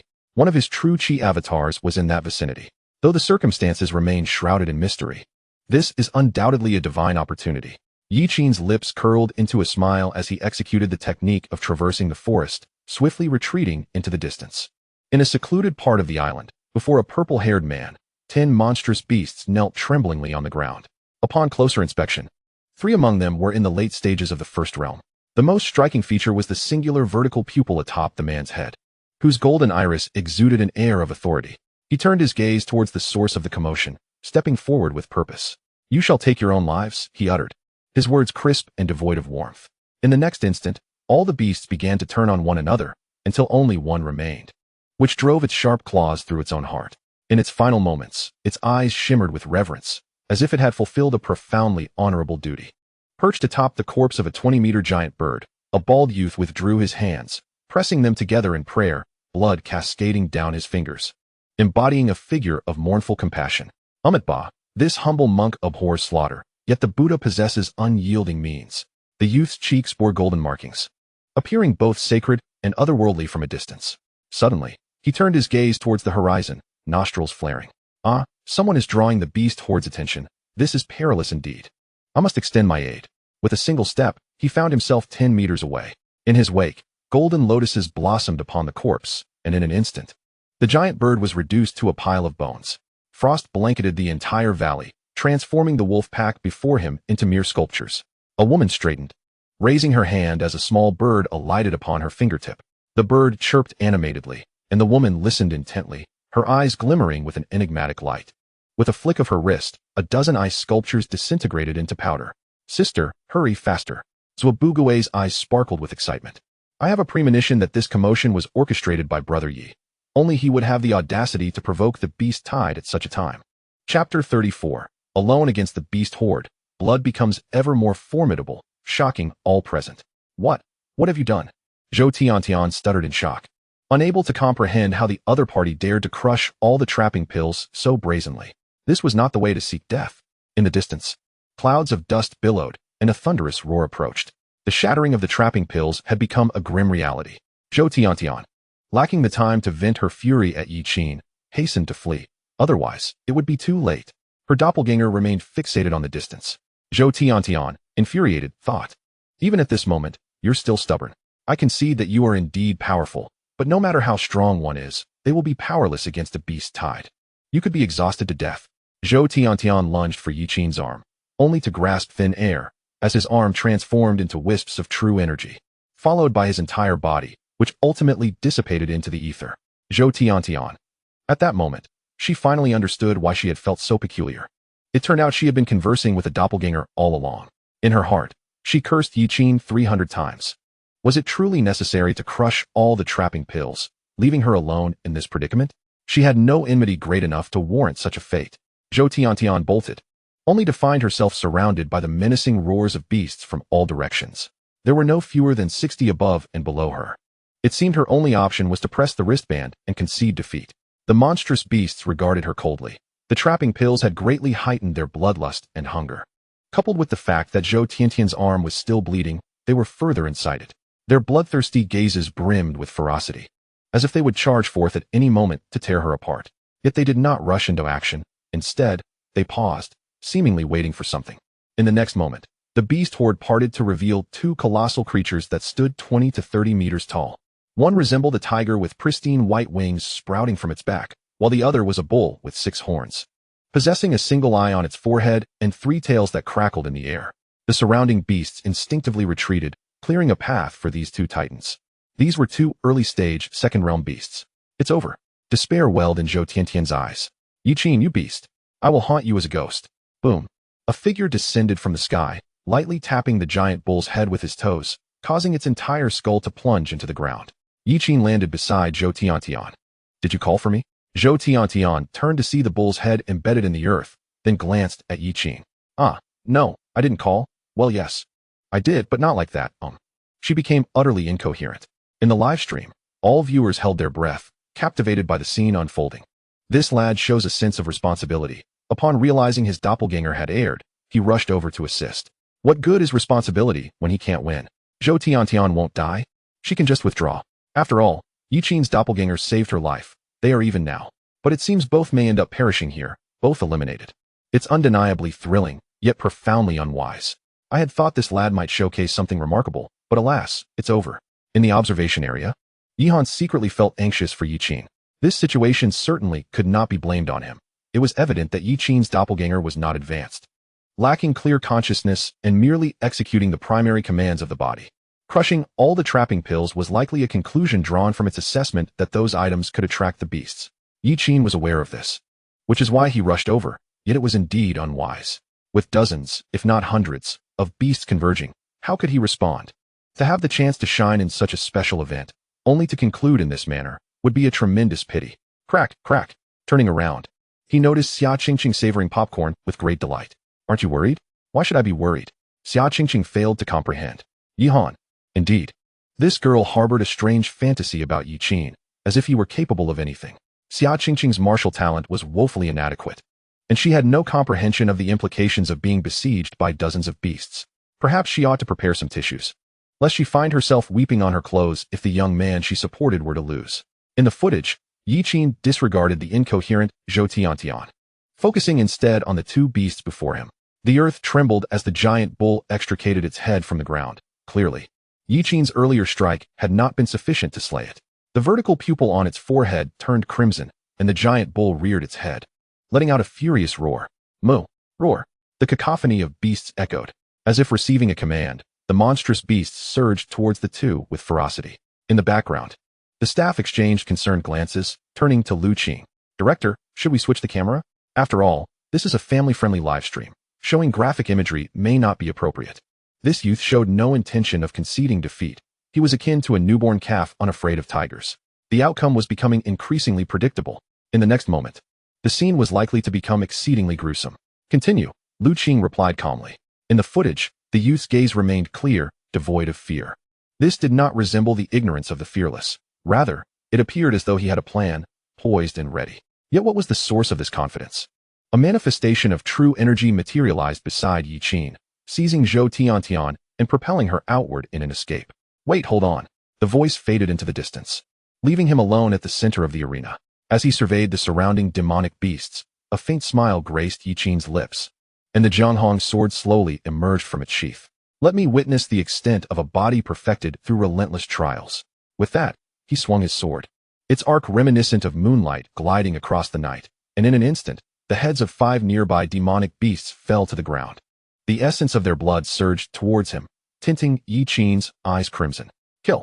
Dozens of demonic beasts lunged at him in a tumultuous wave. Many a spectator, unable to bear the sight, shut their eyes and shielded their children's vision, not daring to watch any longer. Clang, clang, clang. Yi Qin could not entirely fend off the onslaught, nor did he intend to. True energy surged, enveloping his form in a subtle golden aura. The perfected Vajra technique was now in play. The beast's assaults merely left white streaks upon his surface, failing to breach his defenses. He moved like a wraith among the beasts, each swing of his sword claiming multiple lives. The sheer terror of his might, coupled with his extraordinary physique, was on full display.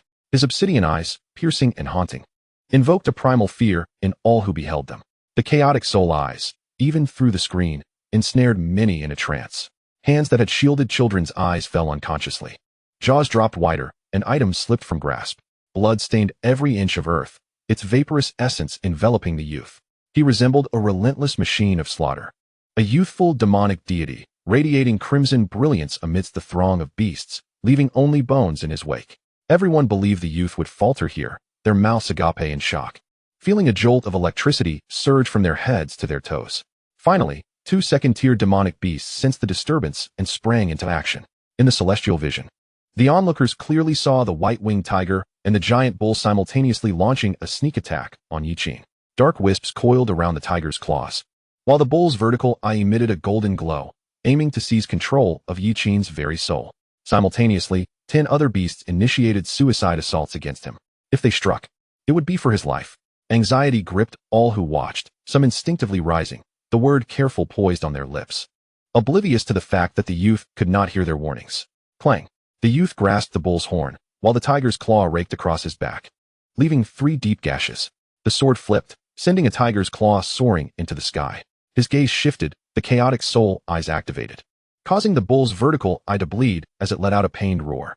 The surrounding essence surged into his body at an astonishing rate. The wound on his back began to heal visibly, vanishing within 5 breaths. In a trade of injuries, the youth restored himself to pristine condition, while the tiger lost a claw. It was then that the onlookers comprehended the true nature of the surging essence. The youth had merely absorbed a fraction of it. Surrounding him were corpses and the essence of blood. As long as his vital spots remained unharmed, he was invincible. What sort of martial technique granted such monstrous regenerative abilities? They finally understood why the youth dared to confront the horde of beasts alone. It was not mere naivety, but a calm assurance akin to a fisherman at rest. Who was the prey, and who was the hunter, became glaringly evident. Chapter 35. A bountiful harvest of life. Wait, put me down, hey? The avatar, heedless of her pleas, had already traversed hundreds of meters from the battlefield, yet it continued to carry her away. Old Yi, and you, foolish girl. 2 figures materialized before them, Zhuobuguo and Zhuijing. Zhuobuguo glanced at Yi Qin, momentarily taken aback. Wait, that's not his true self. What is going on? Zhuobuguo. Zhou Tiantian's eyes sparkled, her small hands instinctively clenched in anxiety. But she quickly regained her composure. Aren't you supposed to be his ally? Hurry and assist him. He intends to face the horde of beasts alone. Where? Over there. Zhou Tiantian pointed in the direction, and please, have this avatar set me down. I am safe now. Zhuobuguo suddenly reached out towards Yi Qin's avatar, only to have it effortlessly evade him. The avatar, still carrying Zhou Tiantian, continued to speed away without a hint of hesitation. Yi Qin, let me go. I don't want to leave. We promised you'd help me find Zhuobuguo. Her voice faded into the distance as Zhuobuguo looked down at his hand in disbelief. Had he missed his target? Though he had only exerted half his strength. This was merely an avatar of Yi Qin. Are we still going? Zhuijing inquired. Yes, Zhuobuguo replied. They hastened towards the direction Zhou Tiantian had come from and were soon stunned by the scene that unfolded before them. Dozens of demonic beast corpses lay scattered, some with mouths agape as if in mid-roar, others with claws raised, their eyes filled with malice. Each beast had been slain by a single sword strike, devoid of any extraneous wounds. The expressions etched on their faces at death had become eternal, as if they were exquisite pieces of art. Astonishing, utterly astonishing. Rarely did Zhuxian's usually stoic face betray any emotion, but now it flickered with surprise as a metallic cube emitted a blue beam, commencing a scan. Soon, the assessment concluded. All of these were killed by one individual, no traces of a second party detected. She questioned whether her martial technology had malfunctioned. One person had slain dozens of demonic beasts of the same realm. Was this truly within the realm of human capability? Zhuxian turned to Zhuobugue. Brother, could you achieve this? Even if I could, it wouldn't be so effortless. Each of his strikes is lethal, indicating he maintained his rhythm throughout. To remain so composed amidst such a siege. Zhuobugue shook his head, unsure if he was more astonished or simply acknowledging his own limitations. Following the direction from which the sounds emanated, they walked a path lined with corpses until they finally arrived at a small stream. There, they beheld the figure they sought. The blade gleamed like snow, and the tiger's head flew aloft. The giant bull's 6 horns had been entirely severed, blood streaming from the fissures at its eyes.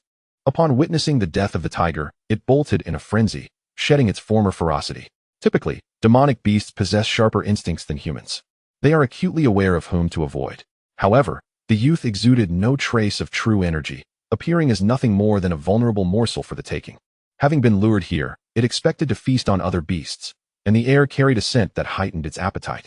It had anticipated a bountiful meal until that beast cloaked in human skin brandished a weapon. Whoosh!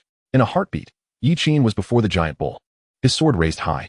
Suddenly, a golden giant paw descended upon him. He rolled aside, glancing up. Ba, benefactor, this child bears a vertical eye upon his brow, hinting at a certain spirituality and a connection to my Buddha. Perhaps it would be wise to grant him a reprieve as an act of kindness, no? The pale-skinned monk withdrew his hand, palms pressed together in prayer. A sorrowful smile graced his face, radiating a sense of compassion for the world. Upon witnessing this, the colossal bull immediately knelt at the feet of the Buddha's son, bowing its head and closing its eyes in a gesture of submission. The intelligence of beasts at the second realm is not to be underestimated. It understood that this act was essential for its survival. Slaying the white-winged fierce tiger yields a lifespan of 153 years. Such a bounty of life is more than double that of a late-stage beast of the first realm. Could one simply let it go? Yiqin brandished his sword and approached the Buddha's son. Benefactor, you have accumulated too much sin, depleting your vital energy excessively. It would be wise to refrain from further bloodshed. Why not release it now and let us each take a step back?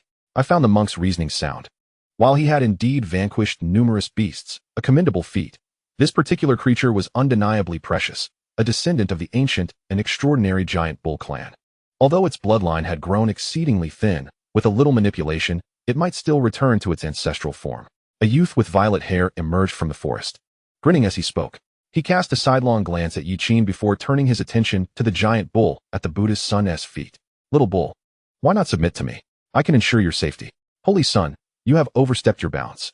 The worthy shall inherit the legacy, came the calm retort.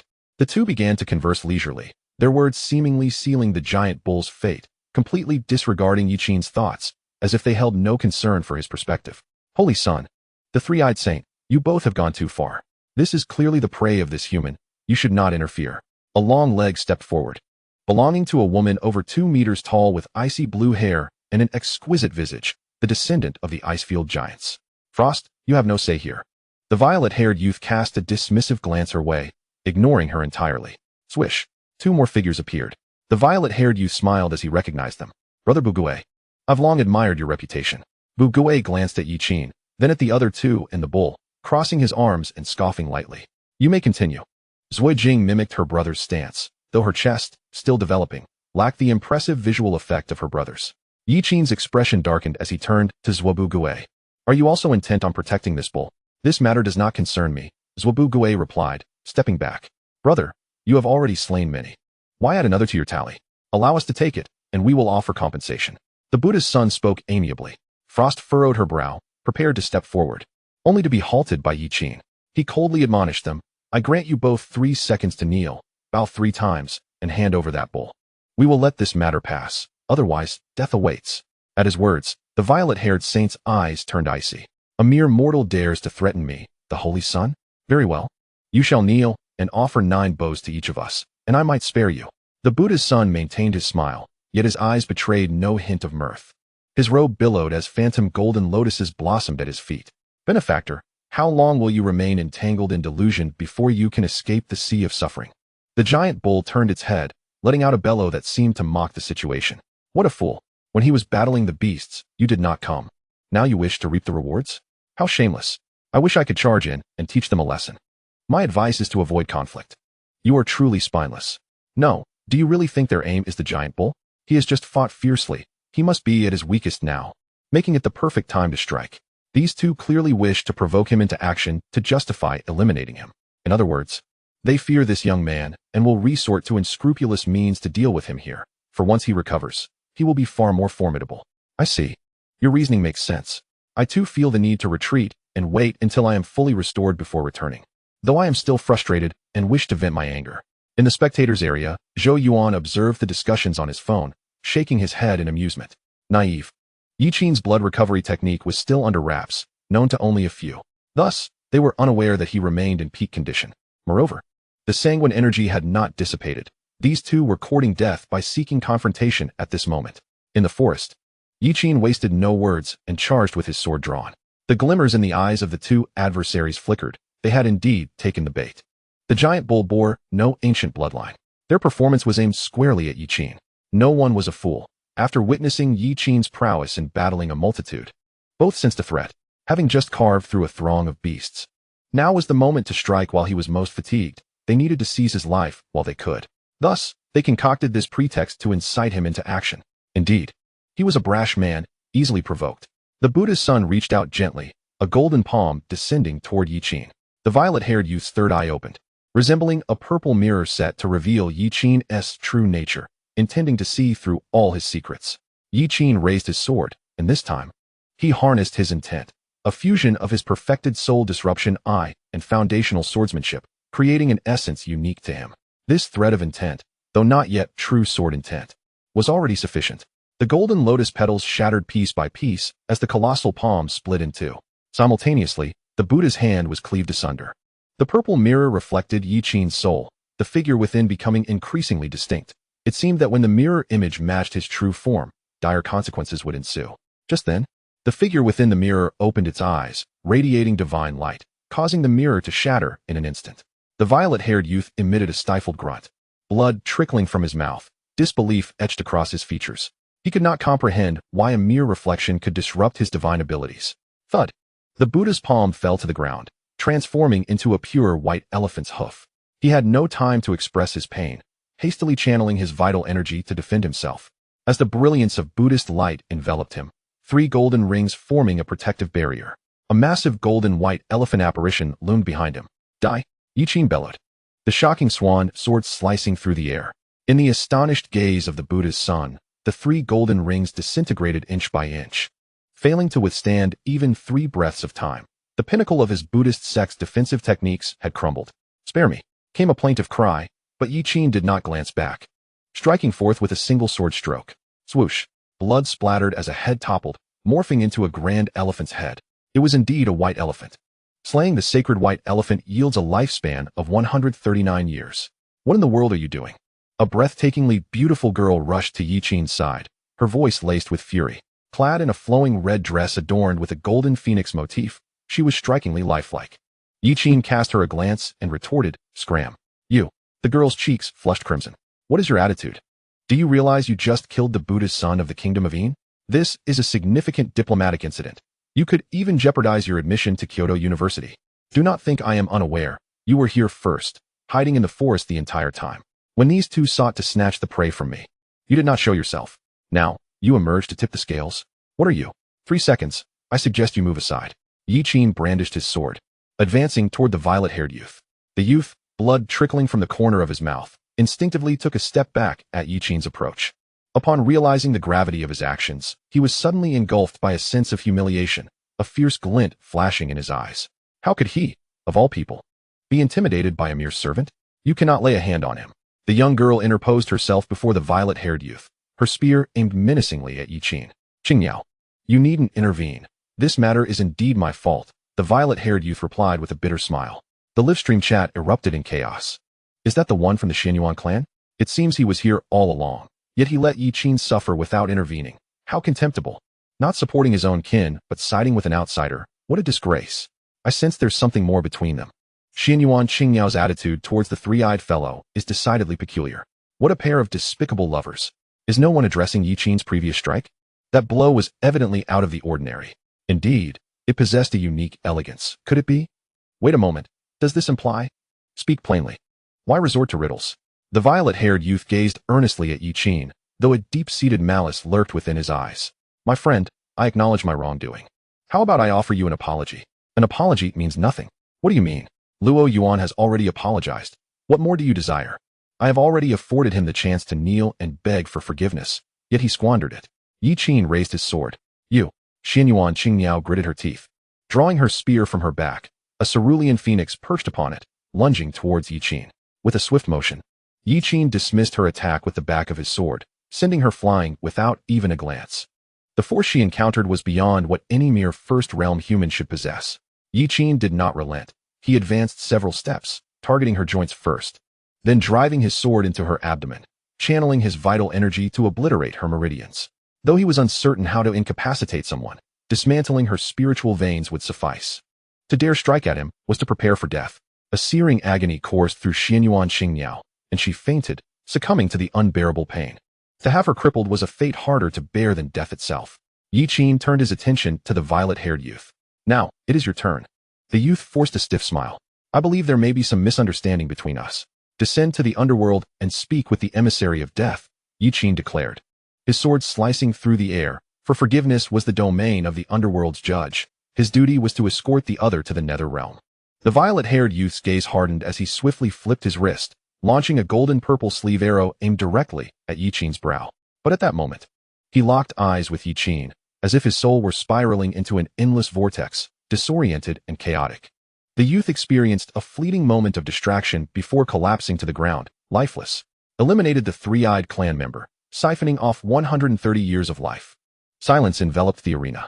The two frontrunners anticipated to win the tournament had perished in the very first match, an absurdity. Did he truly just kill him? Is he not afraid of retaliation from these clans? The White Elephant and Three-Eyed clans have long coveted the Great Xia. Do you think their participation was out of goodwill? Frankly, their demise is a relief, a swift resolution. Retaliation? This is Great Xia, not their homeland. Should they dare show up, let them come without return. Yi Qin strode toward the massive bull, which trembled in terror. It bowed frantically, heedless of the stones that crushed its eyes, desperate for mercy. Having previously mocked Yi Qin, it never anticipated its swift descent from heaven to hell. Did this human not tire? Why did he show no signs of fatigue? The battle ceased for the bull. The stunning phoenix sword pierced through it, granting it a merciful end.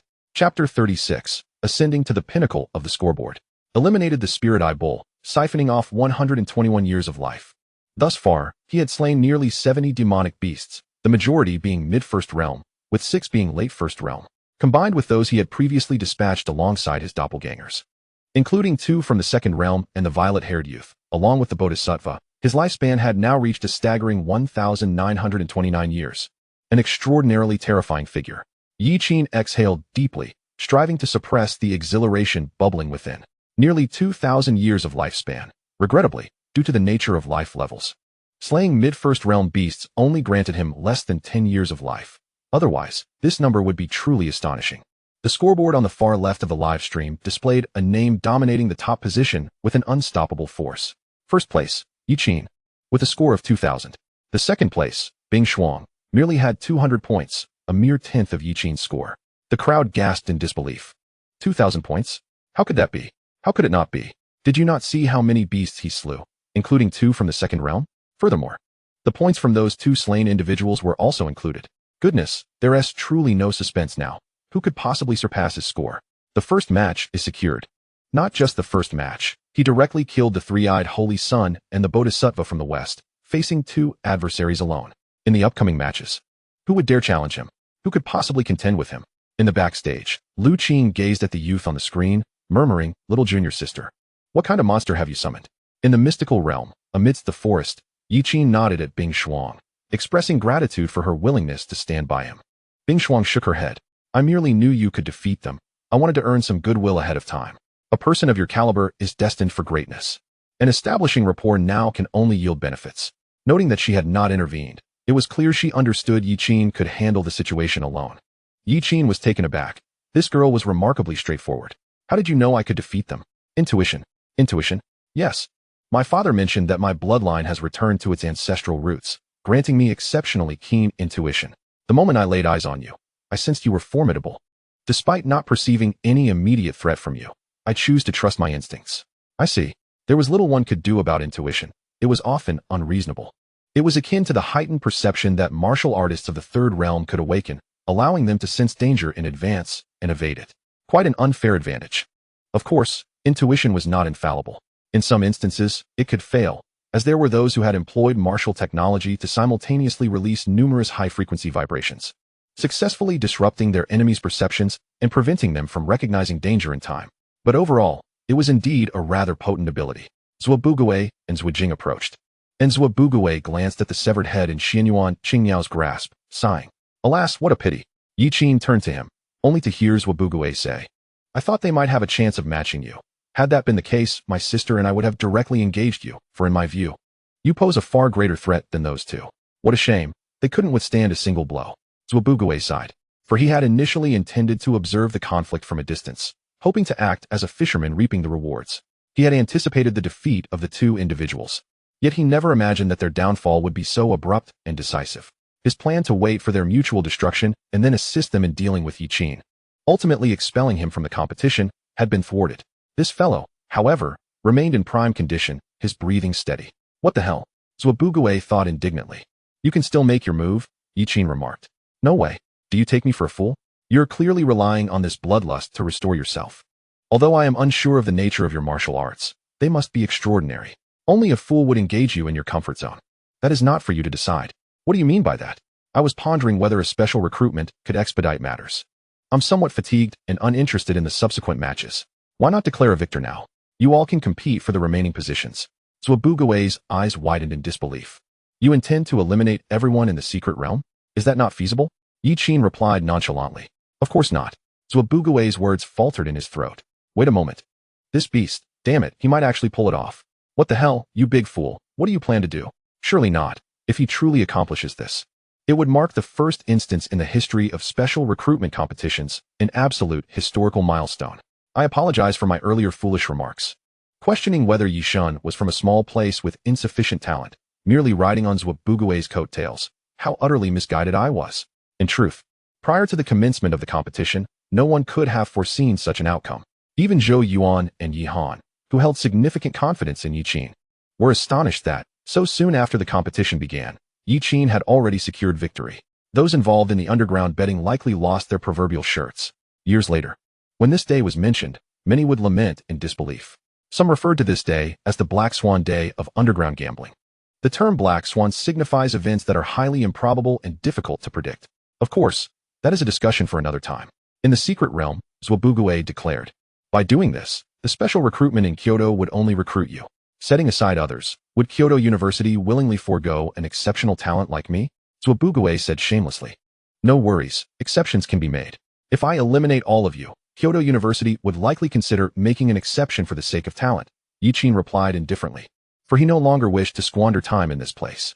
He intended to slay as many monsters as possible before the conclusion of the secret realm, simultaneously eliminating all remaining competitors, thus ensuring his victory was declared early. Rather than waste time here, he preferred to claim the first-place reward, exchange it for martial arts, and then return to his hotel room to enhance his abilities and comfort. I concede.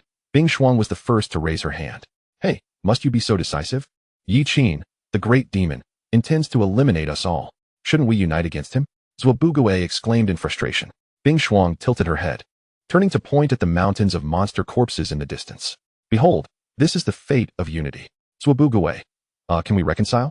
I can give you time to thwart the others, but I will also be searching the secret realm. Encounter one, and I will eliminate one, Bing Shuang replied. All right, we shall meet again. After Zhuobuguwei finished speaking, he departed, not wishing to confront the ferocious Yi Qin, whose aura was so thick with bloodlust it was nearly tangible. In such a state, one strike would render him silent. Are you planning to eliminate the other competitors? Bing Shuang inquired. Not in haste, let us wait, Yi Qin responded. After the battle, he needed a moment to recuperate. The two he had just slain, though not of human lineage, bore a resemblance to humans in appearance. It was his first time taking a life, and it indeed left an impression on him. Bing Shuang, having noticed Yi Qin's unusual demeanor, seemed to realize something, and exclaimed, "This is your first time killing, isn't it?" "No, rather, taking a life akin to a human." "Indeed, surprising, isn't it? I would have thought you to be the type who could kill without a second thought, maintaining a cold demeanor throughout." Bing Shuang blinked. "After all, I am human, not a monstrous beast. You've recovered remarkably quickly. You truly aren't the cold-hearted demon everyone claims you to be? What an odd moniker. We can only remain in the secret realm for a day, so we must act as swiftly as possible. By the way, you two will undoubtedly be eliminated. I shall not make any exceptions. You are more ruthless than the ice and snow of the extreme north. Thank you for the compliment." Chapter 37. His weakness is close combat. Let's all attack. What are you all doing? Following the guidance of the drone, Lin Ping and Chao Lin arrived at an open area. Here, dozens of individuals were gathered, all wearing expressions of deep concern, as if facing a formidable enemy. "Welcome to the Bird Hunting Association. We're discussing how to eliminate the wild fowl that have been roaming about." Upon seeing the two arrive, Zhuobugui's eyes lit up. "Brothers. These two are the companions I mentioned, hailing from the same place as Yi Qin." Lin Ping and Chao Lin noticed that everyone raised their heads to look at them.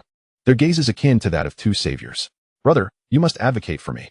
One individual, closer in proximity, rushed toward Lin Ping, who hastily supported him, asking, "What's wrong?" "Yi Qin, that beast, he."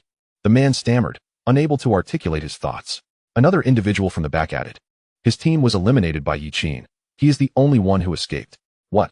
Lin Ping and Chao Lin exchanged bewildered glances. "What the hell?" Soon, they pieced together the truth from the cacophony of voices, their expressions turning peculiar. "Are you saying Yi Qin claimed he would eliminate everyone, thereby ending the special recruitment?" "Yes. That fellow is utterly inhuman. We cannot defeat him nor flee. I don't know what kind of hard training he has undergone, but he is as resilient as a turtle. My blade hardly left a mark." The man lamented, tears streaming down his face, exclaiming that the game's monstrous values could not compare to Yi Qin's absurdity. "We called you here to inquire about Yi Qin's abilities. We cannot allow that guy to continue running rampant." "Sorry, that's confidential information about our brother." "I understand. But look at how far Yi Qin has gone. As the saying goes, the world has long suffered from Yi Qin. We implore you to reveal even a little, and we shall repay you once we exit the secret realm. No need to divulge his specific abilities, just mention his weaknesses. No, what I mean is, take us with you." Chao Lin rubbed his fists together. "To be honest, Weevee wanted to take that guy down for a long time. But Weevee never had the chance. If Yi Qin has a weakness, it would be his close-quarters combat." Lin Ping reflected on their previous battle. "Really?" Zhuobugui's eyes sparkled with hope. "Yes," Lin Ping nodded. "I fought him not long ago. In close combat, he relies on sheer flailing, yet his physical prowess is extraordinary. Even a typical punch would be hard to withstand." "No worries, that is sufficient. Sister, when the time comes, you control his sword, and we shall pounce on him together." Zhuobugui had initially intended to disarm Yi Qin of his weapon.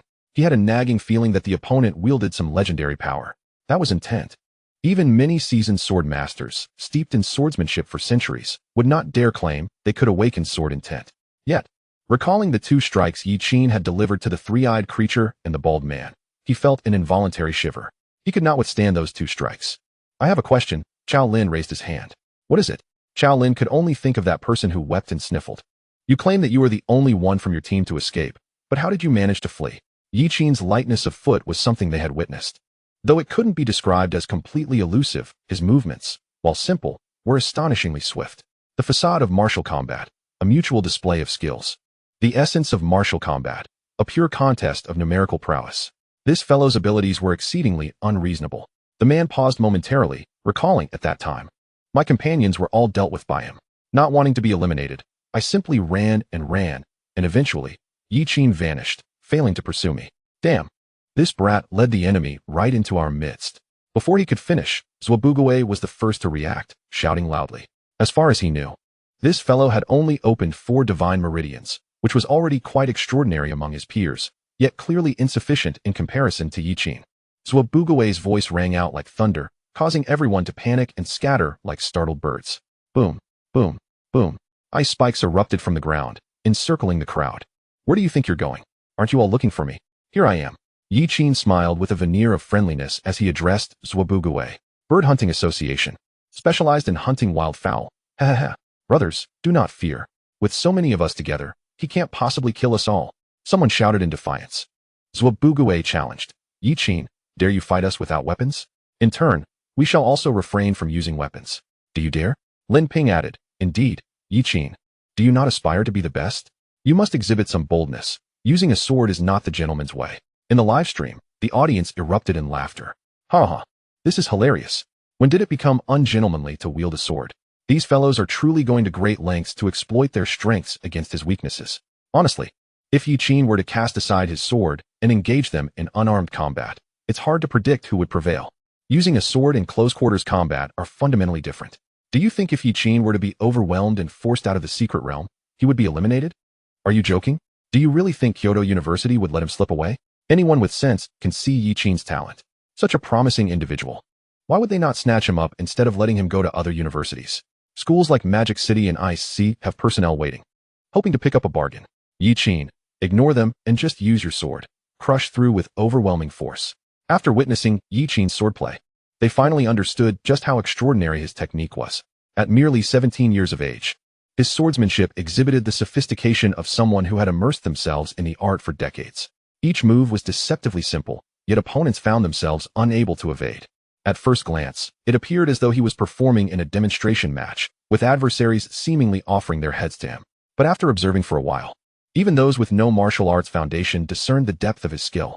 He had undoubtedly reached an exceptionally advanced level in his swordsmanship. Are you certain you want to engage in unarmed combat? Just say whether you dare. With a swift motion, the stunning sword returned to its sheath. Will you come one by one or all at once? Of course, we come as a group to take you down. Yi Qin smirked, glancing at his panel. Noting a life balance of 2026 remaining, silently contemplating. System, Taiji Fist, 30 years. It took me 20 years to master Taiji Fist from initiation to proficiency.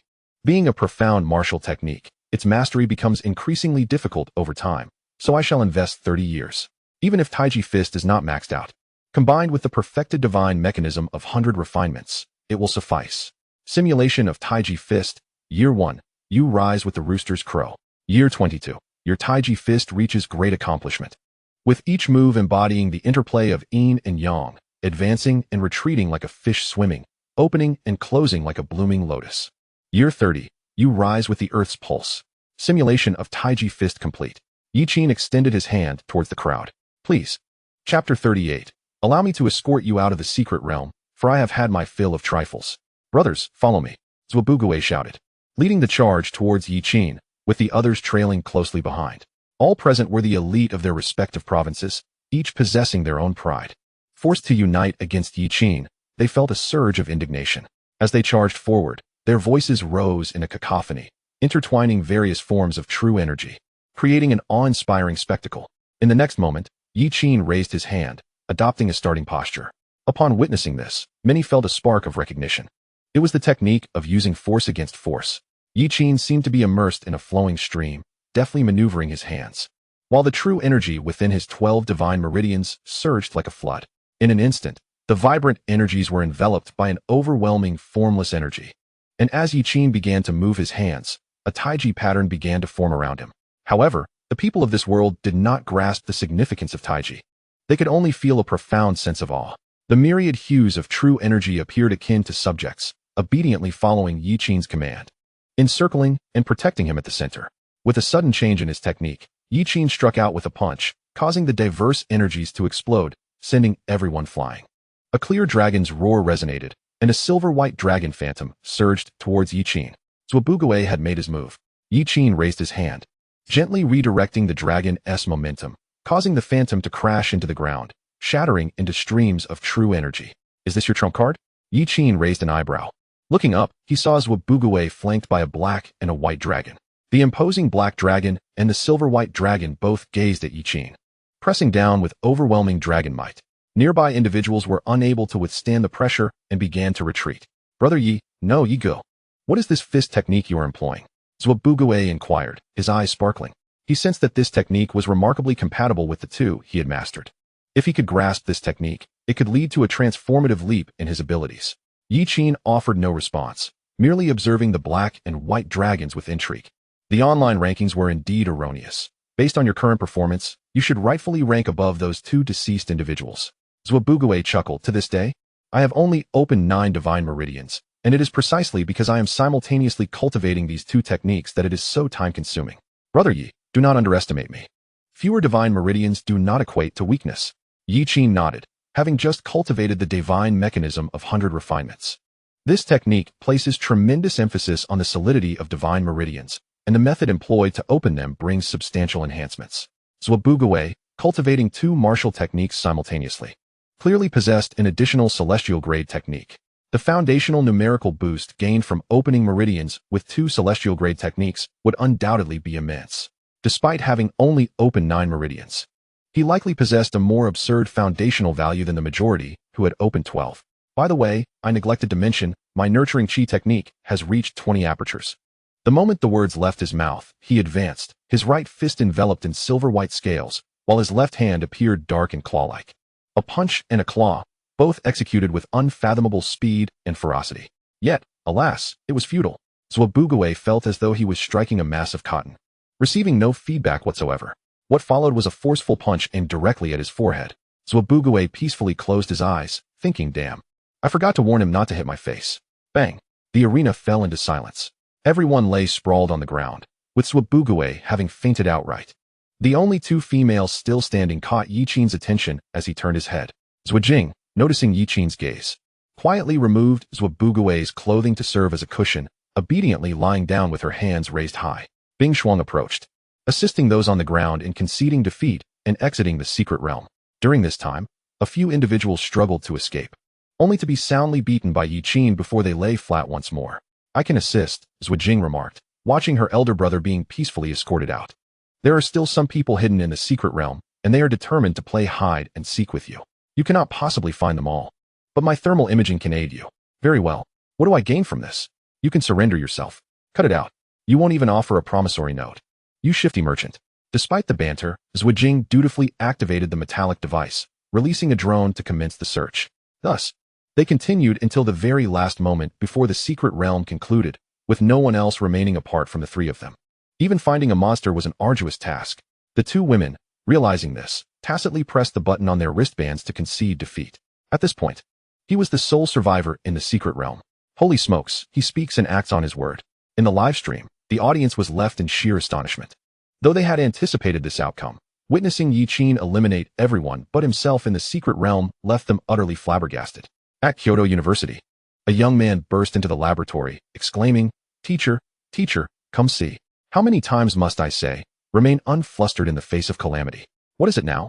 Has that girl Qingqing caused trouble again? Lin Huai furrowed his brows in displeasure, not turning his head as he meticulously calibrated the equipment in his hands. No, it's that Yi Qin. Oh, right, I remember now.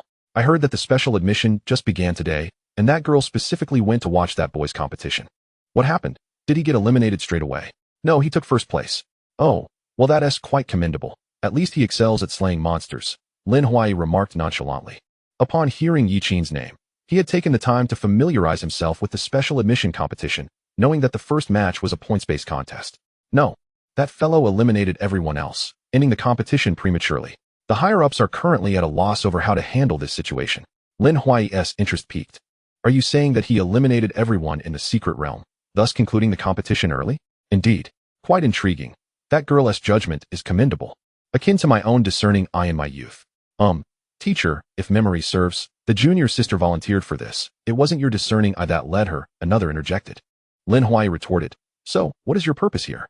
Not overly surprised, so I thought I'd share this with you, the youth replied, but faltered under the professor's gaze. Yes, with your experience, you must have seen countless prodigies, and only that junior sister could elicit such a reaction from you. For such a trivial matter. You barged into the laboratory. By the day after tomorrow, transcribe the laboratory rules 300 times for me. Understood, the youth responded, leaving in a dejected manner. In the laboratory, the elderly man stared at the azure metallic fragment on the table for a long while before suddenly speaking, bring up the livestream footage. I wish to see what that boy is like. One person eliminating everyone else is quite a spectacle. Such a situation has never occurred in the history of special admissions. Has it? Indeed, a voice emerged from the shadows. As the secret realm concluded, Yi Qin materialized on the silver teleportation platform. The massive screen overhead displayed the scores in glaring clarity. First place, Yi Qin, with a score of 3,110. Second place, blank, score 0. Third place, blank, score 0. All zeros. The most ironic aspect was that less than half of the 3,100 points were earned by eliminating others. The majority came from slaying monsters. The moment he appeared, Yi Qin became the focal point of everyone's attention. All those he had eliminated remained. They turned in unison, gazing at him with complex expressions, predominantly admiration mixed with profound helplessness. Before the special admission began, who could have anticipated that the conclusion of the competition would be so abrupt? Regardless of whether the competition would continue, the first place was already a foregone conclusion. The news of Yi Qin's definitive victory spread across the internet with unimaginable speed, igniting a frenzy. Chapter 39. Come, experience the torment inflicted by beasts. Lin Ping and Xiao Lin stood beside Yi Qin, their chests puffed out and spirits high. Though both had also been eliminated, they felt an overwhelming sense of relief. At last, they were not the only ones to have been tormented by this beast of a man, one who savors sour fruit, feigning delight to ensnare others into sharing the experience, until they bite the bait. The hardships we endured, you all shall not escape. Feeling the mixture of discomfort and reverence from the crowd, the two felt elated. As if they had just tasted the sweetest part of a watermelon on a sweltering summer day, juice splattering everywhere. Damn it, this is exhilarating. Zhuxian could only sigh in resignation. Mother, you were right. The great Xia indeed harbors hidden dragons and crouching tigers. Initially, he believed himself to be sufficiently extraordinary. Yet upon arriving in the great Xia and stepping off the plane, he encountered a genius of beastly caliber capable of completely overpowering him. In hushed tones, people categorized the prodigies into several tiers: ordinary prodigies, genius-level prodigies, monstrous prodigies, and beast-level prodigies. Undoubtedly, Yi Qin was the most beastly among the beast-level prodigies. Statistically speaking, encountering someone like Yi Qin immediately upon disembarking the plane indicated that there were likely many prodigies akin to him in the Great Xia. It could not merely be a coincidence that the most outrageous prodigy happened to cross paths with him, could it? Yi Qin, a melodious female voice shattered the silence. Turning to look, he saw Xianxiaaudiobooks energetically waving in his direction. She was pulling Yi Han, rushing towards him in an excited sprint. Elbow, let us feast. It's the perfect opportunity to celebrate. Xianxiaaudiobooks, clearly oblivious to the atmosphere, was surrounded by those who had been eliminated, some of whom were itching for a chance to gang up on Yi Qin once more. Yet, she wanted to throw a celebration in his honor. Yi Qin chuckled, graciously acquiescing, all right then. Thus, he averted the fate of facing another round of collective beatings. Come, I'll take you to our school's cafeteria. You must try the pig knuckles, they are simply divine. Yi Han trailed behind the two, gazing at her phone. The final results were in. So soon? Yi Qin was taken aback. How did the school handle it? Yi Han raised her head, casting a complex glance in her direction. Realizing even she found Yi Qin's performance rather absurd, she stated, the school has decided to declare you the first place, but since everyone else was eliminated, there can be no determination of relative strength, so the competition will continue, and you need not participate. After the meal, you can directly go collect your reward. Yi Qin nodded. So, what do you plan to do next? My suggestion is to apply for Professor Lin as your mentor, with Qingqing writing a recommendation letter. Additionally, although the semester hasn't started yet, all the training facilities at the school are available for use. For instance, there exists a gravity chamber that can hone one's physique, as well as training grounds simulating various extreme environments. Alternatively, one may accept various commissions. The school's educators post these tasks on the campus forum, where students can register and log in to seize the opportunities. Once you have claimed your rewards, I will assist in your registration. Until then, allow me to show you. As he spoke, Yi Han opened his phone and displayed an interface. This was an online forum, and at the very top, prominently featured, were several bold characters. Shocking. Preparatory students of Kyoto University, special recruitment for horizontal push, who stands atop the pinnacle of martial arts. Upon encountering Yi Qin Dao, all is rendered void. Below this, the editor beckoned readers to delve into the depths of Yi Qin, providing a comprehensive analysis of why he could defeat all competitors in the special recruitment. Yi Han, noticing the astonishment in his gaze, teased, "What's the matter? Surprised? You can find news about yourself on any platform. You've truly become a sensation. And soon, one could begin accepting advertisements, ruthlessly peddling counterfeit products, and aggressively promoting goods." Xianxiaaudiobooks raised her hand to answer. Yi Qin also noticed a second post beneath his own. Application for Professor Lin's graduate program denied. An exchange student from the island issued a stern protest, claiming that capable students should lead, and if students from Daxia are inadequate, then he should take over. Yi Han accessed the commission section, and Yi Qin scanned through it with growing interest. He discovered several commissions for hunting demon beasts, offering exceedingly generous rewards, such as spiritual elixirs, heavenly materials, and even advanced martial techniques. However, the demon beasts required for hunting were at least of the third realm. Yi Qin was not so arrogant as to believe he could casually slay a third realm demon beast. There were also commissions requiring assistance with experiments or necessitating special skills, such as concocting elixirs, testing toxicity, purifying poisons, or even designing formations, all of which came with substantial rewards, yet imposed limitations based on realm or specific skills. Yiqin also noticed that all the commissions bore a series of numbers followed by a small school emblem. These numbers represented points. The points earned could be exchanged for various rewards at the school or for the right to utilize the gravity chamber and combat arena. His gaze lingered over the enticing commissions, yet most had restrictions that rendered them unattainable for him. Additionally, in an inconspicuous corner, he noticed a small post. Students are cordially invited to deduce martial arts. Rewards will be determined by the depth of the deduction. This commission is a trap. Do not pursue it, Yihan cautioned, his expression darkening as if recalling unpleasant memories. The teacher who posted this is a lunatic, always striving to deduce a peerless martial art. The rewards are indeed substantial, but deducing martial arts is no simple task. If the flow of vital energy is even slightly mismanaged, it could lead to a mere disruption of meridians, which is the least of the concerns. In severe cases, one could fall into a state of madness, endangering their life. It is said that this individual possesses a fragment of an ancient text, passed down from who knows when, now so shattered that only one character can be discerned from every 10, and they are not even consecutive. They still harbor the ambition to restore it. Deducting martial arts? His own golden finger could deduce martial arts, and he had just received a significant extension of lifespan. Moreover, regardless of the martial arts, he could absorb knowledge upon reading it once. Even if he did not fully comprehend it, the system would still record it. Additionally, senior sister Yi had mentioned that the rewards for this commission were exceptionally generous. Yiqin was eager to acquire points immediately to exchange for martial arts in the library. Subsequently, he hunted several demon beasts, extending his lifespan to the year 2080, yet apart from having mastered the Tai Chi fist to perfection, all other martial arts remained at their peak. Despite holding a fortune, he found no means to spend it, unable to translate it into strength. Such a pain. Who can understand? Yiqin planned to finish his meal and then redeem his rewards. He intended to first exchange for the subsequent techniques of Shinji Balian. Chapter 40. Is there truly someone daring enough to compare swords with Wei Ming, courting death? Yiqin acknowledged that he was tempted. However, he refrained from voicing it, deeming it unnecessary to worry the two girls. Under Xia Qingqing's guidance, Yiqin arrived at the first cafeteria. Although termed a cafeteria, it bore resemblance to a grand restaurant.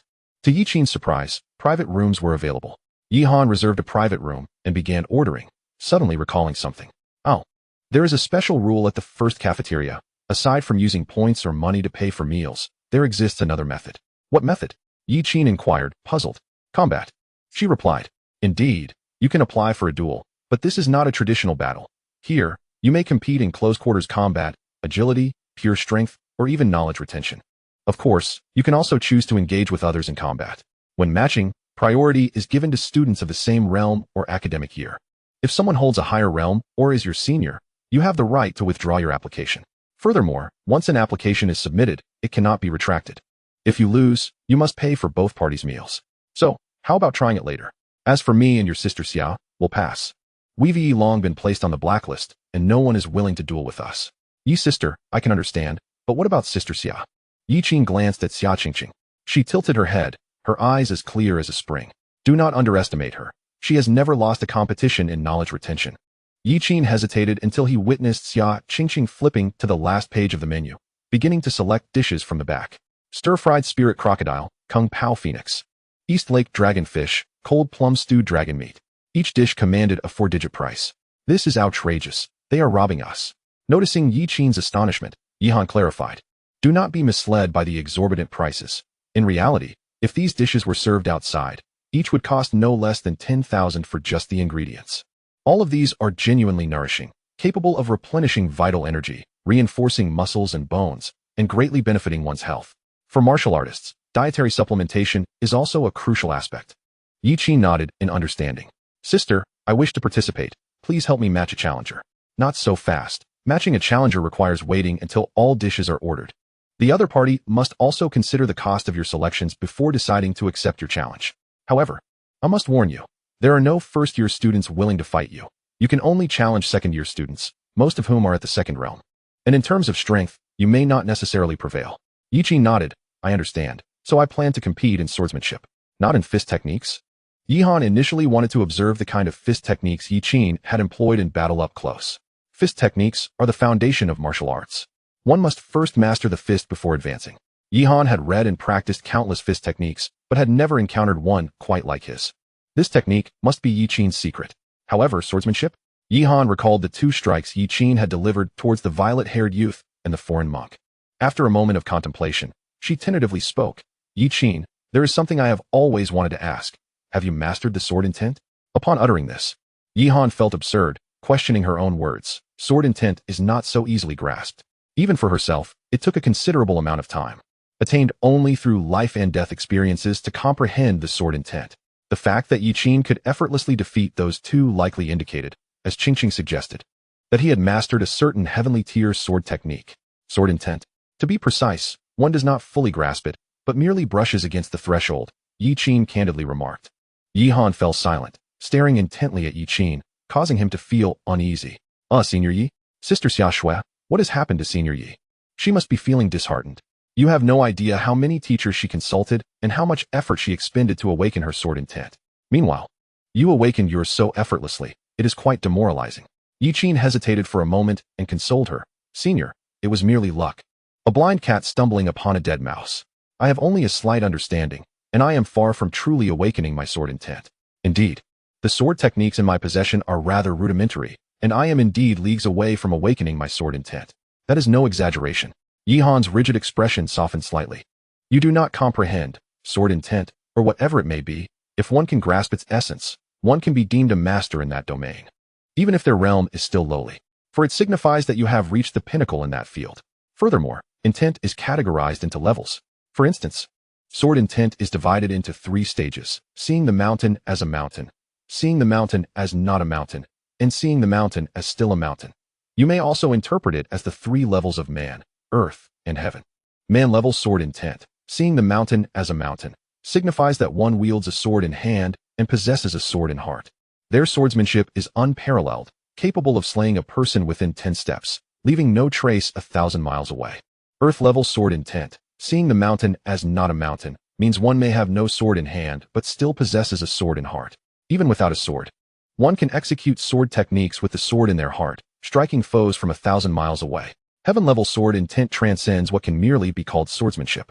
A term that aptly describes them is technique nearing the Tao. Such individuals wield a sword, yet in their heart, there is no sword. They have become the sword itself.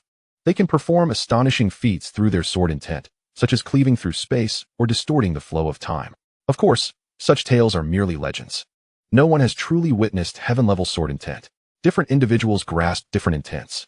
Some master frost sword intent, others bloodthirsty sword intent, and some chaotic sword intent. The nature of the sword intent varies, as do its effects. This is related to one's own comprehension as well as the sword techniques they have mastered. Even rudimentary sword intent requires many to exhaust their lives in pursuit, and yet you are only 17. Yihan chose not to speak further. Comparing oneself to others can be disheartening. Forget it, let's eat first. I am also quite curious to see which unfortunate soul will choose you as an opponent. Meanwhile, in another private room, several individuals were conversing in the island language, their voices loud as drinks were exchanged. Songjun, I raise a glass to you. Haha, Yamamoto-kun. We are as close as brothers. Why the formality? Alas, if only Desya had more young talents like you. Unfortunately, having been in Kyoto University for nearly a year, what I have witnessed is mostly the hypocrisy of self-serving individuals, willing to harm other sentient beings for their own gain. Yamamoto-kun, Desya still has aspirants like us. Once we ascend to higher positions, we may yet change the prevailing attitude of Desya towards the demon race. The 2 individuals at the head of the table were engaged in animated conversation, while those below remained silent, merely drinking and eating, not daring to interject. Suddenly, the screen on the wall illuminated, displaying a challenge request. Songhe raised an eyebrow, intrigued. Someone had initiated a challenge, and the wager indicated they had ordered several additional dishes. Songjun, what is the opponent's realm?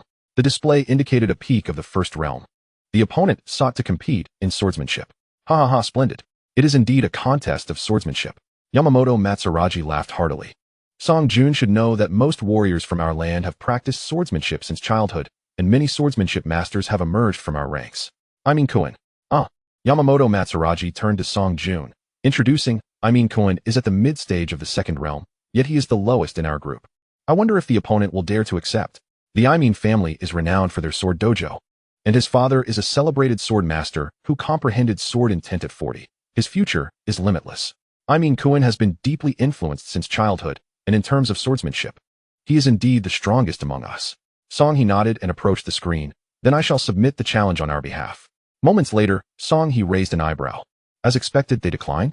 Yamamoto Matsudaji took a sip of sake, a smile curling at the corners of his mouth. He shook his head. The Xia indeed lacks the spirit of a warrior. They bully the weak but cower before the strong. No, the opponent has accepted. Chapter 41. Surrender? No. How can you surrender? Song He was taken aback. If they accepted the challenge, they would also need to submit information about their combatants. If their realm exceeded that of the opponent could choose to refuse. While it was stated that only swordsmanship would be tested, the physical capabilities of the second realm were still superior to those of the first realm. Additionally, the second realm is known as the refined pulse realm. The so-called refined pulse realm allows one to operate martial arts techniques, inscribing pulse patterns upon the 12 divine meridians. Many martial arts techniques have corresponding chapters for the refined pulse realm, each with unique pulse patterns and effects. The process of inscribing pulse patterns is also the process of gradually solidifying true energy. Some individuals can even cultivate protective energy during this process, significantly increasing their defensive capabilities, becoming as tough as a golden turtle. However, one must also consider the capacity of their divine meridians. It is impossible for anyone to fully inscribe all 12 divine meridians. Indeed, some individuals cannot even withstand earth-level martial arts techniques, let alone inscribe 2 martial arts techniques simultaneously. Such individuals, even if they possess a heavenly-level martial arts technique, find it meaningless if their divine meridians cannot bear it. To avoid such situations, many heavenly-level martial arts techniques emphasize the training of divine meridians from the first realm onward. Even if it takes longer, one must lay a solid foundation. Such individuals are nearly invincible within their tier. Furthermore, the family martial art of Kuan is a heavenly-level martial arts technique called Sword Heart, and having entered the second realm, he has begun inscribing sword patterns, greatly enhancing his swordsmanship. Yamamoto Kuan. I shall go. The young man bowed to Yamamoto Matsudaji and swiftly left the private room, heading towards the designated martial arts arena in the dining hall. The martial arts arena is situated adjacent to the main hall, where Yi was already standing in wait. You must be the challenger. It is a pleasure to meet you. I am Yamato. Please advise me well. I am Yi. Upon hearing the tone of the other party's voice, Yi expression turned peculiar. That tone, that appearance, could he be a Japanese? The island nation has been closely aligned with the demon race. During the last demon war, they stood with the demons, attempting to invade Huaxia and unify the world. Hence, regardless of the past or this lifetime, he could never extend goodwill towards them. Of course, he did not harbor any discriminatory feelings against the Japanese. He simply acknowledged his biases honestly.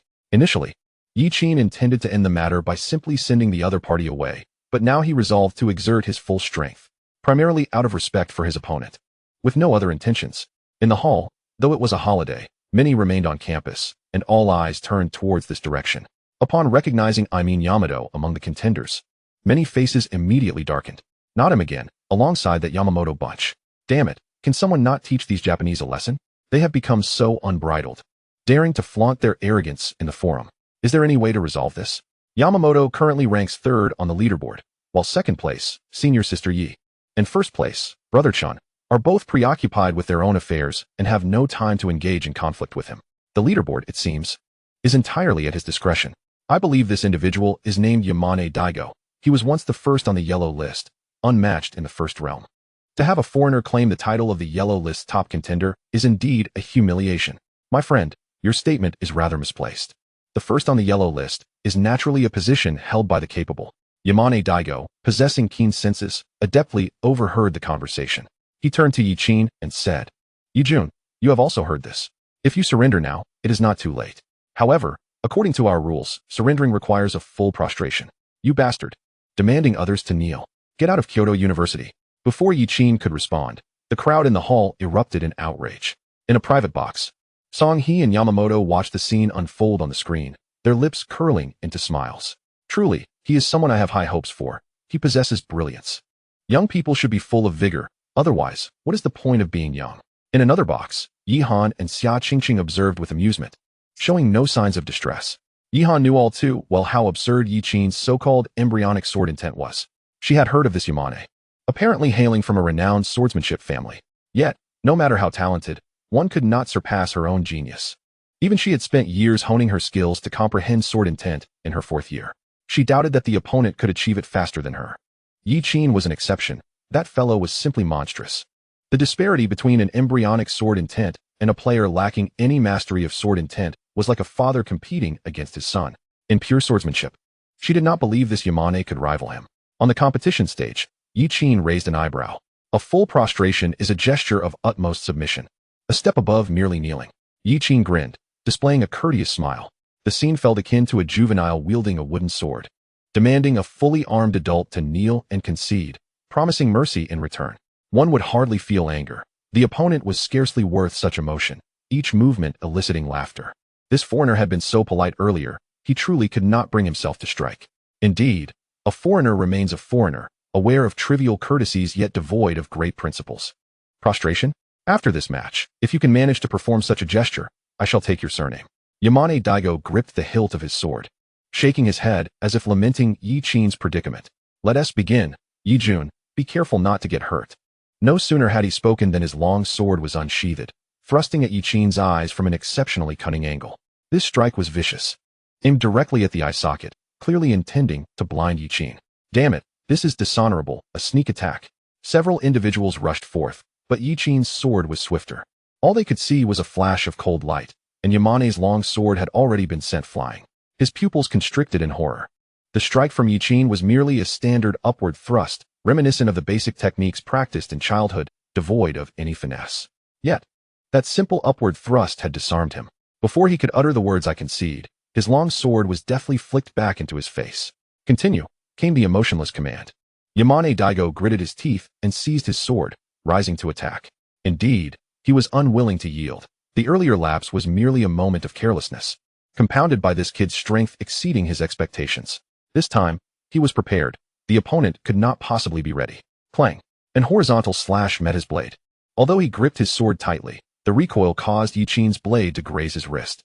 In an instant, blood spurted forth. A cry of pain escaped Yamane's lips as cold sweat beaded on his forehead. The tendons in his right hand had been severed.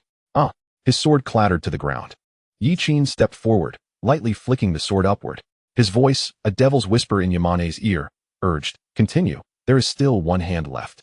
Before he could utter the words "I concede," the gleaming sword was poised against his eyelid, a mere nudge forward promising a gruesome scene. Shoo! I do not wish to hear that word. You are here representing your nation. How can you concede here? Continue. I have stated, once this match concludes, if you can perform a full prostration, I shall take your surname. Yi Qin turned, walking away to grant him space. A glint of malice flashed in Yamane's eyes as he seized the hilt and leaped, thrusting at Yi Qin's back. Clang! Yi Qin squatted low, narrowly avoiding the attack, simultaneously thrusting his sword upward without a glance. Another scream echoed. Yamane fell to the ground, one leg standing stiffly. Yi Qin had kept his word. Merely severing the tendons was not enough. A full prostration requires all limbs, and one was now unattainable. Quick, someone call for help. A voice cried out, as a figure dashed toward the stage to carry Yamane away, inadvertently stepping on his leg. Chapter 42. The Revelation of Martial Skill Proficiency. Where's the talent? I only see relentless effort day in and day out. Brother, are you alright? I'll take you to the hospital. The wound is severe. With this amount of blood loss, immediate medical attention is essential. Let me handle this. I am studying medicine. The crowd surged forward, inadvertently trampling Yamane's leg further. Yamane's eyes widened in horror as he reached out. My leg. Don't step on it, please. Now is not the time to worry about your leg. Your wound is the priority. Let me help him with emergency treatment. Although I failed the final exam on external injuries, my professors have never given me a bad review. You can trust me. Damn it, you're the one. Meanwhile, Yi Qin was surrounded by even more people. Brother, did that Japanese guy hurt you? Is it serious? Yi Qin found himself squeezed in, feeling somewhat helpless. He even sensed a few beautiful senior sisters taking advantage of the chaos to sneak a touch. I'm fine. Thank you all for your concern. I have not been injured. He glanced at Yamane being carried away, then down at the battered leg. It seemed these foreigners were quite unpopular at Kyoto University. Otherwise, such hostility would not exist. Hey, that looks familiar. Someone squinted, scrutinizing Yi Qin, suddenly exclaiming, "Oh my god. It's Yi Qin. It's that Yi Qin." The crowd paused before erupting into an even louder commotion. No way, it's really him. He actually came to the first dining hall. Isn't that normal? He has already secured the championship, so naturally, he can stroll around the campus. Who is Yi Qin? Dude, you must have been holed up in the lab for days without access to the internet. Just look at the trending news online. It's all about him. Wait. He is a special recruit. Shouldn't he be in the first realm at most? How is he able to compete with someone in the second realm and win? Is this what genius looks like? At Kyoto University, one would be hard-pressed to find an individual who is not considered a local prodigy. Yet even they regard Yi Qin as exceptionally gifted. In the private room, Yamamoto-kun slammed the table with a sudden force, causing plates and cups to shatter around him. Clearly incensed, he glanced at Song He, managing a strained smile. I apologize, Song-kun, for subjecting you to this farce. Not at all, Song He replied, a smile playing at the corner of his lips as he observed the young man on the screen. If you haven't been following the Chinese internet lately, it's understandable that you wouldn't recognize him. Even I have only heard of him without paying particular attention. The individual in question is none other than Yi Qin, who has recently garnered significant acclaim in special recruitment events. Regrettably, had I paid closer attention, I might have at least known his appearance, which could have spared Yamamoto-kun from such a humiliating defeat, allowing for some forethought. Humph, this matter cannot be left unresolved. A glint of coldness flashed in Yamamoto-kun's eyes. If you intend to report him to the school for action, I fear that may not be possible. Song He remarked, that kid's moves are indeed quite cunning. Especially the second strike, executed in a moment of panic after Yamamoto-kun made his attack. Yamamoto-kun struck first, and he merely severed his opponent's leg. We cannot fault him for that. Moreover, given Yi Qin's demonstrated talent, as long as he does not cross the school's red lines, many issues are likely to be tolerated. Both the school and the review process tend to become increasingly lenient over time. That malicious little brat. If it weren't for his deliberate provocation, how could a person of our nation's character resort to such underhanded tactics? Song He chuckled softly. Upon returning to the private room, Xia Qingqing raised her hand, calling out, welcome back, diligent genius. What sort of address is that? Yi Qin inquired, perplexed. See for yourself. Xia Qingqing handed her phone to Yi Qin, displaying a video. The content creator in this video provided a meticulous analysis of Yi Qin's performance in the secret realm, scrutinizing it down to every second. Everyone was speculating about the extraordinary nature of Yi Qin's talent that allowed him to dominate his peers in the secret realm. However, I hold a different opinion. You all have witnessed Yi Qin's triumphs on stage, yet few have paid attention to his sword techniques and movements. As a male voiceover began, the video alternated between scenes of him slaying monstrous beasts, each frame capturing his lethal strikes. Do you see? The sword techniques depicted in these clips are quite familiar. Aren't they? I can assure you, not only are you familiar with them, but anyone who has attended middle school in the Great Xia is well acquainted with them. These are fundamental sword forms, depicted with textbook precision. Many have speculated that the swordplay Yi Qin employed to defeat two prominent talents must be immensely powerful. Yet I must state that you are mistaken. His swordplay is not only not powerful, on the contrary, it may be exceedingly basic. He has simply mastered these foundational techniques to an extraordinary level. Simplicity is the essence of greatness. After all, when it comes to killing, one sword is sufficient. Furthermore, his astounding physical prowess ensures that even the most rudimentary sword techniques can wield tremendous force. Yi Qin was taken aback when, as the commentary concluded, a report card appeared on the screen. It was his summer report card. Clearly indicated was his chi cultivation technique, revealing that he had only unlocked 4 meridians. The commentator continued. Recently, a certain image has circulated widely on the internet. This one, Yi Qin's report card, showing that he has only opened 4 meridians. I can confidently assert that this image is false. Based on my calculations, Yi Qin's remarkable physical condition must have enabled him to unlock all his meridians. It cannot possibly be as the image suggests. Yi Qin's eyes twitched, although this image was indeed genuine. This commentator's exaggeration made him feel slightly embarrassed. And one could only wonder how Lin Ping and Xiao Lin would react upon seeing this video. The video was not yet over. Everyone's attention was focused on the swordsmanship and the martial technique Yi Qin employed to absorb blood energy, yet few noticed his agility. Let me show you a few clips. The footage displayed Yi Qin surrounded by dozens of monstrous beasts, all lunging toward him, played in slow motion. Everyone observed how Yi Qin consistently evaded all targeted attacks with remarkable precision, using his back, arms, and other parts to deflect those he could not avoid. Do you see? This mastery of body positioning is the key to his fluidity among the beasts. Otherwise, no matter how skilled or defensively sound you are, being overwhelmed by a horde of monstrous creatures is inevitable. Did you think that was the end? If I told you that his movements are likely the 9 steps of lightness we have all studied, how would you respond? To be honest, I was initially skeptical until I meticulously compared his footwork with the textbook's 9 steps of lightness and discovered that, astonishingly, his execution was even more precise than what was depicted in the textbook. Can you imagine the shock I felt upon making this discovery? Even the creator of the video seemed unable to contain himself, uttering an expletive in disbelief. In summary, I have reached a conclusion. Yi Qin may indeed possess extraordinary talent and may truly be, as many assert, a once-in-a-generation genius, but prior to participating in the special recruitment, he had no formal mentorship. He is an orphan, and the only techniques he learned were those taught at school, with guidance from only the teachers there. As for the martial technique for absorbing blood energy, I cannot disclose much. I can only say that it is something Yi Qin earned through his own efforts.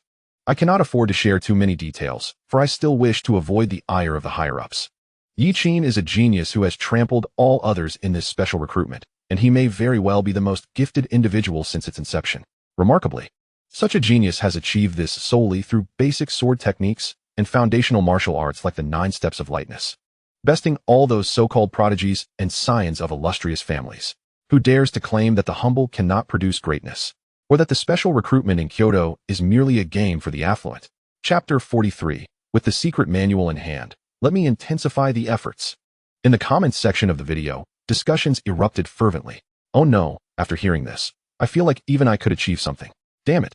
I also learned the 9 steps of lightness and basic sword techniques. Why shouldn't I be able to do it? Buddy, it's time to wake up. The creator of the video didn't mention something crucial.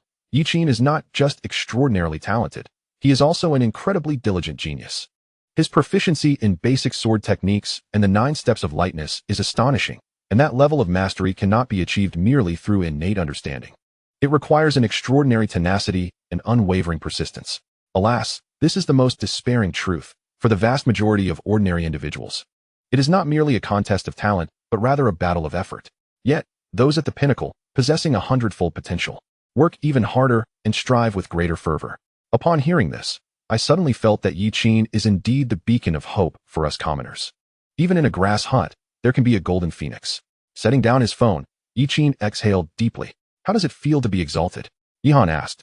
It's rather pleasant, Yi Qin replied candidly, having to admit that the praise was quite gratifying. He even took a moment to glance at the ID of the commentator, the observer. With over 10 million followers, his videos feature analyses of various renowned martial artists. His detailed breakdowns, coupled with seemingly impressive sources of information, have endeared him to his audience.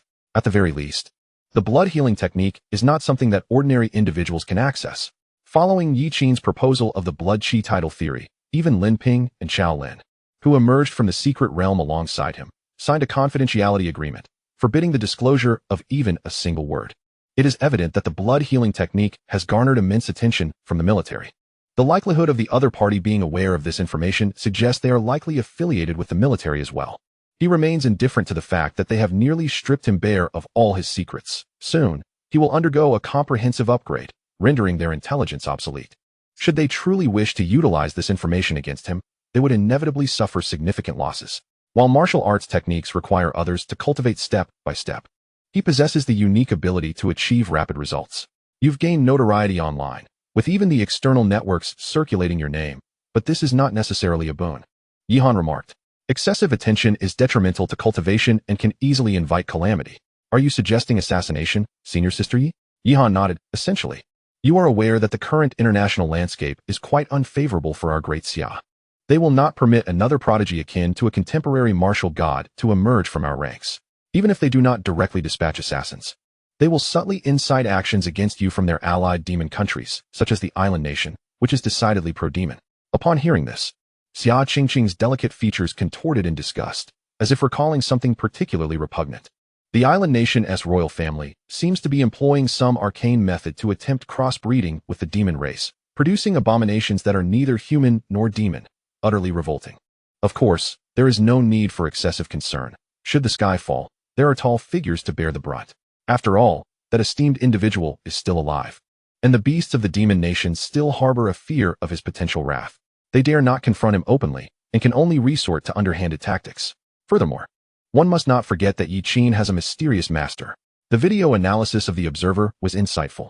Yet there was a critical point. Yi Qin's swordsmanship is undoubtedly not mere foundational technique, but rather an advanced form closely resembling it. The foundational swordplay, classified as a human-tier martial art, cannot possibly yield sword intent, as established by countless predecessors. A technique that is too rudimentary cannot awaken sword intent. It is not only human-tier, but even earth-tier swordplay finds it arduous to awaken true sword intent. Typically, only heaven-tier techniques can achieve this.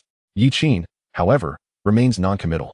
As long as he grows rapidly enough, assassination attempts will be futile. Senior sister, the school's rewards are prepared. Shall I take you there now? Yes.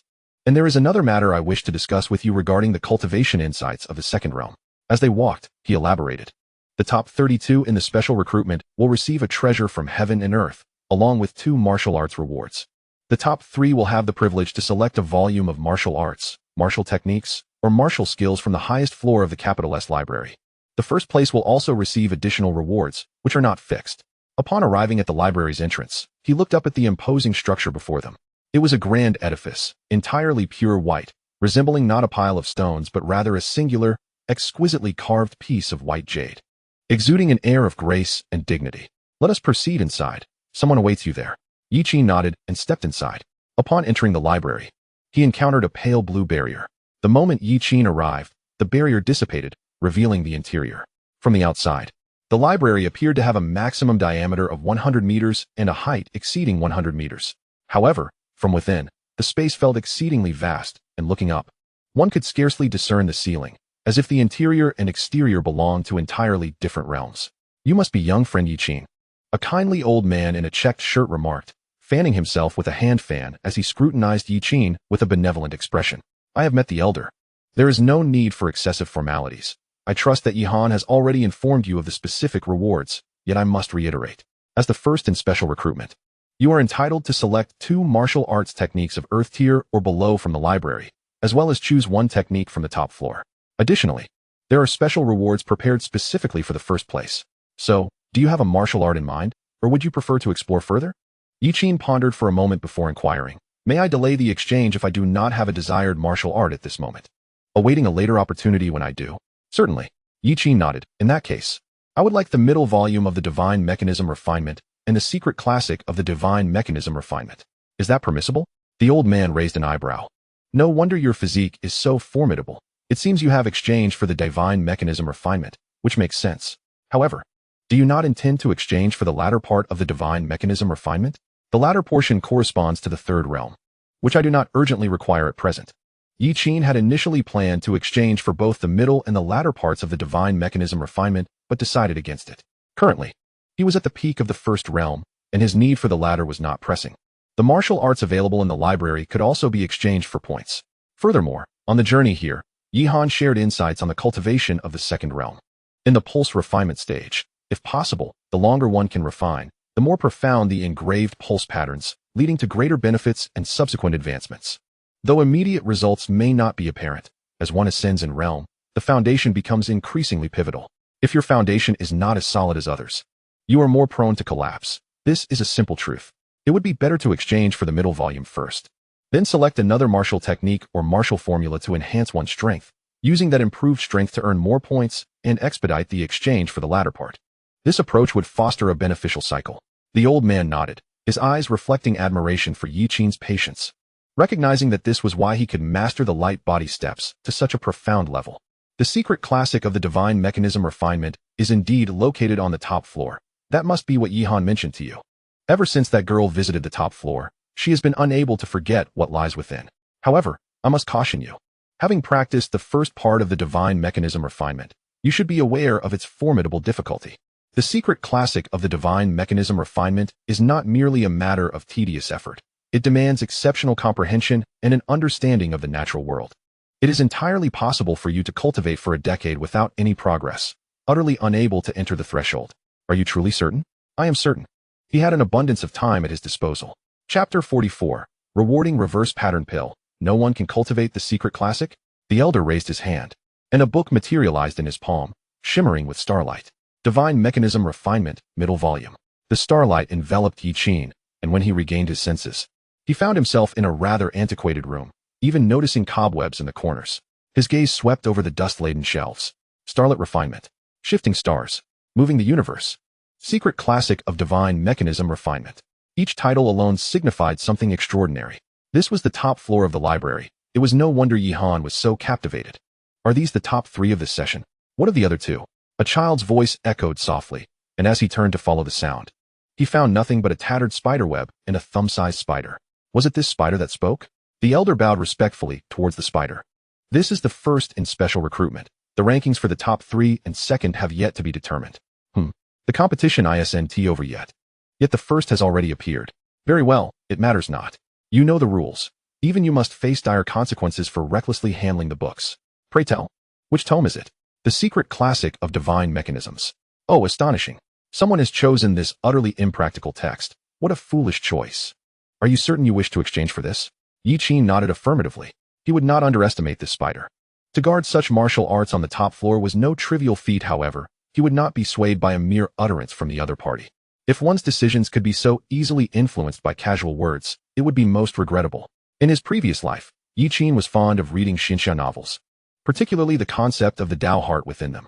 Regardless of one's alignment, one must possess a resolute Tao heart. At the very least, one should not allow another's words to shatter one's convictions.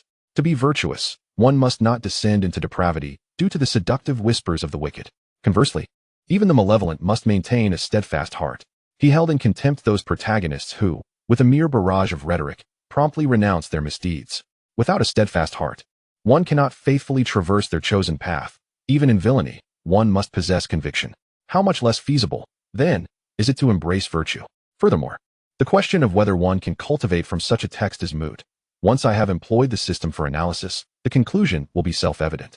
The spider raised its hind legs, and from its abdomen, spun threads at a speed imperceptible to the naked eye, swiftly weaving a book devoid of a cover. Here you are. It tossed the book into Yi Qin's embrace and lowered its head, disregarding the two further. Yi Qin caressed the book in his hands. It felt worn, akin to an ancient tome long neglected, with a slightly coarse texture characteristic of paper rather than silk. He glanced at the bookshelf, comparing the replica in his hands with the original secret classic on the shelf. Upon inspecting the spines, he noted that the two books were nearly identical, even in their damage. What extraordinary ability allows for such a perfect replication? Yet, the crux of the matter lies not in this. The true significance is that the spider had not even glanced at the original, but had woven it directly, indicating it had truly memorized the text. It was not only this book. It seemed that the entire collection housed in this top floor, the most treasured volumes of the Kyoto Library, had been perused by the creature. Yi Qin felt a surge of respect.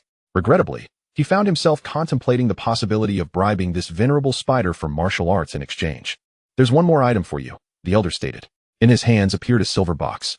Upon opening it, inside lay a gilded card bearing his photograph and the school emblem, alongside a white jade box. This is your student ID. The student ID is categorized into 3 tiers: heaven, earth, and man. In previous years, the champion of Kyoto University would receive an earth tier student ID. Yours, however, is of the heaven tier. Possessing this ID grants you not only the basic privileges of storing and spending points, as well as access to Kyoto University, but also additional permissions. You may freely utilize the various gravity chambers of the school and have the right to audit any classroom. Moreover, you are entitled to 5 monthly uses of the fully virtual arena. The fully virtual arena can simulate various extreme terrains and temperatures, even conjuring various mythical beasts, which will greatly aid your understanding of their behaviors. Of course, the privileges extend beyond this. For specifics, you may inquire with Yadu, as she currently possesses a heaven tier student ID. As for the white jade box, it contains a special reward for the champion. You may have heard that the champion's rewards vary with each session. You have 2 options. Alongside this pill, we have prepared a sword for you, a blade sufficient for your use until the 5th realm. Alternatively, you may choose this reverse pattern pill.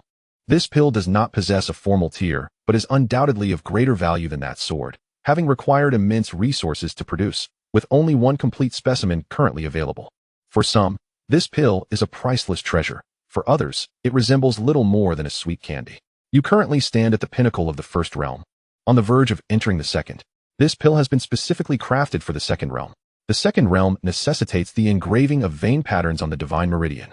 Yet many find themselves reaching the limits of their divine meridian's capacity before they can inscribe a more suitable martial technique. The reverse pattern pill will cleanse all vein patterns within you, granting you a renewed opportunity. With the experience of your first attempt, subsequent engravings will undoubtedly be more effortless.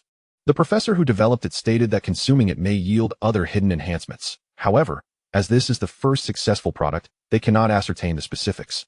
Only surmise that it relates to the vein patterns. So what will it be? The pill. Yi Qin did not hesitate. The sword of surging swallow is sufficient for my needs. You have indicated that this singular pill is of greater worth than the sword. Even if I cannot utilize it fully, it may be bartered for other valuables. Furthermore, should I find myself with a full set of vein patterns and wish to reconsider or simply seek to gain those so-called hidden benefits for a more robust foundation, I must opt for the reverse pattern pill.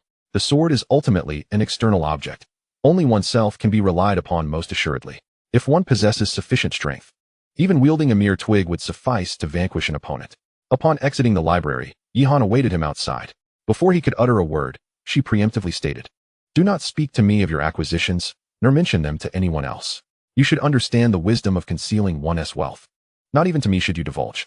The nature of humanity is such that none can guarantee their complete self-control, nor can anyone assure that malevolent thoughts will not arise within. The best approach is to eliminate the risk at its source." Yi Qi nodded, retrieving the gilded card from his pocket. A Heaven-tier student ID? Yihan raised an elegant eyebrow.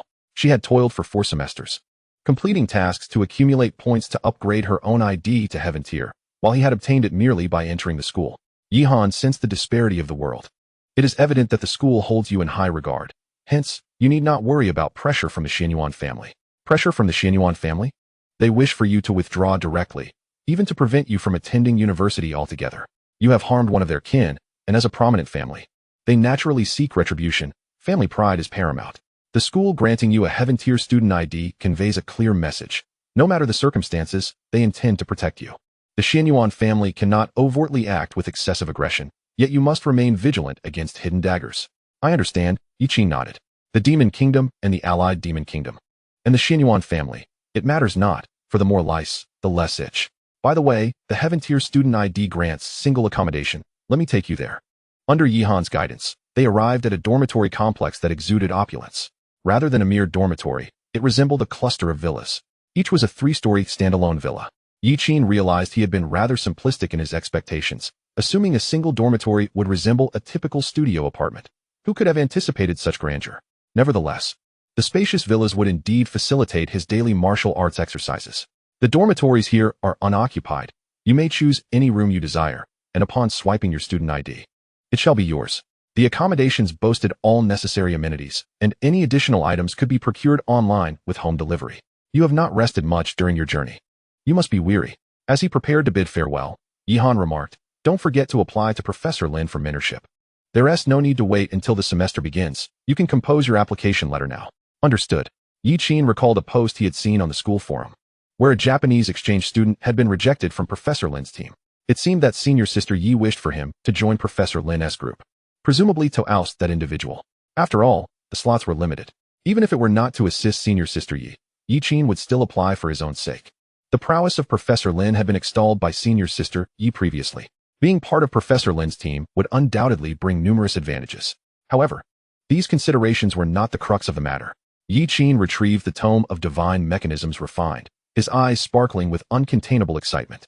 He recalled that the system had indicated that advancing to the second realm would unlock new functionalities. Chapter 45, System Upgrade, New Functions Unlocked. He approached the villa on the far right, near the artificial mountain, swiped his student ID, and, not bothering to regard the surrounding decor, immediately pulled out 2 volumes of Divine Mechanisms Refined. He swiftly perused through them. The midsection of Divine Mechanisms Refined expounded upon the techniques for carving vein patterns.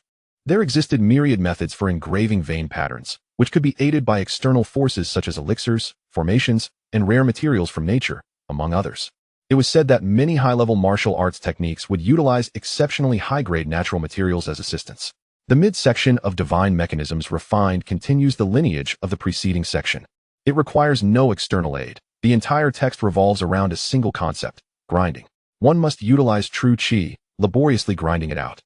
Unlike the first realm's method of creating doppelgangers to refine meridians, the midsection teaches the practitioner to condense true qi into a gale, mist, simulating the natural phenomena of wind, frost, rain, and dew, gradually grinding one's own meridians. The second realm represents a transformative process of true qi. During this phase, some forge protective true qi, while others condense true qi into blades with lethal potential, and yet others refine true qi to possess toxic properties.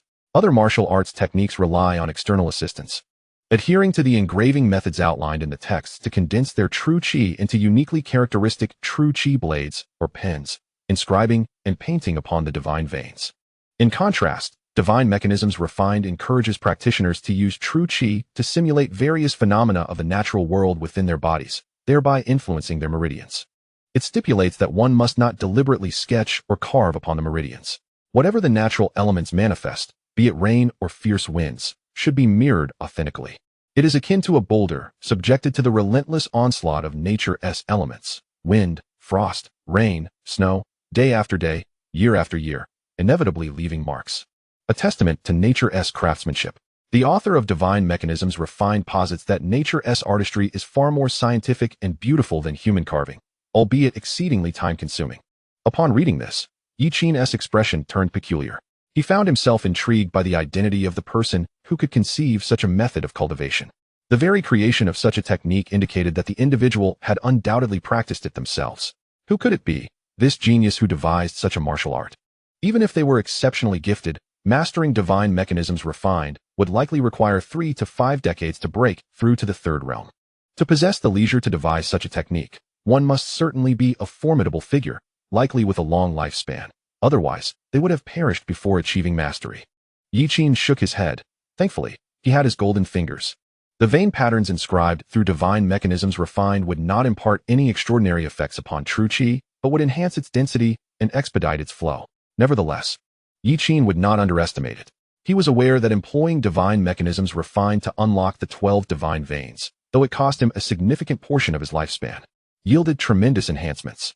Moreover, another advantage lay in the fact that the vein patterns inscribed through Divine Mechanisms Refined would not conflict with those inscribed by other martial arts techniques.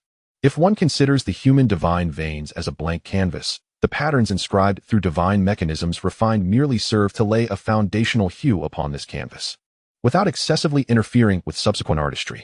Upon realizing this, Yiqian could not help but marvel at the creator's brilliance. The individual seemed to emphasize the importance of fundamentals and the compatibility between different martial arts techniques. For the average person, practicing 1 or 2 techniques would already be their limit, and it would be only when one attempted 3 or more that one would need to consider the issue of vein conflict. This martial art was evidently tailored for the exceptionally gifted. Yet, regardless of one's talent, mastering this technique would still demand time and patience. As for the secret manual of Divine Mechanisms Refined, upon opening the first page, a series of crooked characters met his gaze. Stop here. Do not venture further. Connecting mountains and terrains is exceedingly difficult. The first 4 realms are beyond reach. To push this text to its utmost potential may merely be a fleeting dream, a mere fantasy. Yiqian raised an eyebrow. The first 4 realms could not engage with the earthly forces, and thus could not practice this secret manual? Did this tome truly possess realm limitations? No matter, he would read through it first. With a snap, he finished perusing the entire book, exhaling a breath of astonishment. This was no mere martial art. This was akin to an immortal technique. The aim of this tome could be succinctly encapsulated in a single phrase: the sun and moon as chess pieces, the earth and sky as the board. The secret manual posits that the natural world constitutes an enormous formation, with the diverse mountains and terrains serving as various formation patterns. The variations in mountains and terrains yield different effects in these formations. However, few can harness the natural forces for their own purposes.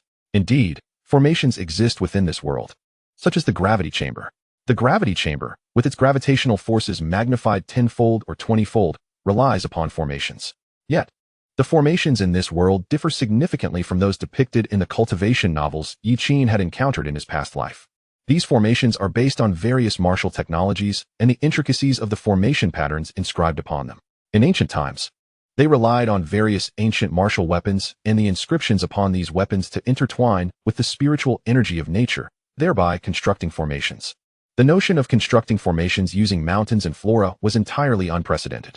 This tome elucidates the means by which one might influence or even command the natural forces, reaching an apex where, in battle, the adversary contends not against a singular individual, but against the entirety of the world. Imagine the entire world arrayed against you. What chance would you have for survival? Is this still martial arts? How could the creator conceive of such a notion? What is this, while others engage in martial practice? I pursue immortality? Thereafter, Yiqian found himself lost. Indeed, he could no longer comprehend the latter portions of the secret manual. It was akin to a middle school student confronted with advanced mathematics reserved for university-level study. He could recognize each character, yet the assemblage eluded his understanding. Fortunately, even though the content was beyond his grasp, his personal panel still displayed 2 martial arts. The midsection of Divine Mechanisms Refined was classified as Earth Tier, while the secret manual was classified as Heaven Tier. Yiqian had anticipated this outcome. The preceding section of Divine Mechanisms Refined was already among the apex of the Xian Tier martial arts, so the midsection being Earth Tier was understandable. As for the secret manual, named a martial art yet resembling an immortal technique. Even heaven tier seemed an understatement. Earth tier techniques posed a challenge a notch above Xian tier. Furthermore, this was a cultivation technique for the second realm. As one ascended in realms, the difficulty of mastering martial arts escalated correspondingly. Heaven tier techniques, particularly those akin to immortal arts, were even more formidable. Concerning the written stipulation that the first four realms could not engage with earthly forces and thus could not practice the secret manual. Since the system indicated the possibility of derivation, it must be feasible. I shall disregard these limitations. Once I have practiced it, the results will speak for themselves. I will invest a few centuries to test the waters. The system, after a century of rigorous training in the divine mechanism of tempering, and 2 centuries spent deciphering the secret tome, commenced its intricate simulations. In the 25th year of simulating the divine mechanism of tempering, you finally succeeded in utilizing your true energy to replicate the force of winds and the essence of mist within your body, allowing you to simulate the weather of wind and rain, thus breaking through to the second realm and beginning to inscribe meridian patterns. In the 67th year, you achieved initial mastery. Faint, irregular lines resembling the erosion marks left by years of wind and rain began to appear upon your divine meridian. By the 98th year, you had become proficient, fully aware of your modest talents, relying solely on relentless effort day after day. In your 100th year, the mist and gusts of your true energy became increasingly adept, and you recognized that mastery was within reach. In the first year of deciphering the secret tome, comprehension eluded you. By the 10th year, you could recite the entire tome by heart, yet a critical realization dawned upon you. To truly grasp the secrets within, to connect with the vast forces of heaven and earth, attaining the 5th realm and awakening your inner sight was imperative. You understood why it was said that the first 4 realms offered no opportunity for cultivation. Indeed, there existed a threshold for advancement. In the 50th year of simulation, thoughts of abandonment flickered through your mind but were promptly dismissed. You resolved to persist with unwavering determination. In the 99th year, you endeavored to connect with the universe, yet yielded no results. By the 120th year, you attempted to apply techniques learned from the divine mechanism of tempering to replicate the elements of frost, rain, and snow, deepening your understanding of nature, though your proficiency in the divine mechanism of tempering proved insufficient. In the 181st year, as you sought to engage with the cosmos, ripples emerged in the lake of spiritual energy within you, filling your heart with joy. You established a connection between the lake and the spiritual essence of the world, successfully linking with the forces of heaven and earth. You achieved the remarkable feat of mastering techniques meant for the 5th realm while still in the 2nd realm. Should the creator of the secret tome learn of this, he might well rise from his grave to converse with you, assuming, of course, he is indeed deceased. In the 200th year, you endeavored to comprehend the grand schemes of mountains and rivers, striving for greater heights, yet to no avail. The simulation of the divine mechanism of tempering reached proficiency, and the secret tome was grasped at its inception. Yi Qin's aura surged dramatically. Breaking through to the 2nd realm, he felt an influx of countless memories related to martial practice within his mind. The lake of spiritual energy within him revealed yet another purpose: to draw upon the external spiritual energies and intertwine with the grand forces of the cosmos. Overwhelmed with excitement, Yi Qin could hardly contain himself, feeling the urge to exclaim in awe. However, he pondered the implications of the system's cryptic message regarding the creator of the secret tome potentially still being alive. If he could indeed manipulate the cosmic forces to nurture himself, while it might not grant him immortality, it could certainly extend his lifespan. The thought made him gasp in realization. He hoped fervently that the one who created this technique was not, in fact, alive. Having grasped the fundamentals of the secret tome, he now understood its essence. The divine mechanism of tempering involved connecting oneself with the grand forces of the universe, harnessing the might of mountains and rivers for personal gain. For instance, if he were situated in a volcanic region, he could summon the flames of the mountain to incinerate his foes. In a world of martial prowess, environments such as glaciers and volcanoes were merely considered ordinary terrains, with countless other perilous and uncharted territories presenting extreme danger to martial artists. Within these treacherous locales, he could navigate freely and maximize his advantages, using the terrain to vanquish adversaries. Nevertheless, even if he perfected the secret tome, it did not guarantee invincibility. Discussing power without considering realms was sheer folly. Being merely at the early stages of the 2nd realm, he could not alter the grand forces of the universe. At best, he could utilize the existing energies of the mountains and rivers. Even if he could engage with the cosmic forces, his influence would be limited to a small fraction. It was akin to a seasoned hunter who, employing his surroundings, tools, and wisdom, could set traps to hunt wild beasts. In contrast, he, as a novice in the early second realm, could only rely on the environment to eliminate beasts, such as pushing them off cliffs or drowning them. Lacking his own tools or the ability to create traps, he could not reshape the environment like a seasoned hunter. Yet, given the right conditions, he could still manage to slay beasts far stronger than himself. Moreover, the cosmic forces could also be employed for self-enhancement. For instance, one could forge one's essence within the very fabric of the universe, or find a secluded, perilous place to transform it into an optimal sanctuary for cultivation. This was not merely a fanciful notion reserved for tales of immortals in ancient novels. Reaching perfection in the secret tome could indeed make such feats possible. Given his current inadequacy in mastering the divine mechanism of tempering, he resolved to perfect it first. How many years would it take to elevate from initial understanding to full mastery? Setting this thought aside momentarily, Zhuxian opened the system to explore the upgrades it had undergone. As he accessed his personal panel, a cascade of system notifications flooded his mind. Real combat simulation and environmental simulation have been activated. The simulation forecasting module is now live. For more features, please anticipate the unlocking of the fourth realm. Where did you come from, you overachiever? Zhuxian could no longer contain his excitement. Why not just unlock everything at once? Nevertheless, the newly activated features were undeniably beneficial. To elaborate on the real combat and environmental simulations, in forthcoming scenarios, if he wished to cultivate a martial art through simulation, he would need to engage in combat with enemies. For example, the blood healing technique required him to fight, utilizing the blood energy of his adversaries for practice. Previously, he could not combat within simulations, but with the System S upgrade, he was now able to engage in battles with foes he had previously slain. Naturally, the techniques employed by these enemies would only be those he had witnessed before, much like a person cannot conceive of something they have never seen. The same principle applied to simulation. In these scenarios, enemies would not employ unfamiliar techniques, resulting in a somewhat rigid experience, yet this represented significant progress. Additionally, regarding environmental simulation, he could now replicate any environment he had personally observed within simulations, though it required first-hand experience. Suddenly, Zhuxian paused in realization. The divine mechanism of tempering emphasized leveraging the forces of mountains and rivers for one's benefit, such as summoning the earth's fire to refine oneself. However, ordinary terrains, even if borrowable, offered limited utility. The true importance lay in those perilous and extraordinary landscapes, such as volcanoes and the vast fissures of the extreme north, where the techniques of the secret tome could yield their utmost effectiveness. Previously, in simulations, he could only study common terrains as those were the only ones he had encountered. Zhuxian suddenly recalled the elder who had issued him a student ID, mentioning that with this ID, he could access the school's fully virtual training facilities 5 times a month. These facilities could simulate various terrains, including treacherous ones. He could immerse himself in these perilous environments and record them visually, allowing for their replication in future simulations for training purposes. This adjustment was excellent. Many martial arts would undoubtedly benefit tremendously from the assistance of specialized environments during cultivation.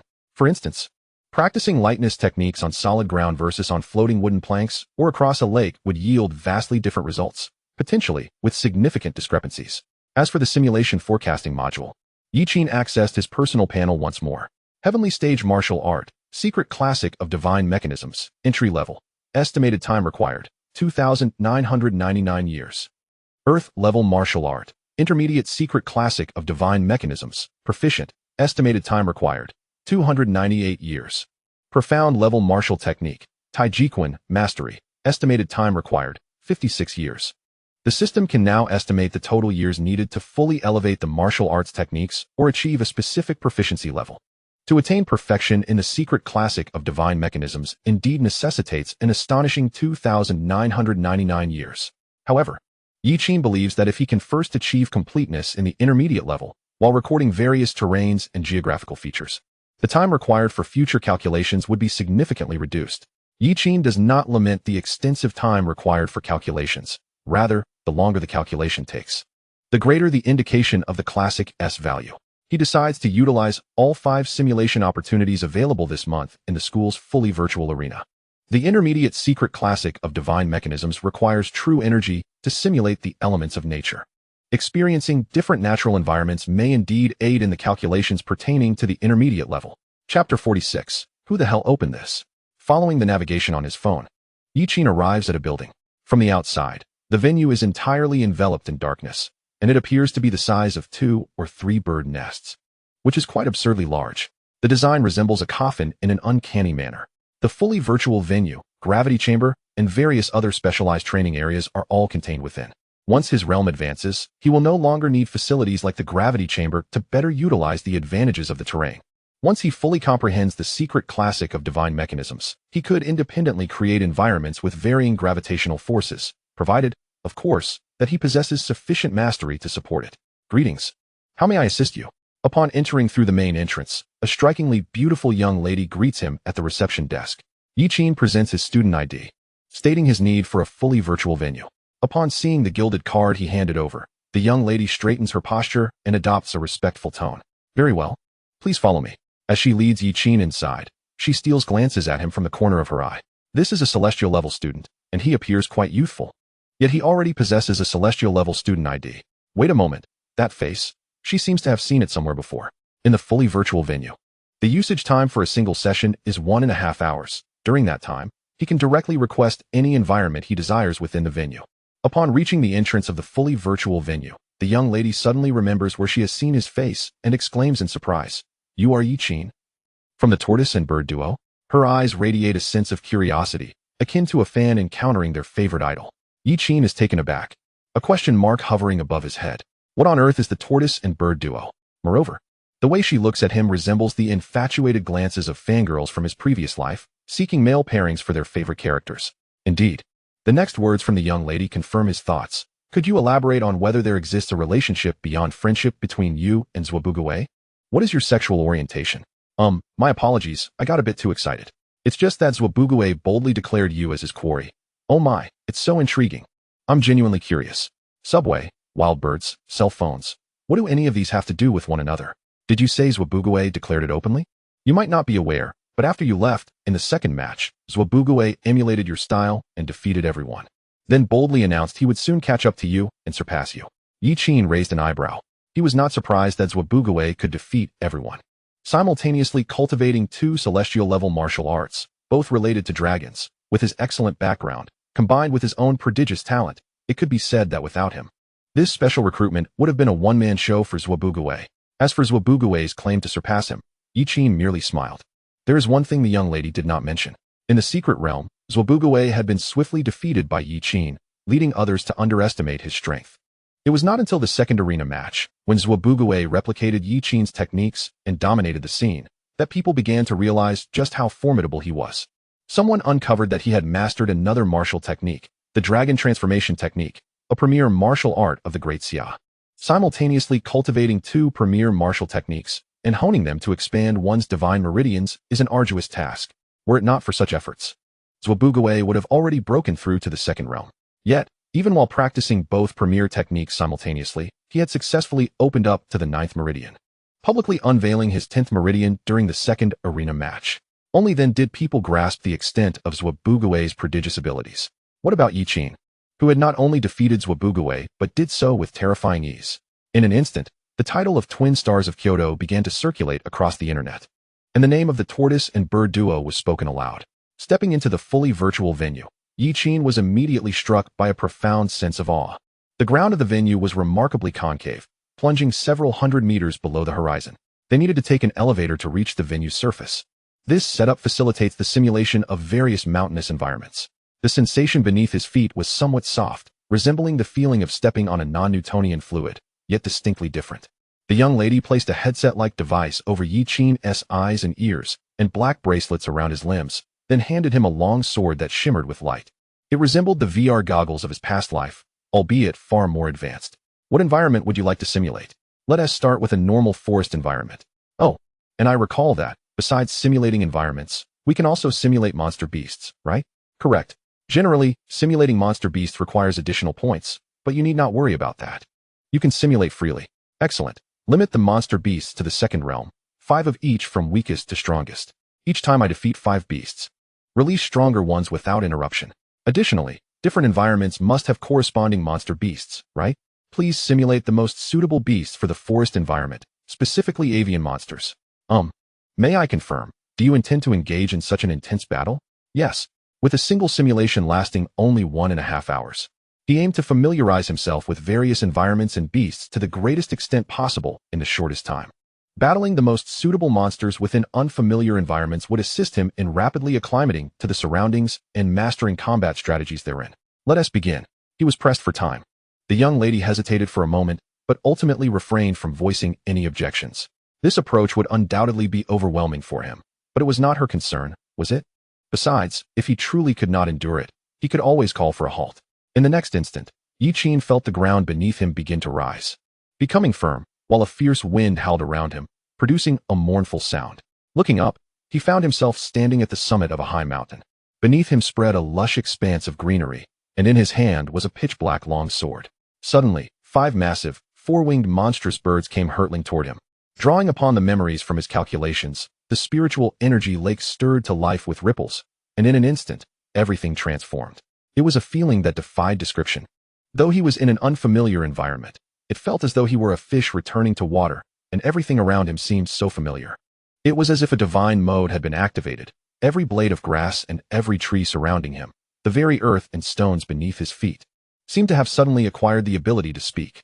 Alas, the environment was merely a simulation, and the beasts were but illusions. Otherwise, he could have easily sensed the location of his adversaries even if he closed his eyes and muted his senses. The mountains, stones, and trees around him acted as his eyes. In an instant, Yi Qin became intimately acquainted with his surroundings, deftly evading the attacks of the bizarre birds and unleashing his true energy as a fierce wind that struck down heavily. In mere moments, 5 4-winged grotesque birds were toppled to the ground by the force of the wind, leaving Yi Qin momentarily stunned. His true energy had grown significantly more robust. Attempting to channel the diamond skill, he felt the golden light emanating from his body, nearly doubling in density compared to its initial state. Yi Qin had an epiphany. The intermediate volume of the divine mechanism refinement served as a true energy amplification device.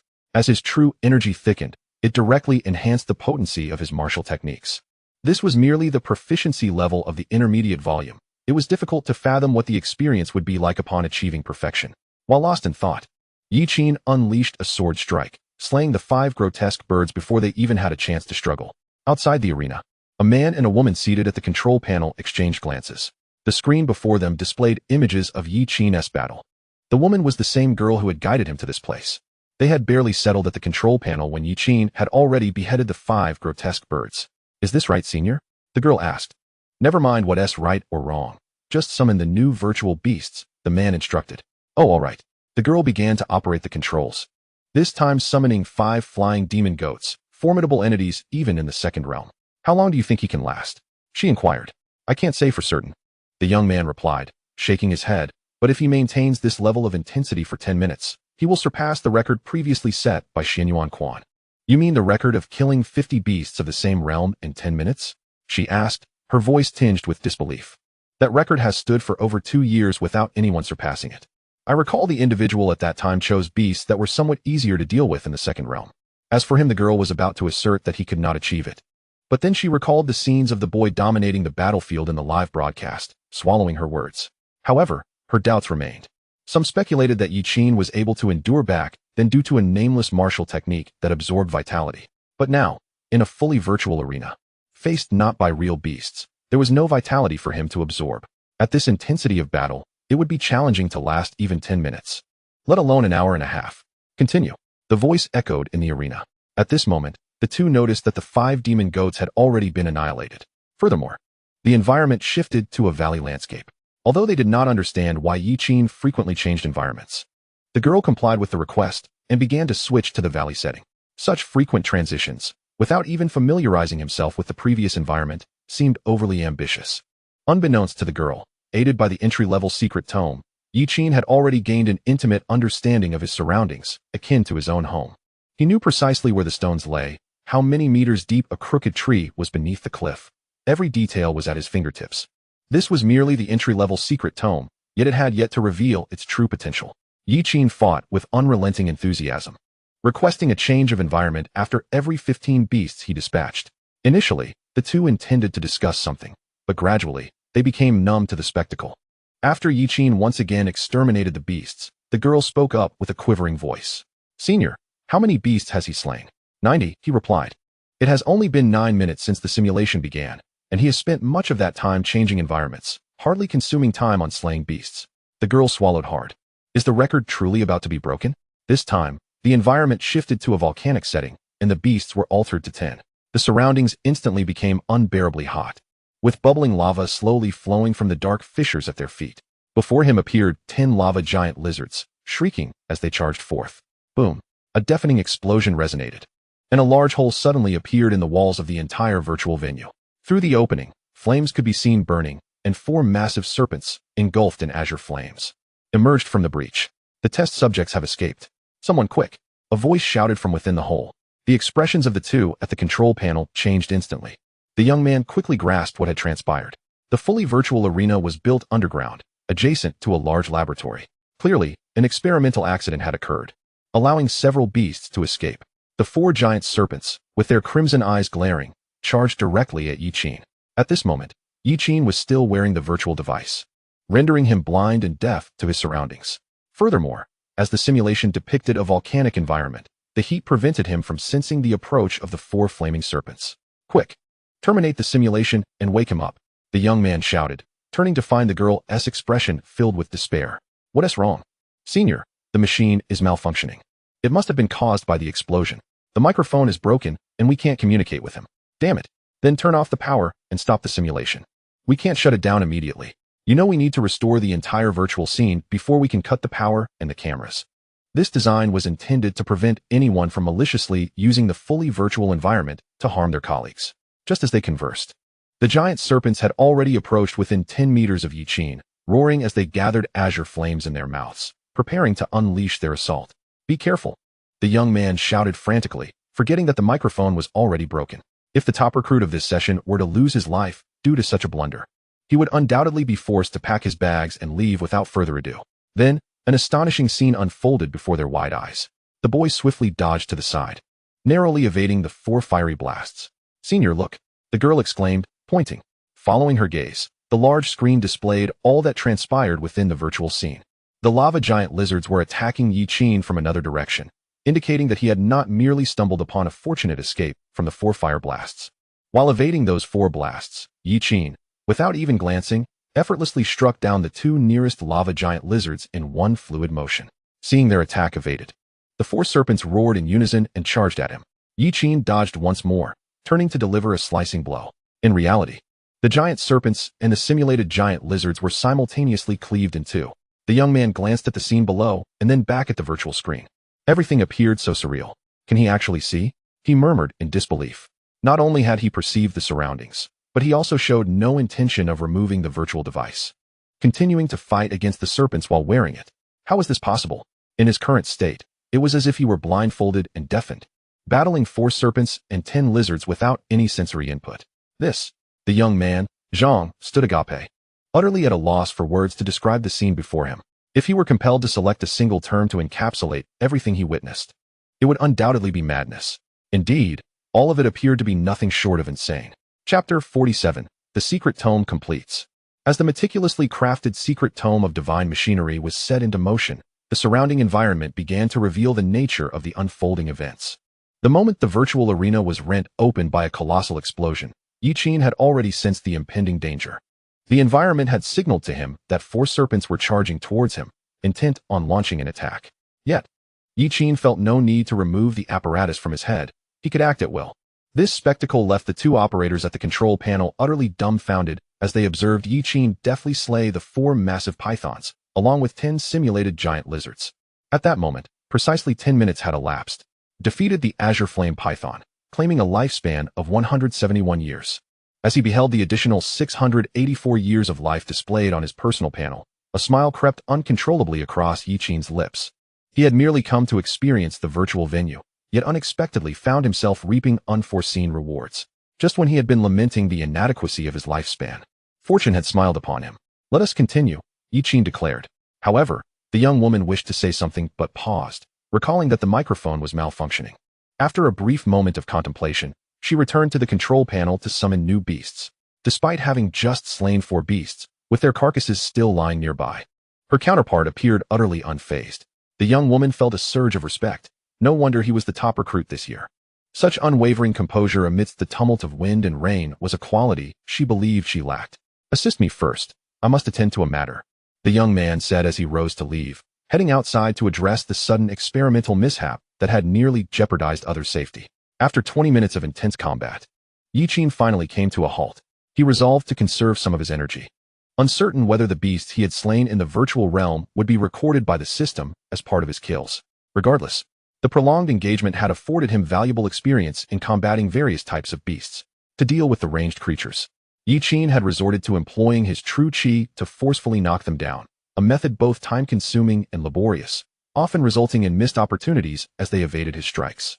He needed to acquire archery skills to fully utilize the blood-colored longbow stored in his pouch. Mastering the use of the bow would simplify his encounters with these far-off adversaries. In the ensuing time, he focused on documenting the diverse environments.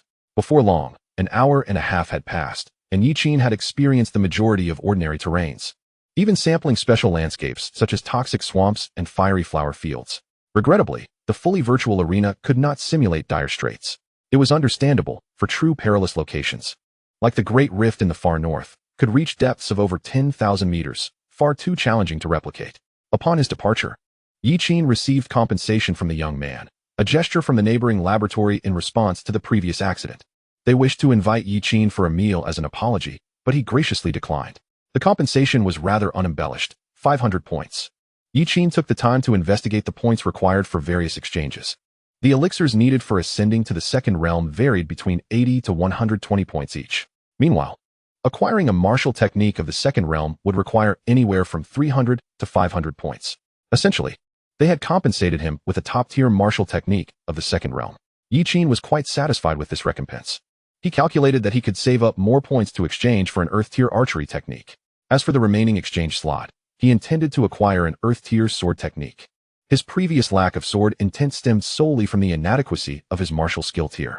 Once he obtained an earth-tier sword technique and perfected it, grasping sword intent would be a natural progression. Additionally, it was imperative to iterate on defensive techniques, mental skills, and agility techniques. Finding ways to accumulate points was one aspect. On the other hand, his lifespan was dwindling. He needed to hunt some beasts and later check the forum for any tasks related to beast slaying. Unbeknownst to Yiqin, shortly after his departure, news of the record-breaking achievement in the fully virtual arena began to circulate within the school's forum. The name of the record breaker propelled the excitement surrounding the news to new heights. Upon returning to his dormitory, Yiqin accessed his personal panel. As anticipated, the lifespan required for experiencing the secret tome had decreased from 2,999 years to 2,500 years, a reduction of nearly 500 years. His exploration of various terrains in the fully virtual arena had proven beneficial. He aimed to push the midsection of the divine machinery to completion, which should further reduce the lifespan needed. System, divine machinery midsection, 298 years. During the 56th year of the midsection's progression, your proficiency has reached mastery. Your true qi has become increasingly profound, and the speed of its operation has doubled compared to before. In the 149th year, your midsection of divine machinery has reached great success, with irregular patterns appearing on all 12 meridians, exuding a unique aesthetic. You have named it natural patterns. When you exert the diamond skill, which is merely a yellow tier technique, it now operates with the efficacy of an earth tier technique, rendering you akin to a small golden figure, overshadowing even the Oscar statuette. In the 298th year, your divine machinery midsection has achieved perfection, with natural patterns adorning the 12 divine meridians. You sense that this is far from the limit of what the divine meridians can endure, as you can inscribe additional patterns. This solid foundation has been laid by the upper section of divine machinery. The progression of the divine machinery midsection has concluded, achieving completion. Yiqin exhaled deeply. The instant he completed the progression, he felt an indescribable sense of relief, akin to a long-standing nasal inflammation being cured. Upon inspecting the secret tome of divine machinery, he noted that the required lifespan had decreased from 2,500 years to 1,998 years. At this juncture, Yiqin had a remaining lifespan of 2,166 years. There was no sorrow regarding his longevity, only an insatiable yearning for the stakes. System. Maximize the secret tome. In the first year of the progression of the divine machinery secret tome, you continuously perceive the essence of heaven and earth within various environments. To your delight, you discover that the inscribed patterns resonate with nature, aiding your comprehension. In the 198th year, you have finally cultivated the divine machinery secret tome to proficiency, mastering various geographical trends that far surpass your understanding of your girlfriend, for you possess no such thing. In the 565th year, you have refined the secret tome to mastery. In the 1154th year, you have finally attained great success with the secret tome. The geographical trends morph into array patterns before your eyes. Standing at the mouth of a volcano, you manipulate the spirit energy to ignite the Earth's fire upon the surface. With your current capabilities, if situated in certain special regions, be prepared. For even a third realm warrior would find themselves trapped. In the 1998th year, the Divine Machinery Secret Tome has reached perfection. The spirit energy lake within you, along with the patterns, resonates with the external world, creating a sense of unity with nature. Without the need for the naked eye, many would fail to perceive your presence. First, the acupoints are sealed, rendering you undetectable. Then, the divine meridians solidify, concealing your true chi. Now, your aura melds seamlessly with the surrounding environment. If one deliberately conceals themselves, even those of the same realm, be it humans or even the most astute of beasts, would find it exceedingly difficult to perceive your existence. Congratulations. You are steadily advancing on the path of becoming an unparalleled master of stealth. Upon the culmination of the intricate and profound secret of divine mechanisms, Yi Qin felt an immediate transformation in his surroundings. The villas, the rockeries, and the man-made lakes around him seemed to have suddenly learned to breathe. Engaging in a silent dialogue with him, he discerned that beneath the cluster of villas lay a vein of ore, exuding a delightful aura, while the foundation of the villas bore a small array designed to gather spiritual energy. This was likely a minor gathering formation. Had he not established a connection with the spiritual energy of the lakes and the vein patterns, he would have remained oblivious to it. It is no wonder that the spider remarked that mastering this tome was nearly impossible. The intermediate chapter of divine mechanisms is a prerequisite for comprehending the secrets contained within. Mastery of just the intermediate chapter alone requires an ordinary person decades of relentless effort. Furthermore, one must transcend to the fifth realm, awakening their inner vision to resonate with the cosmos. Within the villa complex, the true power of the tome could not be manifested. To truly harness its might, it would be best to do so in unique environments, such as beside a volcano. Additionally, upon the tome's completion, Yi Qin gained fresh insights into the method of inscribing vein patterns as described in the intermediate chapter. The intermediate chapter mandates the simulation of nature's elements, wind, frost, rain, and snow, to delineate vein patterns. This is essentially an imitation of the ordinary natural world. But what if he were to simulate not the commonplace, but an extraordinary place? What would happen if he could find a location of utmost peril and leverage its formidable aura to redefine the vein patterns? The tome contains a record of a place known as the 9 cycles of rebirth, which, although deemed a land of despair, can, if utilized wisely, serve as an invaluable site for extending one's lifespan. The 9 cycles of rebirth offer 9 reincarnations, 9 renewals. If wielded adeptly, it could endow him with 9 lives, significantly augmenting his lifespan, even if the tales are exaggerated. Previously, it was mentioned that numerous martial arts manuals advocate the use of external forces to assist in the inscribing of vein patterns during the second realm. What external force could rival the grand momentum of the heavens and earth? The natural vein patterns inscribed from such a place of peril would surely yield remarkable effects. Yi Qin was uncertain, and the tome did not elaborate. He believed that the creator of the divine mechanisms must have contemplated this as well. However, they likely never had the opportunity to reforge their vein patterns. They might not possess the reverse vein pill, a rare treasure that could erase inscribed patterns and start anew. Furthermore, given that the creator had likely already attained the fifth realm, reverting to the second realm to reconstruct vein patterns would be impractical. With a slight grimace, Yi Qin mused on his predicament. To master the divine mechanisms, one must first learn the intermediate chapter and inscribe the natural vein patterns. Yet, to utilize the aura of a perilous land to inscribe unique vein patterns, one must first master the tome. It was a classic case of a single path leading to a dead end. Fortunately, fortune favored him, as his current reward was the reverse vein pill, a miraculous item. If he could encounter a high-level terrain in the second realm, he could consume the reverse vein pill and reevaluate the intermediate chapter of divine mechanisms, thus reconstructing it entirely. Of course, such occurrences depend on luck.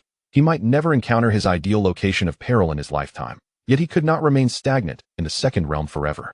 Wait a moment. Uncle Nia mentioned that the contributions from the blood healing technique might grant him access to the warrior goddess tomb. Would the warrior goddess tomb be considered a place of peril? Yi Qin suddenly recalled this possibility. He hoped that the rewards would arrive soon. If they did not, he might just break through to the third realm. Logically, rapid breakthroughs are not always beneficial, especially in the second realm, where most individuals strive to inscribe as many vein patterns as possible on their spiritual veins. Moreover, since inscribing vein patterns is irreversible, They would compare their options carefully to exchange for superior martial arts manuals. Additionally, the process of inscribing vein patterns is time-consuming and mentally taxing. Yet, Yi Qin need not worry about these matters. He could simply aim for any martial arts manual he desired and fulfill it completely. However, there was another significant matter that required his attention, mastering the tome to establish arrays based on the heavens and earth. He felt it imperative to study the original array systems of high martial arts as a reference. For instance, the original gravity array and illusion array could be modified to create natural grand arrays. Most places in the world possess ordinary natural terrains devoid of any remarkable power. Yet, Yi Qin could transform them. Although he had yet to reach the fifth realm and could not influence the exterior scenery as described in the tome, shifting mountains and rivers, he could certainly move a few stones here and chop down some trees there, inducing the surrounding magnetic fields to form a small gravity array or a maze array. Alas, his insufficient realm prevented him from truly harnessing the grand momentum of the heavens and earth to establish a large-scale array. Otherwise, he would truly be on the path of immortality, Yi Qin lamented. With 168 years of life remaining, he felt it insufficient and pondered if there were any tasks available to slay beasts. Yet, he must first attend to the matters entrusted by senior sister Yi and submit his application. As for how to write the application, why not consult the enigmatic summer senior sister? It feels utterly impossible, no matter how he thinks about it. It seems unachievable. In the eastern suburbs of Kyoto University, a voice filled with lament emanated from an experimental building, audible even from outside. Senior sister, what's wrong? Yi Qin inquired, not lifting his head as he drafted the application. What else could it be? That old coot is exploiting my labor, claiming that since I am such a genius, assisting with array-related projects is a piece of cake. I have never even worked on arrays before. Summer Qingqing exclaimed, slamming her hand on the table. Little leaf, how about we just rebel? You can be the principal, and I'll be the vice principal. Kyoto University would be our domain. Yi Qin pondered for a moment before replying. Senior sister, my realm isn't sufficient. Let us wait a bit longer. Fine, I'll endure a little longer. After all these years, what's one more moment of patience? Junior sister, what kind of atrocious lines are you uttering? The work assigned by the teacher ultimately lands on my shoulders. What have you done? Nearby, a bespectacled youth with heavy dark circles under his eyes held a black disc, intricately inscribed with complex patterns. His body was still moving, while his spirit had already wandered off for a while. He had just spent an entire night transcribing the laboratory regulations 300 times and was now tasked with guiding Summer Qingqing and Yi Qin. Though it was said to be a duo, the reality was that he was primarily there to lead Yi Qin. Yi Qin realized that joining the teacher's team required more than just submitting an application. He needed to present tangible results. Thus, he was not only responsible for his own array research, but also for mentoring newcomers. How he longed for death. Moreover, the results must be his own, not something they assisted him in producing. Truth be told, the youth felt this was an intentional attempt to make things difficult for them. How could a student who hadn't even started their first year manage research, even if it were the simplest tasks, such as studying breath cultivation techniques or vein patterns? He recalled that Yamamoto's team was also preparing to compete in this year's Array Innovation Competition. The Array Innovation Competition was next week, and he had yet to produce any novel research results. His little junior sister was also struggling. How he longed for death. Yi Qin's expression shifted subtly as he raised his hand. Senior, may I give it a try? Chapter 49. You haven't even studied this. What are you meddling for? You? The young man forcibly opened his eyes, gazing at him with a look akin to that of a dead fish. That expression clearly conveyed his skepticism. Are you certain, kid? It wasn't that he looked down upon Yi Qin. Rather, the intricacies of formations were notoriously complex. For an average person, it would take 3 to 5 years of study, perhaps even from freshman to senior year, to grasp only the rudiments. The study of formations is akin to mathematics. Without a semblance of innate talent, one should refrain from attempting it. The lifetime efforts of a mediocre individual might pale in comparison to the fleeting brilliance of a genius. This realm is marked by stark realism, where the divide between the mediocre and the extraordinary is painfully vast.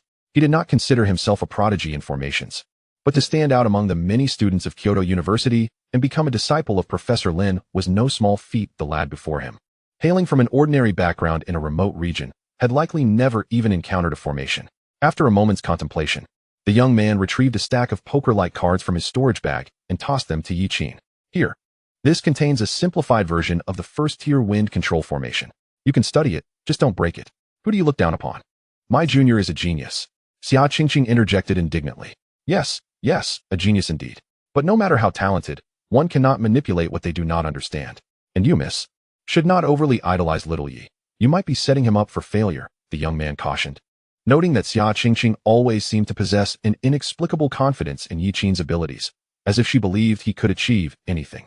Perhaps it stemmed from witnessing Yi Qin effortlessly defeat a wolf beast. Despite the young man's casual demeanor, the stack of cards he had tossed held the potential to incite considerable excitement.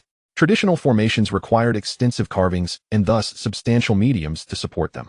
However, his method of condensing the formation patterns onto playing cards allowed for the portability of formations, though currently limited to carving only very basic first-tier formations. Continuous refinement and development might eventually enable the portability of higher-tier formations. Perhaps one day, within the realm of technological warriors, the profession of formation master would emerge. Nevertheless, to win the championship of the formation innovation competition with such a level of innovation was still a distant goal. This competition attracted participants from various universities and sectors of society, with rewards of immense value. A monetary prize of 50 million was merely a prelude. Additionally, there were comprehensive guides to lower-tier formations, incomplete ancient formation blueprints, and various top-tier formation materials that money could not buy, especially the ancient blueprints and materials, which were the dreams of many formation researchers. The difficulty of this challenge was evident. As expected, upon receiving the poker-like cards, Yi Qin was utterly bewildered, having no idea how to arrange the formation or activate it. The young man shook his head and returned to examining the disc in his hands, choosing not to pay further attention. Suddenly, a fierce wind erupted, sending papers soaring into the air, swirling chaotically, while the windows rattled ominously, as if they might shatter at any moment. The young man looked up in astonishment, gazing toward the center of the tempest. Before Yi Qin, the cards lay haphazardly arranged, clearly not in any discernible order, yet the formation had activated. And though this was merely a simplified version of the wind control formation, classified as first tier only because it was the lowest rank of formation, it was hardly sufficient to stir a storm. However, witnessing the papers dancing wildly across the ceiling and the tables and chairs upturned by the gale, the young man fell into deep contemplation. Yi Qin chuckled awkwardly, conceding, "All right. I admit, I lost control of the power a bit." He had merely been wondering if he could resonate with the world using the formation contained within this martial technology. In the fantasy novels, formations often featured a focal point that connected the entire array. Although the formation Yi Qin learned was grounded in the natural world, distinct from the mountain-protecting formations supported by spirit stones in those novels, it did not preclude him from exploring that direction. To his surprise, as he infused spiritual energy into it and invoked his perfected secret tome, he resonated slightly with the surrounding environment, and the formation activated almost instantaneously. Yi Qin hurriedly ceased his actions, the wind died down, and the papers fell to the ground, now crumpled and dust-laden. Yi Qin mourned the loss of his application draft. Turning around, he found both the senior and Xia Qingqing kneeling at his feet. "Yi Qin." The young man's eyes sparkled with excitement. "Father, dear father, could you please tell me how you did that just now?" Truly, as expected of a graduate student from Kyoto University, the young man's mind was quick. Upon realizing that Yi Qin had managed to activate the formation without arranging the cards properly, multiplying its power several times, his worldview felt shattered. But soon, he recovered from his shock and slid forward on his knees beside Yi Qin. Unfortunately, the rules of propriety prevented him from embracing the other's leg. Otherwise, he would have done so without hesitation. Though Xia Qingqing was slightly slower in her approach, she was bold enough to hug both of Yi Qin's legs tightly, refusing to let go. "Xianxiang, this is my junior mine. You stay away." Xianxiang ignored her. Just moments ago, Yi Qin had merely seemed like an encumbrance, increasing his workload, but now, he was no longer a burden. He was a veritable goldmine. Though uncertain about what had transpired, the effect Yi Qin had just demonstrated could be replicated. This upcoming innovation conference was bound to be a success. They might not claim first place, but at the very least, they could vie for a top 3 finish. "Xianxiang, this is mine." Xia Qingqing clung to Yi Qin's legs, while Yi Qin sighed in resignation. "Senior, could you please let me go? I can't move. Only if you promise to take me with you, no matter what. Otherwise, I'll lie on the ground and cry." "Are you a child?" Yi Qin wanted to retort, yet he knew this was precisely the kind of thing Xia Qingqing would do. She was like a child who would never grow up, and no one intended to change her. They all believed she was perfect as she was. Faced with 2 pairs of eager eyes, Yi Qin pondered for a moment before responding. "It's actually quite simple. Just resonate the formation with the surrounding environment. Both of them. OVO. And then what? That is all." Chapter 50. Natural Formation Patterns? Isn't it just a matter of having hands? As the two realized this was the entirety of the process, their expressions morphed into astonishment. From their reactions, Yi Qin discerned something significant. No one had attempted to innovate by merging formations with the surrounding environment. Kyoto University was already at the forefront of various disciplines. These two were students of Professor Lin, and the fact that they hadn't heard of this concept indicated that the creator of that secret tome had indeed not invested effort in this area. It was also understandable. The creator had at least reached the fifth realm, capable of influencing the natural landscape and directly shaping various terrains, unlike Yiqin, who needed to seek out special environments to utilize the secret tome. Otherwise, he could only draw from high martial formations. If others, especially those who studied formations, were to hear Yiqin's thoughts, they might wish to find a piece of tofu to die under. So, the formations we diligently study have become mere substitutes in your hands. Is that it? Indeed, it is true. Yiqin merely attempted to connect the formation with the natural world using the techniques he gleaned from the secret tome. Wait, what did you say? To resonate the formation with the surrounding environment. Is that the resonance I understand? Xianxiaaudiobooks suddenly realized, his voice trembling with incredulity. Not just his voice.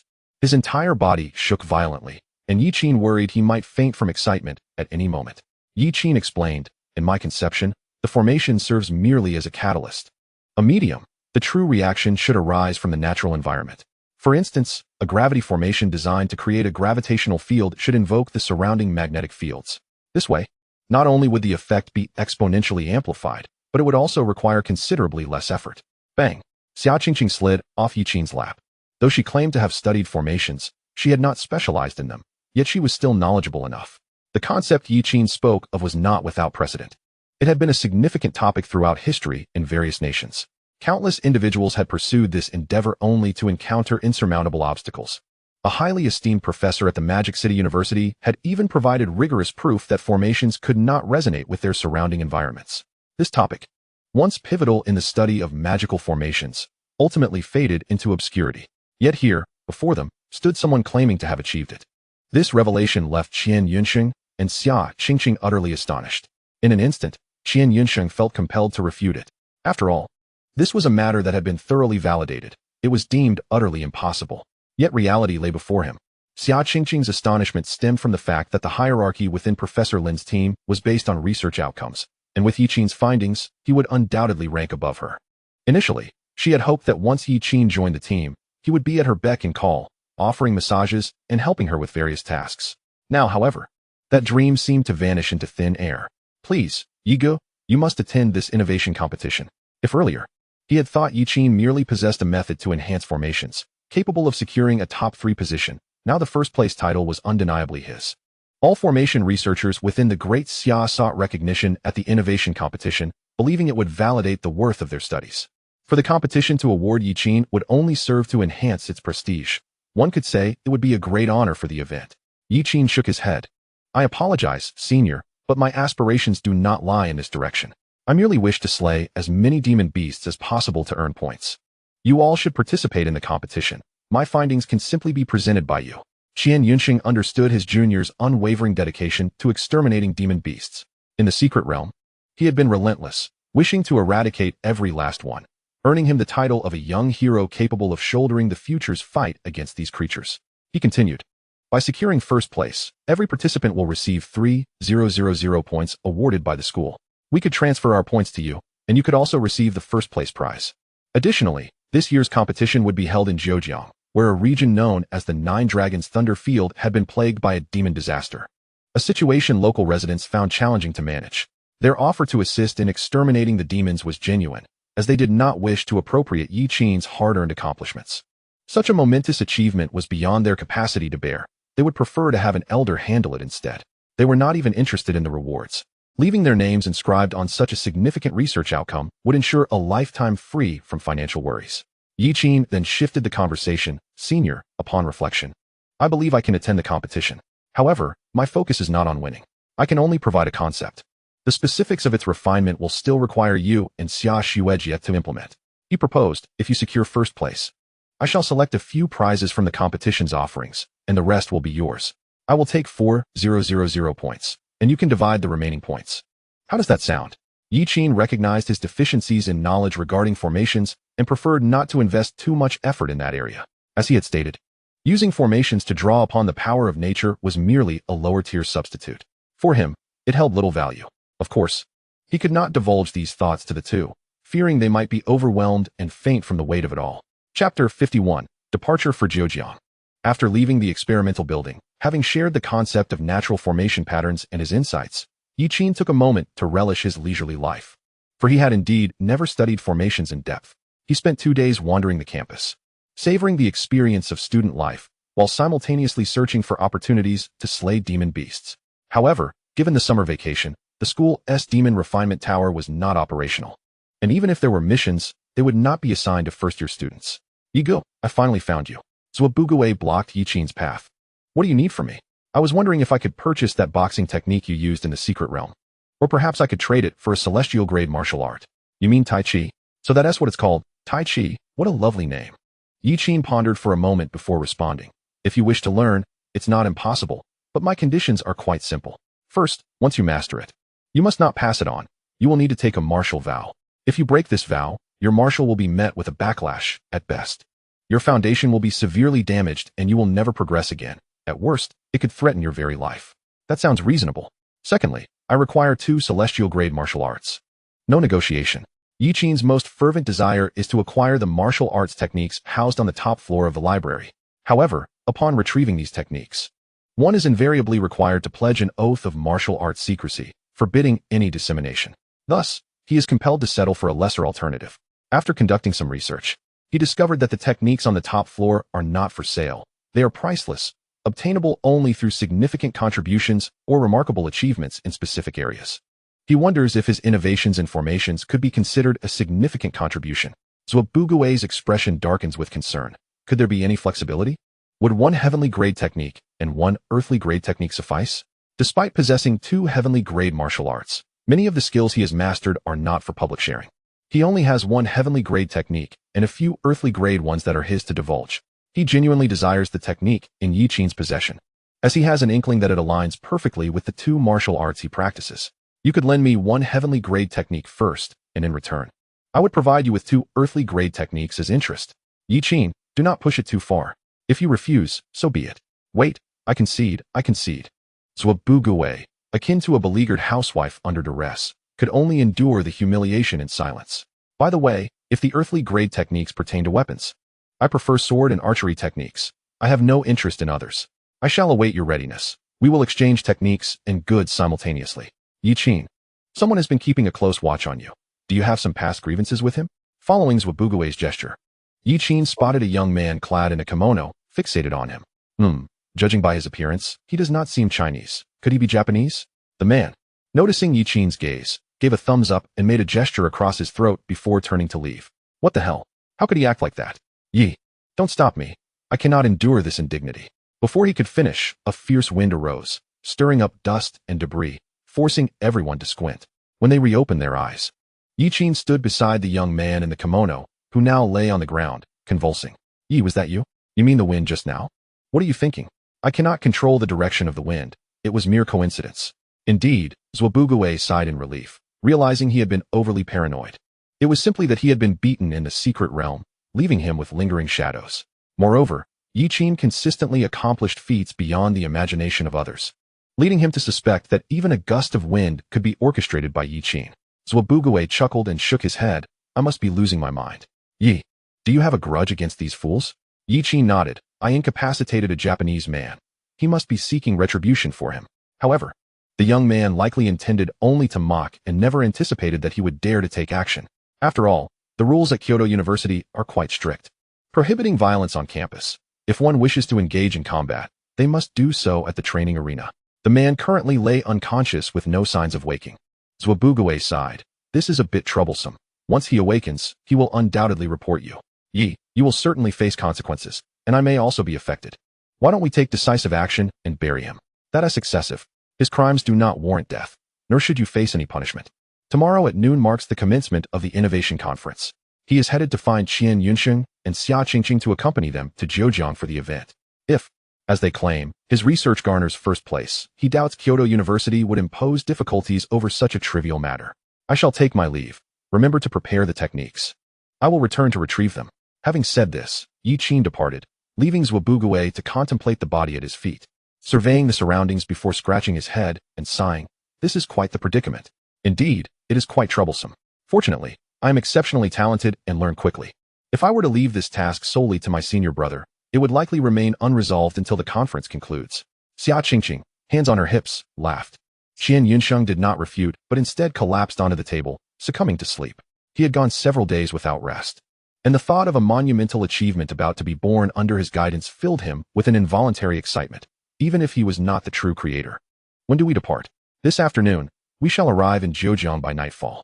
The conference will run from 8 in the morning until noon, giving ample time for each research team to showcase their findings. I have heard that the Magic City is determined to secure victory in this competition. As if recalling something, she turned to Yi Qin. Yi, Henin asked me to remind you to stay close to us outside. It would be fine if you remained at school.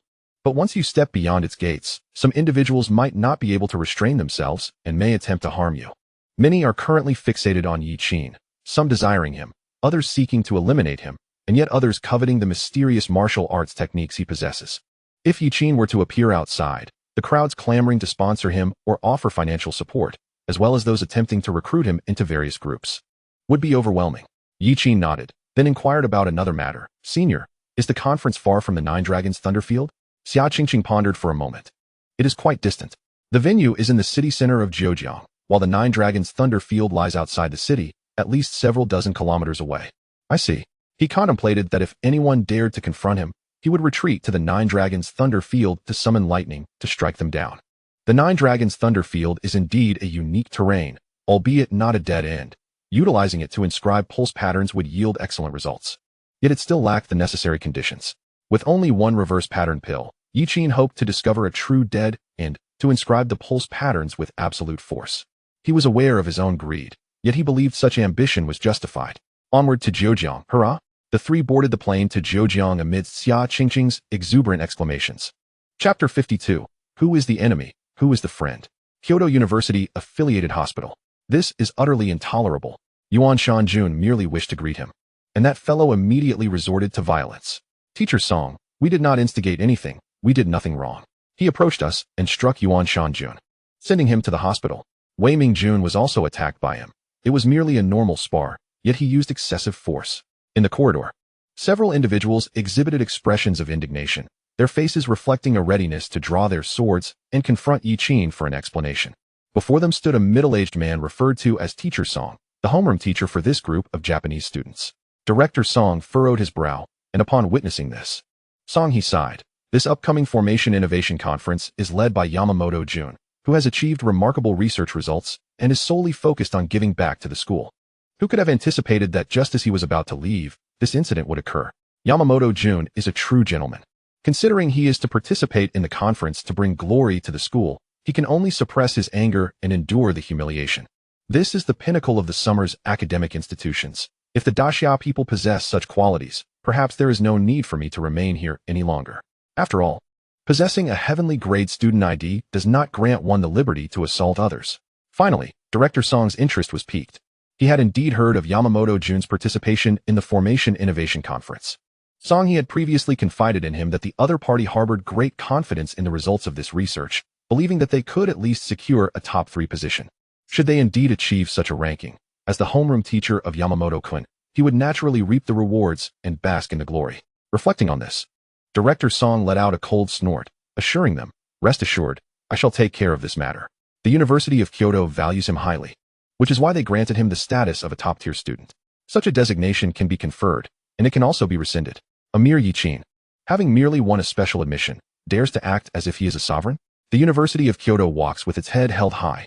If he is a dragon, let him coil. If he is a tiger, he must lie low. You can trust that I will approach the Academic Affairs Office and ensure you receive a satisfactory response. Expulsion of Yi Qin may be improbable, but it should be feasible to strip him of his elite student status. Furthermore, let us summon Yi Qin here. He shall stand in the hospital corridor until a decision is made, and until the 2 victims have forgiven him. Only then may he depart. You tell him that if he complies, I may show leniency and lighten his punishment. Otherwise, some individuals are just incorrigible, eagerly rushing toward their own humiliation at the slightest provocation. I have seen people act as dogs, but I have yet to witness someone become the bone for a dog. Sister, what do you think of this peculiar situation? A teasing voice echoed down the corridor. Following the sound, a golden-haired youth and a dark-haired girl approached side by side. Zhuo Jing blinked and remarked blandly, "A gentleman is born in a small country. It is not the gentleman's fault." A petty person resides in a large country, unable to change their petty heart. To her surprise, "Sister, you are quite the philosopher." "I must frame that saying," Director Song retorted, his face darkening like a charred pot, clearly perceiving the veiled insult aimed at him. "Zhuxian, what do you mean by that?" "What do we mean? We are merely engaging in normal discourse." "Discourse about what?" "About the regulations for the care of livestock." Director Song scoffed repeatedly. "Very well, openly insulting a teacher. Prepare to face the consequences. You were present when Yiqin struck. Were you not? Your inaction in stopping him while he bullied his classmates makes you an accomplice. Fool. You. Let me inform you again. After Yiqin left, I gave him a few more hits. I am not an accomplice. I am the principal offender. Do not attempt to place me beneath Yiqin." Zhuobugue sneered and turned to leave.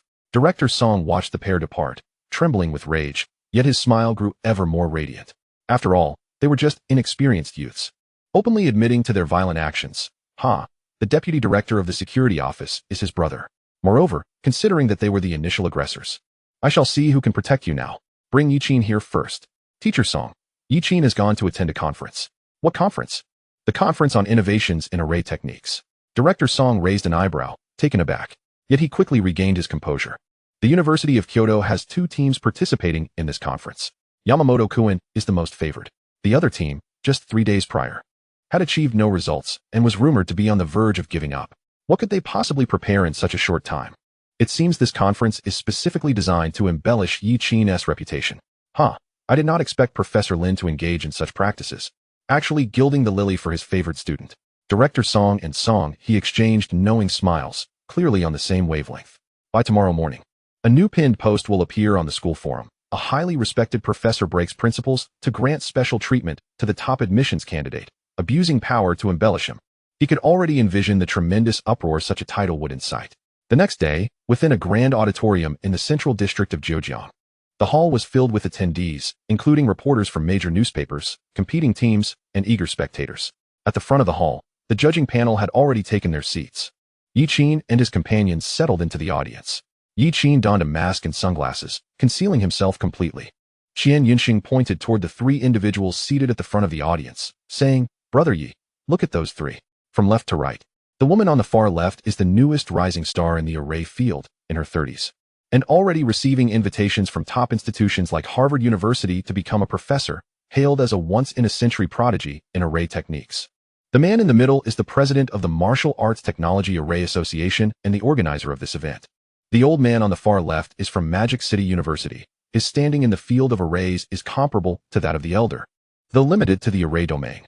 He is also the one who claimed that arrays cannot react with nature, and he is the one we shall be challenging shortly." Just as Xianxiaaudiobooks finished speaking, a snicker arose from beside them. Turning to look, they saw a girl with a lollipop in her mouth, though she was small. Barely 5 feet tall, the emblem on her satchel indicated her affiliation with Magic City University. "Senior sister, what is it?" Hearing the girl's laughter, the students from Magic City University turned their attention toward her. "Nothing much, merely overheard some amusing remarks.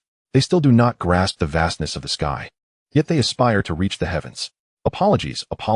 They did not mean any offense, merely jesting."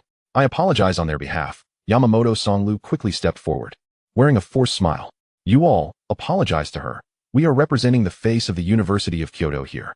The girl let out a cold laugh, returning to her seat without engaging further. Xiaoqingqing puffed up her cheeks, resembling a pufferfish that had taken offense. How could she endure such humiliation? And what was this little cherry blossom doing, acting superior? They had arrived first, yet she had gone off to converse with Magic City University, arriving at the conference with them instead of alongside their group. Xiaoqingqing turned and poked Yiqin. "Little Yi, that girl is asking for a beating." "Senior sister, this is not the time for fighting," Yiqin advised, remaining unperturbed. After all, a clown, no matter how it danced, only served to provide amusement. But he, a student of the University of Kyoto, is deliberately belittling us alongside outsiders.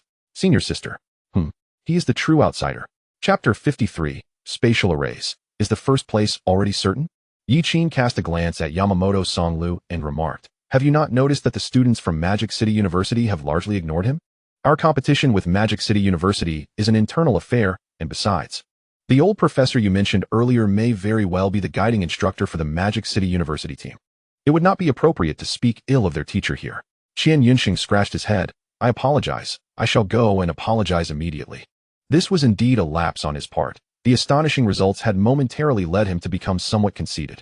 If the old man were to find out, it would not be an exaggeration to say he would pin 1,000 apologies. Before long, Qian Yunqing returned. How was it? He didn't give me a pleasant response. But he didn't say much more either. That little girl did mention that she hopes our research results are impressive enough, lest we find ourselves outdone by the team the Japanese brought. Please, all teams, come up to draw lots, the host announced. Little Yi, go ahead. Yi Qin proceeded to the stage, flanked by the lollipop girl from Magic City University and Yamamoto Songlo. The trio's gazes momentarily intertwined before swiftly diverging as they reached into the cylinder to draw their lots. The second team from Kyoto University secured the first lot, while the team from Magic City University drew the second.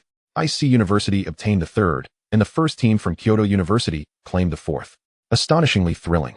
3 teams with a promising chance of victory had positioned themselves so favorably. This added an intriguing twist to the proceedings, leaving everyone curious about where the day's fortunes would ultimately land. The crowd buzzed with fervent discussions, their interest piqued to the fullest extent. Yamamoto wore a smile as he descended from the stage, leaning close to Yi Qin and whispering, Yi, this is not a realm suited for you. The intricacies of formations diverge greatly from martial arts. The chasm between genius and mediocrity is indeed vast. As the audience departed the stage, Yamamoto and his companions from Kyoto University's second team ascended once more, being the first group to present. Esteemed judges, Yamamoto Matsuke's began, bowing deeply, a hint of pride flickering at the corners of his mouth. His voice, though soft, resonated like a stone cast into a tranquil lake, stirring ripples of excitement. Spatial formations? The inaugural presentation carries such weight? Murmurs of disbelief rippled through the audience. International advancements in spatial formations have long surpassed our domestic efforts, while they have already developed prototypes. We have yet to embark on our journey. Formations, having originated from abroad, particularly from the Eagle Nation, placed foreign methodologies at least 30 years ahead of ours. For instance, while domestic research on spatial formations remains rudimentary, international efforts have achieved stable teleportation, starkly illustrating the disparity. Many were overwhelmed, rising to their feet in a wave of exhilaration, while others buried their heads in despair. Prior to the competition, they harbored hopes, but now, faced with this unexpected revelation, they realized their once-cherished research stood no chance against the champions. Spatial formations, known to be the most intricate and elusive, seemed insurmountable. Yamamoto Matsuke's demeanor shifted, his gaze sweeping across the audience, capturing the myriad expressions of complexity, save for the Magic City University team and Yi Qin, who maintained their composure throughout. Noting this, he chuckled softly, the curve of his smile widening. He had yet to unveil the true ace up his sleeve. His achievements extended far beyond merely developing spatial formations. Moreover, while our teleportation range is considerably shorter than that of the West, unlike their spatial formations that necessitate prolonged charging times, ours can be activated instantaneously. What? The female judge on the far left sprang to her feet, fixated on Yamamoto Matsuke's. Are you certain?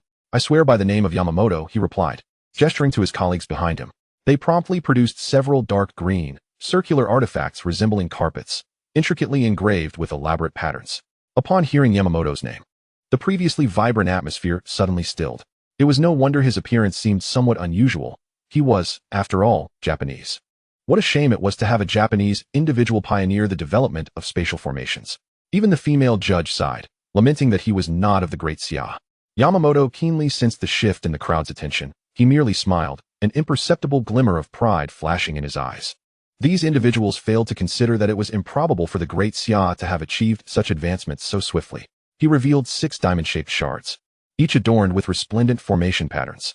3 shards formed a set, positioned at the corners of the stage, precisely forming a triangle. Standing amid the 3 shards, the dark green patterns activated, enveloping Yamamoto in a verdant glow as he vanished from sight, reappearing on another triangular shard a dozen meters away. This spatial formation is still in its infancy, with the maximum reachable distance being merely 1 kilometer, and it has yet to facilitate long-distance teleportation. However, I believe that with continued research, these limitations will soon be surmountable. He cast a glance toward the audience, particularly at the Magic City University team and Qian Yunqing's group, who finally displayed a flicker of astonishment, though it was merely an act of forced composure. Additionally, he continued, I intend to make the source code of the spatial formation publicly available, as I believe this will aid the great Xia in advancing its formation studies. This declaration genuinely shocked the audience. Typically, researchers at such conferences opt for partial disclosure or withholding their findings to safeguard their interests. wary of having their years of labor easily appropriated. Yet here was Yamamoto Matsuke's, a Japanese national, choosing to fully disclose his breakthroughs without reservation, particularly concerning such a complex topic as spatial formations. In the center of the judges' panel, the middle-aged man, the president of the Formation Association, raised an eyebrow. "Are you certain you wish to make everything public?" His surprise was evident. Yamamoto nodded, stating, "I hope this serves as a testament to the friendship between Japan and the Great Xia, symbolizing a restoration of our nation's relations. Since childhood, I have harbored a dream of a world devoid of war, envisioning harmony among all nations and peoples. This is my contribution toward that vision." The middle-aged man nodded in acknowledgement. "A commendable aspiration. Thank you." The audience erupted into a new wave of discussion. Following Yamamoto's announcement of his intent to fully disclose his findings, their gazes shifted from hostility to affirmation. Camera shutters clicked incessantly, flashes illuminating the atmosphere. By midday at the latest, online platforms would be inundated with images of Yamamoto, heralding his groundbreaking achievement and the audacious decision to share it openly, undoubtedly securing the headlines of the martial arts platform for the day. "I was mistaken. I initially held biases against this individual. Yet he has chosen to publicly disclose the spatial formation." A voice of realization echoed. Perhaps a gentleman emerges from a small nation. But it is not the gentleman's fault. As praises and commendations filled the air, Yamamoto Matsuke's smile grew ever more genuine and radiant. Professor Lin's refusal of his application stemmed from his nationality. Yet now, with such a significant contribution to the Great Xia, could they still deny him? He and his colleagues were resolute in their pursuit of the weapon Lin Huai was currently researching. While some lauded his efforts, skepticism lingered among others. Crunch. The girl bit down on her lollipop, scoffing. The weasel wishes the chicken a happy new year with ulterior motives. She turned to Yi Qin and the others, querying, "You three aren't falling behind his research achievements, are you?"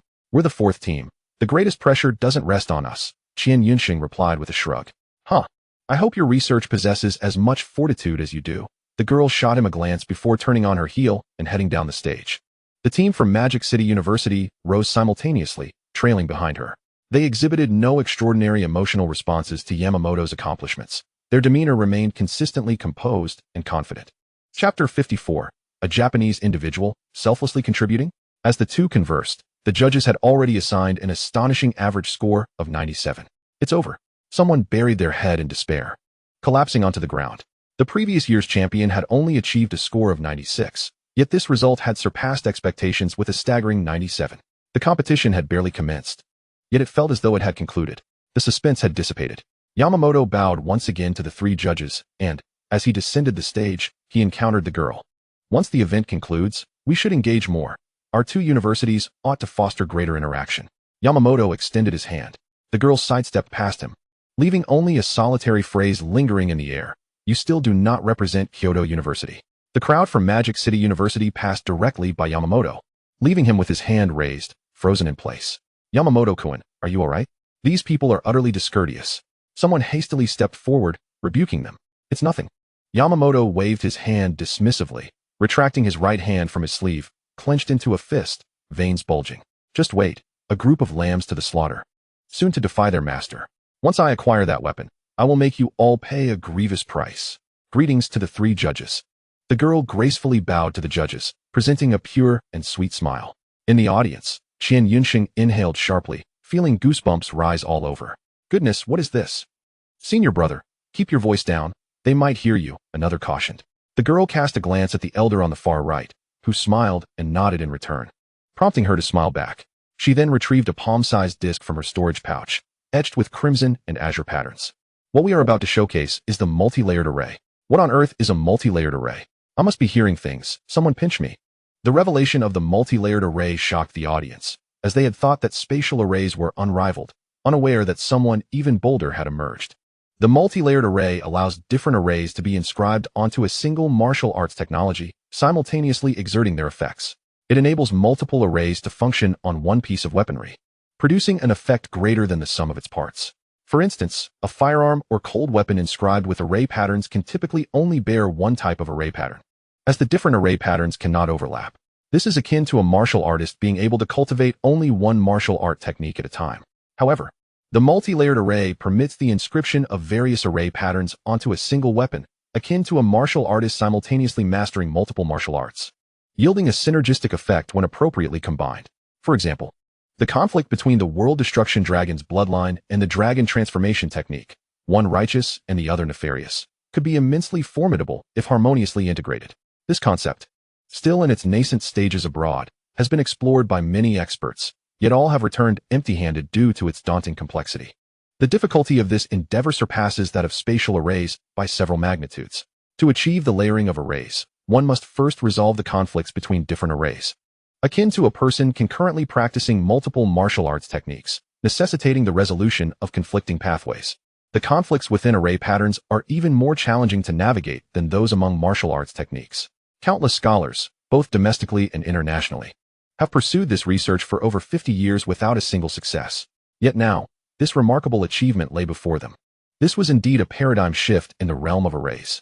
The multi-layered array, which had remained elusive for over half a century abroad, was now triumphantly conquered by scholars from their nation. If this were true, Magic City University would undoubtedly eclipse Harvard University, becoming the new sanctuary for array researchers. The judges, a middle-aged man and a woman, were equally exhilarated, nearly rushing to the stage for a closer examination of the device.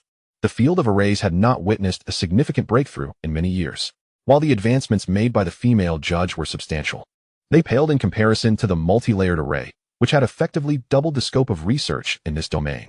This was an immeasurable contribution. Click, click. Countless flashes illuminated the scene, as the media representatives below flushed with excitement, their fingers nearly cramping from the fervor of taking notes.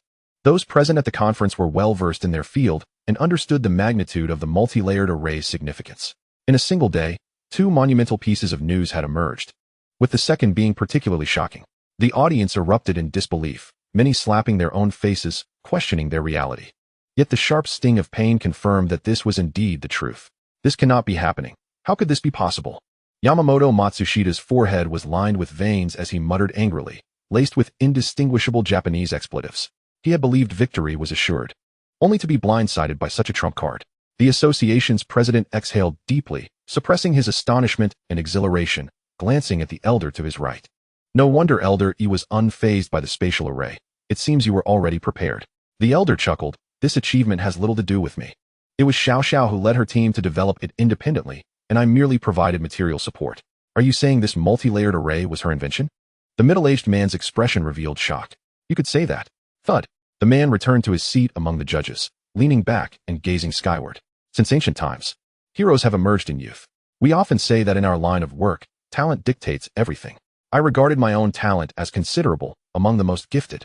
Yet now, looking at the girl on stage, I can only shake my head in bemusement. Though tinged with disappointment, a greater sense of joy and pride enveloped him.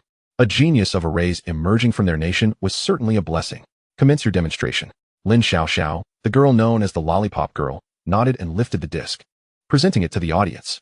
On the disc were the most fundamental two array patterns, one a flame array capable of summoning flames, the other a wind array, both of which were of the first tier.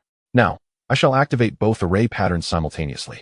Upon her declaration, the two arrays ignited, their respective colors shining brightly as both the wind array and flame array activated, conjuring a towering 5-meter-high fire tornado enveloping the girl. Yet, Yi Qin keenly observed that a cerulean glow surrounded her, leaving her unscathed. This the middle-aged man and the woman exchanged glances, their eyes brimming with restrained delight. They were intimately familiar with both the wind array and the flame array. The wind array was not intended for summoning cyclones. A first-tier wind array could not possibly conjure a 5-meter tornado. The flame array, when executed alone, merely enveloped the array in flames. However, under the amalgamation of these two arrays, the effect exceeded the sum of its parts. Undoubtedly, this was the result of the multi-layered array. After a brief discussion, the three judges reached a consensus on the scoring. Ultimately, Magic City University received a score of 99. Due to convention, a perfect score of 100 was rarely awarded, meaning that a score of 99 was effectively the highest possible. Even with other remarkable achievements, none could surpass this score. Furthermore, no one anticipated that any research presented at this conference could rival the multi-layered array. While the event continued, it had already concluded. The audacious interloper emerged unexpectedly, seizing the positions of Yamamoto-kun and us. Yamamoto, however, raised his hand to halt further discourse, reminding us not to forget our objective. It matters not if we place second, as long as we achieve commendable results at the array conference. Yamamoto cast his gaze towards the distant Yi Qin, adding, moreover, you may be unaware that the school forum is currently ablaze with activity.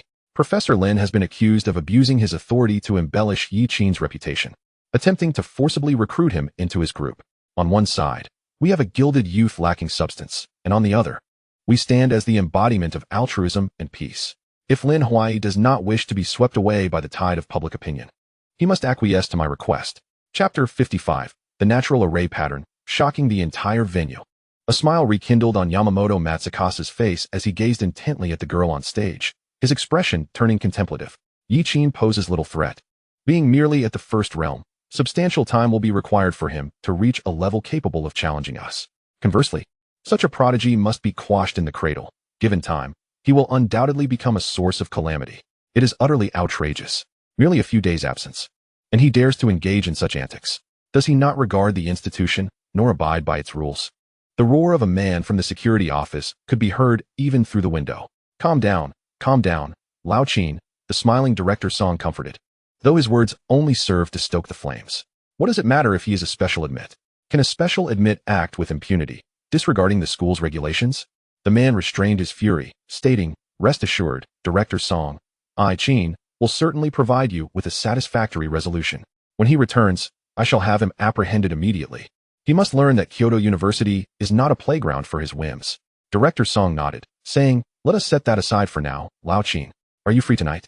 I'd like to treat you to dinner." "Well, that might not be appropriate, considering my public office." The man hesitated.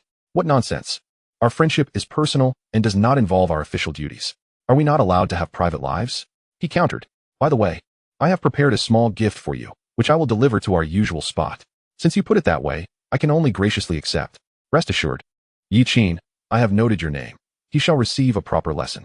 The third group took the stage, presenting their research with a lackluster demeanor reminiscent of wilted eggplants. The two judges at the forefront appeared distracted, yearning for the conference to conclude so they could inquire about the intricacies of the multi-layered arrays. The audience buzzed restlessly, akin to a swarm of headless flies devoid of purpose. As the representatives from Moda University rejoined the audience, they immediately garnered considerable attention. "Hello. I am a reporter from the Kyoto Daily. May I ask you a few questions?" A reporter rushed forward, only to be halted by the girl who raised her hand. "I apologize, but if you wish to pose questions, please wait until the conclusion of the conference. Do not disrupt the proceedings." The Modu contingent resumed their seats. And Xianxiaaudiobooks turned to comment, "Not bad. The multi-layered array system is indeed a significant breakthrough." Lin Xiaoxiao immediately raised her gaze, a flicker of intrigue in her eyes. The only reason the other party could jest with her now was one of two possibilities. Either they had recognized the disparity in their research and conceded defeat, or they remained confident in their work, believing it rivaled hers. Somehow, Lin Xiaoxiao found herself leaning towards the latter. She recalled Xianxiaaudiobooks' words upon entering the hall. "Do you see that old man? He is our target for a rebuttal." Lin Xiaoxiao squinted at the grinning Xianxiaaudiobooks, thinking, could it be? The score for the third group was disappointingly low at 86, a result that elicited little surprise from the audience. IC University was currently in a state of transition, with students and faculty alike exhibiting a brutish demeanor. To expect a group of brawlers to engage in research was indeed a tall order. In previous years, such a performance would have been ridiculed on martial arts platforms. But now, everyone's focus lay squarely on the achievements of the first two groups, particularly the second group's presentation. Dejectedly, the third group exited the stage. "Finally, it is our turn." Xianxiaaudiobooks adjusted his collar and rose. Lin Xiaoxiao immediately turned her attention to him. Yamamoto, too, was intrigued, though victory seemed assured. He was curious to see what sort of subpar work the opposing team could produce in just 3 or 4 days. "Please, after you, Yi Xianxiaaudiobooks gestured graciously. Yi Qin cast him a resigned glance, too weary to correct his address, and made his way to the stage. The audience fell silent for a moment. Who was that masked figure? Why were sunglasses and a mask in such a setting? Kyoto University had previously claimed victory, allowing them to field 2 teams. It remained uncertain what research this team would unveil. Regardless, it could hardly surpass the multi-layered array. Whether it could even compare to an instantaneous spatial array was debatable. The champion from Moda University was a foregone conclusion. Next time, it would likely be 2 teams from Moda University. The audience held a modicum of anticipation for this team, given Kyoto University's esteemed reputation and the commendable results showcased by the previous team. However, the threshold for excitement had been raised so high that even the most remarkable achievements would no longer elicit enthusiasm. Standing on stage, Xianxiaaudiobooks produced a black disc from his pocket, its surface etched with chaotic array patterns. Some lines appeared utterly random, resembling scratches with no discernible order. Yi Qin nodded towards the three judges. Esteemed judges, today, we wish to present a new type of array pattern, the natural array pattern. Please remove your mask before speaking, commanded the leftmost judge. Upon hearing Yi Qin mention a new array pattern, her interest waned significantly. A mere new pattern was the most common and least scoring type of research outcome at an innovation conference. Given time, she could develop several different patterns in a year. The audience murmured in disinterest.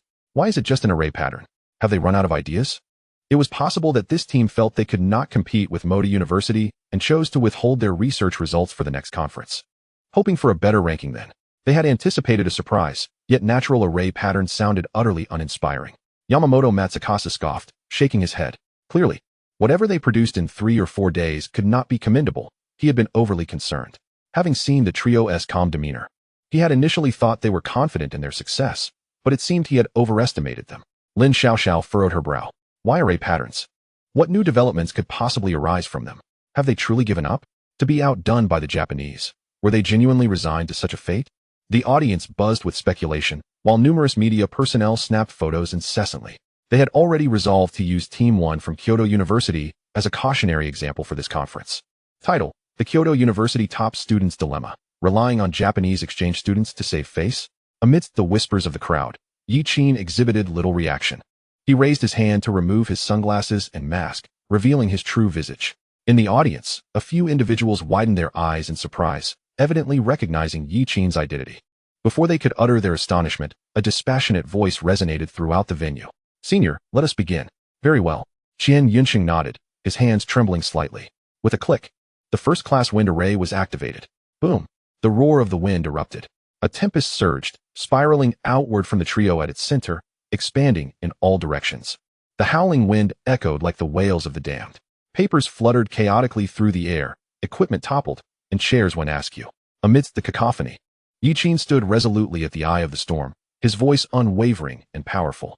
Perhaps some would chastise me in their hearts, claiming I disregard the rules of this grand display, where the use of only the first-class formations is permitted and the deployment of destructive arrays is forbidden. But what if I were to disclose that what I have conjured is indeed a first-class wind array? All who have studied formations likely harbored a vision, a yearning, to harmonize arrays with the forces of nature, to resonate with the ethereal energies of the world and harness the powers of the cosmos for their own. Yet years ago, the dreams of countless individuals shattered like fragile glass, as it was proven that such visions could never manifest into reality. But now, I implore you to answer me. Is this a dream, or is it reality? Qian Yunxing pressed the button once more, and the array's brilliance dimmed, the tempest dissipating. In the center of the stage, the youth extended his arms, posing the question to all present.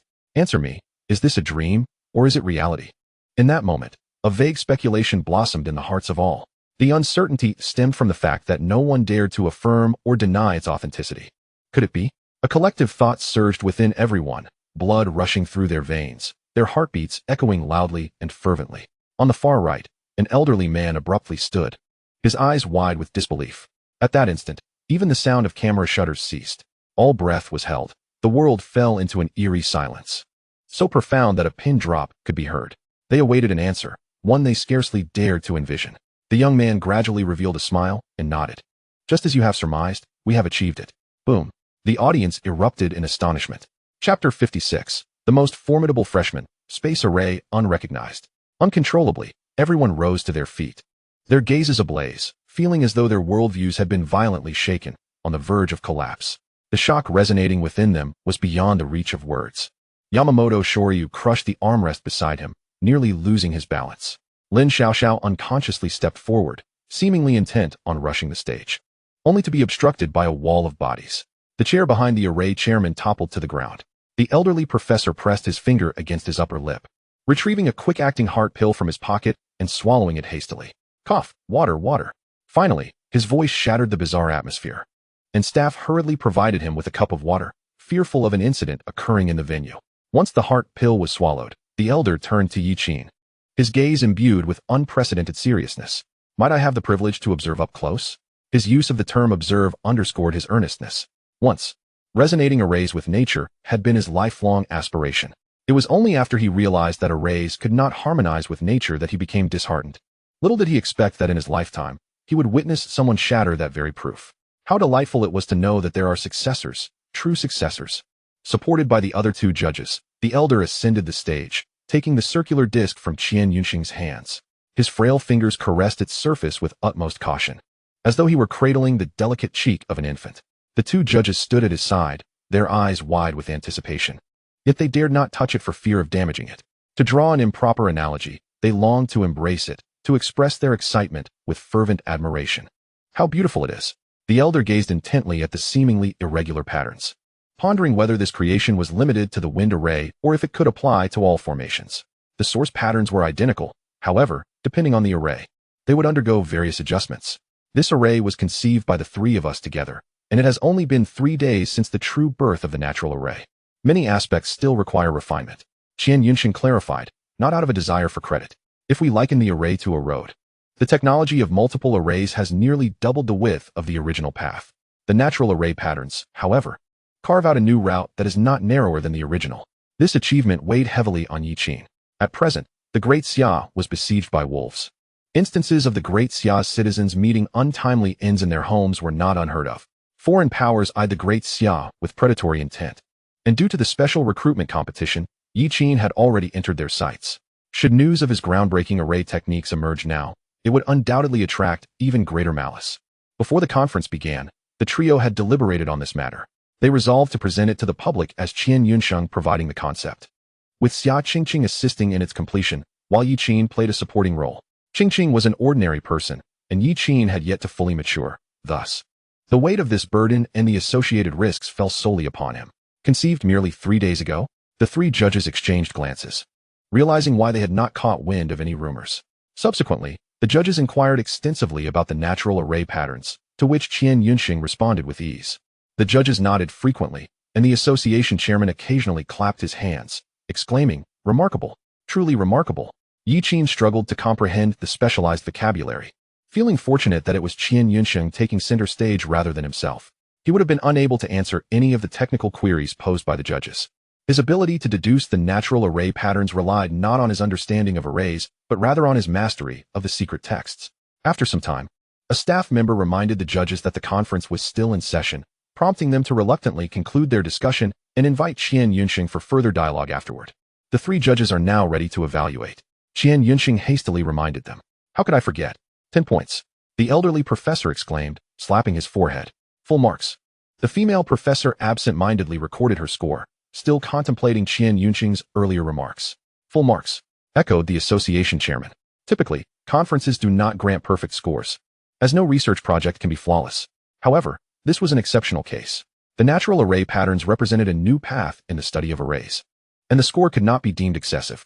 No one contested the outcome. Even the University of Magic, which scored 99, accepted it begrudgingly.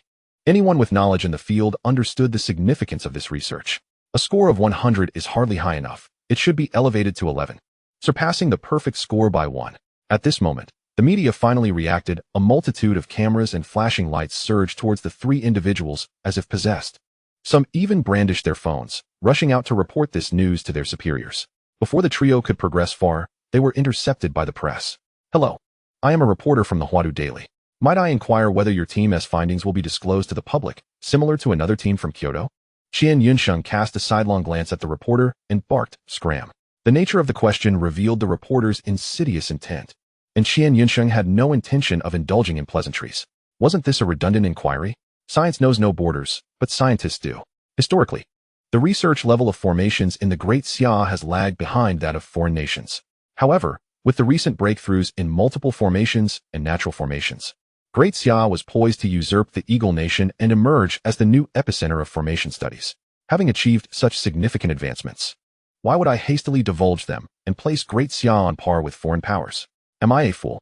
The audacity to pose such a question indicated either malicious intent or a desire to exploit the situation for sensationalism. The Huadu reporter was undeterred. May I interpret this as your intention to keep this technology under wraps? Qian Yunxing chose to ignore him and strode away. In contrast, Yi Qin was intercepted by another reporter. Mr. Yi Qin, do you intend to delve into the realm of formations in the future? Yi Qin shook his head, stating, I'm afraid I have no interest in formations. I prefer to pursue the conventional path of martial arts and eradicate as many demons as possible. At this, Qian Yunxing, walking ahead, nearly stumbled. Listen to that. One who has developed natural formations professes disinterest in formations. Could it be more disheartening? Mr. Yiqin, why do you harbor such animosity towards demon beasts? They are also sentient beings, are they not? Under the same sky, we all deserve the right to exist. Yiqin looked up to find it was the same reporter from Huadu Daily. He frowned, pondering whether the adversaries abroad had now infiltrated domestic discourse. Yiqin chose to disregard him. Those who dwell in Great Xia yet yearn to serve the demons would be dealt with by others. The staff gathered to disperse the reporters. The conference resumed, yet everyone appeared distracted. From the fourth group onward, each team that took the stage instinctively glanced towards Yiqin and his companions. They loomed like an insurmountable mountain, casting a shadow that stifled the air.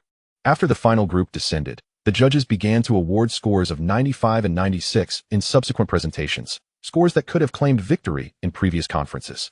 Yet now, all brilliance was eclipsed by one singular entity. The host took to the stage. At this moment, everyone understood the outcome, just as he was about to announce it. He was interrupted by an elderly professor who shakily approached the podium to personally declare the results of the Formation Innovation Conference. The first place was awarded to Kyoto University. Team 1. Instantly, thunderous applause erupted, and the entire audience rose, directing their gaze towards Yiqin and his companions. At that moment, they stood as the very epicenter of the world. Simultaneously, on the martial arts platform, a series of sensational news stories threatened to shatter the public's perception. Spatial formations are subpar, multiple formations rank second. First place belongs to none other than me. The most formidable prospective first-year student. Is it talent or gilded privilege? Transforming the existing formation system, a new era of formations will be pioneered by our great Xia. In less than half an hour, news related to the formation conference dominated the trending charts, with all eyes drawn to the revelations of natural formations. The so-called altruism of the Japanese and the pretensions of multiple formations were completely overshadowed by the brilliance of natural formations. As the public delved deeper into the unfolding narrative, they found their worldviews shattered and questioned their very existence. What on earth? What does the establishment of a new formation system mean for my current studies in formations? Outsiders might not grasp the magnitude of this breakthrough, but I can assure you, for those versed in the field of formations, this is a monumental achievement akin to the creation of formations themselves. In the realm of martial arts, it is equivalent to establishing a technological martial arts paradigm upon the existing foundation. We are witnessing history. I am particularly intrigued by Yiqin. The recruitment process hasn't even concluded, yet he has already participated in the conference. Compared to those prospective first-year students who have yet to enter university, he has already engaged in an academic presentation and even published papers in top-tier journals, far surpassing his peers. It's all gilded nonsense. I've looked it up. The Anqing he hails from has not taught formations. He likely hasn't even been exposed to them prior to university. Just a few days into university. Even if he were an absolute genius in formations, there's no way he could have achieved anything substantial in such a brief time. The emergence of natural formations cannot possibly be attributed to him. This brat is just greedy, wanting to take credit for everything. Don't speak so harshly. Given Yiqin's talent, he might very well become a fifth-tier martial saint in a decade or so. If you had his talent, you could also claim a share of the accolades. What do you think? Zhuxian asked Zhuobuguei, who was nearby. Zhuobuguei set down his phone and remarked, Brother Yi is indeed quite the dynamo. At Kyoto University, chaos reigned. Damn it, damn it, damn it. A teacup shattered into countless pieces, and the desk lay in disarray. Director Song bellowed in his office, while Song he sat before him, his brow furrowed. Didn't you say Xianxiaaudiobooks had made no progress with his research 5 days ago? Now tell me, can such groundbreaking results be produced in just 5 days?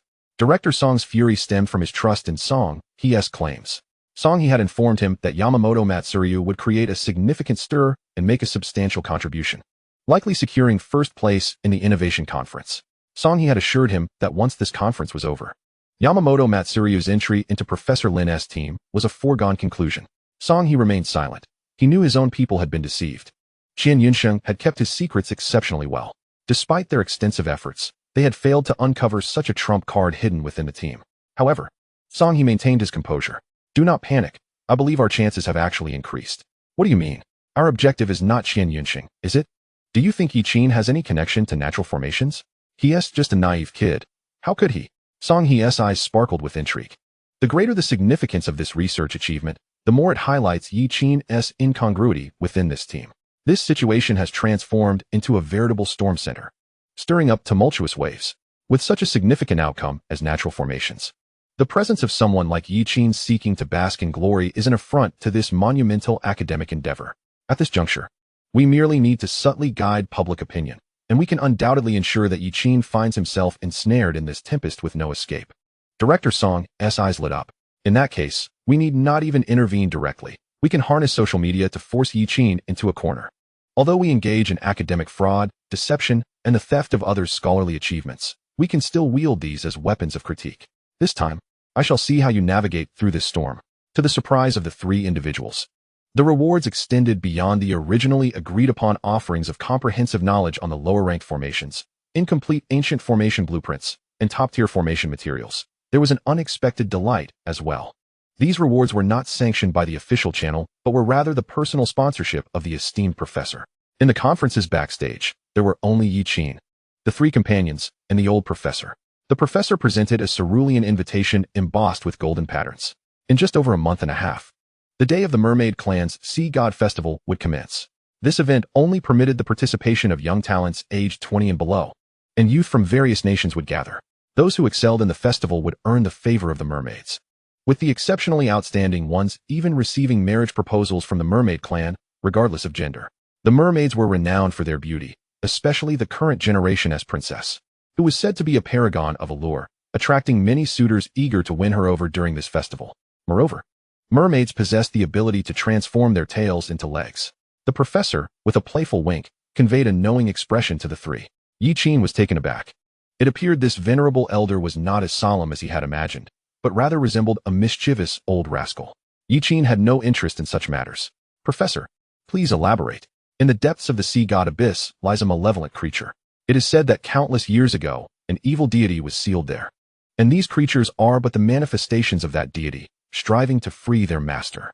For many ages, every 5 years, the merfolk host the Sea God Festival, inviting humans to assist in subduing these malevolent beings.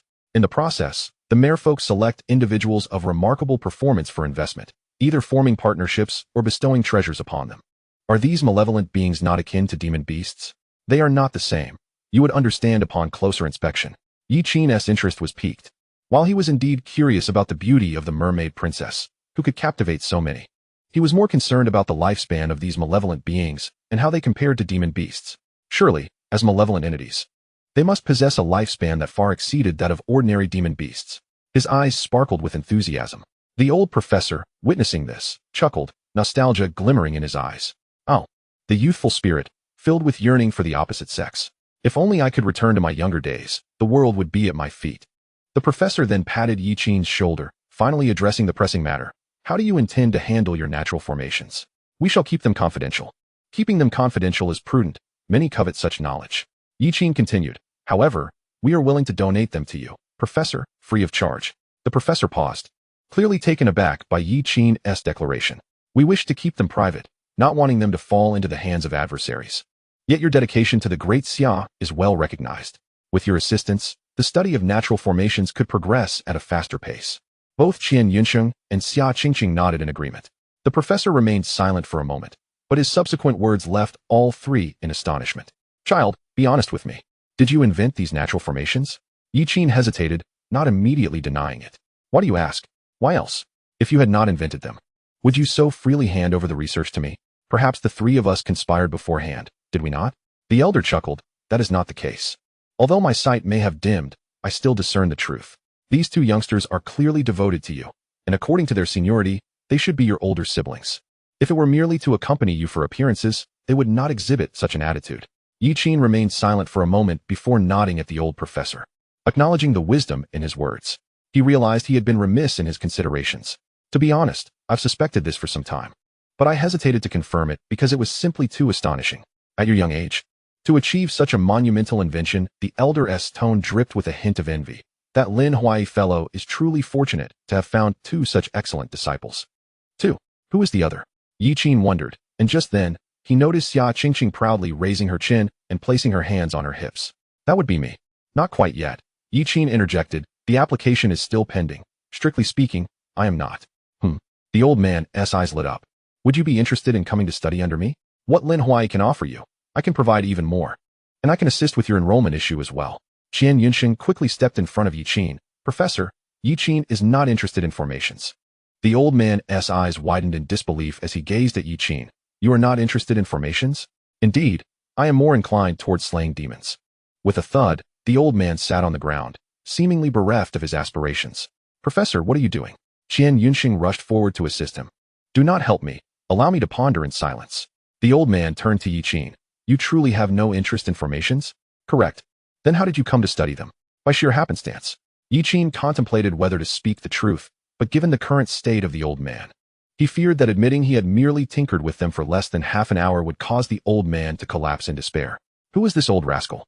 Please take him away. Even so, the old professor remained lost in thought, and after a long pause, he sighed deeply. Very well. If your heart is not set on this, so be it. Should you ever reconsider or wish to visit Magic Capital University, do not hesitate to contact me. After exchanging pleasantries, as they prepared to take their leave, the old professor called out to them once more. Professor, what is it? Xianxiaaudiobooks inquired. Help me up. As they exited the backstage and were about to leave the venue, they found themselves surrounded by reporters who had encircled the area completely. The old professor pulled the three back into the backstage, thwarting the reporters' initial attempt at an interview. However, they did not relent and instead surrounded the entire venue, waiting for an opportunity. What shall we do now? Xianxiaaudiobooks said, peering out from behind the door frame. Her cherubic face elicited a desire to pinch it. Simply divert their attention away. That sounds easy enough, but how do we manage that? Before Xianxiaaudiobooks could finish her sentence, she felt a sharp pain in her rear. And suddenly, her body arced gracefully through the air, landing amid the reporters. Reporter, Xianxiaaudiobooks. Xianxiaaudiobooks. Quickly leave. If we don't move now, we'll never get out of here. Little junior sister can handle herself. Yiqin turned around, meeting Xianxiaaudiobooks' accusatory gaze. As if he were a heartless traitor. Feeling a pang of sympathy, he shut his eyes. Xianxiaaudiobooks. As they made their escape, Yiqin asked, Senior, what was that throwing technique you just employed? He had observed Xianxiaaudiobooks kick Xianxiaaudiobooks several meters away, yet she landed without any momentum, as if floating down. Oh, that's the Earthstone technique, a fundamental skill in civil engineering. It's nothing particularly useful. If you're interested, I can provide you with a copy another day. Unbeknownst to them, someone on the other side was intently watching them, tracking their departure. Yamamoto turned to the man beside him and inquired, Well, have you taken care of it? The man bowed respectfully, adhering to the original plan. Just moments ago, I discovered that our research findings had been stolen, and I have already reported it to the authorities. Even if we are ultimately discovered, we cannot be held accountable. Excellent. Yamamoto Shoryu chuckled, his gaze fixed intently on Yiqin's departing figure. I have already inquired, and that Xianxiaaudiobooks is certainly headed to the Nine Dragons Thunder Field. Whether he leaves Yiqin at the hotel and ventures alone to the Thunder Field, or takes her along, Yiqin is destined to perish. Chapter 57. The True Fear. Are you human or divine? Where are you headed? Just as the two approached the doorway, a petite figure suddenly appeared before them. Where are you going? Lin Xiaoxiao inquired. Naturally, we are returning to the hotel to rest.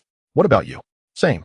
1 hour later, outside the Nine Dragons Thunder Field, Xianxiaaudiobooks and Lin Xiaoxiao exchanged incredulous glances. Xianxiaaudiobooks, is this what you meant by returning to the hotel to rest? Lin Xiaoxiao. Huh, you didn't return either. Evidently, Zhuxian had not placed all its eggs in one basket, but rather engaged several parties simultaneously to address the situation. Both sides desired to remain intact and monopolize the rewards. Yiqin paid no heed to their bickering, his gaze fixed upon the thunder field ahead. The sky over Zhuxian was clear, yet above the Nine Dragons Thunder Field, ominous clouds loomed thickly. A stark division seemed to exist between the two.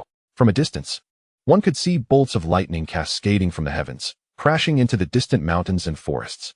It was said that the underground of the Nine Dragons Thunder Field harbored numerous mineral veins, attracting lightning strikes, which over time had created this peculiar region. Prior to their arrival, Xianxiaaudiobooks had already briefed him on the details of this place and their purpose for coming. The Nine Dragons Thunder Field was divided into 3 areas: the core zone, the middle zone, and the outer zone. The core zone was a vast expanse of crimson earth.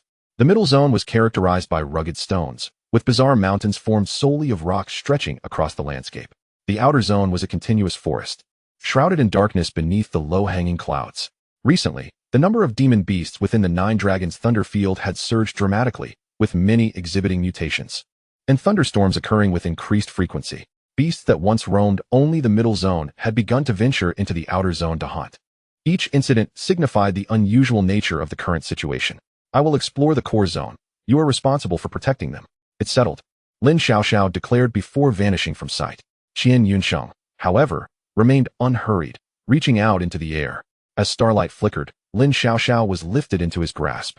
With your capabilities, a 4th-level demon beast could easily dispatch you. Allow me to handle this, Qian Yunxing remarked, casting a glance at Lin Xiaoxiao's height, seemingly in provocation. Lin Xiaoxiao smiled with feigned amusement. With your lanky frame, you might as well be a walking skeleton, frightening the demon beasts into sleepless nights. She raised her hand to halt Qian Yunxing's retort. Enough, there's no need to waste time. Our team, doesn't consists solely of me. Brother Chung and the others will need your care. A man with unusually long arms stepped forth from the crowd. He appeared to be in his mid-20s, but bore streaks of gray in his hair, a clear sign of premature aging. He nodded towards them. You can rest easy. I will handle things here. Seeing this, Qian Yunxing had no choice but to cease his arguments, reluctantly conceding. As they prepared to depart, he fixed his gaze on Yi Qin and cautioned, do not approach the middle zone. If any demon beasts from that area come near, turn and flee without hesitation. The demon beasts in the middle zone had reached the 3rd level at their highest. In the core zone, 4th level demon beasts lurked. For both humans and demon beasts, the distinction between the 2nd and 3rd levels was a watershed. When demon beasts reached the 3rd level, they underwent evolution, and humans experienced a similar transformation. If one were to perceive the human body as a furnace of potent medicine, the 3rd level represented the refining of that medicine. Bones, flesh, and internal organs amalgamated into a grand concoction. With the 12 divine meridians as fuel and array patterns as the fire, the physical vessel became a potent elixir, enabling a leap in the realm of existence. The first 2 levels could only be described as shedding skin, while the 3rd level represented a complete metamorphosis. Achieving perfection in the 3rd level would completely detach one from the realm of ordinary beings, significantly enhancing resilience, regenerative abilities, endurance, and more, transforming one into a formidable weapon. Advancement to the 3rd level often relied on various rare materials, a domain in which demon beasts held a considerable advantage. If a demon beast could locate exceptional and suitable materials, it could easily break through. Conversely, if humans attempted to ascend by merely consuming such materials, they risked being overwhelmed by the ferocious potency of the medicine, leading to their demise. The cultivation of humans at the 3rd level necessitated a gradual approach. First came the bones, followed by the internal organs, and finally the flesh. Thus, the 3rd level was further divided into the bone refining stage, the divine abode stage, and the butterfly transformation stage. To forge this elixir, the assistance of martial arts techniques was indispensable. Consequently, the 3rd level proved far more challenging to cultivate than the previous 2 levels, demanding greater talent and offering more significant rewards. If the difficulty of cultivation were not so high, Yihan would not remain at the pinnacle of the 3rd level in her 4th year. Of course, this also related to her relentless pursuit of excellence. Much like the previous 2 levels, if one wished to refine the elixir to a higher standard, it required a greater investment of time. The choice between a rapid breakthrough into the next level or remaining in the current level to hone one's skills for a broader future was one that demanded careful consideration. Challenging the 3rd level while at the 2nd level, even against a practitioner merely in the bone refining stage, was exceedingly difficult. Mastering martial arts begins with refining the bones. And this is no mere saying. The hardness of one's bones significantly impacts a martial artist's combat prowess.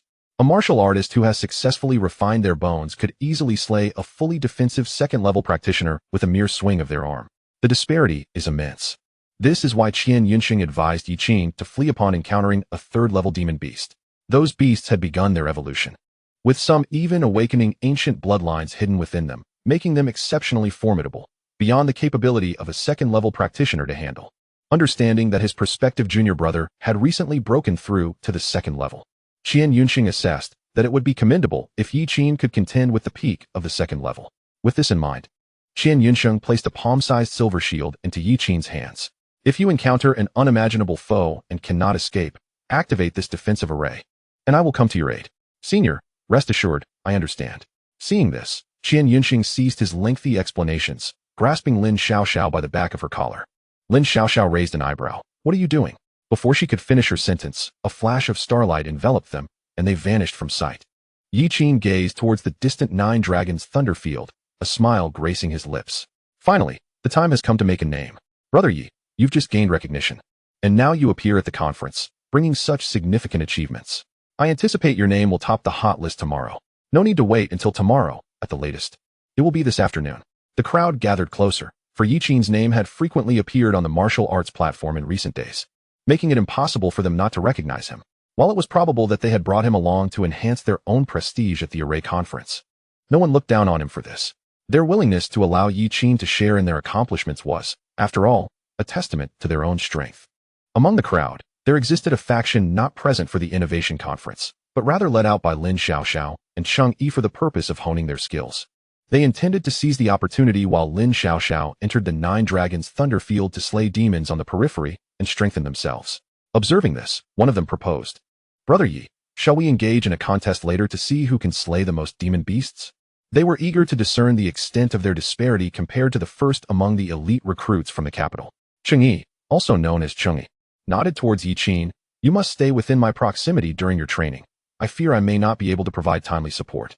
"Understood," Yi Qin replied, affirming that although he was keen on slaying demon beasts, he would not trivialize his own life in the process.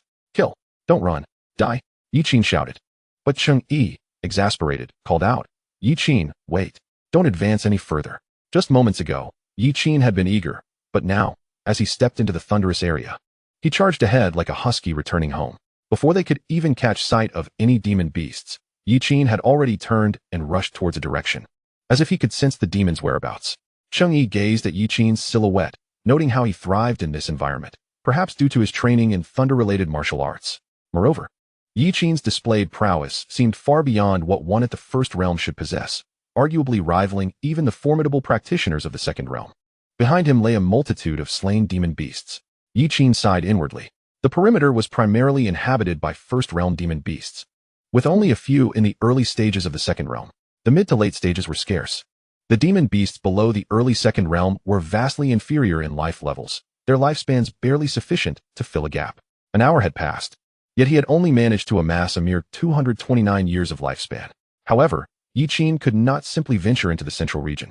He cast his gaze skyward, where dark clouds gathered, rumbling with thunder. It was said that the thunder within the Nine Dragons Thunder Field was divided into 9 types.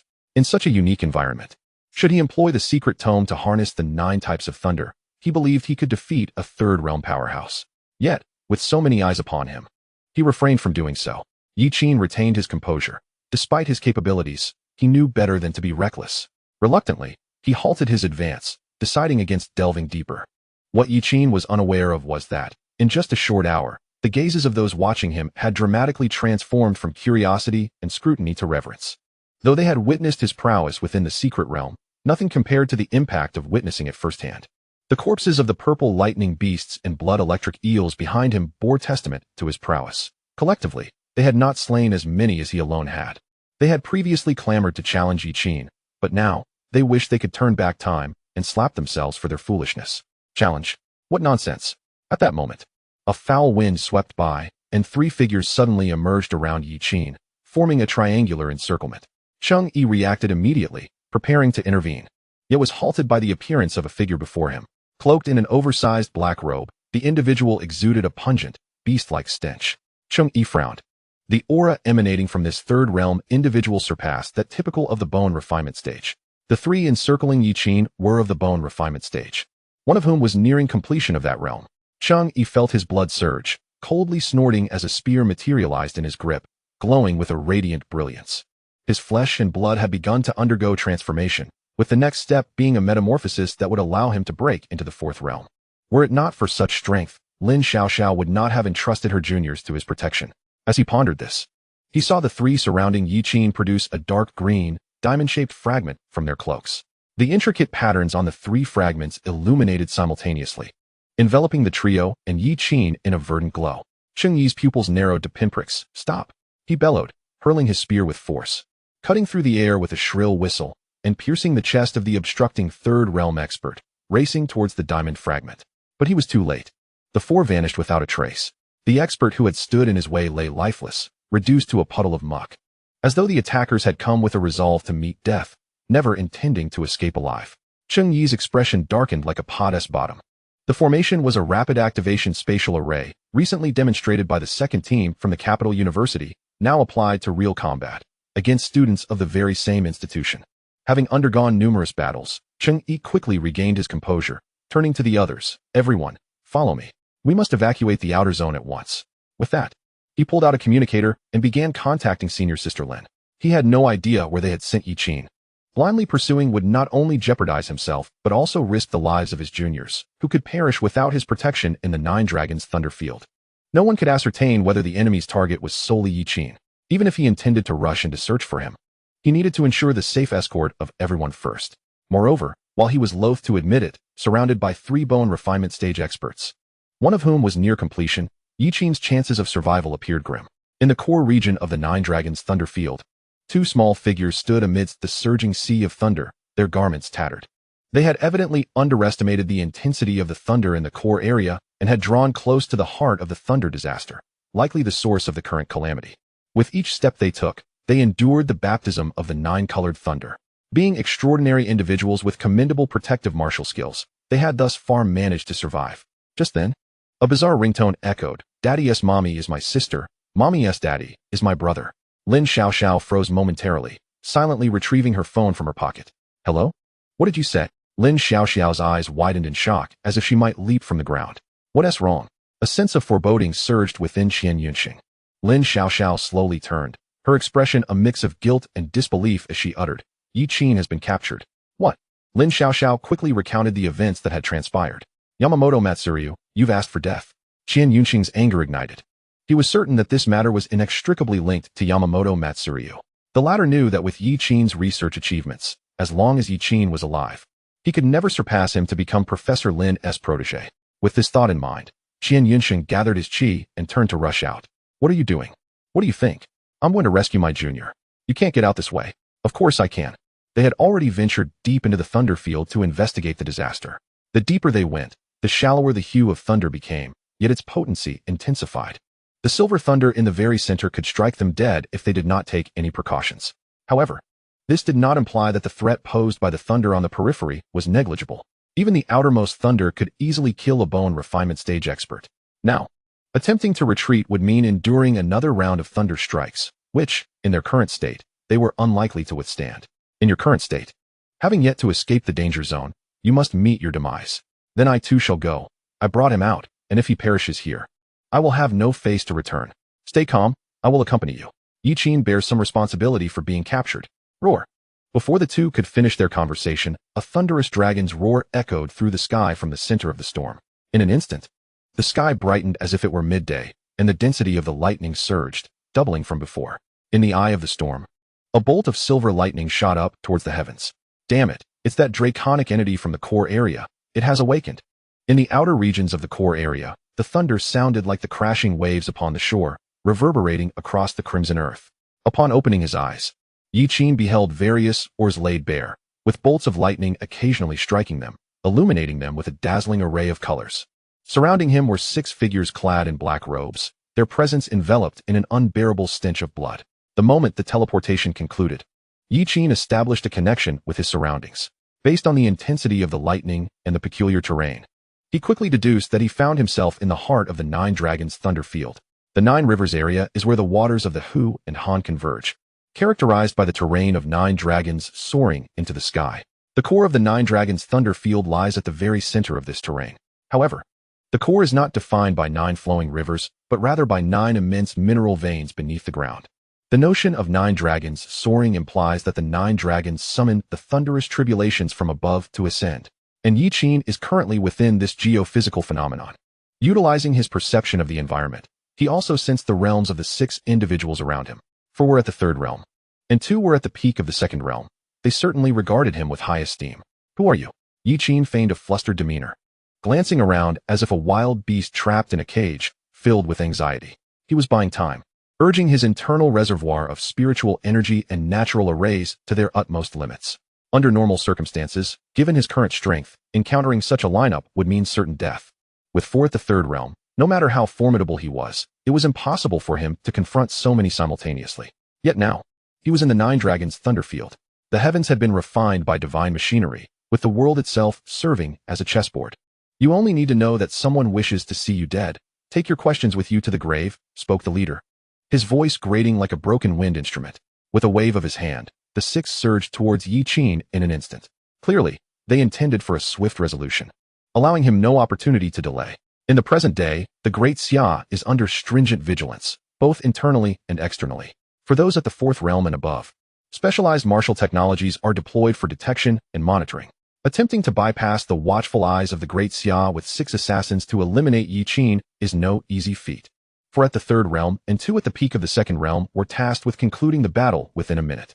They knew Yi was a genius among geniuses and feared he might truly manage to overcome the third realm with his second realm prowess, hence the mobilization of 6. One by one, they approached with the intention of perishing together. Such scenes belong only to novels. Today marks your day of demise. The 6 drew their weapons. And Yi observed that the blades bore visible wails of vengeful spirits, their cries piercingly shrill, momentarily disorienting him. This was indeed a form of mental assault. These 6 must practice the same technique. Were they part of a singular organization? In a fleeting moment, numerous thoughts raced through Yi mind. Fortunately, his wave-stacking technique and chaotic soul gaze had both been cultivated to perfection, rendering his spirit exceedingly resilient, allowing him to recover swiftly.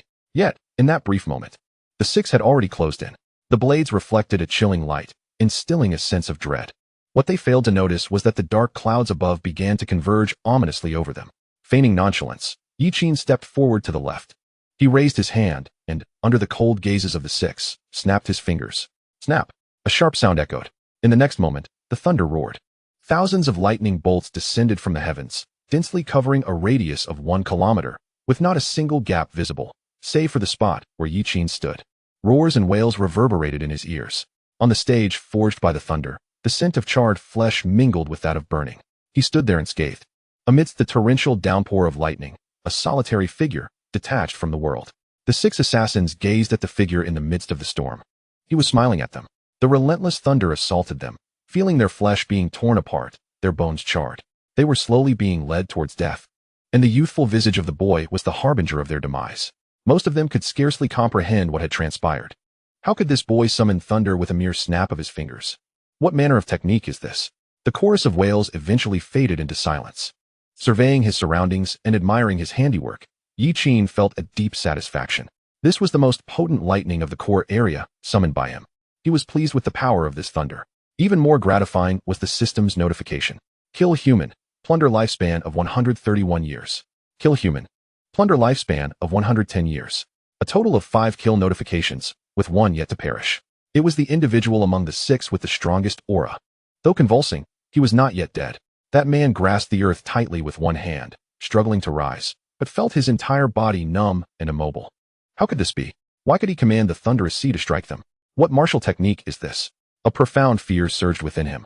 Not merely due to the failed assassination, but also because of the extraordinary martial prowess displayed by his opponent. This technique was unlike anything he had ever witnessed.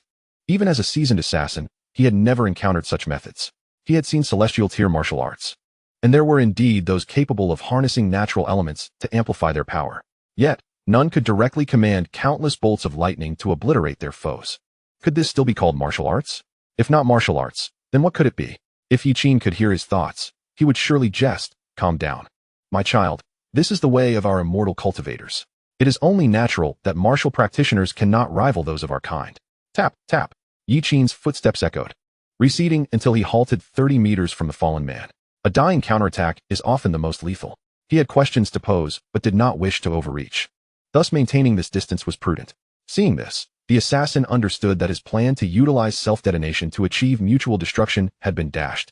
He was certain that Yi was merely at the second realm and far from its completion, yet he had effortlessly dispatched 6 opponents of higher realms. This was true terror.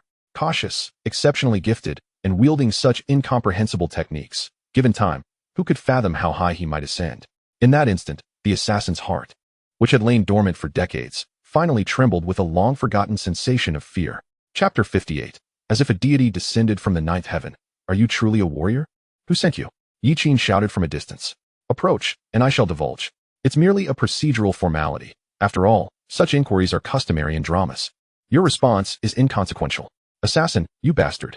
Next question, you all hail from the same organization, correct? Haven't you already surmised that? I'm merely seeking confirmation. Rest assured, when I attain sufficient strength, I shall personally uproot you vile insects and crush you all. The existence of such an assassin organization within the Great Xia territory, which had nearly taken his life, incensed Yi immensely. Assassin, look into my eyes. Damn it, was it merely almost? Yi, gratitude to my comrade for extending my lifespan. You're the best. It's a matter of principle. Had it not been for their teleportation to the core zone, damn it, it would have been him. The rationale behind their teleportation to the core zone is quite understandable. Firstly, the thunder and surrounding demonic beasts in the core area effectively obstruct any rescue attempts. Secondly, The core zone houses fourth-tier demonic beasts and the threat of lightning that could strike at any moment. Even if Yi Qin were to escape their clutches by some fortunate coincidence or through a hidden technique, evading the core zone would be exceedingly difficult. However, at this moment, the assassin felt that their actions were utterly misguided. As for whether the adversaries could survive in the core zone, based on the lightning manipulation skills he had just demonstrated, as long as they could evade the fourth-tier beasts, they would undoubtedly escape unscathed. Just then, Yi Qin let out a quiet exclamation. By resonating with the surrounding environment, everything within a kilometer formed a three-dimensional image in his mind. This was yet another function of the secret tome. The spiritual sense detection described in those cultivation novels was but a mere reflection of this ability. Yi Qin sensed two disheveled figures, locked in an embrace like koalas. Within the tumultuous sea of lightning at the heart of the storm, he recognized those figures all too well. The assassin looked up, and through his blurred vision, he saw Yi Qin actually stepping toward the distant sea of lightning. Seeking death? Just as this thought crossed his mind, the sea of lightning parted to the sides as he approached, as if invisible attendants were respectfully drawing back a curtain of thunder to allow him entry. Moments later, a bolt of heavenly lightning struck the assassin, ending his life. Kill human, rob 171 years of lifespan. A third-tier human warrior typically possesses a total lifespan of around 250 years. However, the time it took for the 6 of them to reach the third tier was no small matter. Not everyone can traverse the path of martial arts without hindrance. The cultivation of martial techniques, with its demands on comprehension, has stymied many, leaving them stagnant for a lifetime. One must slay demonic beasts. The lifespan gained through killing humans is pitifully insufficient. Gazing at the remaining balance of 1156 years of lifespan on his personal panel, Yi Qin mused. In the Thunder Zone. Don't wobble, I beg you, my kidneys. Silence. Focus on helping me withstand the lightning. You big man, stop whining. Lin Xiaoxiao dashed toward the edge of the Thunder Zone. She dared not stop. Her legs were already beyond her control, and if she halted now, she wouldn't be able to run again. Neither of them anticipated that the Thunder Dragon would awaken so suddenly. Nor did they foresee the core Thunder Zone's power being far greater than they had imagined. The defensive shields they had prepared were utterly destroyed moments ago. Qian Yunsheng, who was being carried on her shoulder, exerted all his energy to help shield them from the lightning strikes. Yet even so, they were left bloodied and battered. Why haven't we exited the Sea of Lightning? Damn, the Sea of Lightning has expanded. That accursed Thunder Dragon, don't let me encounter it, or I swear I'll skin it alive. Now, it was not just a question of rescuing her junior. Their very survival was in jeopardy. Looking around, the endless thunder loomed above them like a torrential downpour, threatening to engulf them. Qian Yunsheng forced a grim smile, filled with helplessness and guilt.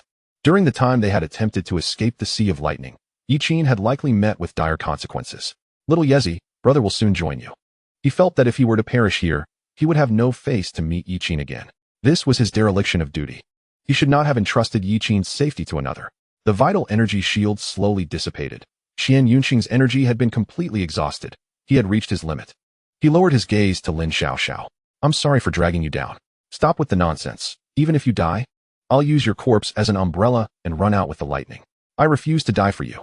Though Lin Xiaoxiao said this, she too understood that they had both reached their limit. Thud. She collapsed to her knees, tossing Qian Yunsheng aside. The two lay quietly on the ground as the ominous blue lightning drew nearer. At that moment, it was as if an invisible hand pulled aside the curtain of lightning, revealing a clear path. On either side, the thunder roared, reminiscent of dragon roars, shaking the heavens. Ahead, a young man strolled leisurely toward them. As he passed, the lightning parted. Initially, Qian Yunsheng and Lin Xiaoxiao kept their eyes tightly shut, awaiting the arrival of death. But as time passed, death did not come. They opened their eyes, and upon seeing the scene before them, their expressions exploded with disbelief, mouths agape, as if witnessing a violation of martial arts principles. What the hell? This isn't martial arts at all. Lin Xiaoxiao questioned with skepticism. Is this your junior? It should be, right? Same appearance, same build.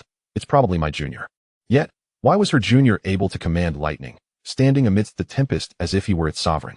Was this even possible? Qian Yunsheng felt as though his worldview had been shattered once more. He had thought he understood this promising junior well enough, but it turned out he had not grasped the full extent of his abilities.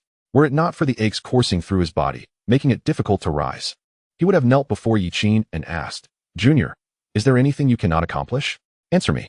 Yi Qin strode toward the two, retrieving 4 first-grade heart-purifying pills from his storage pouch, 2 for each of them. These pills purify internal impurities and alleviate fatigue, having advanced too swiftly. He had yet to utilize them, but now they were perfectly suited for the occasion. Fair trade, 200 points each. Oh, we must be clear about financial matters among brothers. Xianxiaaudiobooks stared wide-eyed, taking a moment to respond. Why don't you go steal the heart-purifying pills? The school charges 50 points for 3, and this is extortion. Lin Xiaoxiao interjected. We aren't from the same school. My share is his responsibility. Xianxiaaudiobooks protested. I refuse. Yi Qin declared, deal. On what grounds? I never agreed. I'll call my lawyer. Unfortunately, Xianxiaaudiobooks' protest was in vain. Yi Qin settled cross-legged beside them, producing 3 emerald green prism fragments from his storage pouch and arranging them neatly. These were the very fragments that had transported him to the core zone. Before arriving, Yi Qin had located a relatively safe position and prepared the remaining 3 fragments. If he detects a formidable threat approaching, he will activate the spatial formation to transport the 3 individuals out of the thunder zone. Until then, it would be prudent to rest here for a while. In such an intense thunder zone, even a 3rd-tier beast naturally adept at wielding lightning cannot endure for long. Therefore, as long as a 4th-tier beast does not personally arrive, with Yi Qin's protection, recovering within the thunder zone is less likely to encounter any beasts and is considerably safer than outside. Senior, what has transpired? I must ask. I currently feel that you are not human at all, but rather an ancient ferocious beast in human form, capable of commanding thunder. Are there beasts that can transform? Some beasts possess bloodline abilities related to transformation, allowing them to alter their appearance at will, but such creatures are exceedingly rare. We intended to seek you out, but unexpectedly. The thunder zone suddenly underwent a violent upheaval, a phenomenon that has never occurred before. By the way, how did you survive? Senior. Are you hungry? The abrupt shift in topic was rather jarring. So, are you hungry or not? Starving. Do you have anything to eat in your storage bag? You don't. Yi Qin nodded. Then why ask? Xianxiaaudiobooks rolled his eyes. He nudged Lin Xiaoxiao, who lay nearby, with his foot. Hey, Mother Fox, do you have any? Lin Xiaoxiao remained silent for a moment. I only have lollipops. That suffices. Replenishing sugar is still beneficial. Lin Xiaoxiao laboriously raised her hand and tapped her storage bag. In the next instant, a mountain of lollipops completely engulfed Xianxiaaudiobooks. Lin Xiaoxiao scoffed. Dare to call me Mother Fox? I'll drown you. Although the martial arts technique I cultivate is inspired by the 7-tailed human-faced fox, that does not warrant you calling me Mother Fox. 10 minutes later, Xianxiaaudiobooks exhaled a breath of foul air, his breath returning to normal. He exchanged glances with Lin Xiaoxiao, then turned to Yi Qin. For a full 10 minutes, the Sea of Thunder had maintained a consistent distance of 10 meters from Yi Qin, never once encroaching. It was as if a cautious minister preserved a respectful distance from his sovereign, daring not to approach without the king's command. Even after 10 minutes, the two found it hard to believe, their worldview shaken to its core. Truly inhuman. Xianxiaaudiobooks lamented. Indeed, Lin Xiaoxiao concurred. Senior, what are you discussing? I was saying that the thunder dragon in the core area is truly despicable. It actually commanded the Sea of Thunder to strike us. I am curious whether it can withstand it itself. Isn't that a case of injuring 1,000 while harming 800 of oneself? Yi Qin smiled, but remained silent. Through the earlier conversation, he deduced that the timing of the Thunder Zone's upheaval coincided almost perfectly with his utilization of the secret tome to summon the Sea of Thunder to obliterate the assassins. It was highly probable that his manipulation of the lightning had triggered the disturbance in the core zone. Naturally, Yi Qin would never admit to this. Xianxiaaudiobooks pondered for a moment before asking, Yi Qin, to what extent can you control the lightning? For high-intensity control, 5 minutes, Yi Qin estimated. Even with his exceptionally solid foundation and the hidden energy reserves from the spiritual energy lake, after 10 minutes of exertion, he would still experience a depletion of true energy. Can you prevent the thunder dragon inside from absorbing the lightning from the core thunderstorm zone? He and Lin Xiaoxiao were both at the pinnacle of the 3rd tier, merely a step away from breaking through, verging on 4th tier status. Using Lin Xiaoxiao's detector, they had just conducted a remote scan. They observed that the thunder dragon was perched atop a massive object resembling an egg, its scales bursting, yet it clung to the egg tenaciously, seemingly relishing it. The detector indicated that the thunder dragon was currently in the early stages of the 4th tier. Together, the two of them, along with Lin Xiaoxiao's martial arts technology, could potentially engage in battle. However, the precondition was that they must prevent the thunder dragon from accessing the lightning. The thunder dragon resided within the silver-white lightning zone, akin to having an unending supply of energy, while their true energy was not limitless. Engaged in combat within the electric environment, they would inevitably be at a disadvantage. However, if they could eliminate the dragon's home field advantage, they might stand a chance. Xianxiaaudiobooks understood the absurdity of attempting to seize control of lightning from a 4th-tier thunder dragon with a mere 2nd-tier human. Yet, what if, against all odds, this junior of his could produce unexpected results? To his surprise, Yi Qin shook his head and said, Senior, I am human, not a deity. How could I possibly wrest control of the lightning from a fourth-tier beast?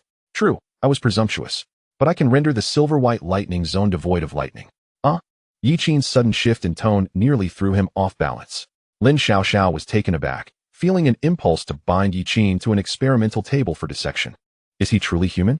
The two tacitly refrained from inquiring how Yi Qin managed to control the lightning, recognizing it as his secret. They resolved to keep this matter confidential. What are we waiting for? Let us seize the opportunity. The cause of the monster disaster was clear to both me and Mother Lin Xiaoxiao. The 9-dragon thunder field had birthed an exceedingly rare 4th-tier top-tier resource, the 9-pattern stone pill. It was the aura emanating from that substance that accelerated the growth and aggression of the surrounding lightning attribute beasts. What is the 9-pattern stone pill? Do you recall me mentioning that the dragon was resting atop a massive egg? Are you implying? Correct. It is not an egg, but a mineral that closely resembles one. 4 lightning attribute beasts. This is the coveted resource for evolution. For martial artists, it serves as an exceptional forging material. Weapons forged from this material possess innate 9-colored thunder, exhibiting immense power and the ability to paralyze opponents. I remember you mentioned wanting to craft some bows. If you used this material for arrowheads, not only could you contend with peak 3rd-tier opponents, but you could also inflict damage on early 4th-tier ones. Alternatively, you could craft a heart-protecting mirror from it, which ordinary 3rd-tier attacks could never breach, allowing you to defend more easily against assassination attempts. Furthermore, armor made from the 9-pattern stone pill can unleash 9-colored thunder upon being struck, striking back at the enemy. The intricate dragon patterns within can emit a dragon's might, instilling a degree of intimidation in foes. And that dragon is a treasure trove itself. The scales of the 4th-tier thunder dragon can be fashioned into inner armor. Such armor would be impervious to ordinary weapons. Many beasts favor ambush tactics, and donning inner armor would afford protection against fatal strikes. The thunder dragon's scales can conduct lightning, yet the wearer remains unharmed, akin to donning a layer of insulating material. When combined with the 9-pattern stone pill, the effect is exponentially amplified. Inflict harm upon the enemy while preserving oneself. Then what are we waiting for? Let us go. Chapter 59. The cost of the evil blade is lifespan? Is this the price? Initially expecting merely to rescue Qian, I found unexpected gains.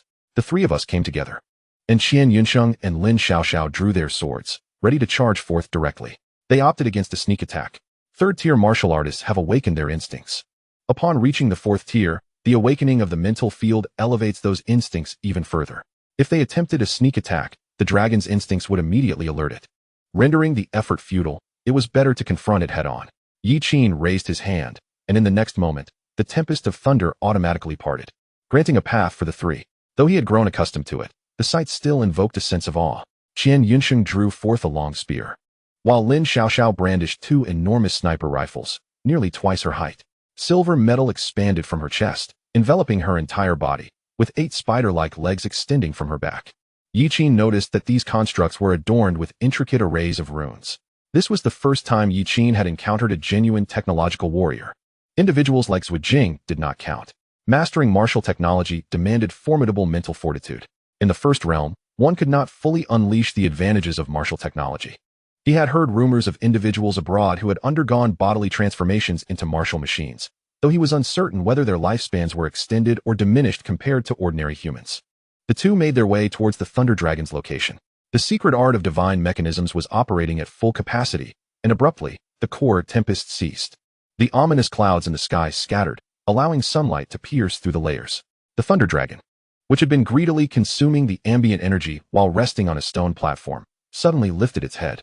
In its 4th realm, its intelligence was akin to that of a human. It could not comprehend why the surrounding tempest had vanished so abruptly. A circular vacuum zone appeared within a radius of 300 meters. Beyond that distance, thunder still rumbled ominously. It tilted its head and let out a thunderous roar, its dark purple scales beginning to tremble rhythmically, surrounded by purple lightning as it attempted to draw the distant thunder toward itself to strike at its foes. It sensed the threat posed by these 2 humans. The silver lightning was formidable, even for it, and the 2 humans would surely be unable to withstand it. Yet, the tempest did not surge toward it. Instead, it continued to retreat. The Thunder Dragon was taken aback. Seizing the opportunity of its momentary daze, the 2 sprang into action. With a furious roar, their weapons unleashed a torrent of projectiles. The 2 engaged in a fierce battle with the dragon. From afar, attuned to the battlefield's dynamics, Yi Qin once again harnessed the momentum of the 9 dragons ascending, manipulating the surrounding atmospheric conditions. Previously, He had merely influenced the environment locally through this unique terrain. Now, he was altering the distribution of the storm at the core, a task more arduous than he had anticipated. The rewards of this tournament included comprehensive insights into lower-tier formations, incomplete blueprints of ancient formations, and top-tier formation materials. Yi Qin held little interest in the incomplete blueprints or the top-tier materials. His true curiosity lay in the comprehensive insights into lower-tier formations. Upon returning, he intended to delve deeply into this knowledge and strive to integrate it into the secret arts he had mastered. In the absence of the fifth realm, where one could influence the heavenly momentum with internal landscapes, employing martial formations as a clever stratagem might provide an alternative path. For instance, if he found himself in a unique terrain, he could inscribe formation runes onto the natural landscape, thereby rewriting the geographical layout and, to some extent, altering the heavenly momentum. If he could set everything in place, transforming the surrounding environment into a terrifying killing array and luring his enemies inside, he would undoubtedly reap their lifespans as easily as harvesting chives. On another front, a vast nest composed of various ores lay before them. At the center of the nest was a colossal egg. The interior of the nest was pockmarked, bearing the scars of battle, with furious dragon roars emanating from within. The thunder dragon had long since sensed something amiss. This was undeniably its domain, yet it had failed to capitalize on any home field advantage. In the past, utilizing the advantages of the thunderstorm, it had often sent those who came to hunt it away in defeat. But now, even though it remained within the storm itself had retreated. What was this bizarre situation? The two humans, seemingly weaker than it, wielded various troublesome techniques, and that diminutive one frequently produced an array of items that could inflict harm upon it. The thunder dragon realized that this predicament could not persist. It took a step forward, dragging its bloodied wings towards the distant thunder. Stop it! Don't let it enter the thunder zone, Xianxiaaudiobooks shouted anxiously.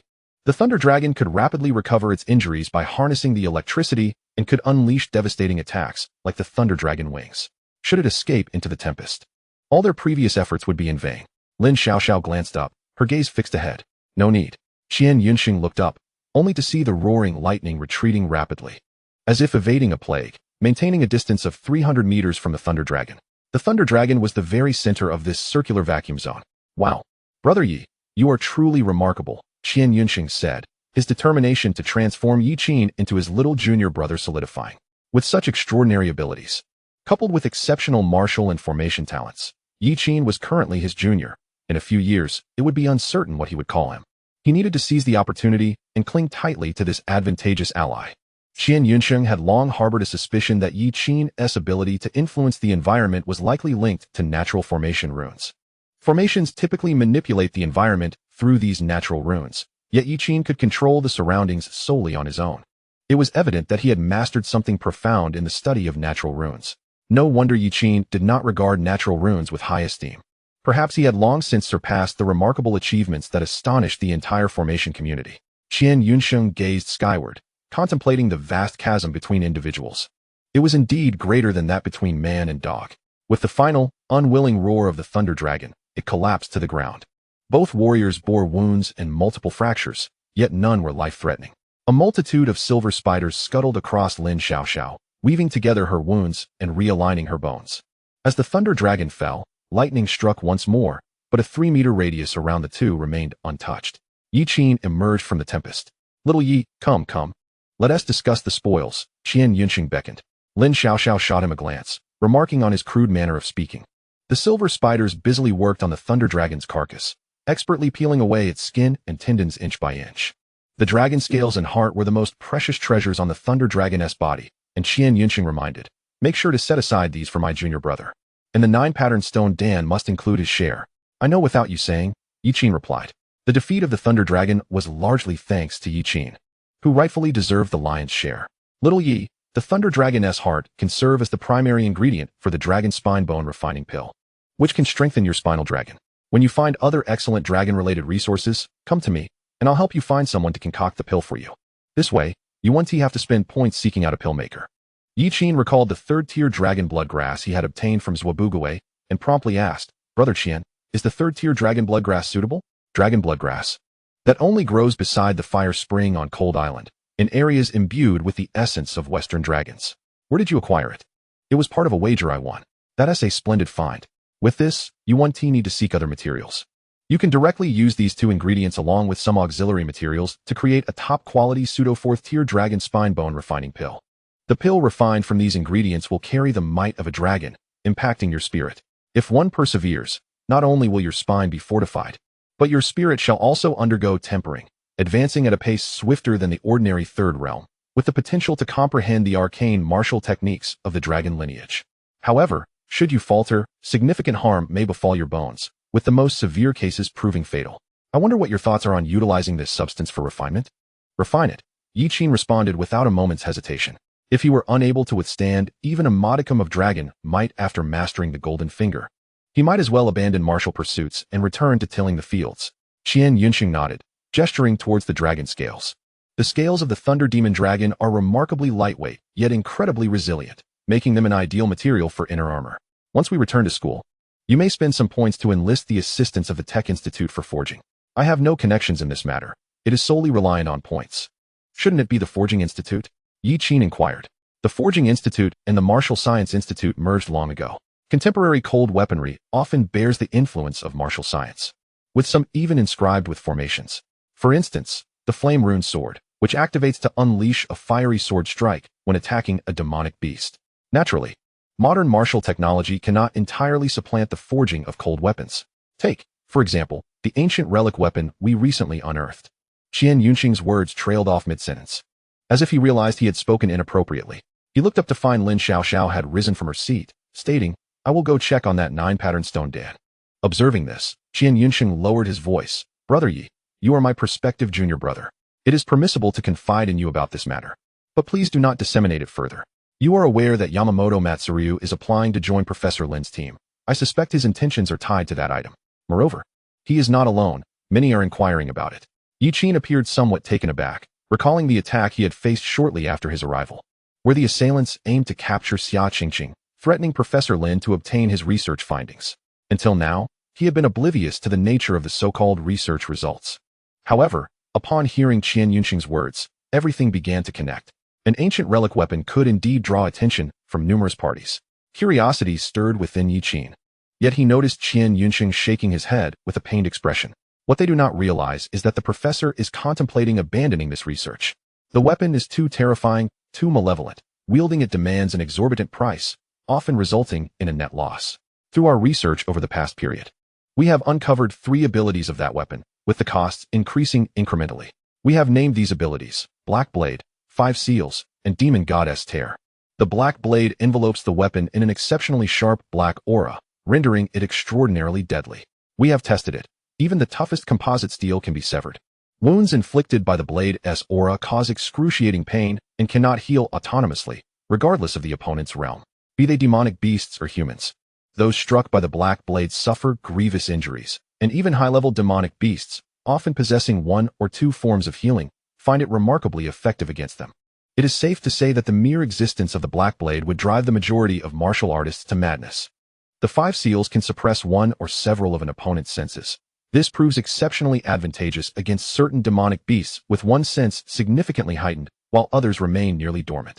It can also simultaneously seal all 5 senses, though each additional sense sealed incurs a doubled cost. This ability, regardless of its application, is akin to a game-breaking feature. If all senses are sealed, as long as the disparity between combatants is not too vast, the outcome becomes a foregone conclusion. And lastly, the most formidable of the abilities. The Demon Goddess Tier can seal the bloodline abilities of the demon race. Yes, you heard correctly. This weapon can indeed seal the bloodline powers of demons. Predictions suggest that this ability could even be activated against a 6th realm demon god. A weapon capable of targeting 6th realm beasts is a terrifying prospect. Currently, the demon race is aware of the significant threat this weapon poses, yet they remain oblivious to its precise capabilities. Otherwise, they would undoubtedly become even more frantic. Senior, you have spoken at length, yet I remain in the dark regarding the cost you mentioned, Yi Qin interjected. At this, Xianxiaaudiobooks' expression soured, as if haunted by unpleasant memories. The price of wielding that weapon is life, or rather, lifespan.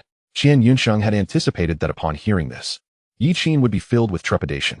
To his surprise, Yi Qin's eyes gleamed with an almost fervent interest, his expression akin to a boy discovering an epic treasure. Little Leaf, do not entertain any misguided notions. While that weapon does not induce aging, it merely diminishes one's lifespan, and the toll it exacts can be perilous for humans. Life is but a fleeting autumn. If you continue to grow normally, you can achieve great heights. Do not be tempted by the path of peril, Qian Yunxing cautioned urgently. Fearful that Yi Qin would genuinely develop an interest in the cursed blade. He had witnessed firsthand the devastation wrought upon those who succumbed to its allure. That scene was one he wished never to relive. I understand, Brother Qian. You need not worry. I will not embark on reckless endeavors. It is merely a matter of sacrificing lifespan. I possess an abundance of that. Moreover, this cursed blade is particularly effective against demonic beasts. As long as the lifespan gained from slaying demons surpasses what the blade consumes, I stand to profit. Yi Qin contemplated, realizing that acquiring the cursed blade would prove challenging. Its rarity was secondary. More importantly, Brother Qian and Sister Xia treated him well, and he doubted they would consent to his use of such a weapon. Qian Yunxing continued. I share all this to inform you that the first two abilities of this weapon can be advantageous to humans as well, while the lifespan of demonic beasts is generally far greater than that of humans. Furthermore, we predict that the final ability remains locked, perhaps due to the exorbitant lifespan cost required for its activation. Should this weapon fall into the hands of a demon, it would spell disaster. Do you comprehend this? I understand. Yi Qin nodded solemnly. Brother Qian, rest assured, I will never allow a demon to seize it from me. Huh. Chapter 60. Have you already learned it before I finished reading? Before Qian Yunxing could probe further into the details of Yi Qin's words, Lin Xiaoxiao's voice rang out from the other side. Come over here. We need to discuss how to allocate this item. The 9-pattern stone Dan is an exquisite material for weapon forging. Besides that, it can also be utilized for lightning body tempering. If one could refine their flesh and blood with it during the third realm's butterfly transformation phase, the effects would be remarkable.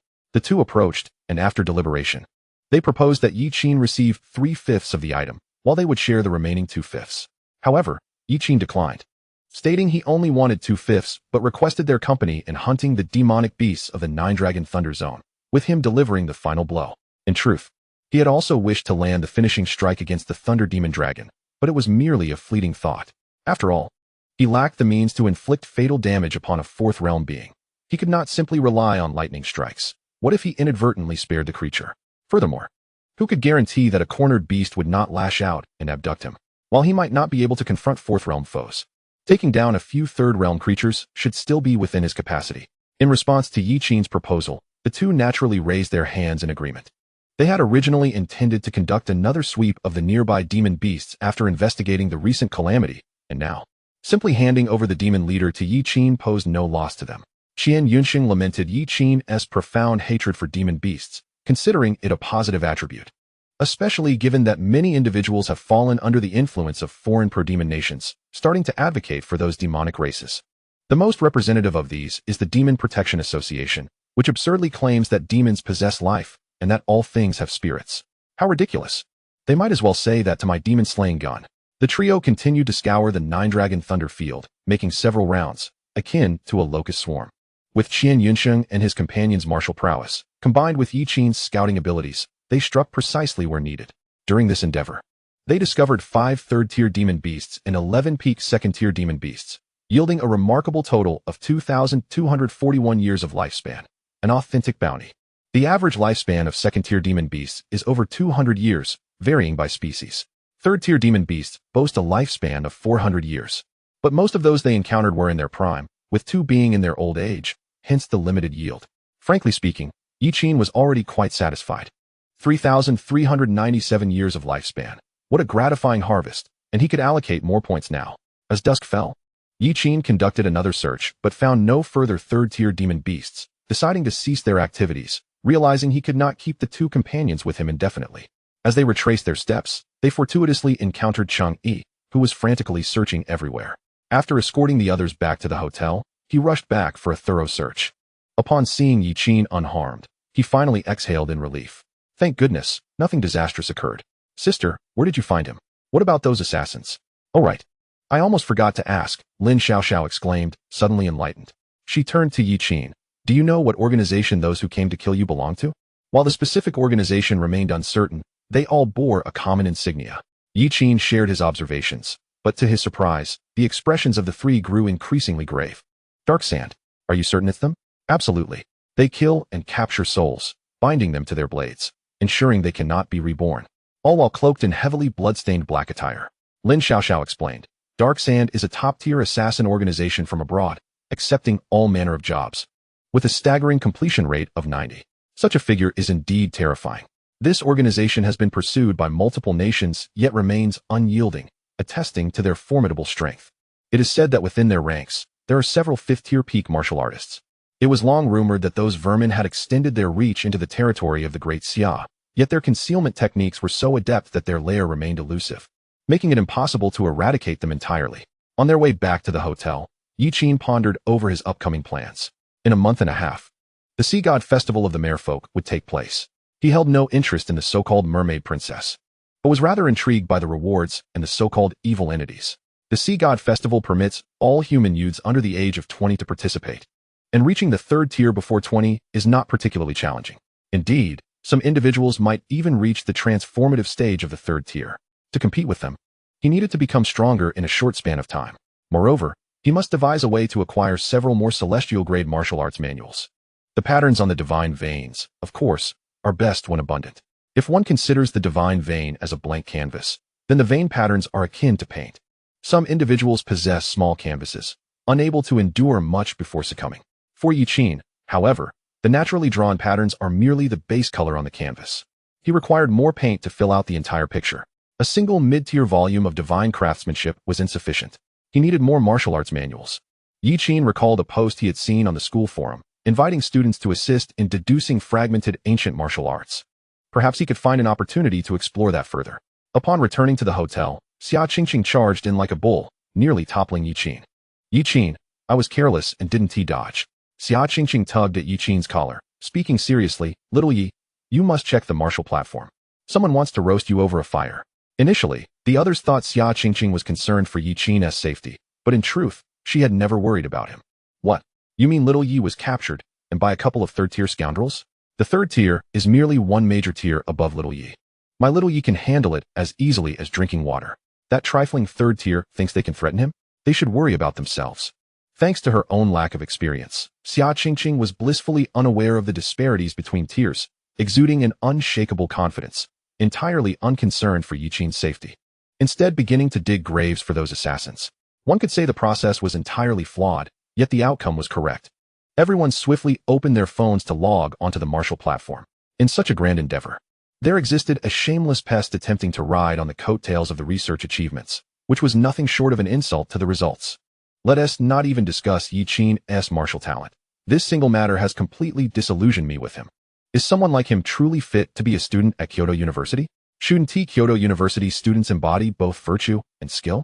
Having talent but lacking morality is far from commendable. Just think of those traitors. Such comments soared through the air, rendering the crowd speechless. Throughout, many cast glances at Yi Qin, seemingly wanting to inquire about something. Though they hesitated to voice it, many among them shared the sentiment of those on the martial platform, believing Yi Qin was merely riding on the research, seeking to gild his reputation. Xianxiaaudiobooks' anger was evident on her face. She wished to say something. Yet, Xianxiaaudiobooks quickly covered her mouth, shaking his head to signal her to remain silent. Among the group, only Lin Xiaoxiao noticed this moment. She had been observing while Yi Qin manipulated the environment and had found no traces of him employing formations. Yet he could control the natural forces of lightning. With a bit of contemplation, she arrived at a bold hypothesis. The creator of the natural patterns might not be Xianxiaaudiobooks and Xianxiaaudiobooks, but rather. Lin Xiaoxiao glanced at Yi Qin, saying nothing. The calmest among them was Yi Qin, who stood at the center of the incident. He had anticipated this day long before the three conspired to conceal his contribution to the natural patterns. He was unbothered. As the saying goes, a person of integrity fears not the shadows cast by their actions. Seeing Yi Qin's composure, the others could only internally marvel. Acknowledging that he was indeed the one who had received special recognition, remaining unfazed by external pressures. As they parted ways, Xianxiaaudiobooks cheerfully bid farewell to Lin Xiaoxiao. In a while, I will visit your magic capital university to offer guidance. Lin Xiaoxiao scoffed. Then I shall ensure a warm welcome. Remember to be received with the highest standards. Anything less would trigger my allergies. Should I prepare a maiden to attend to Professor Qian? Sure. But make sure she is not short. Go to hell. The trio boarded their flight back to Kyoto. Along the way, Xianxiaaudiobooks seized Xianxiaaudiobooks' arm, giving him a good biting, clearly harboring grievances over being left alone in the crowd of reporters, drawing all the fire. During the journey, Yi Qin sought Xianxiaaudiobooks' guidance on the Earth Elemental Technique, a yellow-tier martial art. Xianxiaaudiobooks did not shy away from the matter. The earth and wood technique was a skill that any seasoned practitioner would be familiar with. It was far too rudimentary. He reminded Yiqin not to invest too much thought into it. For the earth and wood technique was primarily useful for moving objects and held little practical value in everyday life. Yiqin, however, remained non-committal. His interest in the earth and wood technique stemmed from the clever manner in which Qian Yunsheng had tossed Xia Qingqing into the group of reporters, flinging her effortlessly over dozens of meters while she exhibited no inertia whatsoever. This finesse intrigued him. On the plane, Yiqin gazed at the section detailing his martial arts. Yellow tier martial arts, earth and wood technique, not yet mastered. Estimated requirement, 40 years. Xian tier martial arts, Tai Chi, mastered. Estimated requirement, 56 years. System, max it out for me. With a fortune of 3,000 years of lifespan, could this mere span still be called life? Yiqin opted for a direct enhancement. Simulating the earth and wood technique for 40 years, it reaches perfection. You have mastered the art of throwing with finesse. Your sinews and muscles have been honed, rendering them more supple than before. You have grasped the subtlety within, capable of throwing a water bottle dozens of meters away while ensuring it lands upright. In the realm of earth and wood, you shall claim your rightful place. Simulating Tai Chi for 56 years, your Tai Chi has attained perfection, harmonizing hardness and softness. With each movement, your vital energy flows like water, and you comprehend the essence of Tai Chi. The essence of Tai Chi? Yiqin's heart stirred. Was it akin to the essence of swordsmanship? Unexpectedly, before he could grasp the essence of swordsmanship, he first attained an understanding of the essence of boxing. Yiqin felt his comprehension of Tai Chi deepening. Now, even without consciously employing the essence of Tai Chi, there was an innate elegance in his every motion. Contemplating the distinctive qualities of both martial arts, he noticed a flight attendant passing by with a tray of water when suddenly, someone on the opposite side extended their foot. As hot water threatened to splash on his Xia Qingqing, she remained obliviously engrossed in her snack, unresponsive. Just as Qian Yunsheng prepared to intervene, he saw Yiqin nonchalantly reach out without even glancing. The water cup, now firmly in his grasp, rippled at the surface. It had just been spilled, yet he caught it deftly, not a drop escaped. But that was not the end. Yiqin casually tossed the cup back onto the flight attendant's tray with perfect accuracy. Witnessing this, the onlookers were left utterly dumbfounded. It was only then they comprehended what had transpired, their gazes towards Yiqin brimming with astonishment and admiration. A glimpse through the tube reveals a hint of the leopard. The individual who had stumbled towards the flight attendant hastily apologized, having intended merely to stretch, unaware that he would trip her. Thankfully, no significant mishap ensued. Qian Yunsheng stared at Yiqin in disbelief, while others were astonished by his ability to catch the water cup without spilling a drop. He noted the finesse with which Yiqin returned the cup to the tray. Was this not precisely the earth and wood technique he had just explained to him less than an hour ago? Was this level of mastery truly feasible? In this moment, Qian Yunsheng genuinely recognized what it meant to be a genius. Upon returning to his villa within Kyoto University, Zhuxian came knocking. "How did you know I was back?" he inquired. Word spread throughout the school. "Be cautious. A group may come looking for trouble shortly," Zhuxian warned. "How do you know?" "My little sister hacked their phones," he replied convincingly. Zhuxian continued. "They have gathered a dozen or so individuals, all on the verge of entering the third realm, intending to teach you a lesson. Sudden attacks are not permitted in our school, but if they strategize and you accept, it would be permissible. They plan to surround your villa. And if you refuse their will battle, they won't let you leave. I'm here to lend you some support." Yiqin's lips twitched. Such childish tactics. He had expected a direct ambush, yet they opted to issue a challenge instead. How polite. A dozen peak second realm practitioners certainly warranted caution. Those who could enter Kyoto University were all prodigies from various locales, not to be underestimated, especially since he had not yet reached the peak of the second realm. However, Yiqin remained unperturbed. Zhuxian's eyes glimmered with nostalgia as he reflected, "Actually, I am quite familiar with will battles. You must have heard the rumors. They claim I hail from a prestigious family. While this is not entirely inaccurate, I have 4 other brothers. In our family, I was the least favored, as my martial talent was not exceptional. In our circles, lacking martial talent is a grave sin. One should kneel. Yet, I refused to kneel. Even as I was repeatedly beaten to the ground by those young geniuses, my mother would only watch coldly, while my father would reward those who struck the hardest." He recalled those peers he had lived alongside. "Only my sister, Zhuxian, would protect me.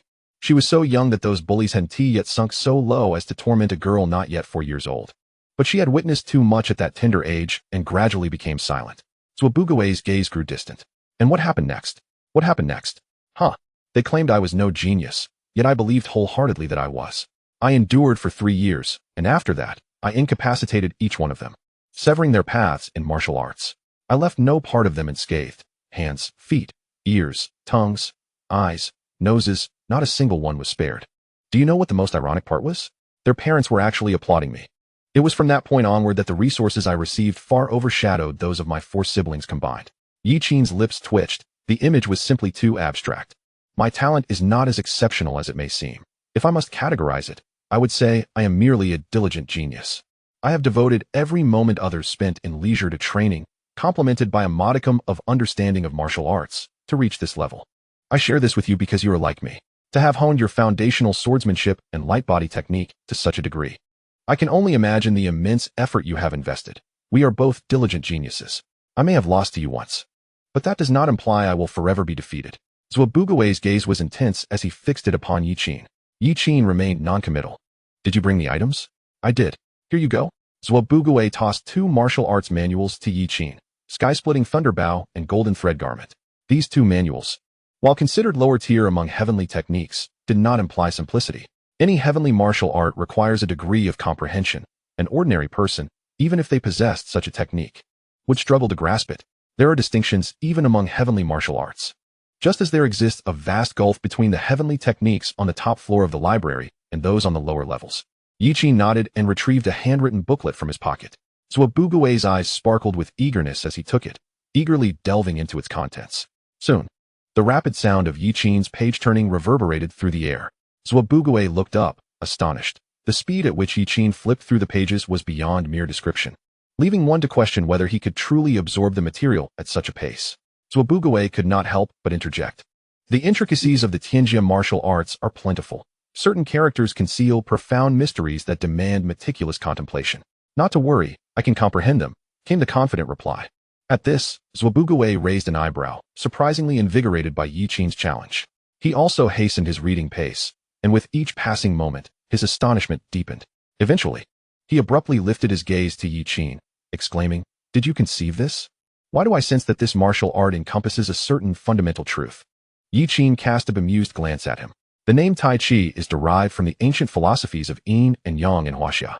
This information was not explicitly included in the treatise he had provided to Zhuobugui. Yet, to his astonishment, Zhuobugui had discerned it merely from a single reading. This fellow's perceptiveness is truly extraordinary. If you desire me to provide answers, that comes at an additional cost, Yi Qin stated. Zhuobugui twitched at the corner of his mouth, feeling as though he were knocking at a door. Very well, I shall comprehend it on my own. In this tome, Yi Qin had penned detailed explanations, addressing various potential queries with precision. Such understanding necessitates an extremely high level of proficiency and insight into Tai Chi. It is highly likely that Yi Qin has already mastered this martial art to a significant degree. Then, he witnessed Yi Qin incinerate the 2 volumes of martial techniques he had gifted him into ashes. Have you memorized everything? Yi Qin nodded affirmatively. Zhuobugui was taken aback. He had merely completed 1 reading of the Tai Chi text and had not fully committed it to memory, nor had he grasped all its subtleties.